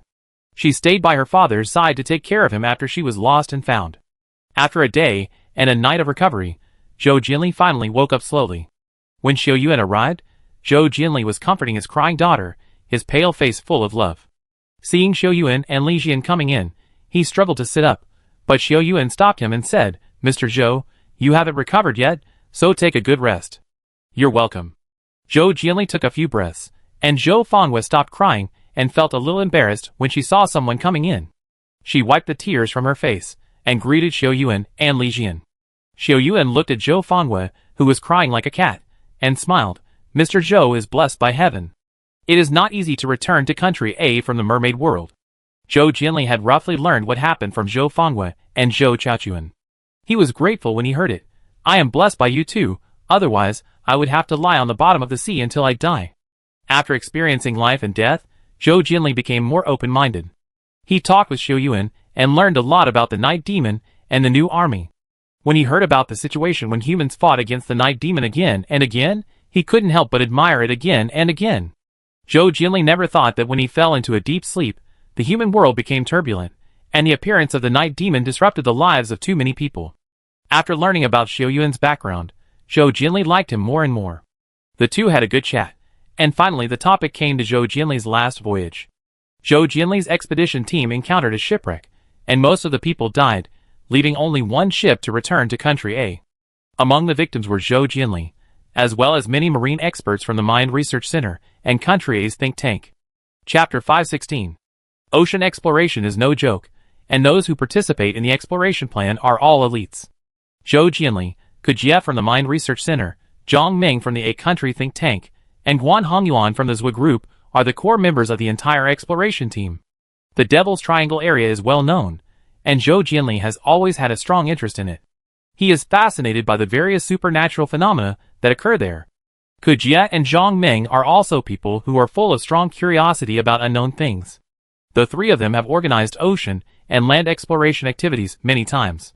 Zhou Jinli's sea exploration was nominally to survey the ocean for commercial activities, but in fact the purpose was similar to exploration. The expedition team explored the Devil's Triangle 3 times. The third time, they encountered extreme weather changes and got lost in it. Later, they were led by the whale Nami, also known as Qingqing Xiaoxiao, and escaped by chance. During the process of getting lost, Zhou Jinli entered a fog, and many crew members saw fishmen. The third distress temporarily stopped the exploration activities until a surviving fisherman's oral news came, which rekindled Zhou Jinli's hope and confidence. The fisherman is also a survivor of the fog, and his description is exactly the same as the environment Zhou Jinli experienced. Old people often say curiosity kills the cat, and it is the same for humans. People with strong curiosity continue to explore the unknown, and only then can there be secrets discovered and deciphered. Zhou Jinli, Kujia, and Zhang Ming's expedition team set out again, and this time there is one more person joining, Guan Hongyuan. He came from the Zhui group, and was the largest shareholder of this investment. After 3 unsuccessful expeditions, the funds obtained by Kujia and Zhang Ming for the expedition were reduced, and Guan Hongyuan happened to join at this time. Sufficient financial support, a professional exploration team, rich experience and a guide, everything made Zhou Jinli believe that this expedition is likely to become a milestone exploration activity in human history. Zhou Jinli would never have thought that their departure was the beginning of a nightmare. After entering the Devil's Triangle smoothly, they arrived at the fog under the guidance of fishermen, but got lost in it again. Both the electronic radar and the pre-prepared plan failed, and the 4 ships of the exploration team fell into chaos on a stormy night. Zhou Jinli suddenly realized that the real threat was not the outside world, but the devil hidden among them. On a night of thunder and rain, the exploration team accidentally arrived at a small island. Zhou Jinli led a team to explore, and found a standing stone pillar and 3 ancient characters on it. The world of life and death? Xiao Yuan's heart moved, and he immediately understood where Zhou Jinli had arrived. Zhou Jinli did not find anything strange after a round of inspection, except for a cave on the island. For safety reasons, he did not enter directly, but returned to the ship to discuss the exploration with everyone. At this time, shouts of killing were heard on the ship. When Zhou Jinli, Kujia and others went out, they saw that the ship was in chaos, and there were assassins with sharp weapons everywhere killing people. How could the expedition team led by Zhou Jinli resist the experienced assassins? It didn't take long for them to be killed or injured, and Zhou Jinli was forced to jump into the sea to escape.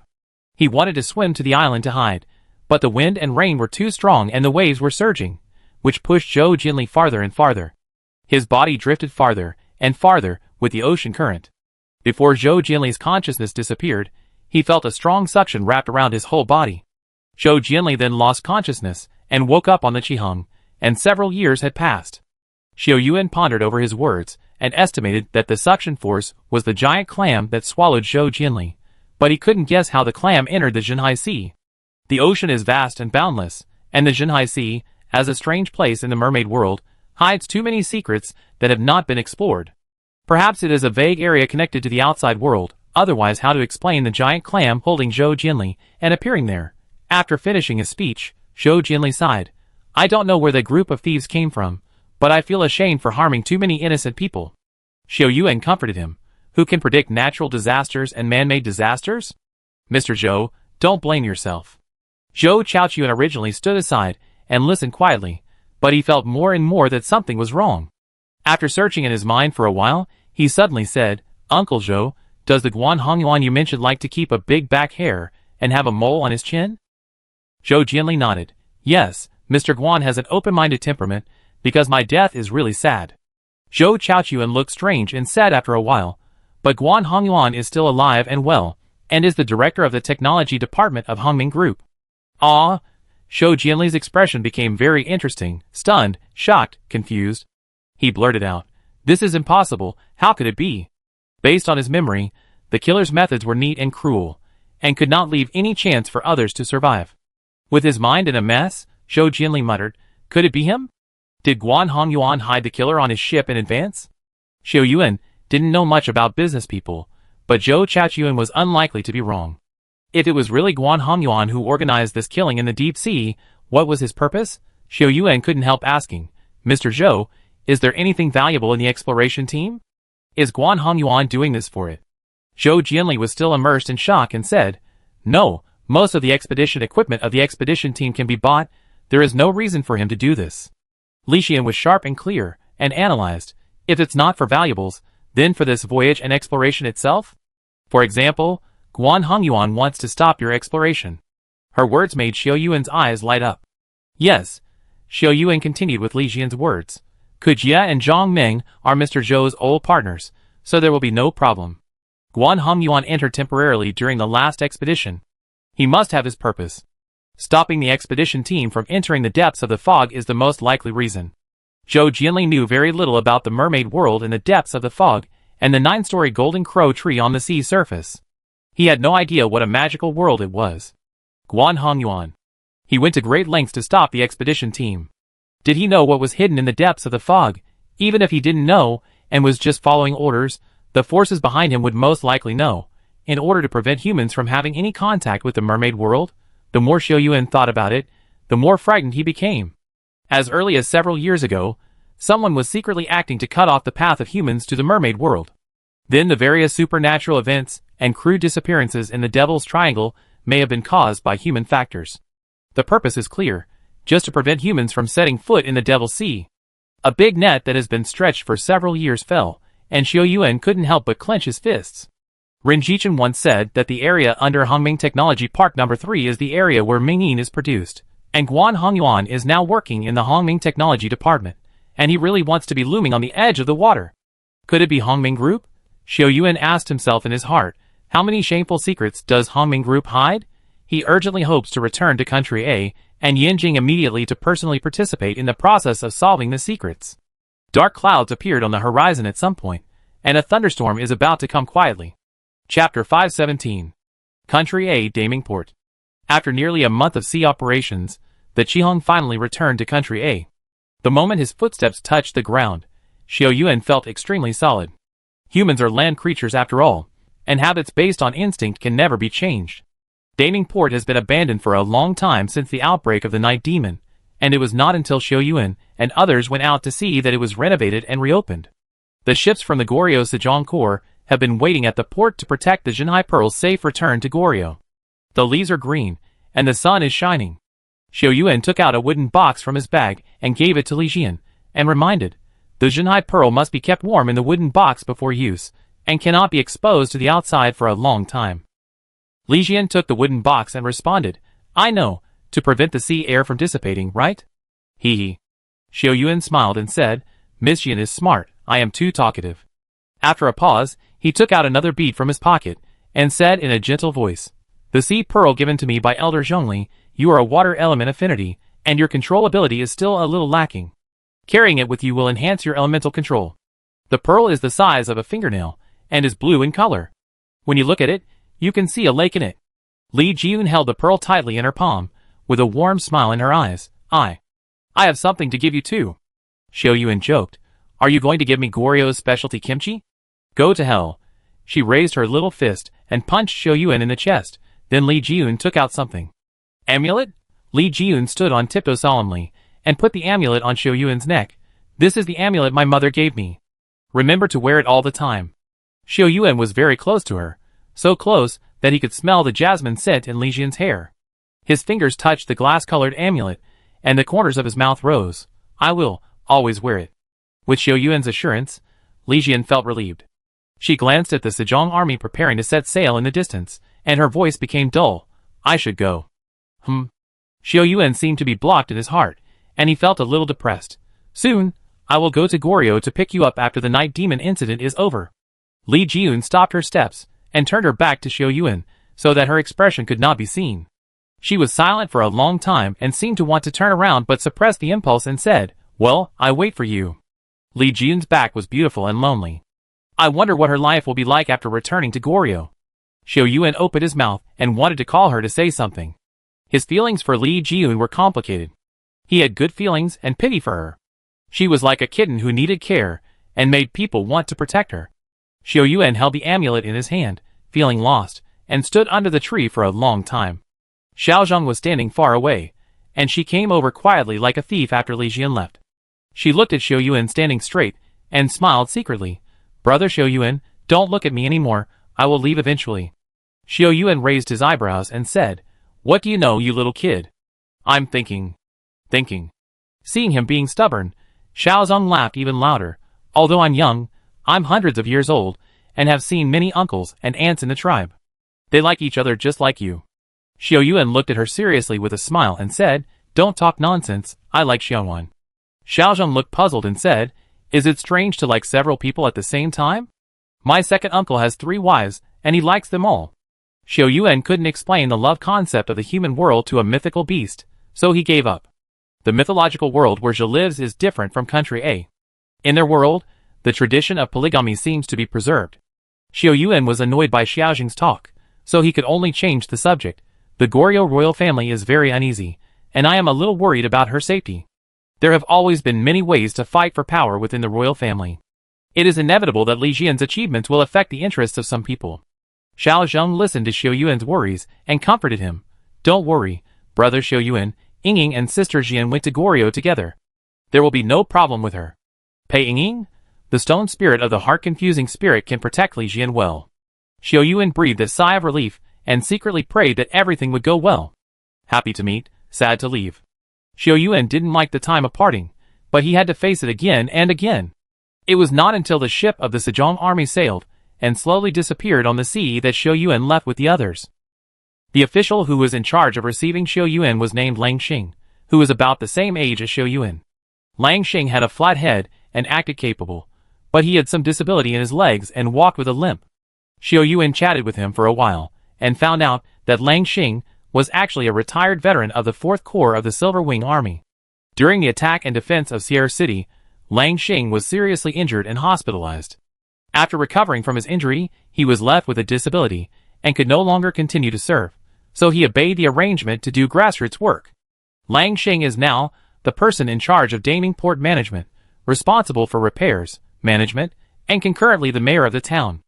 There are many Silver Wing Corps veterans like Lang Xing, and those who are injured and unable to continue serving will be properly arranged to work in the recovered old places.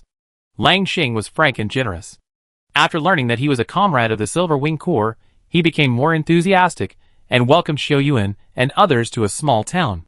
Alice Town is currently the only town near Daming Port that has been repaired and restored to normal life.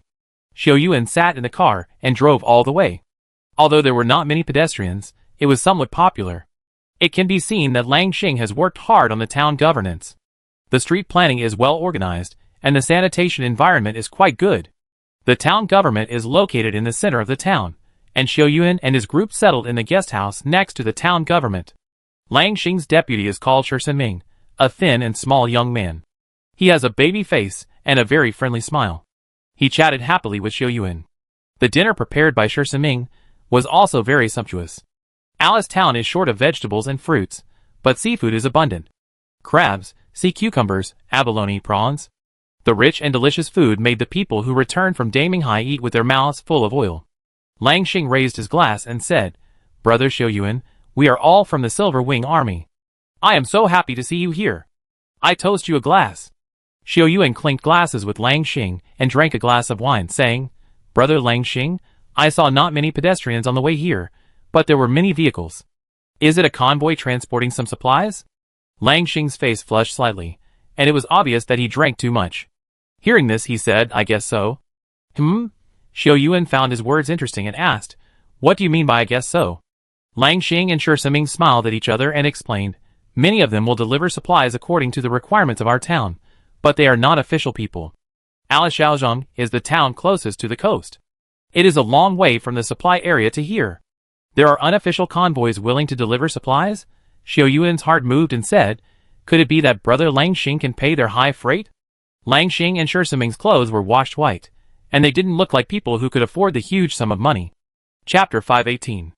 Lang Xing put down his wineglass and said, "They are all people who came to Alice Town to dig up Night Devil matter." Xiao Yuan had almost lost count of the number of times he had fought Night Devil. When he heard about Night Devil matter, he subconsciously said, "Abyss matter?" In order to deal with the Night Devil war, the think tank of Country A analyzed the matter in the Night Devil's body and extracted a key sample called Abyss matter. With the efforts of Li Jiogong's team, they worked day and night, and finally developed the Abyss matter decomposer that could fight against Night Devil. Lang Xing shook his head and smiled. Abyss materials require high-tech equipment. How could they have it? You know Time Beauty, right? Time Beauty? Xiao Yuan was stunned for a moment. Isn't that the product of Liang Lu's family and Zeus Group? He nodded and said, "Of course I know. I heard that Zhou Group and Kong family also released the same product." Xiao Yuan's heart moved when he said this. They are digging for the raw materials needed for beauty manufacturing. Lang Xing's expression was very subtle, and he sighed. Do you think people nowadays are crazy? In order to stay young forever, they dare to use substances extracted from the feces of the night demon. Half a month ago, when Xiao Yuan and his group were still at sea, a piece of big news appeared in Country A. The 2 beauty products of Qin Chun, which were all the rage, were actually made from the feces extract of Night Demon. The person who exposed it was the manager of Kang's beauty factory. He had a dispute with Kang's over equity issues, so he took the initiative to expose the news. A stone stirred up 1,000 waves, and Night Demon beauty became the topic of major portals. It stands to reason that those who know the truth should give up using it, but the facts are surprising. The sales of the 2 beauty products not only did not decline, but increased. Lang Xing pointed at the vehicles outside and said, "They were active here before, and I only recently learned about their purpose." Lin Lang couldn't help asking, "Brother Lang Xing, why doesn't the town prohibit them from entering and leaving? Isn't it easier to manage official material transportation?" The vehicles involved in the excavation of Night Demon materials are numerous and mixed, which brings hidden dangers to the management of Alice Town. Lang Xing sighed inaudibly, and didn't say anything for a long time. Shi Ming smiled at Lin Lang and said, "Brother Lin, there are many towns like ours in the southeast coastal area. The materials supported by the A Country Parliament will be supplied to Shanghai City, Sierra City, A City, and Jushan City first." He patted the table and smiled bitterly. There are not many such intact and decent tables in the whole town now. Xiao Yuan frowned and said, "Material allocation is managed by a special government logistics transport team. Why is Alice Town lacking so much?" Shi Ming took a sip of wine, and the spicy taste rushed straight to his mouth and nose. Not every organization is like the Silver Wings Legion. The efficiency of material transportation in coastal areas is very slow now, and some people intercept a lot of it. At this point, Sher Saming couldn't help but complain. Material transportation is inevitable for the development of the town. We two brothers have little influence, and can't even make a wave when we pass on the news. We have no choice but to let the outside cars move around in the town. They provide materials, and we turn a blind eye. People die for money, birds die for food. Before the secret was exposed, some people were secretly engaged in the excavation of night devil substances, and after the secret was exposed, more people joined in. Night devil cosmetics are popular all over the world.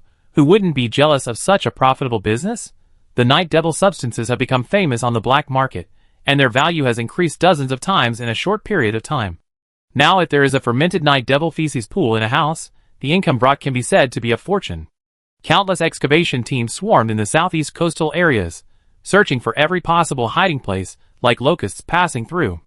Lacking rules and constraints, the excavation teams operating in secret act ruthlessly, and without scruples. Fights, and even violence occur every day between the excavation teams. The strong swallow up the weak, just like a real version of the law of the jungle. The situation in Alice Town is relatively good. Lang Xing is a retired veteran of the Silver Wing Corps. He has gathered more than 20 retired veterans to work in the town. They have rich combat experience and train the people in the town to form a self-defense team. With a certain amount of military support, the excavation team can restrain themselves, and both sides have what they need to maintain a peaceful life. But elsewhere, the excavation team's situation was more chaotic and crazy than expected. Lang Xing's distant cousin lived in a small town near the city of Hashan. He was one of the first townspeople to return to his hometown after the recovery of Hashan. A serious conflict occurred in the town about a month ago. The two largest excavation teams fought for a huge night demon material output building. According to his cousin's recollection, the battle that night lasted for more than 2 hours from midnight, and ended with one side being destroyed. The death toll was huge, and the people were living in poverty. The crazy excavation team continued to operate in the southeastern coast, which made the situation chaotic on the one hand, and also promoted the recovery of the southeast on the other hand. Where there are people, there must be food, clothing, shelter and transportation. There are also many townspeople in Alice Town who sell food and local specialties to make a living. The two sides of a thing are vividly reflected here, and this is one of the reasons why Lang Xing tolerated the other party's existence here. Originally, it was the official responsibility to ensure the normal living materials of residents, but in the border town, they had to rely on the excavation team. So that's how it is. Xiao Yuan can understand their approach. They need to repair Daming Port while restoring the town's supplies. The official material transport team is too slow, and even the delay is caused by human factors. People must survive first before they can follow the rules. Lang Xing and Sher Saming's compromise was also a last resort. Xiao Yuan couldn't swallow the sumptuous seafood. He pondered for a moment and said, "I will report this to the Corps commander when I return to Yanjing. You two should wait for a while." Lang Xing's eyes lit up when he heard this, and he asked happily, "Really?" Seeing that he was happy from the bottom of his heart, Xiao Yuan smiled and said, "Don't worry, brother Lang Xing, I will do what I say." Ha ha ha. Lang Xing's worry disappeared. He was a person who really wanted to do things, and had always been worried about the problem of supplies. Who would have thought that he would get an opportunity in a reception after so many difficulties? Xiao Yuan was not just talking. The restoration work along the coast was complicated, and the working conditions of grassroots workers were already difficult. If they could not sustain the supplies, how could they carry out their lives and work? The dinner lasted until late at night, and Lang Xing left the hotel with the help of Sher Saming. Xiao Yuan also drank a lot of wine, most of which evaporated quickly under the influence of the elemental force, and walked into the guest house as if nothing had happened. Lying on the soft boat, Xiao Yuan breathed a sigh of relief comfortably. He closed his eyes, and the remaining alcohol in his body gradually surged up, and soon fell asleep. A light lit up in the darkness, followed by the second, the third. More and more lights lit up, illuminating the entrance of the town. The dark crowds of people and cars approached, breaking the tranquility of Alice Town at night. In Alice Town, a storm was quietly coming. Chapter 519. What? You want to take over Fangyu and Baishao? Dongfang Huai looked at the man in the office in surprise and screamed. Team leader Dongfang, we are acting according to the order of the Ministry of Justice of Country A. We hope you will cooperate. The man opposite Dongfang Huai put the document on his desk with a cold face. Does Director Wang know? Director Wang has verified the document. Team leader Dongfang just needs to sign the process. I have to go see Director Chung Yu. Dongfang Hui shouted. You stay here with the brothers from the Ministry of Justice. Team leader, don't worry. Chung Yu, who had just recovered from his injury and was discharged from the hospital, readily agreed, but he had doubts in his heart. Bai Xiao, it is not normal for the Ministry of Justice to come to the ranger to pick up Fang Yu on the third day after he was arrested. Generally speaking, cases involving supernatural events are solved by rangers, and the case files are recorded. After the case is over, the performance report and the case file will be backed up and submitted to the Ministry of Justice. It is rare for them to personally review the case. Chung Yu is not a person who is good at strategy, and he smelled a hint of unusual smell. When Dongfang Hui entered the director's office, Wang Jun was chatting enthusiastically with a middle-aged man in a suit. Director Wang, do you know about the Ministry of Justice's transfer of Fang Yu and Bai Xiao? Dongfang Hui asked anxiously as soon as he entered the room, and only then did he realize that there was another person in the room. Dongfang, let me introduce you to Mr. Cui Yuan, the Commissioner of the Ministry of Justice. He is responsible for the transfer of Fang Yu and Bai Xiao this time. Wang Jun made a gesture to Dongfang, suggesting that he should stop talking nonsense. It's a good thing that team leader Dongfang cares about the witness, and it's commendable. Cui Yuan smiled on his skinny face. Director Wang has already signed the document, so he's naturally happy about this. Commissioner Cui, the case happened in the area where Ranger is responsible. We have the ability to get to the bottom of it. Transferring the witness now may affect the progress of the case. Dongfang Hui said very politely, but in fact, he didn't believe that the Ministry of Justice could get to the bottom of the case. Dongfang. Wang Jun raised his eyebrows and glared at him, then smiled at Cui Yuan. Commissioner Cui is surprised. He has always been a donkey with a bad temper. Of course, Ranger has made great contributions in handling the supernatural events in Yanjing. Everyone has seen the changes in Ranger Group 8 under the leadership of Director Wang. Thank you for the compliment. We are all working for the stability of the 8-country parliament. We are all in the same boat. Wang Jun spoke to Cui Yuan in an official tone. Since team leader Dongfang has understood, let's go and sign and bring the people back. The sooner we transfer the 2 people back to the Ministry of Justice, the sooner I can complete my mission. Then I won't keep Commissioner Cui. Wang Jun smiled. Dongfang, sign with Commissioner Cui, go. Under Wang Jun's solemn urging, Dongfang Hui had no choice but to sign the document and watch the other party take Fang Yu and Bai Xiao away. Hurrying back to the director's office, Dongfang Hui felt depressed and confused. Director, why did you let them take Bai Xiao and Fang Yu away? Come, try the tea I bought recently. Wang Jun put a cup of tea on the table with a smile, as if he didn't feel Dongfang Hui's urgency at all.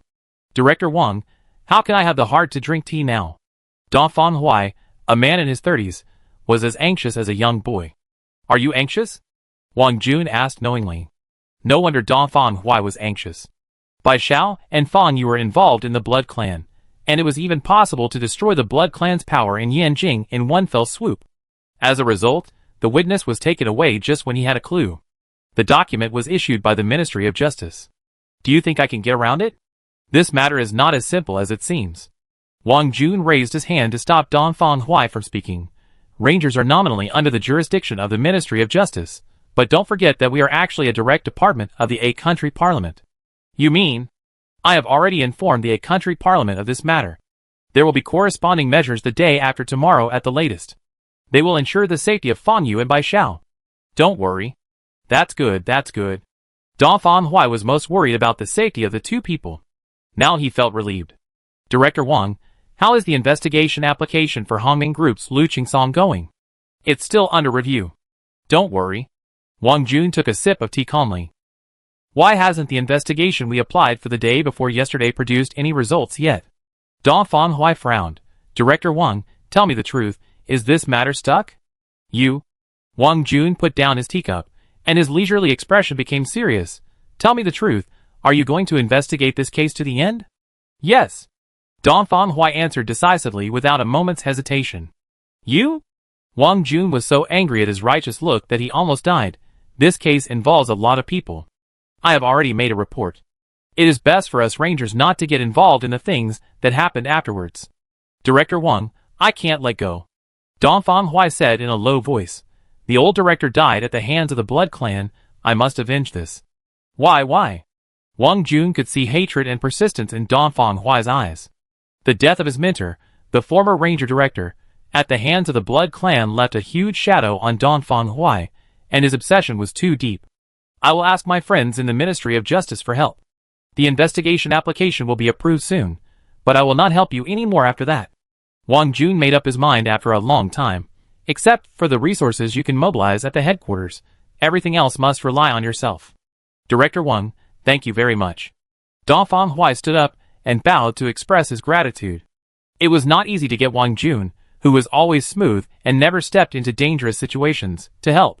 My old bones cannot bear to hear parting. You kids should stop at the right time, and don't let the old director lose his only disciple, understand? Wang Jun stood up, patted Dongfang Huai's shoulder, and walked out the door. The long corridor was full of metallic coldness, which made Wang Jun's mind calmer. He is as stubborn as you, and he can even risk his life to find out the truth. But what's the use? Wang Jun sighed. Is there anything more important than his own life in this world? I have helped those who can help, and I have persuaded those who can persuade. I hope he can get through this disaster safely. Wang Jun's figure gradually walked away, looking a little lonely. Yanjing, the first floor of the ranger basement. Yu Qingshuang curled up on the bed, and the thin blanket wrapped around him still couldn't resist the slight chill. Click! The door of the ward opened, and a fully armed prison guard walked into the room, accompanied by 2 armed guards. The prison guard carefully put down the plate, and was about to stand up, when a pair of pale hands grabbed his wrist. Ah! He was startled and subconsciously wanted to pull his hand away, but Yu Qingshuang's hand was like a clamp holding him. Yu Qingshuang stared at him and murmured, "You have been in contact with them, right? You smell like them." Bang!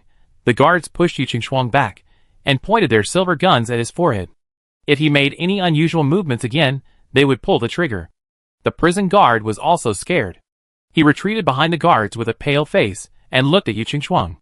Yu Qingshuang raised the corner of his mouth, and his eyes seemed to pierce the prison guard. "What's in the food? Poison?" He retreated to the corner of the wall, closed his eyes, and said, "A child's trick wants to kill me." The guard escorted the prison guard out, locked the door of the ward, and retreated while cursing lunatic. Chapter 520. Midnight comes, everything is silent. The noisy city fades away, and it is rare to be quiet on a summer night. In the ranger headquarters, the temperature underground seems to have dropped, and people can't help but get goosebumps. Yu Qingshuang can't wake up from his dream. In his dream, he walks on the ice field. The cold wind is biting and cold, but he is barefoot, and he can't stop even if the wind and snow hit him. He walked aimlessly until his whole body was stiff, and his hands and feet lost consciousness, but he still walked forward. This unstoppable journey stopped when they crossed a mountain. A person stood on the top of the mountain. She was dressed in black, and looked out of place in the snow. She stood with her back to Yu Qingshuang. From his angle, he could only see her long flowing hair and slim back, even though she was wearing a long black robe. The snowstorm was getting stronger, and he had to try his best to barely open his eyes. Staggering to the side of the woman, Yu Qingshuang's eyes were attracted by the scene on the ground. A regular circle with a diameter of 2 meters was drawn on the ground, and the bright red color was particularly conspicuous. When Yu Qingshuang was a little confused as to why he hadn't seen it just now, the snow in the center of the circle fluttered. Then, a strange worm appeared in the center of the circle. It was only the size of a little finger, with 4 pairs of patterns growing on its back, each pair of patterns shaped like eyes. Whenever it moved, the 4 pairs of eyes seemed to move at the same time and look at Yu Qingshuang. When the worm raised its head, blood-colored lines appeared on the edges of the surrounding circles and quickly spread throughout the circle. In a few breaths, a strange and complex blood-colored rune formed on the snow-white ground, and the little worm was in the middle of the rune. Squeak, squeak, squeak. The little bug raised its head and screamed. When the sound fell into Yu Qingshuang's ears, his whole body trembled. Yu Qingshuang's numb nerves suddenly woke up, and he gathered his strength to take a few steps back. When his eyes turned and fell on the face of the woman he ignored, Yu Qingshuang's blood froze. The snow-white fox mask fluttered in the wind and snow, and the eyes on the mask were empty, and there was nothing. The moment Yu Qingshuang saw the white fox mask, he couldn't help but exclaimed, "Deacon Wang!" Whoosh! The little bug flew up and headed straight for Yu Qingshuang's heart. He subconsciously raised his hand to block it. In his dream, Yu Qingshuang saw the little bug tearing through his palm and entering his heart. The severe pain made him sit on the ground. Ah! Yu Qingshuang woke up from his dream and was covered in sweat. He was relieved when he saw that he was still in the cell. For him, the small cell gave him a greater sense of security than the outside world. Tick, tick, tick. Yu Qingxuang heard the sound of tiny drops of water. He looked down and saw that his face changed drastically. A wound as thick as a thumb suddenly appeared on his right hand, but he did not feel any pain. Bang, bang, bang. The heart beat more and more violently, and the sound made Yu Qingxuang suspect that his heart would burst in the next second. His blood-stained palm covered his heart, and he smiled bitterly. Or, is it coming? Before he finished speaking, Yu Qingxuang's body suddenly fell down. A stream of blood spurted out from his heart. With the blood clan's talent, his body wanted to repair itself, but was restrained by some force. The wound and the heart stopped healing after struggling for 2 minutes. A small insect stopped swinging after absorbing all the energy in his body. It seemed very tired, and fell asleep quietly in Yu Qingxuang's broken heart. Yu Qingxuang, the vampire who wanted to get rid of the vampires and live a normal life, still couldn't escape after lingering for a long time. I really want to see the sunshine outside again. Yu Qingxuang moved his fingers. His life was slipping away quickly, and the hope in his heart was difficult to realize until he took his last breath. He was unwilling to live as a vampire, and could not escape, and could only wait for the so-called fate to come. He had resisted and struggled, but he still could not escape. For him, death was also a kind of relief. Country A, Tokyo Bianliang. The elevator descended layer by layer until it reached the bottom floor, and Renjichin and Yu Jing arrived at the research institute deep underground together. The personnel in the research institute were very busy, and under Renjichin's supervision, the entire research institute was operating at overload. The two walked through several security doors along the way, and finally reached the core area of the research institute. In this room, there is a building that is more than 7 meters high. The main body of the building looks like a big tree. At the top of the tree, there is a cocoon cabin that can only accommodate one person. On other branches, there are thin devices hanging down, and each thin cable-like device corresponds to the disc below. The discs are silver in color, and there are a total of 100 discs that are constantly rotating and echoing the cable-like devices. A girl is standing under the device and looking up at the cocoon cabin at the top, as if thinking about something. Hearing the footsteps of Renjichin and Yu Jing, she slowly turned around and greeted them. "Mr. Ren, you are here." Yu Jing couldn't help but look at her a few more times, and felt more and more incredible. Emily and the one from the Silver Wings Legion were carved from the same mold, and they were extremely beautiful. Yu Jing often felt incredible after learning about Emily's origins. Her birth was an accident, and even more a miracle. Yu Jing never believed in the existence of the so-called soul, but Emily really appeared. Renjichin smiled gently and asked, "The final debugging is completed, and it can officially start next month." Speaking of this, Renjichin's tone was full of excitement. "After so many years, I finally waited for this day." Emily's mouth moved and said, "Mr. Ren, I want to go out for a while."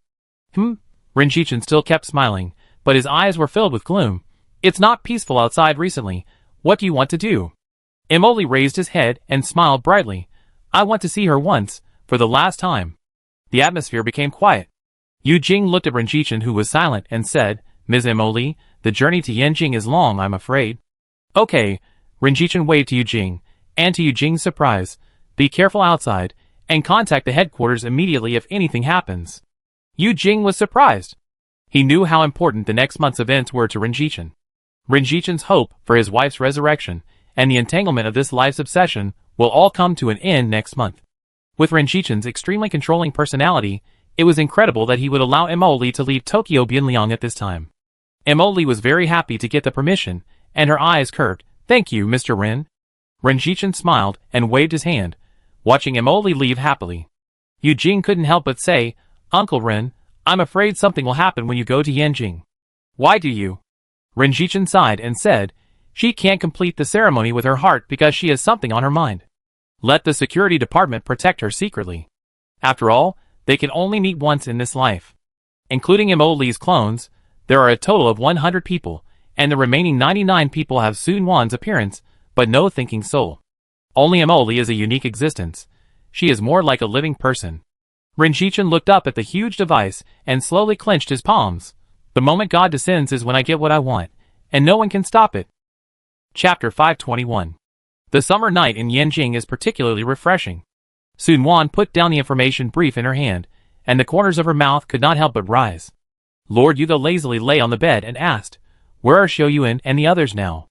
Sun Wan shook the brief and smiled. Xiao Yuan will stay in Alice Town tonight. It will probably take 3 days to reach Yanjing. Ha. Lord Yuga screamed and muttered. It's good that he came back safely. He is really a worrying guy. After saying that, Lord Yuga tilted his head and fell asleep again. Recently, he has been very lazy and has been sleeping most of the time. I wonder if there is something wrong with his body. Sun Wan covered Lord Yuga with a blanket and walked out of the room quietly. The wind on the rooftop of the hotel was a little cold, blowing Sun Wan's skirt fluttering. She liked the feeling of standing on a high place, overlooking the beautiful scenery and the Milky Way around, and feeling more free. After waking up from Chonbai Dragon Cave, Sun Wan could feel the surging elemental power in her body. The sense of destiny in the dark kept haunting her, and that day was approaching. Such a voice always appeared in her mind, and it lingered in her ears for a long time when she woke up in the middle of the night. The heavy sense of destiny seemed to bind her, especially when Xiao Yuan went to Daminghai and was not around. This feeling became stronger. Sun Wan closed her eyes and felt the night wind passing across her cheeks. The wind was mixed with an inexplicable flower fragrance that was refreshing. She suddenly turned around and saw someone standing behind her. The man was about the same height as Sun Wan, wearing a black robe with a hood covering most of his face, revealing only his pink lips and nose. The floral scent in the air came from her, and Sun Wan didn't even know when she came. The air froze for a few seconds, and Sun Wan looked at her warily and asked, "Who are you?" Seeing that the other party didn't speak, Sun Wan quietly adjusted her position so that she could attack at the fastest speed. The black-robed man ignored Sun Wan's little movements and said faintly, "You really don't remember me?" Her voice was a little hoarse, which made Sun Wan feel familiar. She shook her black robe, and a golden Lycoris radiata was embroidered on the side of the black robe, which made Sun Wan stunned for a moment. Have I seen the pattern of this flower somewhere before? Sun Wan tried hard to search in her mind until her head ached, and she showed a painful look. "Oh." The girl in the black robe sighed slightly, with an undisguised loss in her tone. You forgot everything, but it's good to start a new life again." Sun Wan looked up in surprise and said, "Do you know me?" Many things in Sun Wan's memory are half true and half false, and even she herself can't tell them apart. Although she has been tracking them down, she can't get many clues. From the tone of the black-robed girl, she seems to know herself. Sun Wan feels that this is an opportunity to find out her identity. The fragments and secrets hidden deep in the memory may be revealed tonight. The black-robed girl smiled, and the corners of her mouth raised a beautiful arc. "I know you, we were once very close." She seemed to be looking at Sun Wan. Her eyes, hidden in the darkness, were full of complex emotions. Sun Wan stepped forward and said, "Can we talk about it?" "About my past." "The past?" The black-robed girl lowered her voice a little and murmured, "What's the use of knowing? You won't like the past, nor will you like your past self." Seeing that Sun Wan wanted to ask more, she slowly raised her palm, and there was an exquisite glass manjusaka in her palm. The manjusaka flew up from the air and spun towards Sun Wan. Without violent element fluctuations, the gentle light blue water ball sent the glass flower to Sun Wan. The black-robed girl smiled at her. "Take it. We agreed to give you a gift when we meet again." Sun Wan, who was originally very cautious, stretched out her hand when she heard this. The glass manjusaka fell into her palm, and a warm current spread from her palm to her limbs. Sun Wan felt that the headache caused by the memory fragments just now was relieved a lot. Seeing Sun Wan accept the red spider lily, the black-robed girl's tone became softer. "Sun Wan, you should leave here." Sun Wan didn't understand what she meant for a moment. "Leave the rooftop?" "No." The black-robed girl shook her head and said, "The farther away from Yanjing, the better, and never come back." Sun Wan's heart moved, and she asked, Do you know something? What will happen in Yanjing?" The black-robed girl did not answer her directly. "You can't stop anything from happening. It's all fate, all fate."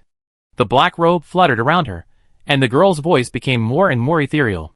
Sun Wan realized that she wanted to leave and move forward. Her speed was fast enough, but she didn't expect the black-robed girl to take off before her.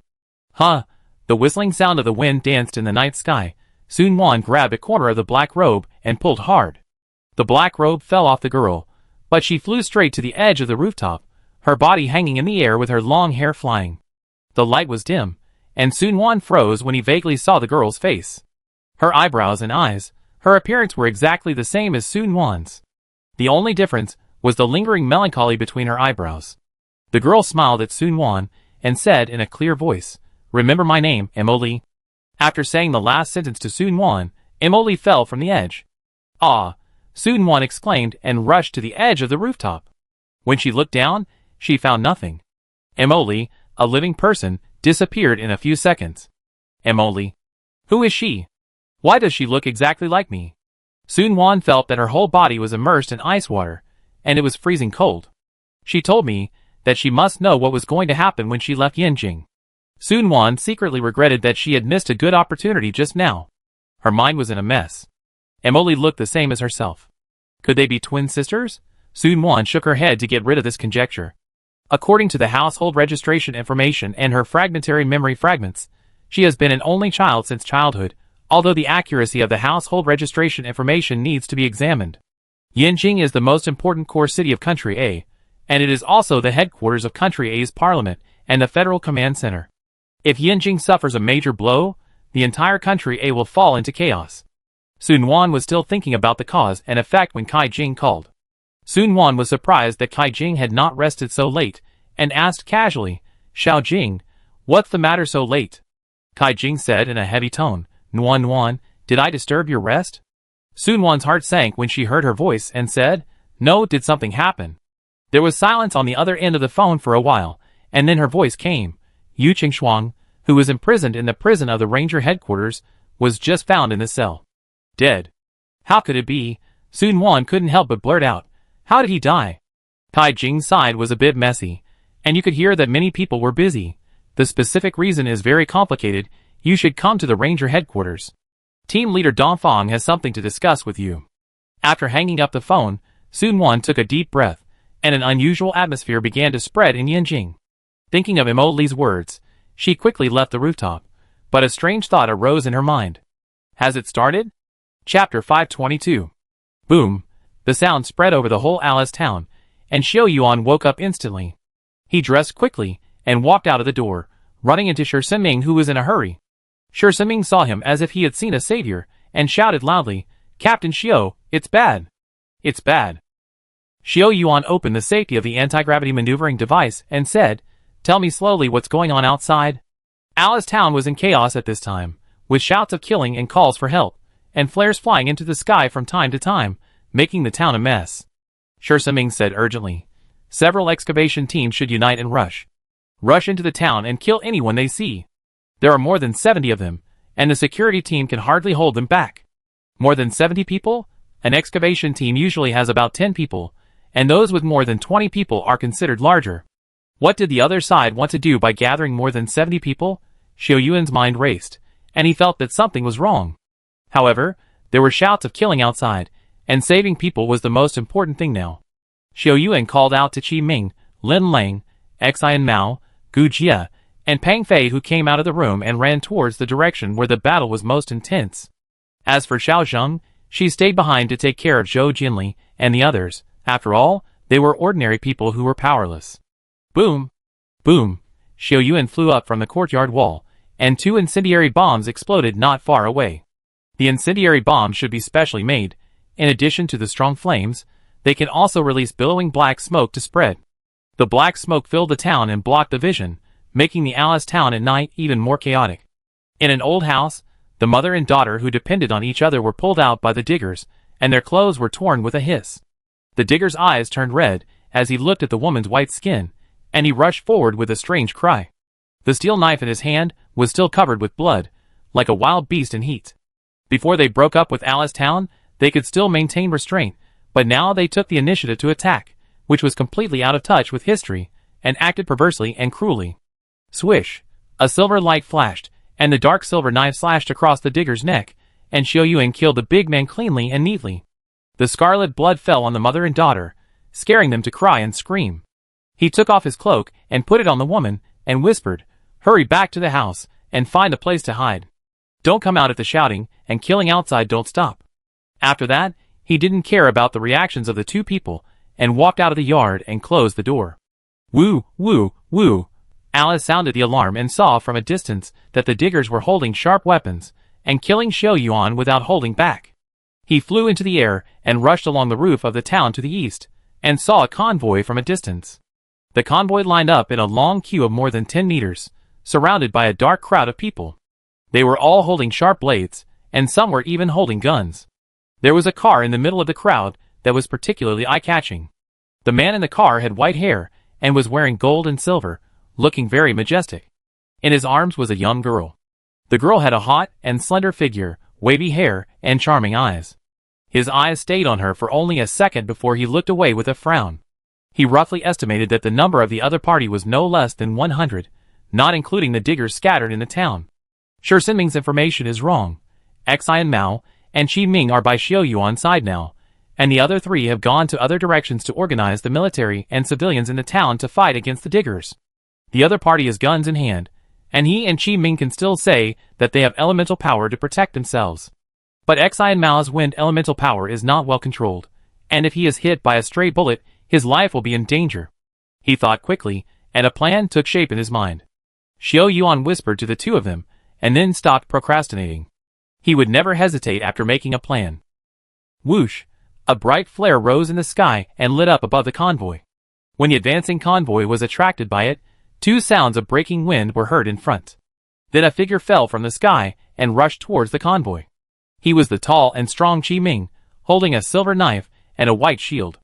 After mastering the power of the earth element, Qi Ming applied to the silver wing core, and had a shield specially made by the ordnance department. The shield made of Minging is light, and can be folded and carried for easy carrying. The digger was frightened by his momentum at first, but couldn't help laughing when he saw that he was alone. You dare to rush up alone? Do you think we are dead? Fire! The digger leader waved his hand, and the 5 gunmen at the front of the team opened fire, mixed with a few crossbows. The gun control in Country A is very strict, but it was relaxed after the outbreak of the Night Demon, causing many guns to flow into the hands of the people. The bullet hit the white shield, and was blocked by a layer of surging khaki airflow. From the time Qi Ming rushed out, it took only 7 or 8 seconds for the white shield to turn into a khaki shield, and a large piece extended on both sides to protect Qi Ming. The bullets hit but didn't hurt the opponent at all.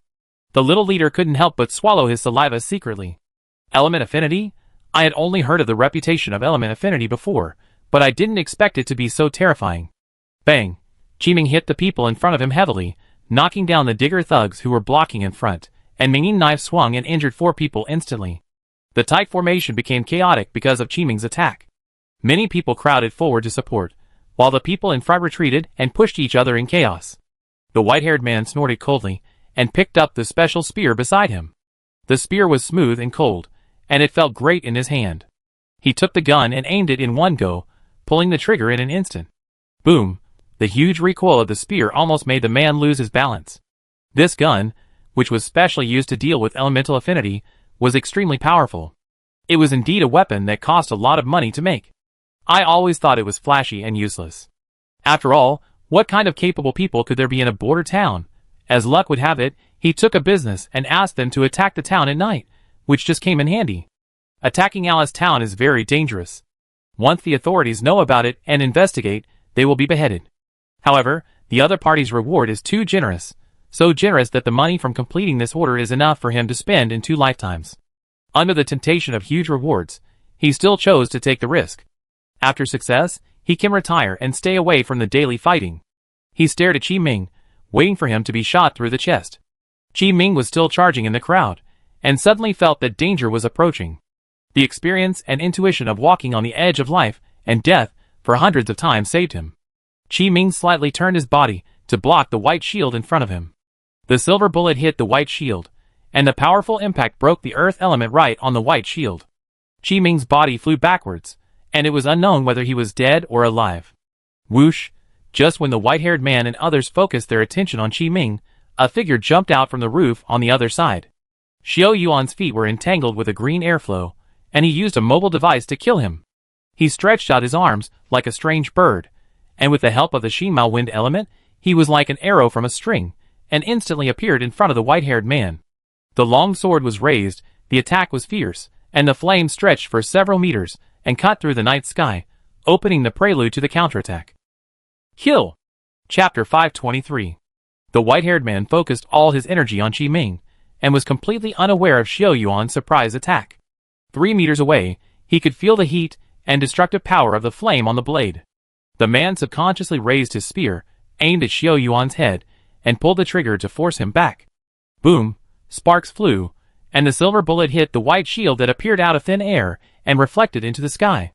The long knife pierced from the front of the barrel, splitting the barrel in half and slashing the white-haired man's heart. Blood stained the blade, and the flame was retracted into the body under Xiao Yuan's control. The white-haired man fell on his back with a scream after being attacked. Xiao Yuan controlled the power of the elements, otherwise he would not have survived with the intensity of the flame just now. Not an elemental affinity? Xiao Yuan's guess was wrong. The other party must have something to rely on to dare to attack the town. He didn't expect that he was just an ordinary person. Seeing that the leader was attacked and his life or death was unknown, the other people around him were in chaos. Some people wanted to rush forward to avenge the leader, while others secretly had other thoughts and planned to slip away. They were originally a group of rabble who gathered together for the sake of interests, without much friendship. The woman who had just nestled in the arms of the white-haired man seemed to be frightened, and her delicate pink face was covered with blood. Xiao Yuan lifted Tunan to block the attack from below, and just as he was about to leave, he felt his trouser legs being pulled by someone. He looked down and saw that the woman's slender fingers were grabbing his trouser legs. A pair of charming eyes looked at him pitifully, releasing a fiery light. Xiao Yuan was lost for a moment, and then he realized that something was wrong. How could an ordinary woman show such an expression when she saw a living person falling in front of her?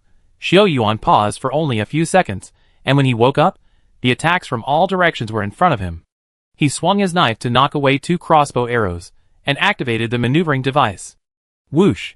The alloy claw shot through the wall of the house, and Xiao Yuan flew into the air and flew to the roof not far away. What he didn't expect was that the woman who grabbed his trouser legs actually flew out with him, and the cold feeling covered his calves. Without time to check what was going on, Xiao Yuan suddenly changed direction in the air and stopped falling into an alley. Bang! Xiao Yuan fell to the ground and rolled twice. The woman who was originally hanging on his legs, like an octopus, jumped onto the wall flexibly.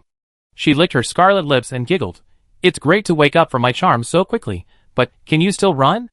Cold, the coldness spread straight to the bottom of my heart. Xiao Yuan frowned and took 2 steps back. There was a palm-sized translucent little beast lying on his left calf. The little beast's body exuded cold air, making his legs gradually lose consciousness. Swish! Xiao Yuan raised his sword and used the power of elements to slash at the little beast, ignoring the woman on the wall, but the wall beside him collapsed. A 2-meter-tall figure rushed out like a bull, punching Xiao Yuan with both fists. The sturdy man was wearing metal gloves on his fists, and he was coming with great momentum. Bang! Without time to deal with the little beast, Xiao Yuan raised his sword to resist the sturdy man's attack and flew back 4 or 5 meters. The sturdy man was very powerful, and Xiao Yuan chased him while he was in the air and wanted to continue his attack. Click! The mechanism on Xiao Yuan's waist turned, and the alloy claw shot out to block the sturdy man's attack. Taking advantage of the brief opportunity, Xiao Yuan retreated to a distance and swung his sword to cut off the little beast on his leg. Xiao Yuan could hardly stand. The little beast broke into 2 pieces and turned into clear water without a sound, without even a cry. But the restraint brought to Xiao Yuan by the death of the little beast was far from over, and the coldness rose from the calf to the thigh. The fire element surged and gathered towards the left leg to fight against the coldness. What surprised Xiao Yuan was that the coldness that the little beast invaded into his body required half of the elemental power to fight. Seeing Xiao Yuan's appearance, the strong man was not in a hurry to attack, and his fists collided violently. Sparks burst out. He took a few steps forward and said in a deep voice, "Let me introduce myself. My name is Jiang Huai." The dragon soul controlled the fire element and fought fiercely with the coldness. Xiao Yuan's face turned pale and red, looking very strange. Xiao Yuan wanted to delay time and asked, "Did you secretly plan everything tonight?" The white-haired man was just a cover. With his strength, he could do some things like secretly digging for night demon substances and oppressing the weak, but he probably wouldn't take the initiative to take the risky action of attacking Alice Town. Jiang Huai's face was sharp and masculine. "Xiao Yuan, I've heard of your name before." Xiao Yuan was stunned and said, "Do you know me?" Jiang Huai laughed and said, "My subordinates have fought with you before, and I am very interested in your strength." As he said that, Jiang Huai tore off the sleeve on his left arm, revealing the bulging muscles underneath and the black tattoo on his arm. Black spider? This mark seemed to appear in my memory, on a mountain outside Yanjing. Xiao Yuan blurted out, "Qixio? Are you and she from the same organization?" Jiang Huai was very satisfied with Xiao Yuan's reaction and responded very frankly, "Yes, today's operation does not require me to come, But for you, I am willing to go there in person. Hee hee. The two forces in Xiao Yuan's body kept fighting, and the cunning and stubbornness of the coldness were beyond his expectations. Suddenly, a fresh warmth surged from his heart. Xiao Yuan faintly heard the sound of the waves, which came from the first activity of the ocean spirit given by Qingqing after lying dormant for many days. When the warm current came into contact with the cold that had been in a stalemate with the elemental force became docile. Xiao Yuan was happy in his heart, but his expression gradually became solemn. You set up such a big plan just to kill me? Jiang Huai raised the corner of his mouth and said, Your life may not stay here, but some people must die. The shouting and killing in the town became more and more intense, and a flame rose in the center of the town, which was extremely conspicuous. Xiao Yuan thought of something and blurted out, Your target is Zhou Jinli? Apart from Zhou Jinli, Xiao Yuan couldn't think of any other target that could attract the other party to kill him. Zhou Jinli was involved in the Night Demon and the Mermaid World. The most suspicious person at that time was in a high position. Everything seemed to be solved at this time. He frowned and asked, In order to deal with Zhou Jinli, you dragged hundreds of innocent people? Jiang Huai looked calm and said, The diggers tied their heads to their belts to make a living. I just gave them a chance to change their fate. People die for money, birds die for food. The white-haired man was attracted by Jiang Huai's conditions and joined the game. He deserved his own death and had no psychological burden at all. Jiang Huai moved his wrists and walked forward. Okay, you don't have to delay any longer. The Ice Crystal Beast is a top-secret weapon in the organization. If you can't do it so easily. Before he finished speaking, Xiao Yuan, who had been standing still, suddenly moved. His left leg, which was originally frozen by the Ice Crystal Beast, moved freely and flew towards the center of the town. Ah! Jiang Huai didn't expect Xiao Yuan to move suddenly, and he subconsciously chased after him. The courtyard wall that was more than 2 meters high was nothing to him. He grabbed the top of the wall with his palm and jumped up. Swish!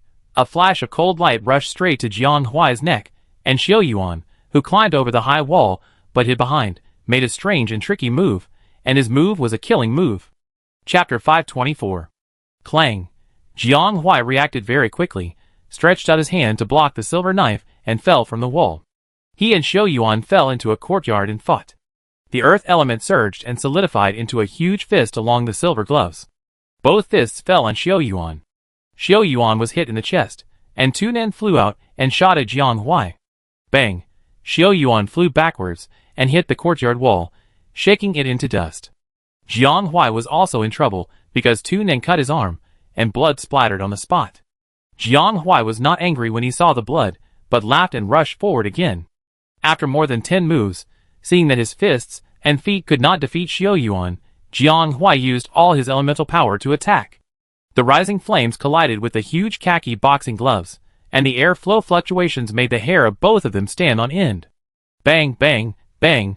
The sound of popping beans resounded in the courtyard, and Xiao Yuan swung his sword to cut down Wu's airtight body. Crack!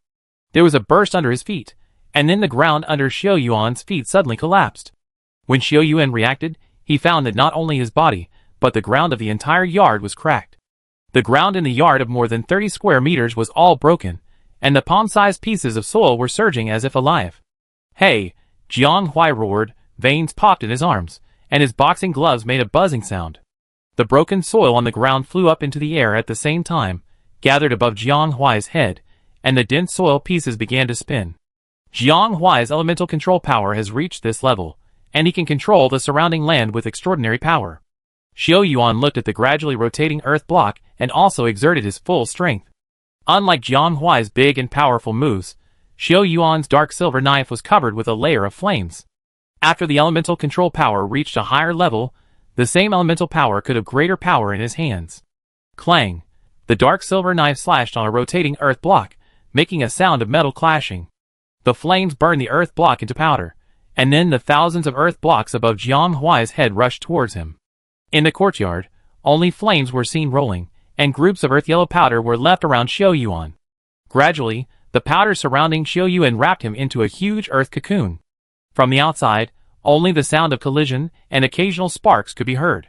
The last piece of earth exploded, and Jiang Huai's eyes flashed with a fierce light. A yellowish light flashed in his eyes, which was the situation that only appeared when the earth element was pushed to the extreme. Strands of earth elements were mobilized, and the earth cocoon gradually condensed. Xiao Yuan felt that the range of the earth cocoon was getting smaller and smaller, until it was compressed to the point where he could not use it at will.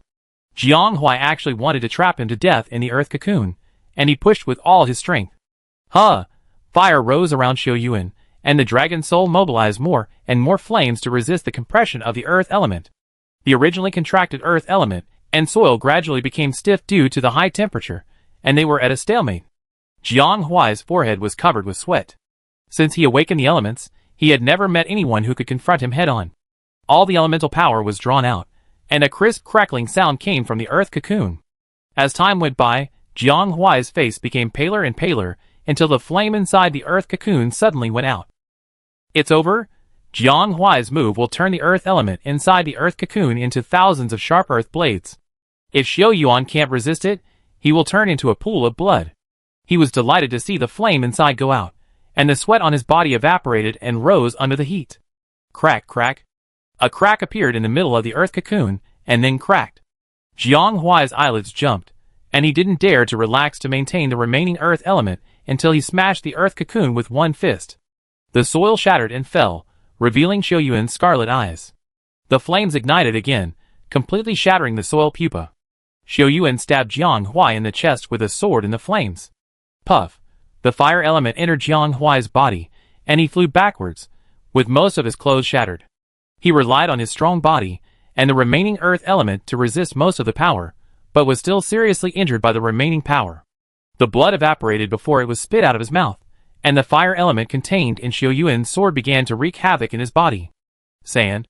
Xiao Yuan held the silver knife and slashed it on the ground, walking towards Jiang Huai step by step. Jiang Huai was strong and fierce. If they met next time, he would definitely be a big enemy. Jiang Huai knew Xiao Yuan's thoughts, and he stumbled back out of the small courtyard. The woman on the courtyard wall had already gone to the center of the town as planned. He couldn't help but secretly smile bitterly at his self-confidence without any help. He originally thought that he could deal with, or even defeat Xiao Yuan with his proud elemental power, but he never thought that he would still lose. Xiao Yuan was full of murderous intent, and only the limping Jiang Huai was left in his eyes. Just when he was about to kill Jiang Huai, two figures rushed over from the rooftops in the distance. They were shocked when they saw Xiao Yuan and Jiang Huai, and quickly protected Jiang Huai. Xiao Yuan knew one of them. She looked a little embarrassed. Brother Huai, the mission in the center of the town failed. We must evacuate quickly. Failed? Jiang Huai coughed. His voice became weaker. How is it possible? Qi Xiu smiled bitterly and said, there is a girl who can turn into a beast, and many brothers were killed and injured. Xiao Yuan narrowed his eyes slightly and looked at her. Qi Xiu?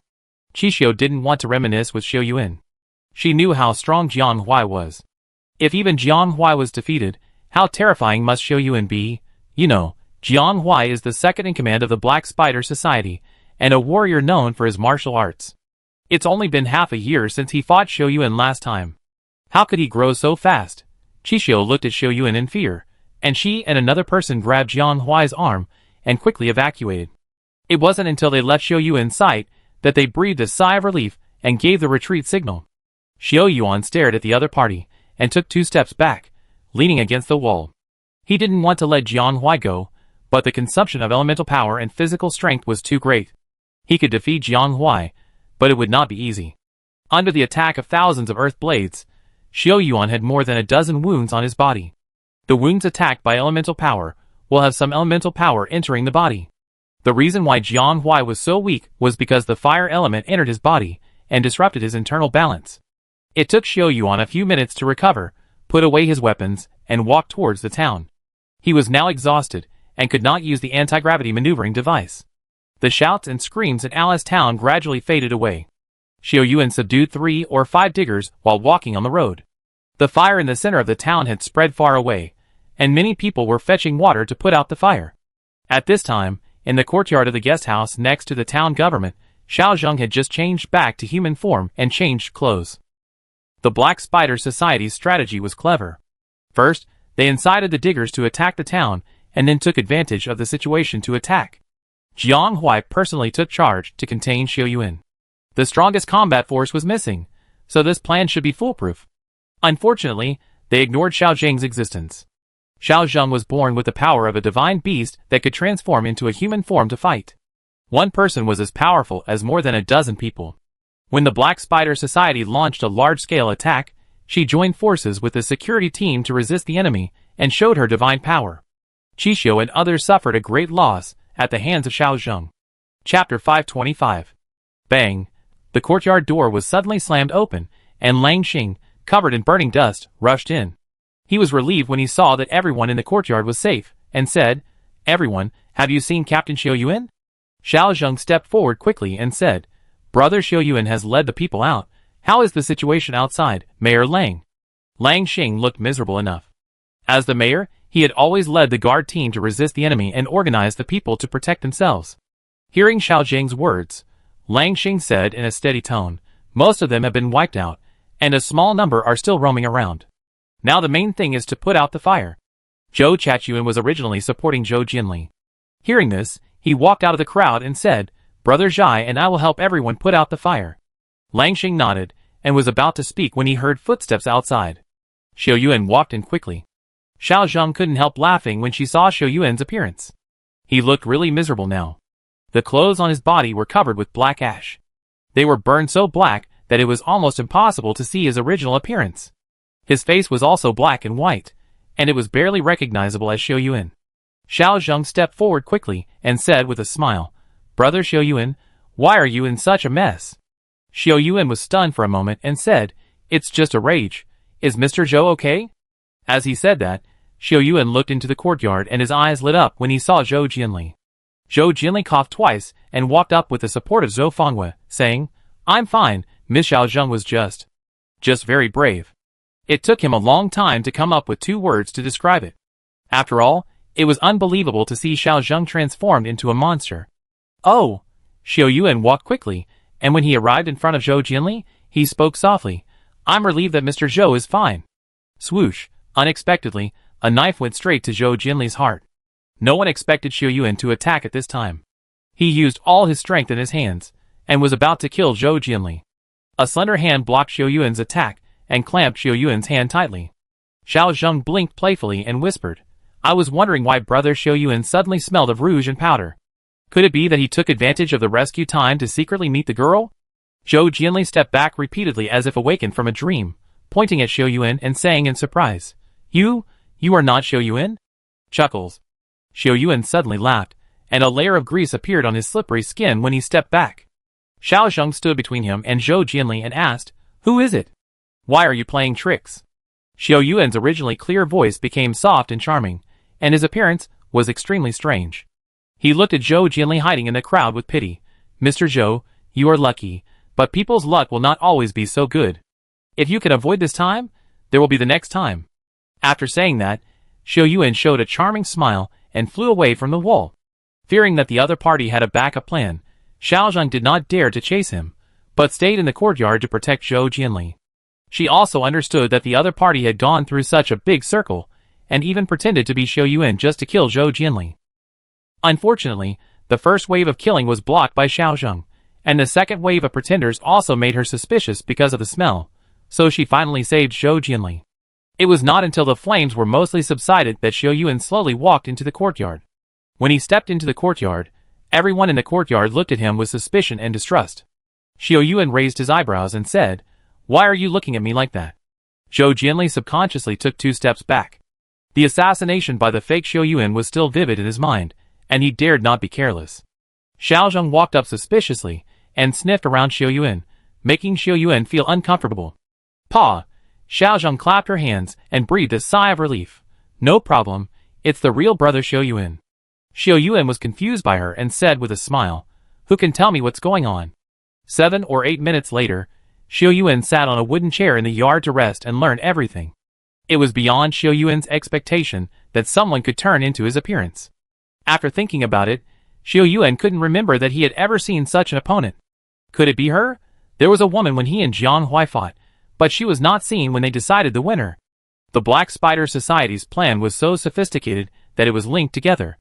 Fortunately, he and Xiao Sheng and others were there, otherwise the opponent's strength would have made it very likely to succeed. The fire didn't stop until dawn. Lang Xing almost cried when he counted the losses. 8 guards were killed and 9 were injured. 16 civilians were killed and 8 were injured. The town government was severely damaged in the fire, 6 houses were burned down, and a total of 35 diggers were killed or injured. The most troublesome thing was that the collapse of the diggers made the transportation of materials a big problem. Xiao Yuan contacted the Silver Wing Corps headquarters in Ace City to ensure the smooth flow of materials. After a busy night, everyone was exhausted. Xiao Yuan's physical fitness was far superior to that of ordinary people. When everyone else was resting, he discussed matters with Zhou Jinli alone. Zhou Jinli frowned and said, "The other party came for me. It seems that Guan Hongyuan is undoubtedly the culprit who caused the suffering of the exploration team." Xiao Yuan drank a cup of tea and smiled. Guan Hongyuan is now a powerful figure in Hongming Group. They have many spies. I'm afraid we were targeted as soon as we arrived at Daning Port. Guan Hongyuan is now in a good position, but he is not an easy person to deal with. He knew that once Zhou Jinli returned to Country A, the old event would be involved. The Hongming Group behind him was at its peak. If Zhou Jinli's appearance affected the Hongming Group, Guan Hongyuan would probably be the first chess piece to be abandoned. Besides, Xiao Yuan became more and more suspicious of the Hongming Group. This huge interest group entrenched in Yanjing had something to do with the outbreak of the Night Demon.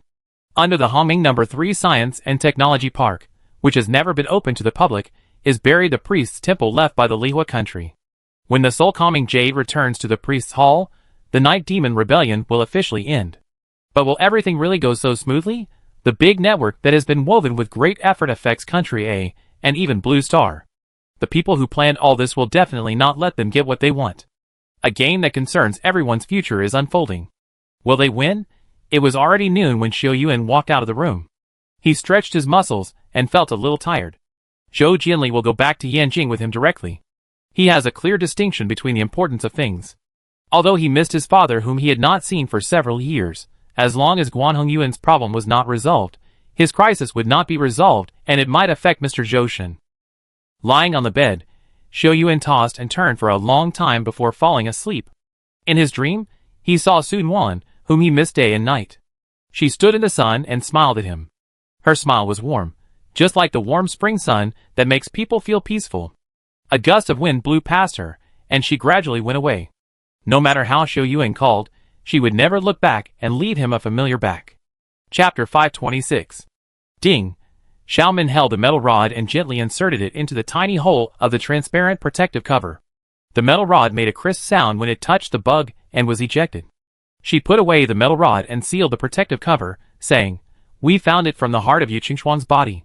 I have never seen this kind of bug before." Xiaomin served as the leader of the Ranger Group 3. She was proficient in pharmacology and had a deep understanding of various organisms in medical knowledge. There were 8 bugs like eyeballs on the back of the protective cover, which was as thick as a thumb, but she had never seen them before. When metal approaches its body, it will have a strong repulsive force. It looks stupid and foolish, and it doesn't seem to have any attack power, but it gnawed Yu Qingxuang's heart clean. Sun Wan was holding a fat duck in her arms. She had just seen Emily on the rooftop when she received a call from Kai Jing saying that Yu Qingxuang died in a cell. Yu Qingxuang, Fan Yu, and Bai Xiao were key witnesses in the investigation of the Blood Clan. Now 2 of them were taken over and 1 died suddenly. All these things happened at the same time, which made people suspicious. Suja turned on the light in the protective cover so that everyone could see the appearance of the insect more clearly. He said softly, "We just checked the surveillance. It came out of the food sent by Roger. The whole process was very quick and took only a few minutes. The Blood Clan has strong vitality, and the thought of a bug that can take the life of a Blood Clan member in a few minutes is chilling." Dongfang Huai's face was gloomy. He walked into the protective shield and carefully looked at the bug. Xiao Jing and De Xiong have already gone to Roger's house to investigate, and it is estimated that there will be results soon. He said this, but based on Dongfang Huai's understanding of the Blood Clan's behavior, Roger might be in danger. Holding a glimmer of luck, he prayed secretly, hoping that everything was still in time. Gaga. Lord Yuga, who was lazily lying in Sun Wan's arms, stretched and looked around curiously. "Where is this? Why did I change places after sleeping?" Lord Yuga's words were shocking, and Cheng Yu was startled and stammered, "Miss Su. Miss Su, why does your parrot look like a duck?" Cheng Yu's words were honest, but Lord Yuga didn't buy it and cursed. "Who are you talking about parrots, you poor boy? You are the parrot. Your whole family is parrots." Patting its wings, Sun Wan explained the situation in a soft voice. Yu Shuang died from the strange insect. Lord Yuga was knowledgeable. Before, it had been in a coma for more than 20 hours a day. Sun Quan did not disturb it. Now Lord Yuga is recovering day by day, and Sun Quan took this encyclopedia with him. After listening to Sun Wan's story, Lord Yuga stretched his neck high and said, "Now remember this, Lord, right? Let me see what it is." Dongfang Huai and Xiaomin were stunned by what they heard, secretly surprised that a duck can not only talk but also think. Dong, dong, dong. Master Yuga stretched out his mouth and pecked at the protective shield. Strangely enough, a strange insect lying inside was motionless, but after Master Yuga knocked a few times, it raised its head. The 8 eyeball-shaped patterns on its chubby body came to life, and after staring at Master Yuga for a few seconds, it suddenly jumped up. The small body changed after jumping up, and the skin on the fleshy insect stretched out like a big butterfly.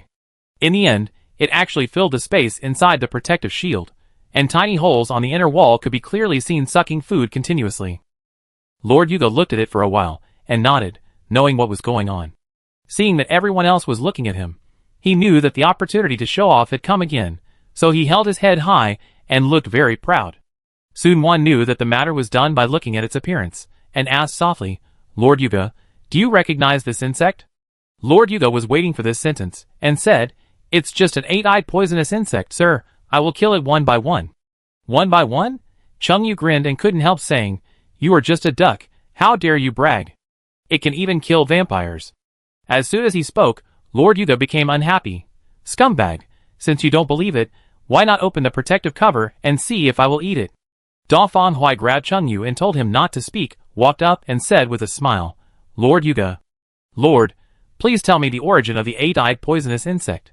Dongfang Huai has been in contact with supernatural events for many years, and has a strong ability to accept all kinds of strange things.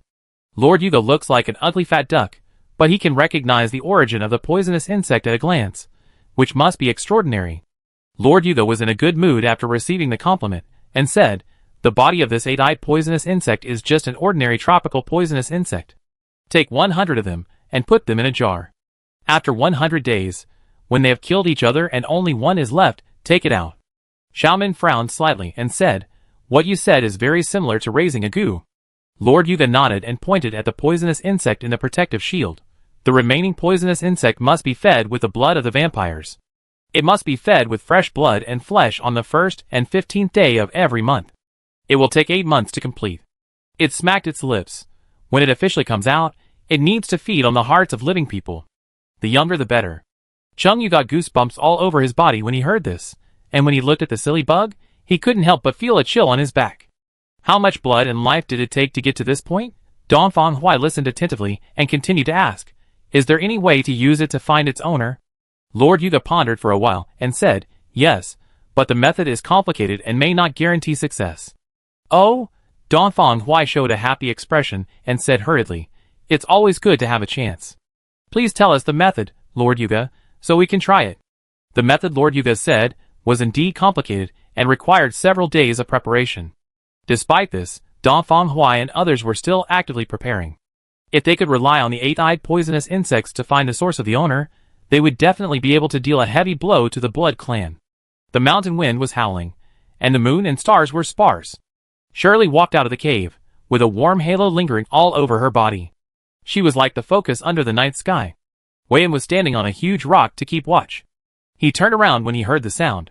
He quickly jumped down and said respectfully, "Master, it's windy outside. Why did you come out?" Shirley's white little hands reached up to the sky as if she wanted to grab all the stars.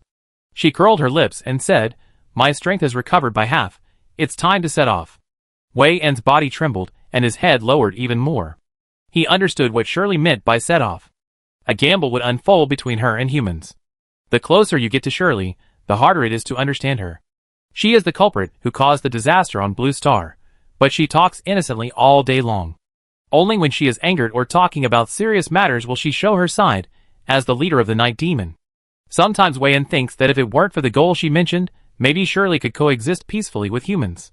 Shirley's jade-like face smiled and asked, "What? Are you afraid?" Wei-Yin hesitated for a moment and told the truth.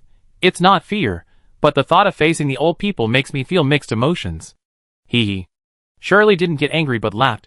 "Wei-Yin, do you know why I value you more than Fang Ruru?" Chapter 527. This. Wei Yan's heart skipped a beat, and after careful consideration for a long time he said, I don't know. Shirley's temper is like the weather on the grassland. It may be sunny now, but cloudy the next second.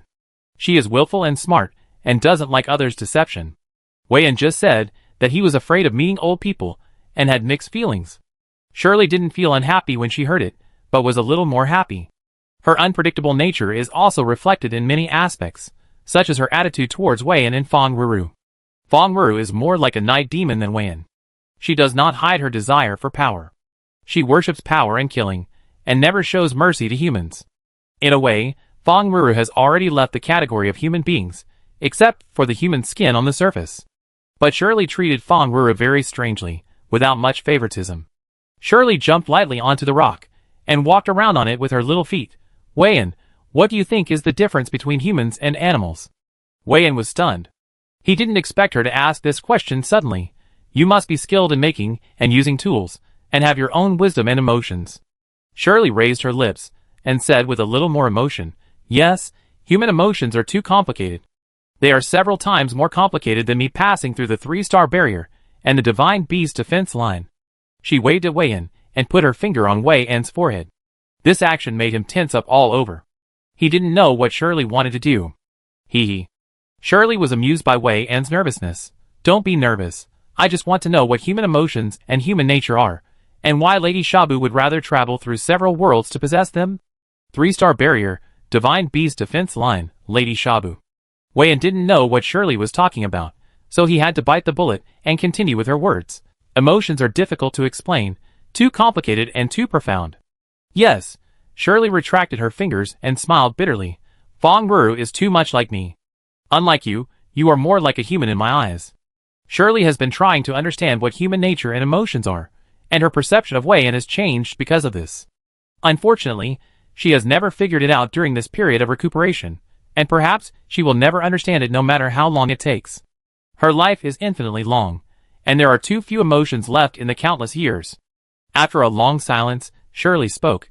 Tell Qianfeng and the others to get ready, we are leaving here. This day has finally come. Wei Yan subconsciously blurted out, where are we going? Shirley's gaze seemed to be able to penetrate through the layers of forest and reach far away. Yanjing. Yanjing, Shirley Pavilion in the suburbs. Sun Wan, Liang Lu, Wang Ruoling and Lord Yug, who was forcibly carried out unwillingly, stood in the pavilion. From time to time, they looked into the distance, with unconcealed joy and urgency on their faces. Xiao Yuan and his group went to Daminghai, starting in mid-July and returning in late August.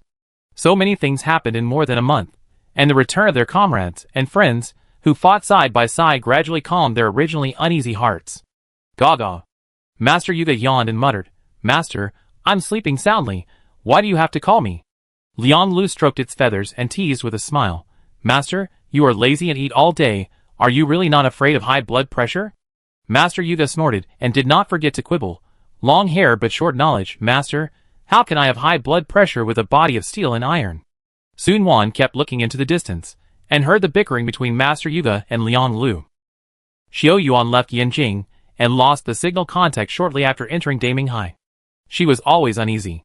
The ocean is not as unpredictable as the land. If there is an accident, 2 small black dots appeared on the distant horizon, speeding on the road. Here they come. Wang Ruoling clapped her hands excitedly, pointed to the distance and shouted, they are back. Sun Wan showed a happy expression, and the smile could not be concealed on her face until the 2 cars stopped on the road 100 meters outside the 10-mile pavilion. Xiao Yuan got out of the car first. He had a darker skin and thinner body after not seeing him for a long time. Compared to the delicate appearance when he left, he looked a little tougher and more masculine. As their eyes met, the noises around them gradually faded. Sun Wan couldn't help but run towards him. When they hugged each other, her anxiety finally settled down. Feeling each other's warm breath, Xiao Yuan narrowed his eyes slightly and said in a trembling voice, how are you lately? Sun Wan tightened her arms around Xiao Yuan's waist. Yeah. She didn't say much, but just hugged Xiao Yuan tightly and refused to let go. Just one simple word revealed too many emotions, which made Xiao Yuan's thoughts surge. He stroked Sun Wan's hair, as if to promise, we will never be separated again, I will never leave you again. How many sleepless nights, how many hesitations between life and death. Xiao Yuan only felt a wave of fear until now. If he couldn't come back, how would Sun Wan go on with the rest of her life? The two of them are each other's support in the world, and neither of them can be missing. Sun Wan raised her face, and her pure and beautiful face was already covered with tears. Keep your words? Xiao Yuan wiped her tears and nodded firmly. Keep your words. The welcoming party for the Silver Wings Corps lasted until after 11 o'clock in the evening. After sending the drunk people back to their rooms, Xiao Yuan and Sun Wan snuggled together on the balcony chairs to watch the night view. The two of them were sleeping on a blanket, and their voices were very quiet. Sun Wan leaned on Xiao Yuan's shoulder and said, "Is the mermaid world very big and dangerous?" Xiao Yuan didn't reveal much about the mermaid world at the banquet, and only said a few words. He was very cautious because many people have ears. Xiao Yuan responded, "It's very big and magical. There are many strange creatures living in it, such as a kind of coral deer." Sun Wan opened her eyes wide in surprise. "Deer in the sea? How do they breathe?" Xiao Yuan rubbed her forehead, intimately and naturally. Coral deer have gills, and can move freely in the seabed. In addition to the beautiful mermaids, there are also fishmen in the sea, who are ferocious. "Mercemen?" Sun Wan made a face and asked, "Did they embarrass you? Aren't you afraid?" Xiao Yuan straightened his chest and smiled. "Of course I'm not afraid. I even want to kill them and make fish head soup." Sun Wan laughed at his witty words and said, "You are talking nonsense again. Do you want to eat me?" The two chatted, and the topic turned to Yanjing. Xiao Yuan learned a little during the meal and said, "Mr. Zhou Jianli, who came back with me this time, is also involved in Hongming Group. It seems necessary to investigate Hongming." Sun Wan thought about it and reminded, "Hongming Group is very powerful, and it may not be easy to initiate an investigation." Yes. Xiao Yuan knew this truth. Not to mention Zhou Shu, who held real power, Hongming Group alone was a behemoth entrenched in Yanjing. If you want to start an investigation on Hongming Group, you can only ask Wu Zhou for help. It seems that you have to visit Wu Lao as soon as possible. The later you delay, the more accidents will happen. Chapter 528. Click. In the completely closed quiet room, Xiao Yuan opened the lock on the wooden box. Sun Wan sat on the futon, and a circle of 36 candles surrounded her. The two were 3 meters apart, and a container made of dark silver was placed in the middle. The container looked like a goblet magnified 100 times, and was a full meter high. There were 2 extended grooves on the base of the goblet, and the grooves followed Sun Wan's direction, and turned to both sides in front of her, just surrounding Sun Wan. An ancient bronze mirror was hung on the ceiling of the quiet room, with red lines tied to the 4 corners, and hanging above Sun Wan's head. Lord Yugo was lying in the corner, with a candle lit in front of him. However, this candle was twice as tall as the other candles, and the flame was bright. At a certain time, it opened its eyes, and said in a serious voice, "It's time to start." Xiao Yuan smiled at Sun Wan, and signaled her to rest assured. The days of Zhenhai Pearl's nurturing were not short, and the effect would be discounted if it was delayed any longer. After returning to Yanjing, Xiao Yuan did nothing for the past 2 days. He concentrated on Sun Wan and Lord Yuga's research on using Zhenhai Pearl to eliminate the abnormal power in Sun Wan's body and her rejection. Sun Wan is water-friendly, and the powerful force generated in her body is also water-based. However, being too powerful will put a high load on her body and mind, and over time will cause irreversible damage to her. The Azure Dragon of Changbai Dragon Cave temporarily sealed the power with the Lotus Spirit, but it cannot completely solve the problem. The Lotus Spirit can reconcile the power and the delicate state of her body. After the spirit is exhausted, the balance will be out of control under the impact of external forces, and Sun Wan will inevitably repeat the same mistake. The best example is that she fell into a coma in the abyss of Changbai Dragon Cave to save Xiao Yuan from the monster. The Zhenhai Pearl was crystal clear, with pink and white light flowing on its surface. When Xiao Yuan took it out of the wooden box, the air in the entire quiet room fluctuated and became active. The candles around Sun Wan danced together, as if stimulated by something. Ding! The Zhenhai Pearl fell into the goblet, and the water inside splashed, and the pearl fell to the bottom. Xiao Yuan raised his hands, and pressed them against the outside. There were 2 planes specially built to transmit elemental power.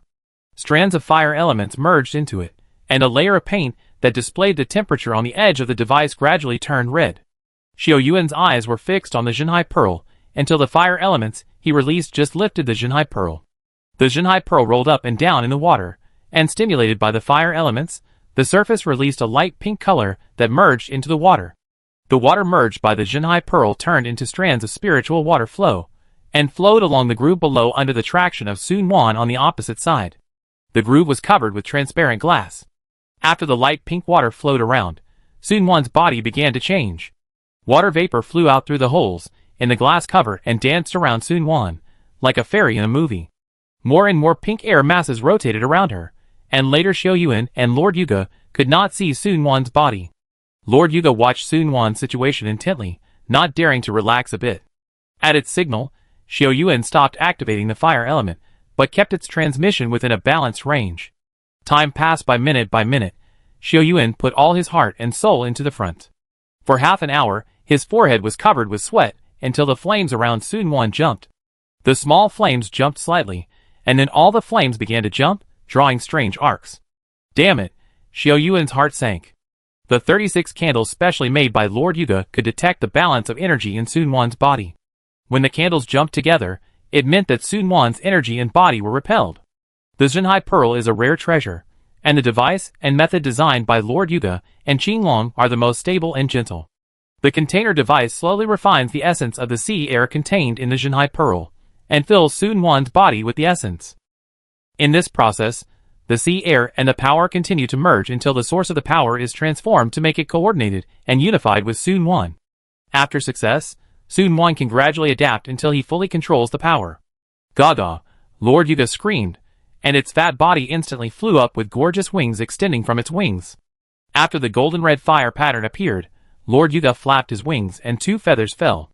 One feather attached to the pink air mass around Sun Wan, and the other fell on the bronze mirror. Xiao Yuan used one hand to maintain the elemental transport, and with the other hand, he shot Tuanan out according to the predetermined plan. The flame fell on the bronze mirror along Tuanan, and was absorbed by the feathers, building a bridge. The surface of the bronze mirror that had obtained the power of the elements rippled and kept fluctuating. The fire pattern on Lord Yuga's body became even hotter and brighter, and it kept flapping its wings. The fluctuations of the fire pattern spread, and fell around Sun Wan. With the joint efforts of it and Xiao Yuan, the jumping flames finally stopped. The continuous input of fire elements tested them every minute and every second, and the ripples on the bronze mirror gradually calmed down. Xiao Yuan and Lord Yuga couldn't help but look over and saw a gorgeous sky. 3 planets of aqua blue, bright yellow, and blood red crossed the sky, and when Xiao Yuan looked at them, his soul was almost absorbed. While Xiao Yuan and Lord Yuga were struggling to persevere, Sun Wan was immersed in a wonderful state. The wind was filled with a strange fragrance, which made Sun Wan's drowsy consciousness clear. She found herself standing on a piece of land, where there was scorched earth everywhere, only a tree with cracked and dark skin stubbornly extended a few green leaves. Sun Wan walked forward involuntarily, wanting to see if it was the smell it emitted. The light in the sky gradually brightened, and 3 huge stars slowly appeared. One was bright yellow, one was aqua blue, and one was blood red. The 3 stars echoed each other, and the crystal light flowed and fell to the ground. Sun Wan hesitated for a moment, and caught it with her hand. The light spun playfully around her wrist. Chuckling. Sun Wan couldn't help but chuckle, and immediately remembered something. She had seen the sky here when she was on the battlefield. At that time, she was dreaming of Shirley, and the surrounding scenery was not so desolate. At that time, Shirley said that she was also restricted by the 3 stars in her dream, proving that these 3 stars really exist in the world where Shirley lives. Why did 3 stars appear in my dream? The fragrance between Sun Wan's nostrils became stronger and stronger, making her frown. Looking around, there were no other plants except a strange tree, but there was a faint fire in the distance. Sun Wan followed the fire, and walked for a long time before approaching the source of the fire. A strange scene appeared in the dream, and the torch suspended in the air seemed to separate the 2 worlds. This side of the world was barren land and bright night sky, while the other side was completely dark without a trace of light. Sun Wan stood at the edge of the dividing line, but did not cross it. She had doubts in her heart, suspecting that this was Shirley's dream, even though she knew that the possibility was very small. After hesitating for a while, she still reached out and held the torch. Whoosh! The air flow was surging, blowing Sun Wan so hard that she could not open her eyes. When she could see clearly again, the dark black opposite side had gradually become clear. A scene like Shira Purgatory appeared in front of Sun Wan. Chapter 529. Lava, Fire, Blades. The endless pit was filled with broken limbs and countless struggling creatures. They were constantly burned by flames, cut by blades, and then reborn and died again, repeating this endless torture. Sunwon felt difficulty breathing. She saw the night demon, humans, and all kinds of strange creatures in it. The strong visual impact made her quickly let go of the torch and took 2 steps back. The burning heat dissipated, and the scene just now disappeared. The dead silence and darkness returned to the other side of the torch, as if nothing had happened. Sunwon's hands trembled slightly, and she felt an urgent desire to leave here. She hurriedly came to her senses, and found that the road she had just walked on had disappeared, and she was standing in a wilderness. This place was no longer scorched earth, but a few tea trees with white flowers dotted with elegance. Behind the tea trees was a small courtyard with grape trellises, bluestone slabs, and occasional catcalls. Sunwon walked quickly into the small courtyard. This quiet and peaceful scene made her feel much more at ease. "Is there anyone here?" Sunwon looked around curiously and asked softly. After asking twice in a row, a voice came slowly. "You are here." The voice was very pleasant, coming from the corner of the courtyard. Sunwon took 2 steps forward and found that there was a different world here, a pergola hidden in the greenery. The owner of the courtyard had her back to her, with long hair draped over her shoulders. She seemed to know Sunwon and said, "No one has come here for a long time, please sit down." Sunwon's whole body was in a tense state, but she needed someone to guide her in the strange world, dream. When Sunwon sat down, she was stunned. She subconsciously called out, "Emily?" The girl in front of her looked exactly like Sunwon, both in her expression and temperament. She smiled quietly, and was not surprised by Sunwon's reaction. "I am not the Emily you mentioned, you can call me Shabu." Shabu. Sunwon remembered that in her dream, Shirley once called her Lady Shabu. Could it be that she was referring to her? After organizing her words for a while, Sunwon finally said, "Shabu, can you tell me what is going on? Where am I now?" A black and white kitten was lying on Shabu's lap, lazy and cute. She stroked the kitten's head and said softly, "You are in a dream that belongs to you and me." Sunwon frowned slightly when she heard this, and she was even more confused. "Why did you appear in my dream?" Shabu looked at her with a pair of brown eyes, and said gently, "You are me, I am you, we depend on each other, you have always felt it, right?" She pointed at Sunwon's pink cheek and continued, "In 2 years, your appearance has never changed and has remained in this state. Even if you deliberately ignore it, how long can you deceive yourself?" Shabu's words made Sunwon pale, and unable to refute. Sunwon could feel the strangeness of her body. From the time she met Xiaoyuan until now, her appearance had not changed at all except for the growth of her hair and nails. She did not experience the growth and aging that normal people experience. Since the power in her body began to awaken in Chanbai Dragon Cave, Sunwon could vaguely feel the situation in her body. Sometimes she would inexplicably feel that there was someone around her, but when she went to look for him, she found nothing. Sunwon bit her pink lips and lowered her voice. "Who am I? Who am I?" Shabu's eyes softened and she sighed inaudibly. "You are you, Sunwon." She smiled encouragingly at the surprised Sunwon. "Is your origin really that important to you?" Humans often say that living in the present and being able to grasp the present is the most important thing. Shabu lowered her head and kissed the little cat. "I am very happy to see you like this now." Sunwon didn't understand what Shabu meant, so she asked, "What are you happy about?" Shabu pointed to her mind and said, "Do you see those creatures living in the sea of fire and swords? They are all creatures who abandoned their souls and suffered punishment in the other world, and I have been exploring the true meaning of soul and human emotions all my life." She gently held Sunwon's hand, and the warm palm made her feel like a living person. Shabu's voice was like comforting a wounded child. "You are the result of my exploration of human nature and emotions. Live happily." Sunwon seemed to understand something. She asked, Are you a god?" "God?" Shabu laughed dumbly. She pointed to the 3 eternal stars in the sky and laughed. "In the world I live in, I am revered as Shabu, the main god of darkness and earth, but my world is just a cage." Her voice became more and more ethereal. "Until I separated my godhood and body and came to this world, I was truly living in the world." Sunwon looked at Shabu, who had become translucent, and asked, Can I live like a normal person?" Shabu nodded gently. "Give up your mortal life and live like an ordinary person." "You can if you want." She gently pushed Sunwon. "You have been in the dream for too long, it's time to go back." The scenery in front of Sunwon began to dissipate. The farmyard and the starry sky continued to disappear, until there were only 3 bright stars in her sight. Sunwon felt as if her whole body was floating on the clouds. She suddenly opened her eyes, and saw the pink gas mass around her dissipate. Her whole body seemed to have been reborn, and even her skin became smoother and more tender. If she looked in the mirror at this time, she would find that her face would be like a freshly peeled egg. Plop! Xiao Yuan sat on the ground with his buttocks. The continuous input of elemental power for more than an hour had exhausted his physical strength and potential. Lord Yuga was not much better. He flopped and fell on Xiao Yuan's legs, humming and hawing, looking pitiful and funny. Back to reality, Sun Wan trotted down and hugged Xiao Yuan, her voice choked with sobs. Xiao Yuan, thank you. Sun Wan knew how many dangers Xiao Yuan had encountered in order to remove the hidden danger in her body, and he traveled thousands of miles from Daminghai to Yanjing. Xiao Yuan didn't know what Sun Wan saw in her dream, and didn't understand why she suddenly became so sentimental. He slapped Lord Yuga, who was in the way, and pushed him down. Xiao Yuan hugged his slender waist and said, "It's good that you're fine. It's good that you're fine." Ha ha.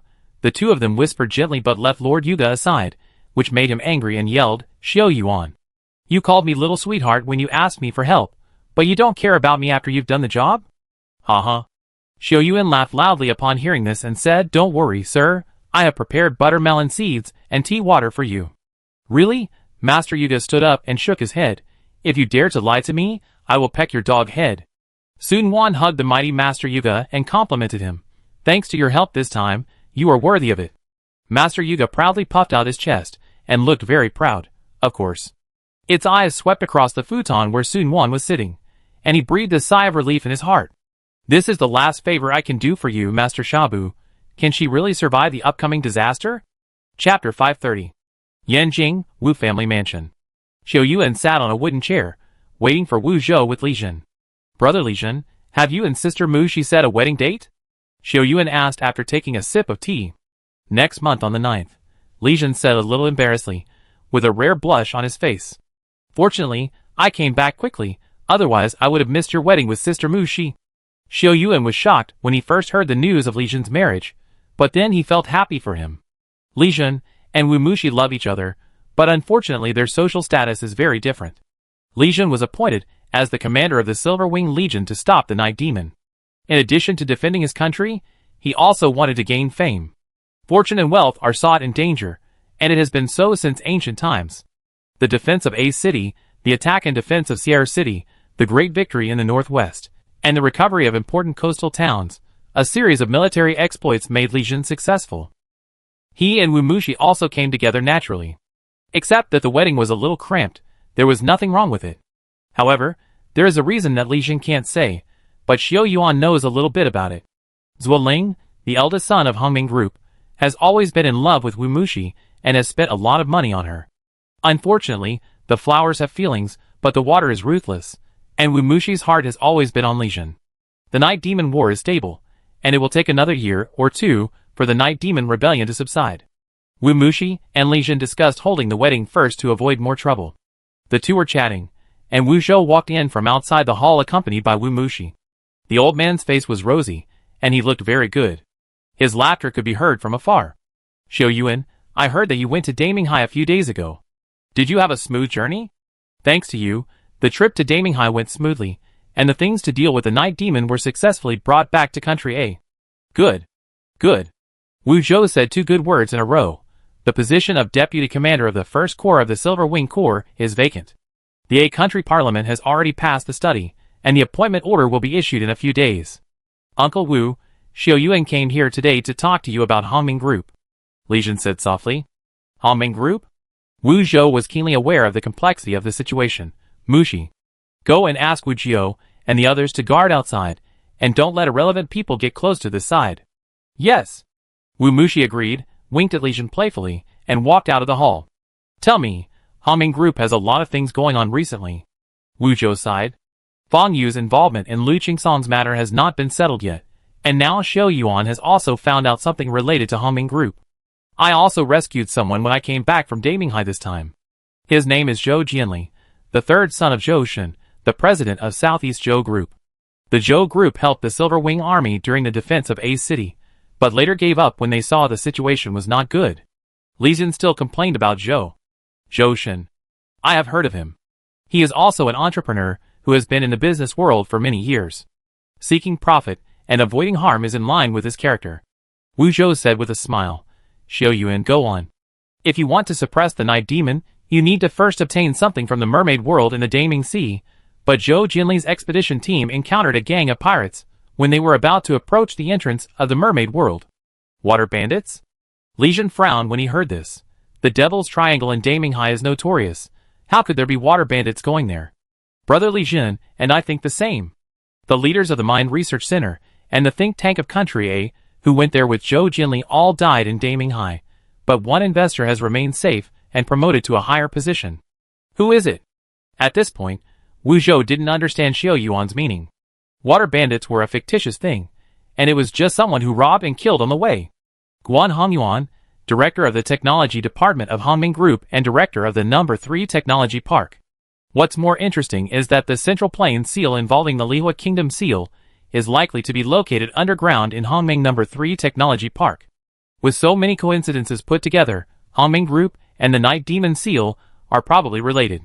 Li Jun couldn't help but say, "Uncle Wu, let's investigate Hongming Group." Wu Zhou listened very carefully. Xiao Yuan had talked a lot about Zhou Jinli's experience and the secrets of the Lihua Kingdom. Does Wu Zhou want to investigate? Of course, he wants to investigate the matter thoroughly to cut off the possibility of the Night Demon outbreak forever. However, Hongming Group cannot be investigated just because it wants to. It involves too many people. Hongming Group is in its heyday. It is currently the largest financial group in Yanjing and has inextricable ties with the Parliament of Country A and the noble families in Beijing.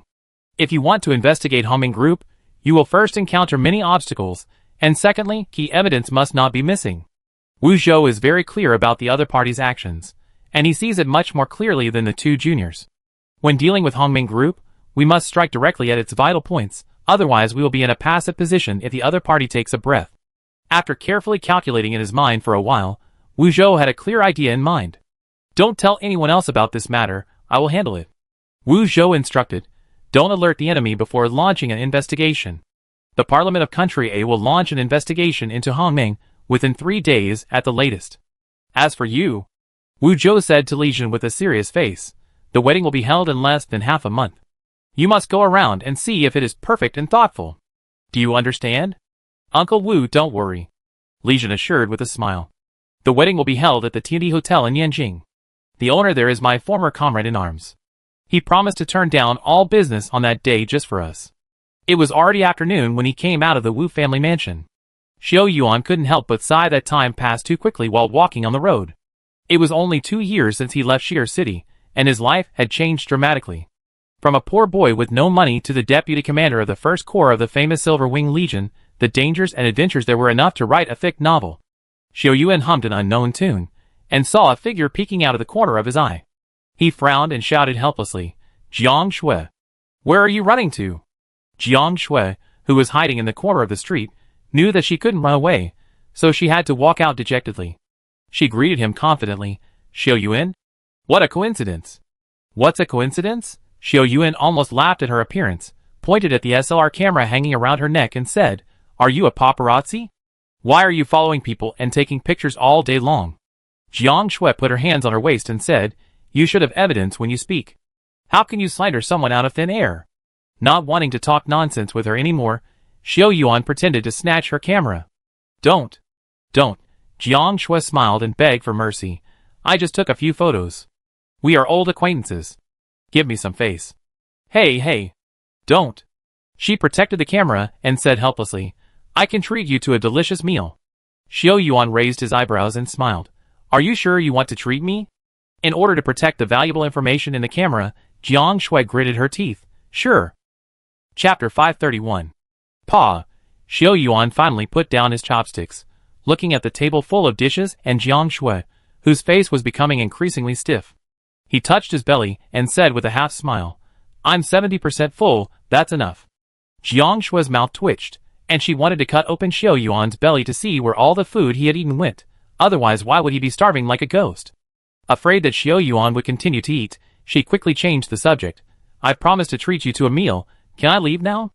Xiao Yuan reached out and grabbed Jiang Shui and pushed her back to the chair. Don't worry, tell me why you always stare at me and take pictures. Not many people know about Xiao Yuan's return to Country A. Jiang Shui is just an ordinary photography blogger. How could she know his whereabouts? Ahem. Jiang Shui felt embarrassed by his gaze and turned away coyly. I just happened to see it. Before she finished speaking, a hand had pinched her cheek, making her grimace in pain. Xiao Yuan said helplessly, Don't play tricks on me. If you don't tell the truth, I will send you to the commander of the Jiangxi army? Hearing her brother's name, Jiang Shui finally gave in. Okay, let me go first and I tell you. Rubbing her red face, she whispered, I saw your news in my brother's army briefing, so I waited outside the hotel where the Silver Wing army stayed. I see. Xiao Yuan drank tea calmly and said, Why do you always take secret photos when you have nothing to do? Aren't you ashamed of yourself, girl? Jiang Shui was anxious when she heard this. Her face flushed red. Can the photographer's secret photos be called secret photos? They are collecting materials. Collecting materials. Her voice was so loud that the guests in the restaurant looked at her sideways, thinking that it was a couple quarreling. Xiao Yuan was a little embarrassed and tried to persuade her. Okay, I have a favor to ask you to help me, whether it's collecting materials or taking secret photos. Help again? Jiang Shui looked at him warily with a frown on her face. How do you want to squeeze me? I really have no money. Xiao Yuan pointed at the camera Jiang Shui had placed on the table and whispered, Do you have any camera or video equipment that is suitable for me? It should be smaller and more concealed.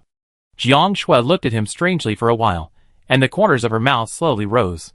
As if she had discovered a new world, she smiled wickedly. You still say I took secret photos? Aren't you the same? All men are like this. Realizing that she was thinking wrong, Xiao Yuan poked Jiang Shui's forehead. What are you thinking about all day? I have a mission and need some equipment to record. If you provide the equipment, I will buy it at double the price. Jiang Shui's eyes lit up, and seeing Xiao Yuan's wealthy appearance, she realized that her chance to make a profit had come. Clearing his throat, he asked, Are you sure? Xiao Yuan nodded, Sure, but you have to guarantee after-sales service. No problem. Jiang Shui's eyes were smiling like crescents, and she agreed very readily.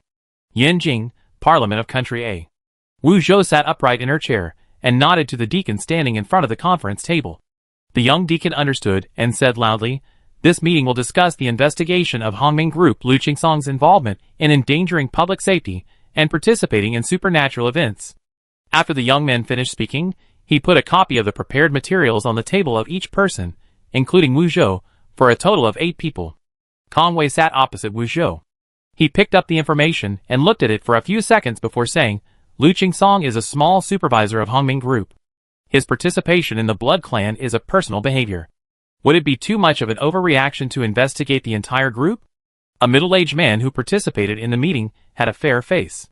His name was Song Yijin, and he was one of the leaders of the headquarters of the Federal Command Center in Country A. After taking a general look at the information, he said, The activities of the Blood Clan are becoming increasingly rampant. There are many activities in Country A, Meidi, and Tanding. I think it is necessary to take precautions before it happens. Song Yijin was telling the truth. Since the outbreak of the Night Demon, more and more vampires have appeared in the Blue Star. Some of them have been lurking, and some have awakened their blood after experiencing environmental changes. The bloodthirsty and dark nature has brought great security threats to the world. Hee. Lu Dongsheng, who was sitting next to Song Yijin, chuckled and said, Secretary Song knows a lot about fighting the Night Demon, but he still knows less about the vampires. Lu Dongsheng is currently the director of the Judicial Department of the Parliament of Country A, with a smile on his square face. He put the information in his hand on the table, and said in a relaxed tone, The Judicial Department took over the prisoners Bai and Fang involved in the Blood Clan a few days ago. In my opinion, Lu Qingsong can be summoned to cooperate with the investigation according to the usual practice. As an official for many years, he understands the principle of raising high and letting go lightly better than anyone else. Lu Dongsheng has always been on good terms with Hongming Group. The resolutions of today's meeting seem to have similar literal meanings, but the meanings are different. If only Lu Qingsong is investigated personally, there will be many restrictions when the judiciary intervenes, but if the entire Hongming Group is investigated, the investigation team will be given greater power. To put it another way, today he can control the investigation to a personal investigation. Even if there is really a problem, it will take time to hold a meeting and pass a resolution. Hongming Group will also have time to react. Wu Zhou was not in a hurry after listening to Lu Qingsong's words. He nodded with a smile, and his eyes fell on Zhuo Dingfeng on the side. Zhuo Dingfeng is the director of the Ranger General Bureau, the real boss of the Ranger. He has not spoken since the meeting began, so many people have ignored him. Seeing Wu Zhou's eyes sweeping over, Xue Dingfeng knew that it was time for him to speak, so he looked around at everyone. My opinion is to deal with it strictly, and don't leave room for the Blood Clan. Xue Dingfeng's resolute attitude surprised many people present, wondering how this smooth guy could change his nature. Lu Yu, a member of the 8-country parliament sitting opposite Xue Dingfeng, frowned and said, Hongming Group is a well-known enterprise in Yanjing, and it needs to be more cautious in dealing with related issues. Xue Dingfeng smiled slightly and said, What Councillor Lu said makes sense, but in the past 6 months, 70% of the total casualties in my ranger department were caused by the Blood Clan. I think the Blood Clan is a serious threat. His words were well-reasoned, and the other things could be glossed over, but the casualties were visible to the naked eye. No wonder Xue Dingfeng demanded a strict investigation of the Blood Clan incident. Basically, subordinates died at the hands of Blood Clan every day, and even the most good-tempered people could not stand it. The atmosphere was temporarily quiet, and even Kong Wei did not say anything more. Now it was too obvious to favor Hongming Group. Seeing that they were silent, Wu Zhou said, My opinion is the same as Director Xue. Termites can eat away at dams, and the harm of blood clans must be strictly controlled and cannot be vague. He closed the file and said in a loud voice, I suggest that a special investigation team be formed from now on to investigate Hongming Group and Lu Qingsong. Wu Zhou's voice echoed in the conference room, making Kong Wei's face even uglier. He looked grimly at Wu Zhou, Xue Dingfeng, and Song Yijin, who raised their hands. Except for Kong Wei, Lu Dongsheng, and Lu Yu, all 5 of them voted in favor. It was Xue Dingfeng, who had been conservative and neutral before, who broke the balance. Kong Wei felt vaguely that a change would quietly unfold in Yanjing. Chapter 532. Country A Yanjing. Hu Ji studied the files and took notes from time to time. The gold-rimmed glasses on his nose made him look more elegant. In his early 30s, Hu Ji was already one of the best investigators in the Parliament of Country A. He started studying the relevant files when he officially joined the Special Investigation Team, and spent hours in the office flipping through them. Lei, how is the progress of the summons? He stretched his neck and asked a young man in the investigation team. The summons has been sent to Hongming Group and Lu Qingsong. Lu Qingsong will probably come to the judicial headquarters in the evening. Lei smiled honestly on his slightly fat face. Team leader, it's time for lunch. Why don't we go eat? Hungry? Hu Ji closed the file and looked at him with amusement. No, there is braised pork in the cafeteria today. If you are late, you will miss it. You are excited when you talk about eating. Let me ask you, what do you think of this case? Team leader, you can't test me on this.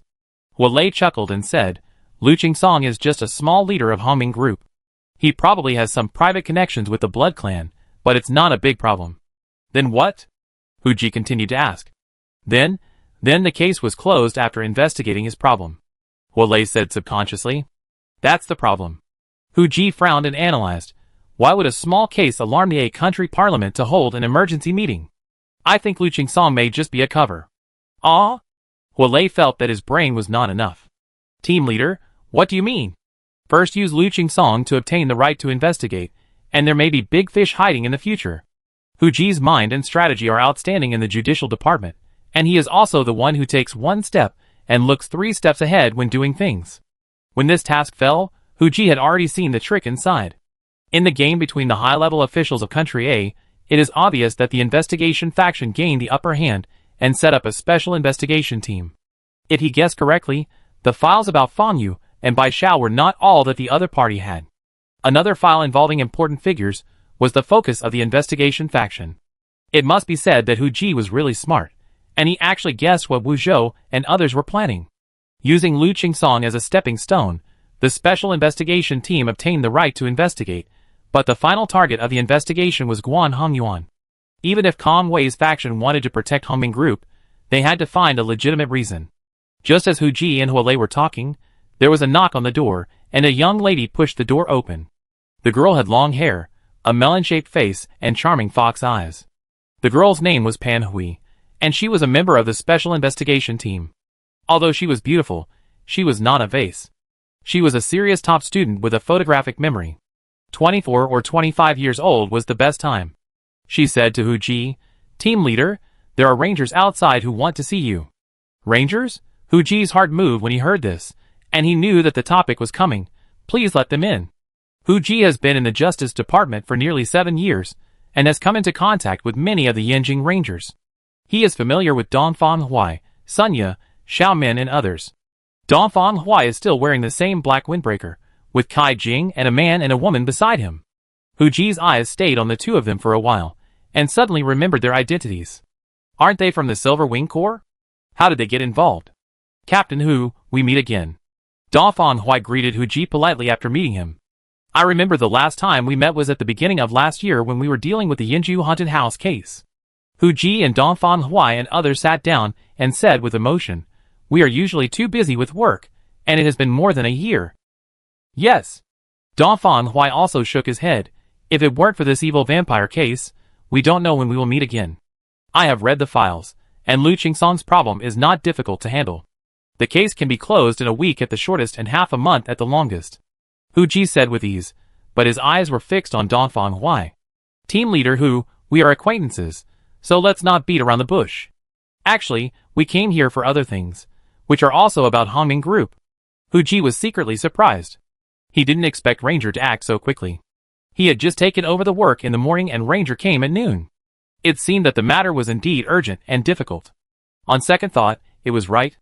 After all, Hongming Group was a big company with deep roots and many eyes and ears. The longer the evidence in Ranger's hands was delayed, the more likely it was to be leaked. Hongming Group was a clean technology company on the surface, but the forces behind it were bound to be involved in dirty things, and the speed of erasing evidence would never be slow. I wonder who you are referring to, Brother Dongfang. Guan Hongyuan, the current head of the technology department of Hongming Group.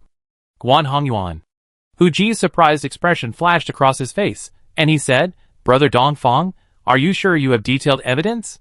The witness is in Yanjing. Guan Hongyuan is highly suspected of killing the expedition team several years ago. Dongfang Huai answered confidently. Hongming Technology Department is one of the powerful departments of Hongming Group. There is a lot of resistance to moving Guan Hongyuan. Hu Ji said sincerely, feeling a little headache about the hot potato handed by Dongfang Huai. Team leader, who is good at handling important and difficult cases, otherwise how could the 8-country parliament choose you to handle it? Dongfang Huai smiled on his serious face. If you are too attentive to others for no reason, you are either a traitor or a thief. Hu Ji and Dongfang Huai looked at each other, and couldn't help laughing. He and Dongfang Huai were the same kind of people, but he was more smooth and flexible on the surface. The 8-country parliament chose Hu Ji as the head of the investigation team for this case, and it was precisely because they saw this point of Hu Ji. After handing the file to Hu Ji, Dongfang Huai felt relieved and spoke more easily. Team leader Hu, you may not know these two, let me introduce them. Silver Wing Corps Deputy Commander, Deputy Staff Officer, how could I not recognize them? Hu Ji looked at Xiao Yuan and Sun Wan, who had been promoted to Deputy Commander and Deputy Staff Officer, and took the initiative to say, I have heard of your great names for a long time, and today I finally see you in person. Team leader who is too polite, we are just fulfilling our responsibilities. Xiao Yuan smiled and was humble. I wonder what the two of you are here for this time. This? Xiao Yuan glanced at Dongfang Huai. Oh, Xiao Yuan and the others have been assisting us Rangers in handling cases before. I wonder if they can also participate in this joint investigation. Dongfang Huai explained. Brother Dongfang, you and I are old acquaintances. I won't beat around the bush on some things. Hu Ji's face was calm. According to the charter, it makes sense for you and I to work together, but the Silver Wing Corps belongs to the military, but now it is involved in the special investigation team. I think it is inappropriate. Captain Hu, you don't know the dangers of fighting the vampires. Xiao Yuan and Miss Su are both elites in the military. Brother Dongfang, do you think the Rangers and the Judicial Department guards can't protect me? That's not what I meant. Dongfang Huai wanted to speak, but was interrupted by Hu Ji. I appreciate your kindness, but rules are rules. Please forgive me. Hu Ji smiled apologetically at Xiao Yuan and Sun Wan, but his attitude was very firm. Chapter 533. Hu Ji's attitude made Xiao Yuan hit a snag, and Dongfang Huai was a little embarrassed when he came out of the Judicial Department. He hesitated for a while, and said, Old Hu is like this, he is very particular about rules and regulations. After Fan Yu and Bai Shao were transferred to the Judicial Department, the initiative fell into Hu Ji's hands. He was in charge of the trial, summons, and investigation, and Yoxia could only assist from the side. Dongfang Huai had no choice but to refuse Xiao Yuan and Sun Wan's participation in the case. Xiao Yuan was not unhappy at all.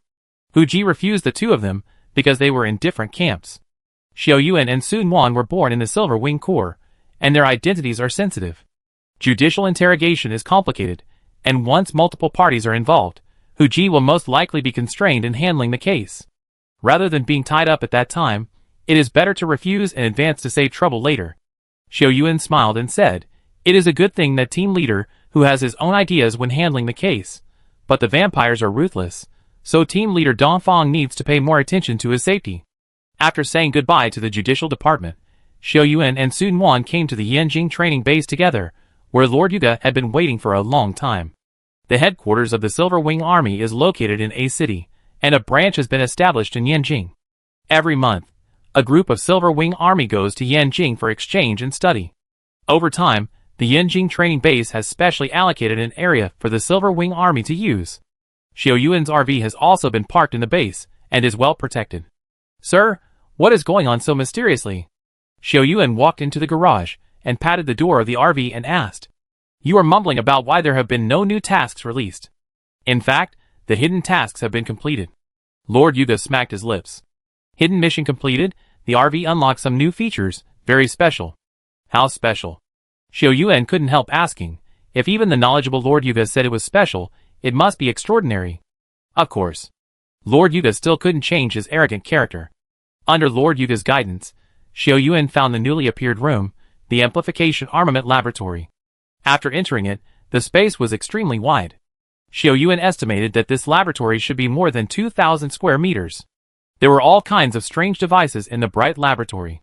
On the test bench in the distance, a fat figure was busy.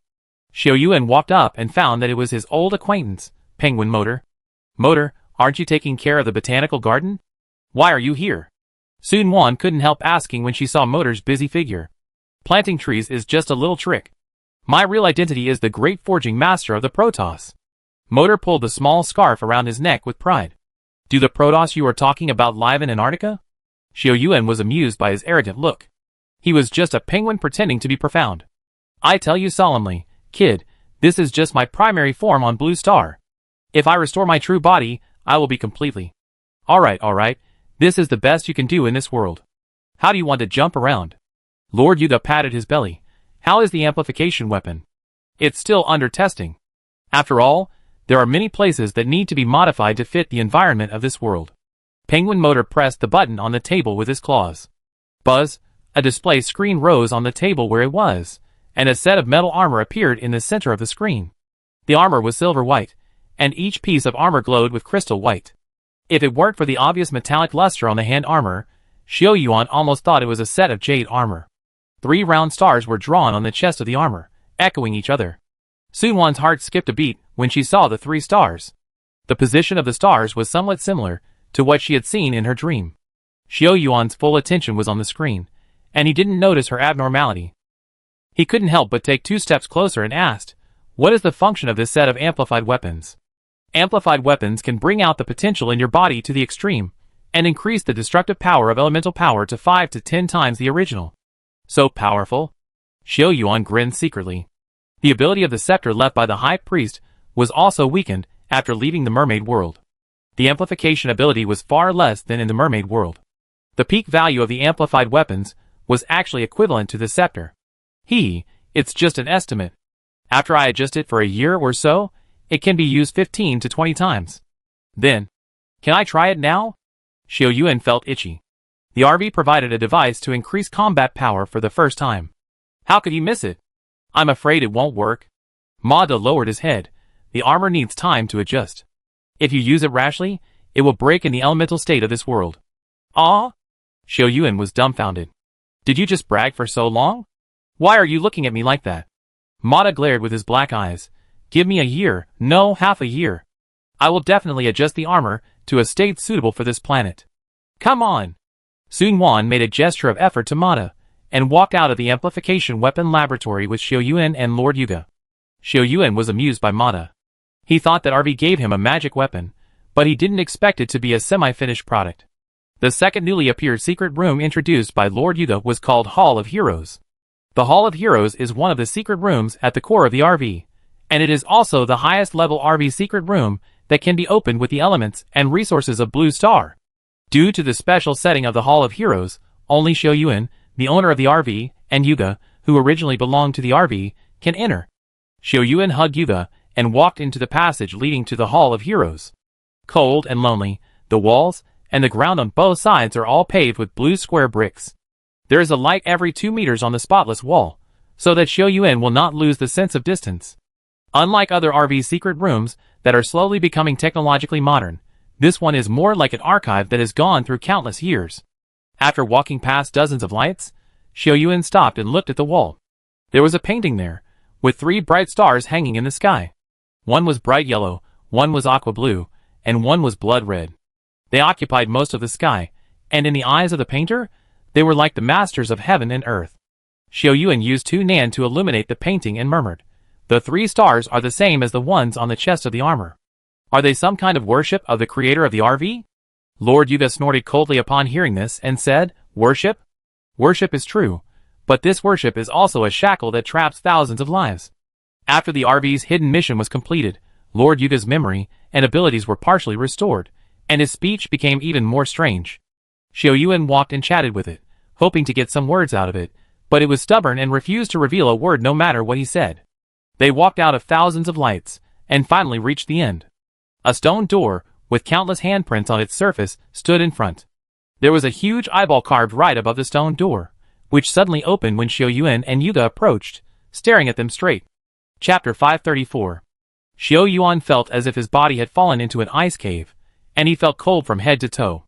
The elemental power in his body operated automatically, but it could not relieve the coldness that came from the depths of his soul. Lord Yuga spoke at this time, and a string of strange words came out of his mouth. After a long time of scanning Xiaoyuan's huge eyes, he stopped examining and slowly closed them. Warmth returned to his body, and Xiaoyuan took 2 steps back with a heavy breath. Lord Yuga flicked his wings, and a fiery red ripple spread and fell on the stone door. The hard stone slab slowly became semi-soft like wax. It shook its head at Xiaoyuan and said, "Put your right hand on it." Xiaoyuan did as he was told. When his palm touched the stone door, it was sucked in. The warm surface of the stone door completely wrapped his palm. He could feel something moving on his palm, moving inch by inch from his fingers to his wrist. Boom! About a minute later, his hand left the stone door, and it slowly opened. Xiaoyuan's handprint also remained on the stone door forever, like all those who had entered Valhalla. There are also legends about Valhalla on Blue Star. The legend of Valhalla comes from the myth of Constantine. When talking about Valhalla, we have to mention Valkyrie, which has its roots in ancient Scandinavian language and means one who chooses the dead. They are the maids of God Odin, because God Odin wants to select brave and skilled warriors on the battlefield in the world so that they can fight side by side with the gods in the Ragnarok war at the end of the world. Valkyrie rides on fast horses through the clouds and sends the selected warriors to Valhalla, the hall where God Odin receives the souls of the dead. One of the core secret rooms in the RV has the same name as the Hall of Heroes, which always makes Xiaoyuan feel strange, as if he is walking step by step towards the place where the dead rest. The Hall of Heroes is very large, so large that Xiaoyuan can't see the edge at a glance. On the roads on both sides stand warriors holding weapons. Some of them have human appearance or beast heads and human bodies, or simply in the form of beasts wearing armor and fighting. The sculptures of each warrior are stuck in their most heroic moments, and the sculptures are incredibly large. The human sculpture closest to Xiaoyuan was 7 or 8 meters high, with textured armor all over the body, and even the details on the blade clearly visible. It would take a lot of effort to carve one sculpture, not to mention the endless giant sculptures in front of him. Xiaoyuan was amazed as he walked along, and stopped to observe from time to time. "Lord Yuga, are all the sculptures in Valhalla made by the creator of the RV?" Xiaoyuan couldn't help but yearn for such a wonderful sculpture. Lord Yuga laughed strangely and said, "How do you know they are sculptures and not living beings?" Xiaoyuan looked up at the sculptures that were 7 or 8 meters tall and said jokingly, "The Hulk is not as outrageous as them. Where in the world can there be humans that are 7 or 8 meters tall?" Seeing that Xiaoyuan did not believe him, Lord Yuga did not say much and followed him into the depths of the Hall of Valor. The long corridor seemed to have no end. When Xiaoyuan looked at the sculptures on both sides and was aesthetically fatigued, 3 giant black crystal statues appeared in front of him. The 3 statues stood side by side in front of him, and their peculiar shapes made it hard to forget them after just one look. The statue on the far left is a sculpture of a twisted eyeball. In the center of the eyeball, There is a vertical golden pattern floating in the black crystal, making the eyeball seem alive. The statue on the far right is a sculpture of a cloud of mist, in the center of which is a book, and in the book is a golden key. The statue in the center has the most peculiar appearance, with several tentacles and organs extending from the rolling mist, looking hideous and terrifying. Under the mist, it is supported by 3 legs, which look a bit like the hooves of a black goat. Xiao Yuan stood in front of the 3 statues for a long time before saying, "Lord Yuga, what are they? What are they?" Lord Yuga jumped down from Xiao Yuan's arms and said solemnly, "The 3 pillar gods, the 3 gods who govern the Hall of Valor." Gods? Xiao Yuan couldn't help but frown and said, "They don't look like gods at all." From the perspective of the Blue Star people, this is indeed the case, especially the myths and legends of Country A. Lord Yuga did not deny this, and slowly walked to the left eyeball statue. Nyara, the god of charm and observation, has great interest in any creature, especially humans, and is keen on deceiving, tempting humans, and capturing their souls. The one in the middle is called Shab, the god who controls darkness, earth and water, and is the head of the 3 pillars. What about the last one? The last one is the nameless mist, which symbolizes knowledge and learning, and is also known as the key to the door. Lord Yug flashed his wings, and bathed his whole body in flames. His fat body became slender and graceful, and his gorgeous tail feathers illuminated the 3 statues. His name is Yug. Lord Yug flew to the top of the statue on the far right, and the golden key flashed as it approached, as if it had come alive. "Yug?" Xiao Yuan's pupils suddenly contracted, and he said in a lost voice, "You are one of the 3 pillars of Valhalla. Now you know how powerful I am, right?" Lord Yug flapped his wings, looking very majestic. "But how come you are so different from your original body?" Xiao Yuan really couldn't connect the silly fat duck with the strange god on the tall statue. The reason is more complicated. I am just an incarnation who came to Blue Star. It is good enough to maintain this state." Lord Yuga seemed to be afraid that Xiao Yuan would underestimate it, and added, "Look at the decay of the motor, and you will know how powerful I am. Sir, since you are one of the incarnations of one of the pillar gods in Valhalla, can you tell me what is going on with the RV? And where did my parents go? First of all, one of the incarnations can be omitted. Secondly, the RV is indeed from the descendants of the pillar gods, but it is not me but Lord Shabu. The abstract master in the middle?" Xiao Yuan really didn't like the statue of Shabu in the middle. Lady Shabu is the strongest pillar god under the father god, and the RV is just the incarnation of one of her weapons in the world. Weapons have incarnations. Xiao Yuan scratched his head. Is there anything in your world that can't be incarnated? Do you think it's easy to project into another world? Lord Yuga flapped his wings angrily. Lady Shabu's ability is far beyond your imagination. I don't know everything that happened on Blue Star, but I can guess a little based on the current intelligence. Lord Yuga analyzed seriously. There is some connection between Blue Star and our alien world. Thousands of years ago, creatures from the alien world arrived here. It was the chaos in the Fire Nation caused by the Black Dragon's unauthorized summoning curse that you mentioned. This passage has been preserved, but it was only sealed but not closed until Lady Shabu discovered it. No, she must have known about the existence of the passage a long time ago, but she was just looking for a way to come to this world. Chapter 535. No, there's a logical loophole in what you said. Xiao Yuan said the question in his mind. During the Lihua Kingdom period, many night demons came to Country A easily. In the modern Night Demon Rebellion, there were also tens of thousands of night demons coming to Country A. Why did Shabu keep waiting? You don't know much about the pillar gods, so you naturally don't know how difficult it is for a pillar god of Lord Shabu's level to escape the 3-star barrier. Lord Yuga sighed. I thought I was a big shot in the other world, second only to one person, and above 10,000 people, but here I am not showing myself as a handsome duck. You may have some misunderstandings about the definition of handsome. Xiao Yuan complained. Assuming that Shabu found a way to come to the human world, what is her purpose? I'm afraid you have to ask her herself to know this. I can't answer it. Lord Yuga flew down from the statue and circled in the air. As for why your parents got Lord Shabu's weapons, I don't know, but I can roughly guess where they are going. Really? Xiao Yuan's heart beat violently twice, surprised and happy. When Xiao Yuan was very young, his parents mysteriously disappeared, and he lived under the care of his aunt. He didn't say it, but when he saw other children with their parents, he felt sad and disappointed. As he grew older, Xiao Yuan gradually hid this emotion in his heart. He once asked the Silver Wings Core search system to search for people in many places, but to no avail. Xiao Yuan didn't expect to encounter a turning point today, and the blood in his body couldn't help but flow faster. Hall of Valor was opened once more than 10 years ago. Only by activating the RV of Hall of Valor can you save your life and issue a task upgrade. I guess it was activated by your parents. Then, where are they? Why did they disappear after leaving the RV to me? They didn't disappear, but were transported to the space-time vortex. Lord Yug shook his head and explained. Space-time vortex? Space-time vortex is one of the abilities of Lady Shabu's weapon. It can cut the barriers between space and world, and it is also one of the aids for her to come to this world. Is the space-time vortex dangerous? Will they already? The more Xiao Yuan listened, the lower his voice became. As far as I know, Lord Shabu's weapon will teleport the activator to another world, but most of the lives are not in danger, don't worry. Lord Yug, you don't have to tell the truth to comfort me. When did I ever brag, sir? Lord Yug puffed out his chest. If I say it's okay, it's okay. Then do I have a chance to save them? Xiao Yuan felt a glimmer of hope in his heart. As long as they are still alive, there is hope.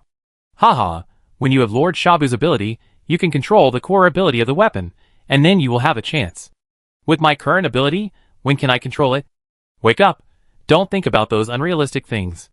Lord Yuga stretched and said, let's go to the back to see the Hall of Valor. Xiao Yuan felt a little disappointed, but also secretly grateful. Even if he couldn't reunite with his parents, knowing that they were still in the world was a comfort. He couldn't help but speed up his steps. Behind the statues of the 3 pillars, there was a temple built of stone pillars. After entering the temple, the lights were bright, and a wooden box was placed on the altar. Xiao Yuan seemed to be worried. He walked to the wooden box on the altar and asked, what's in this wooden box? Lord Yuga jumped onto the altar and said, open it and you know. I remember there was no wooden box here before I fell asleep last time. Lord Yuga was born from the RV. Later, Xiao Yuan unlocked the RV mission and released it. Its abilities and memories were also restored with the unlocking of the RV. It was not until now that they were fully restored. Gently opened the wooden box, and there was a photo inside. On the back of the old photo were 2 words written in scribbled words. Create a god. Create a god? Xiao Yuan flipped the photo and froze in his place. The blood in his body froze in an instant. In the old photo, more than 20 young people in research uniforms stood together and looked at the camera with a smile on their faces. In the center of the photo was a middle-aged man with a resolute face and a scorching gaze. He had a warm smile on his face, but when Xiao Yuan saw it, he felt a chill. Renjichin. This man is the founder of Zeus Group, the old man Renjichin whom Xiao Yuan met before he went to sea. There are 2 researchers standing together in the photo. They are Xiao Yuan's young father and mother.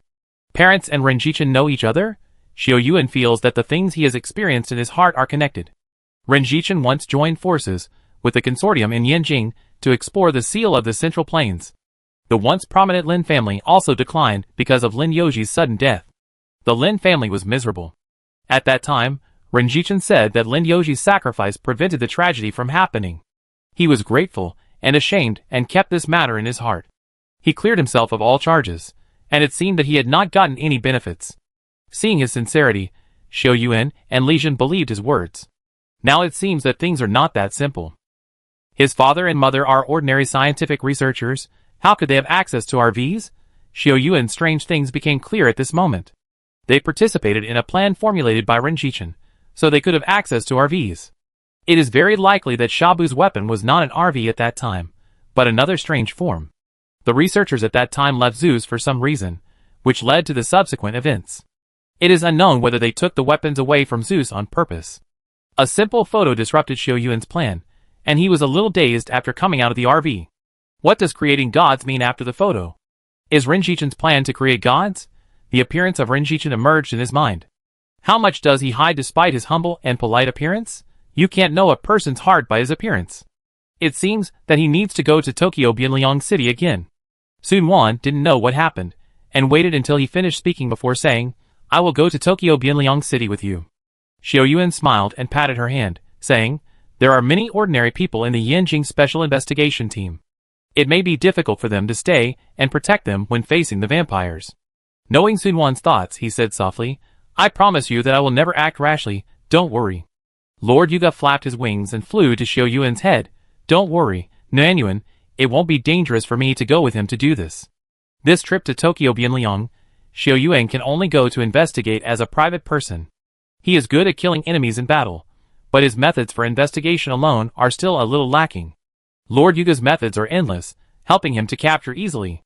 Just met and separated again, how could Xiao Yuan not know Sun Wan's thoughts?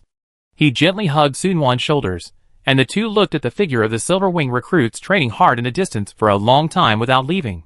One wave is not settled, another wave rises. Xiao Yuan prayed secretly, hoping that everything would go well, and that he could settle down after this round of turmoil. Chapter 536. Gulp. Lu Qingsong sat on a metal chair with handcuffs on both hands and swallowed his saliva, and his muscles tensed up unconsciously. Hu Ji and Huolei sat in front, holding thick files in their hands.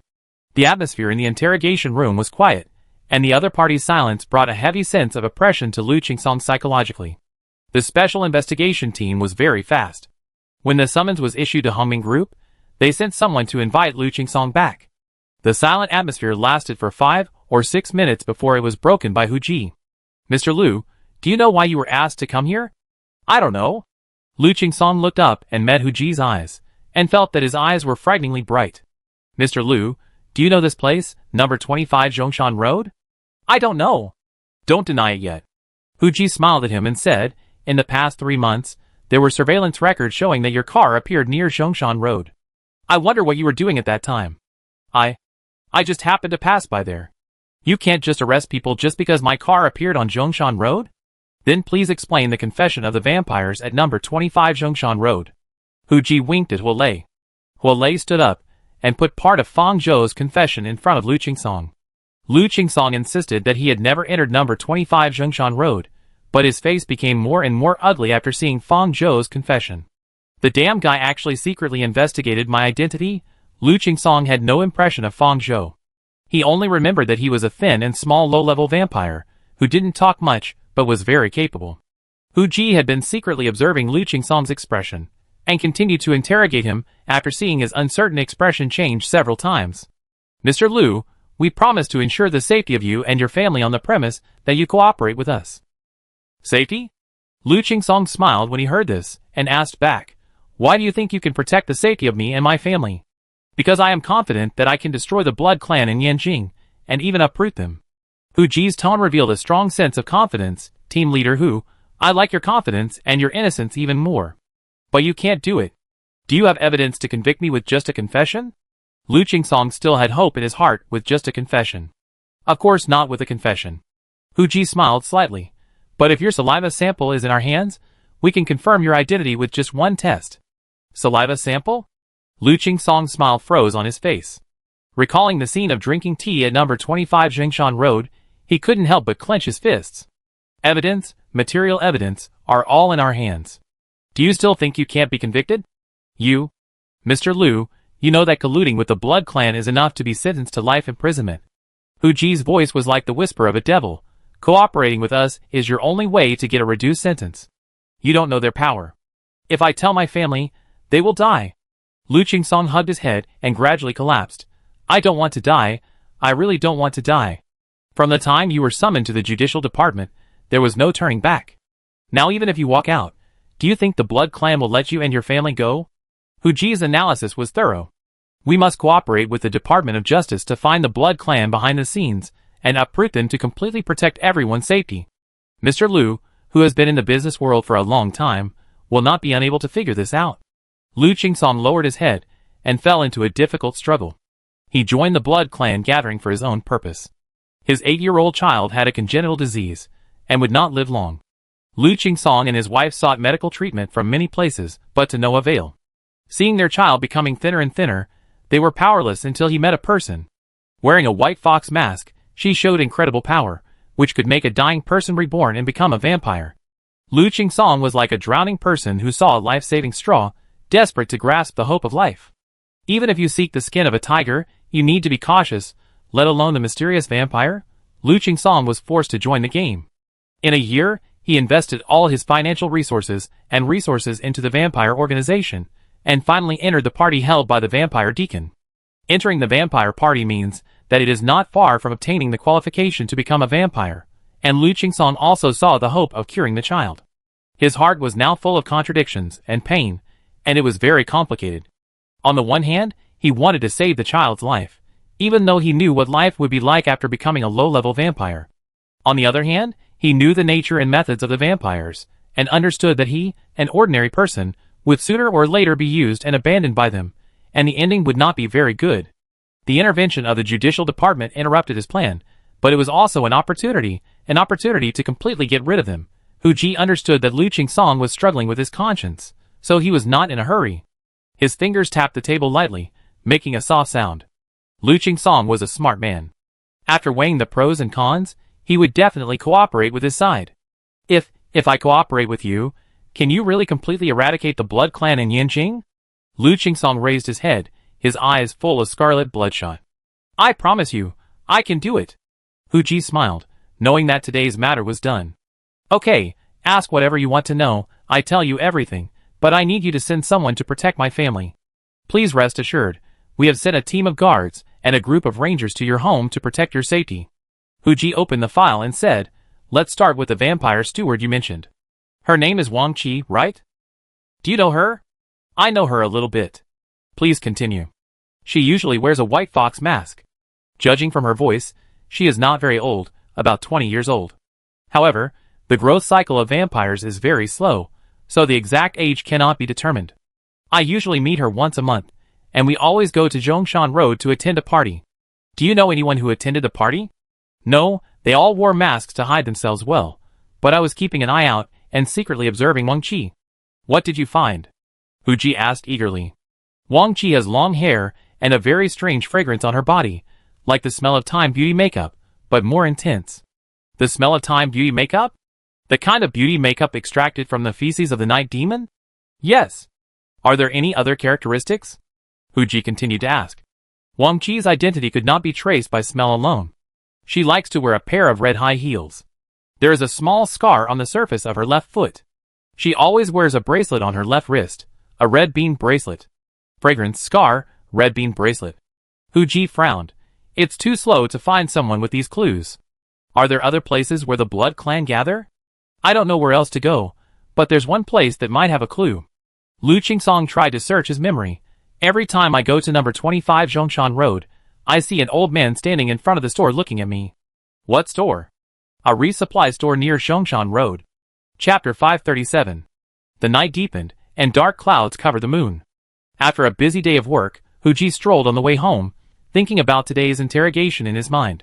Lu Qingsong participated in the rally at number 25 Zhongshan Road, but the information he could provide was limited.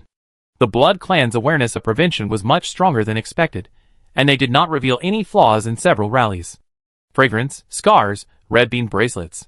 Yanjing is so big, with a population of more than tens of millions. It is like looking for a needle in a haystack to find a Blood Clan deacon in such a vast sea of people. The old man in the funeral supplies store near Zhongshan Road mentioned by Lu Qingsong could be a clue. He always went to Zhongshan Road late at night, and he always ran into the old man. Once or twice might be a coincidence, but if it happens more often, it is worth pondering. Is he the eyes and ears of the Blood Clan, or does he know something? Lu Qingsong's exposure was accidental, and the Blood Clan did not know that Fang Zhou secretly left evidence.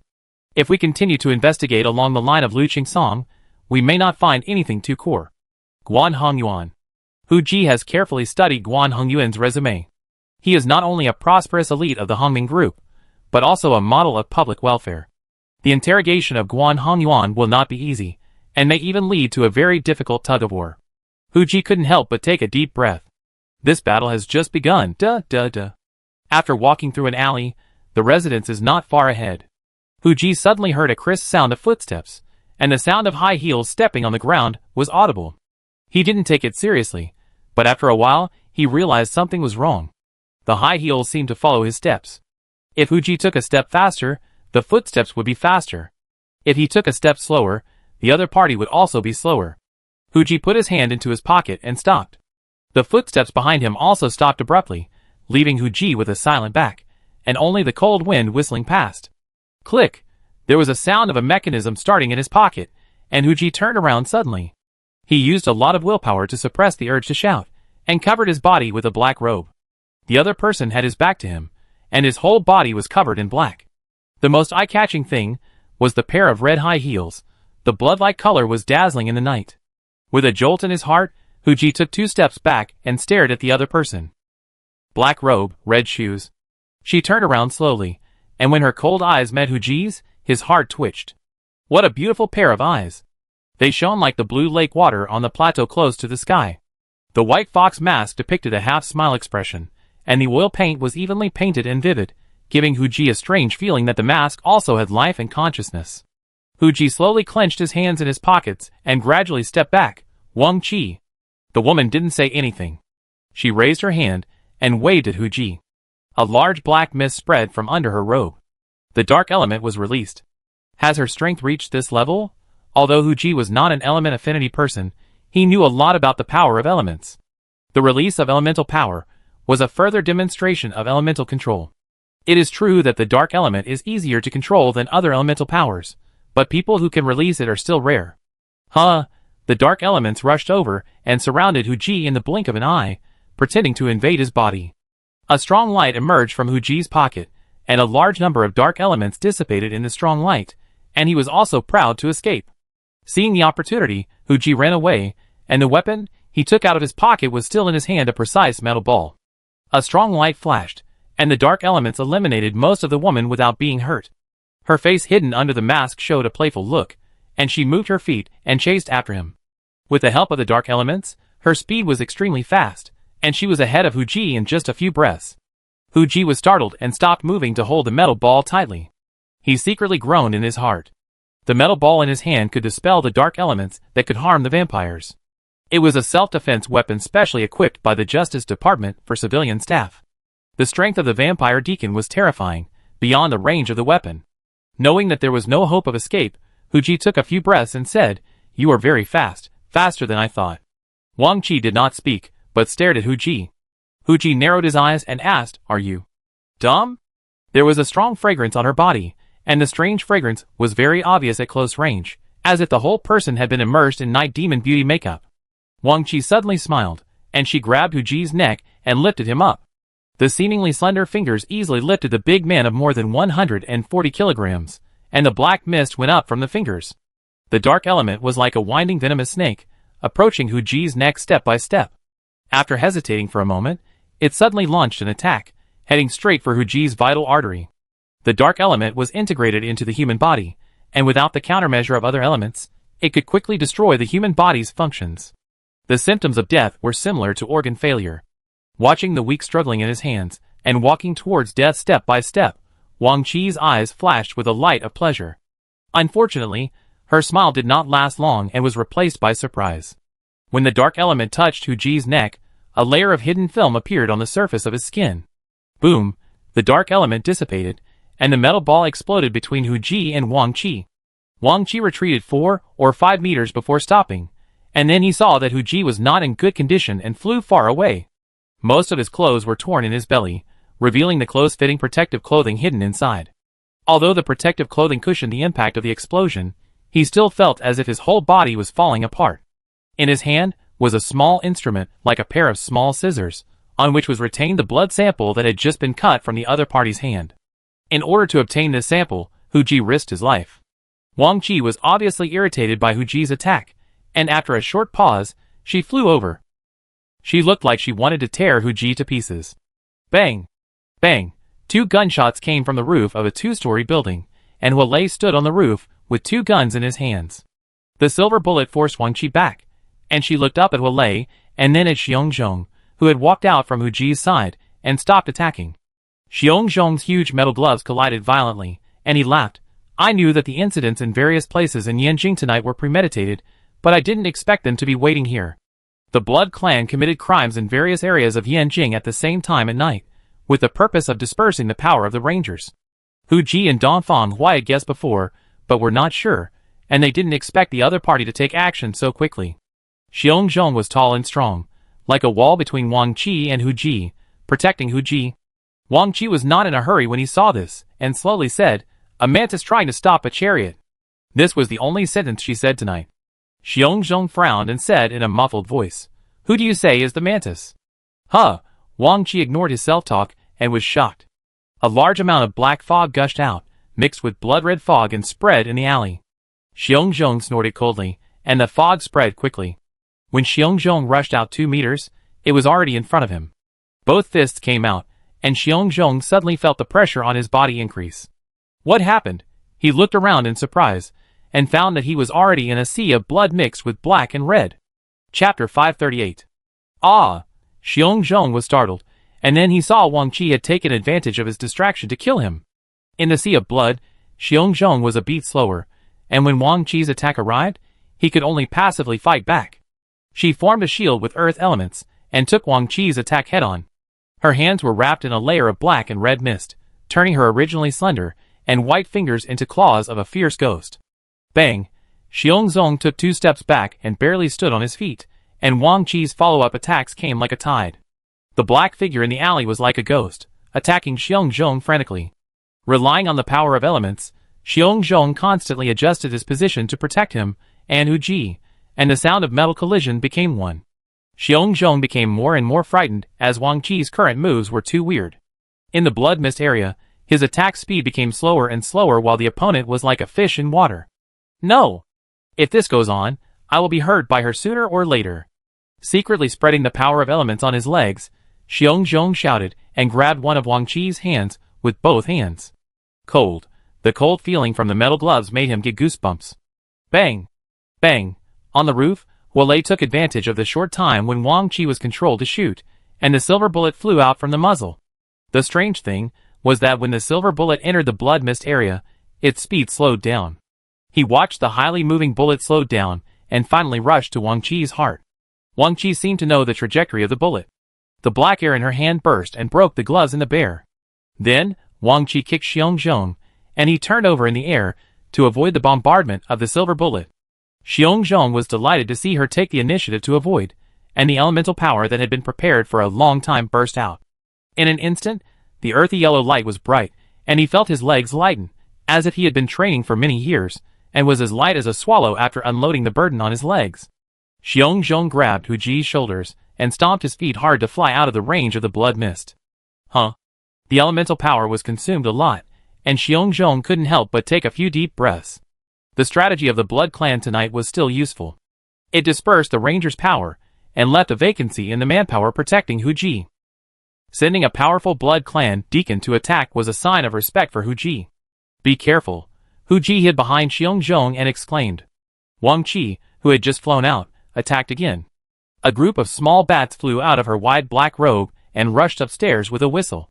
There were more than 30 small bats in this group, and it was quite difficult to tangle with Huolei. Xiongzhong and Wang Qi, who lost their help, fought again. A large piece of black fog surged in, as if to swallow the 2 of them. Xiongzhong knew that he couldn't escape with Hu Ji, so he snorted coldly and raised his fist to push the elemental power to the extreme.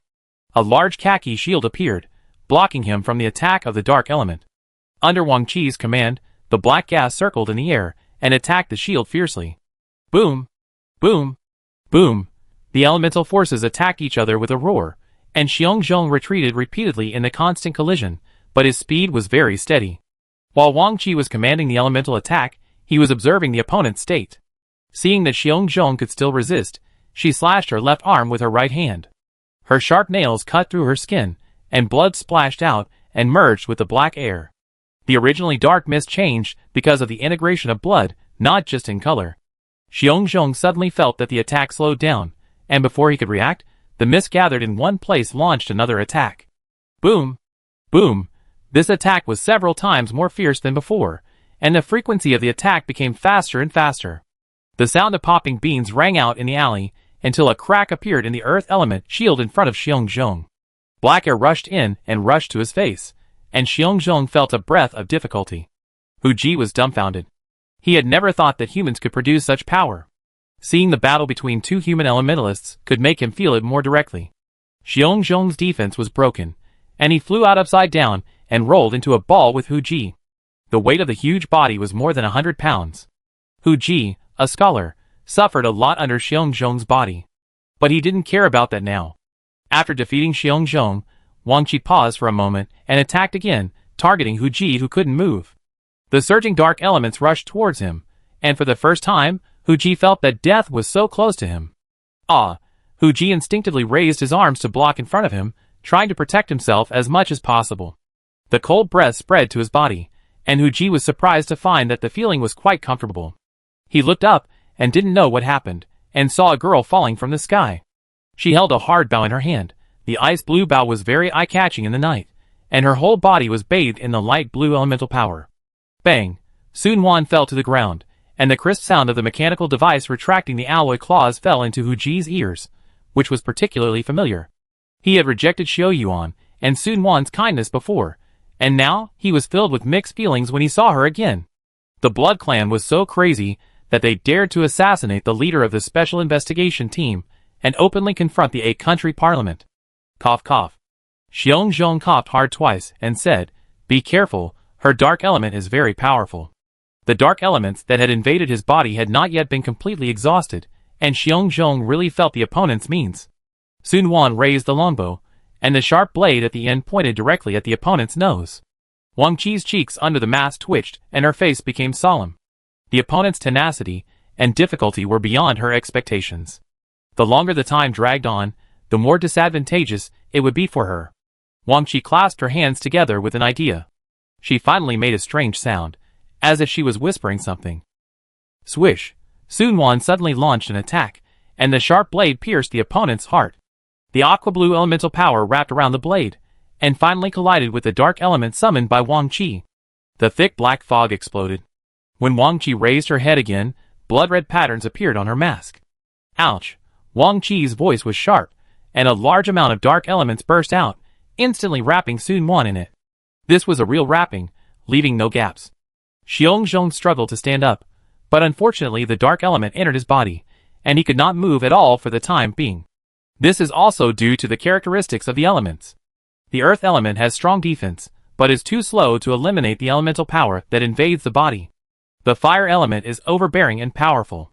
While the defense is insufficient, it can burn away the elemental power that invades the body, allowing the affinity to continue fighting even if it is eroded. Wang Qi's use of the ultimate move is also a burden on her. It can be seen that she attaches great importance to Sun Wan, and used a killing move right at the beginning. The bloodlines on the white fox mask are getting more and more, and a few drops of blood flow from Wang Qi's fingertips. The moment the blood fell, it was pulled by a mysterious force, and flew into the black fog.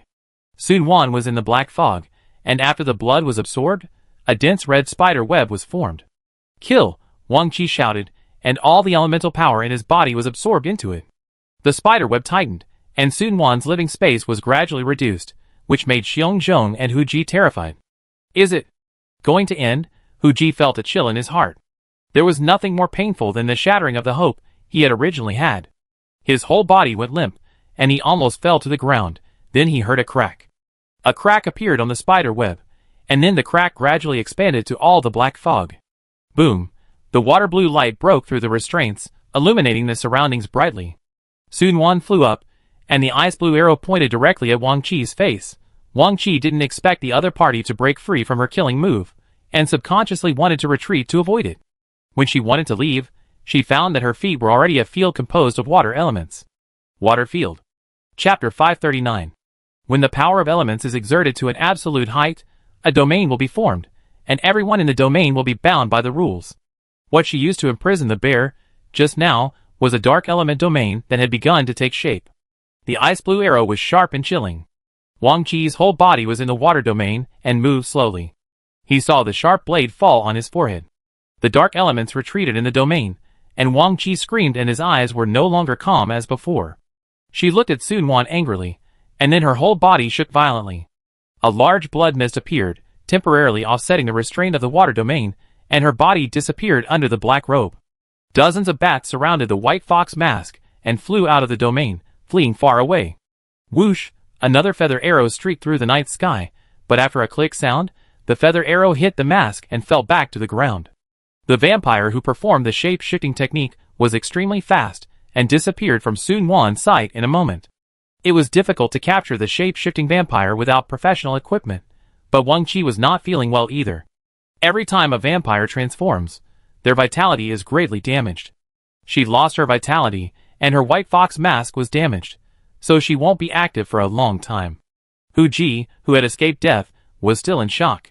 He helped Xiong Zhong up and looked into the distance. Unfortunately, with his eyesight, He could only see the dark night sky. Sun Wan walked in front of Xiongzhong and asked with concern, "Are there any dark elements left?" Xiongzhong waved his hand and smiled. "It's okay, it will be consumed in a while." The dark element entered Xiongzhong's body, and his whole body was cold and weak. It took a long time to recover. Hualei was entangled by the bats until Wang Qi left, and he came over. "Team leader Da Xiong, are you all right?" Hu Ji nodded with gratitude, "Thanks to you and Miss Su, otherwise I would have died here today." Sun Wan smiled faintly and said, "Team leader Hu, you don't have to be polite. I also have a responsibility to fight against the vampires." The night wind was getting colder, and Hu Ji simply invited the three of them to go to a nearby hot pot restaurant. The owner of this hot pot restaurant was an old acquaintance of Hu Ji. He was about to close the restaurant, but when he saw him coming, he arranged the four of them in a private room. The steaming hot pot dispelled the chill, and Hu Ji's heart gradually calmed down. He drank a glass of wine, which was rare, and sighed. "I know that the Blood Clan is fierce, so I specially came to Xiongzhong with team leader Da Fang to protect him secretly, but I didn't expect." The dark elements in Xiongzhong's body were exhausted, and his face looked much better at this moment. He put mutton into the pot and said, "The Blood Clan deacon is really powerful. If Xiao Wan didn't come today, the consequences would be disastrous." Hualei was also scared when he recalled the scene at that time, that which can resist gun bullets. If there are many blood clans as powerful as her, my god. Bang! Xiongzhong's fist, as big as a sandbag, hit him on the back and scolded him with a smile. "What are you thinking about every day? The Blood Clan deacons are not common goods. There are only 2 Blood Clan deacons in the whole Yanjing." Sun Wan listened to their conversation very quietly, and did not express any opinions. Hu Ji put down the wine glass and asked curiously, "Miss Su, why did you suddenly appear in the alley?" Sun Wan raised her head, and her brown eyes flashed. "There were many man-made incidents in Yanjing tonight. I guess someone is secretly making trouble. I want to come and see if there will be any trouble on team leader Hu's side." So that's it. No wonder Sun Wan happened to appear in the alley. It turned out that she had anticipated the Blood Clan's move. Hu Ji thought for a moment and asked tentatively, "I wonder if Miss Su and Mr. Xiao are interested in joining the special investigation team." He said it very seriously, not feeling embarrassed at all, because he had rejected Sun Wan and the others before. Investigating the Blood Clan is far more dangerous than imagined, and without strong military support, they will be unable to move forward. Hu Ji saw Sun Wan's somewhat surprised eyes and explained, "I apologize for some of my previous views on the two of you, and I sincerely hope that you can join us to fight against the Blood Clan together." Xiongzhong looked at Sun Wan, and then at Hu Ji, laughing in his heart. Has the stubborn Hu Ji finally come to his senses? Only by uniting forces can great things be accomplished. How could Hu Ji, a common man, not know this truth? It's just that he is too obsessed with rules, and doesn't want to involve the military. Sun Wan blinked and said with a smile, "We are willing to join the special investigation team, but Xiao Yuan is not in Yanjing at the moment." "Not in Yanjing?" Xiongzhong was surprised. The confrontation with the Blood Clan is getting more and more intense. Would Xiao Yuan leave Yanjing? While the four of them were talking around the hot pot, Xiao Yuan was resting his eyes on the train from Yanjing to Bianliang. The scenery on both sides flashed by quickly, accompanied by the slight sound of the train. The train was very quiet at night, and only whispers could be heard. It was the same around Xiao Yuan, 2 girls in their early 20s chattering non-stop. They talked about nothing more than the gossip of a certain star, which male star was handsome, etc. Not only did he not feel bored, but he felt that this atmosphere was not bad. At least it proved that country A was becoming more and more stable. The night demon has stopped recently, and people's lives have gradually returned to normal. Where is Shirley now? After talking with Lord Yuga in the Hall of Valor, Xiao Yuan learned more about the world Shirley came from. It was a cursed and sealed place, and they, who had a long life, were imprisoned in a different world by 3 stars. What is Shirley's purpose in coming to this world? To occupy the human world. Judging from Shirley's various behaviors, it is true, but Xiao Yuan always feels that something is wrong. Something seemed to be hidden under her crazy behavior. Lord Yuga's memory recovery was not complete, and this dead duck always used this excuse to evade himself. Even if it knew something, if it didn't want to say it, Xiao Yuan would never be able to pry open his mouth. Xiao Yuan relaxed his whole body, and his thoughts were surging in his mind. Renjichin also gave him a headache. It was only a short meeting with Renjichin, and Xiao Yuan had a good impression of him. Unfortunately, after seeing the photos left by his parents, Xiao Yuan had to question Renjichin's words. He must have something to hide, and Xiao Yuan already had a plan in mind on how to pry open his mouth. Lord Yuga was lying obediently in the cat bag, and Xiao Yuan even got the permit from the army. The fat guy fell asleep as soon as he got on the car, ignoring Xiao Yuan, who was worried. After carefully studying all the information before coming, Xiao Yuan and Lord Yuga unanimously chose one person as a breakthrough point, Ren Chanfeng. As Ren Jichen's only son, Ren Chanfeng and their relationship were always very stiff. Outsiders think that the two are just having conflicts due to different philosophies, but Xiao Yuan, who knows Ren Jichen's secret, doesn't think so. No matter how distant they are still father and son, and Ren Chanfeng must know some of Ren Jichen's secrets. It will be much easier to follow the clues and investigate further after a hole is opened. Ren Jichen has always had many guards around him, but Ren Chanfeng is different. Ren Chanfeng is used to freedom abroad, and he is usually alone when he goes out. Lord Yuga confidently guarantees that he will be able to dig out the secret from Ren Chanfeng. Looking at its stupid and fat appearance, who would have thought that a duck has so many means and magical powers? Chapter 540. Tokyo, Bianliang City. Ren Chanfeng sat under the shade of a tree by the river, half closed his eyes. The fishing rod was like a decoration in his hand. He was so lost in thought that he didn't even notice the slight shaking of the fishing rod. He saw the changes in Zeus' group and was disgusted with what his father was doing in secret. His intuition told him that this plan might be the same as many years ago, leading the Ren family to a darker abyss. "Mr. Ren, your fish is hooked." A clear voice came from behind him, interrupting Ren Chanfeng's wandering thoughts. He subconsciously pulled back the rod, and a struggling big fish jumped out of the water. Ren Chanfeng skillfully took the big fish off and put it into the tool under his feet, then turned to look at the person who came.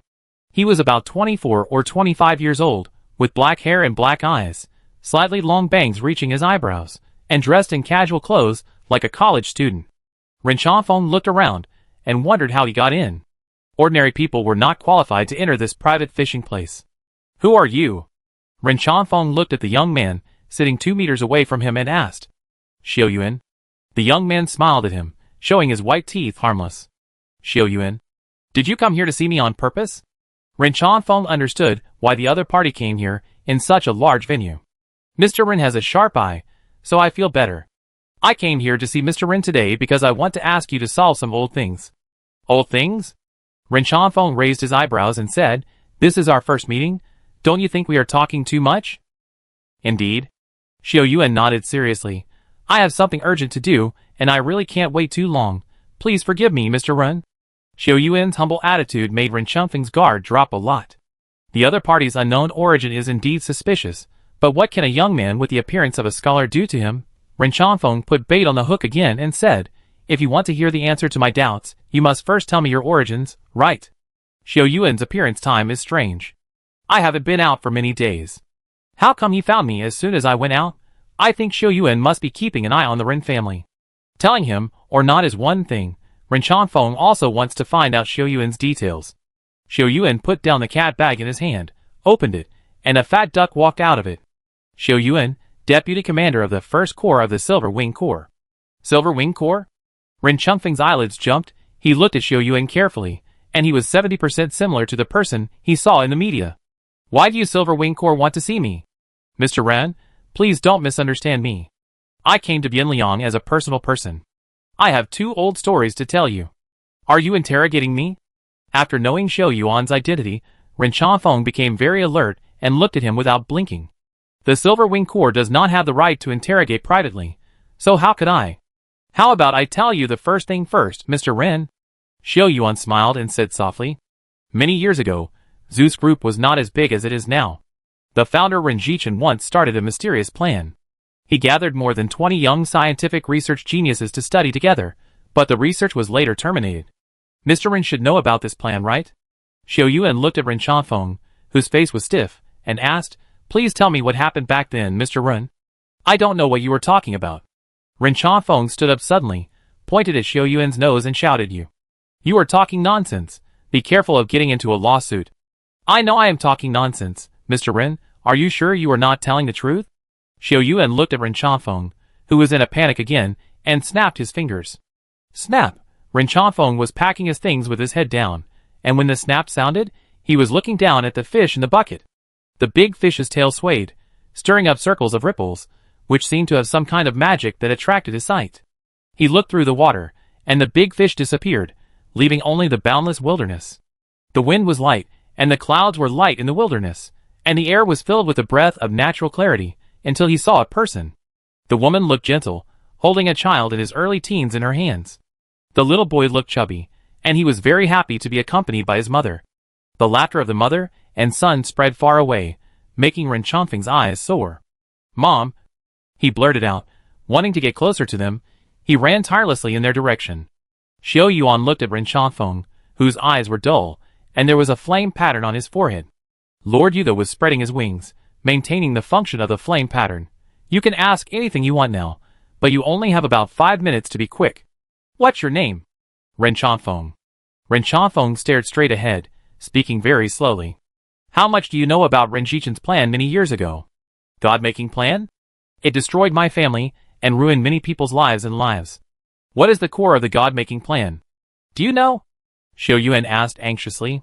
"He said he would create a god to save my mother's life, but he failed, and my mother is no different from dead now." "How much do you know about the relationship between Ren Zhichen and Lin Youji?" "Partners. I only know that they are partners. The God-making project has been restarted." "Who knows the details except you?" Among the researchers who participated in the research at that time, there was also Zhang Bo, who was also one of the insiders. The rest of the researchers, whether in China or abroad, have disappeared one after another. "Zhang Bo?" Xiao Yuan thought about the people in the Zeus group and asked, "Mr. Zhang Jun, the developer of the Zeus game Cocoon Cabin?" "Yes, Zhang Bo is the only insider who can be found now, and the others have disappeared one after another abroad." "Do you know Zhang Jun's home address?" "Kaifeng District, number 128 Gula Road." 5 minutes later, with the help of Lord Yuga, Ren Chongfeng fell into a deep sleep.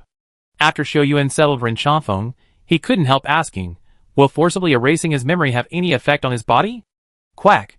After Lord Yuga finished the spell, the fire patterns on his wings gradually dimmed until they disappeared, and he made 2 strange cries. Lord Yuga patted his belly and said, "At most, he will forget some things from the past few days, and there will be no sequelae." Ren Chongfeng slept soundly, with a warm smile on his face. Although Lord Yuga deleted some of his memories, he wove a beautiful dream for him in his dream. In the dream, there was what Ren Chongfeng had always longed for and pursued. After performing the soul capture secret technique, Lord Yuga was exhausted and went into the cat bag. The human brain is more precise than any precision machine, and it is even more difficult to control a person's memory and consciousness. Lord Yuga needs to wait for half a month before he can perform the technique again. Weaving a dream for Ren Chongfeng also consumed a lot of its energy. This hard-mouthed and soft-hearted duck also knew that it was in the wrong, so it spent its energy to send Ren Chongfeng a beautiful dream. Although it was short, it could fulfill a small wish of his.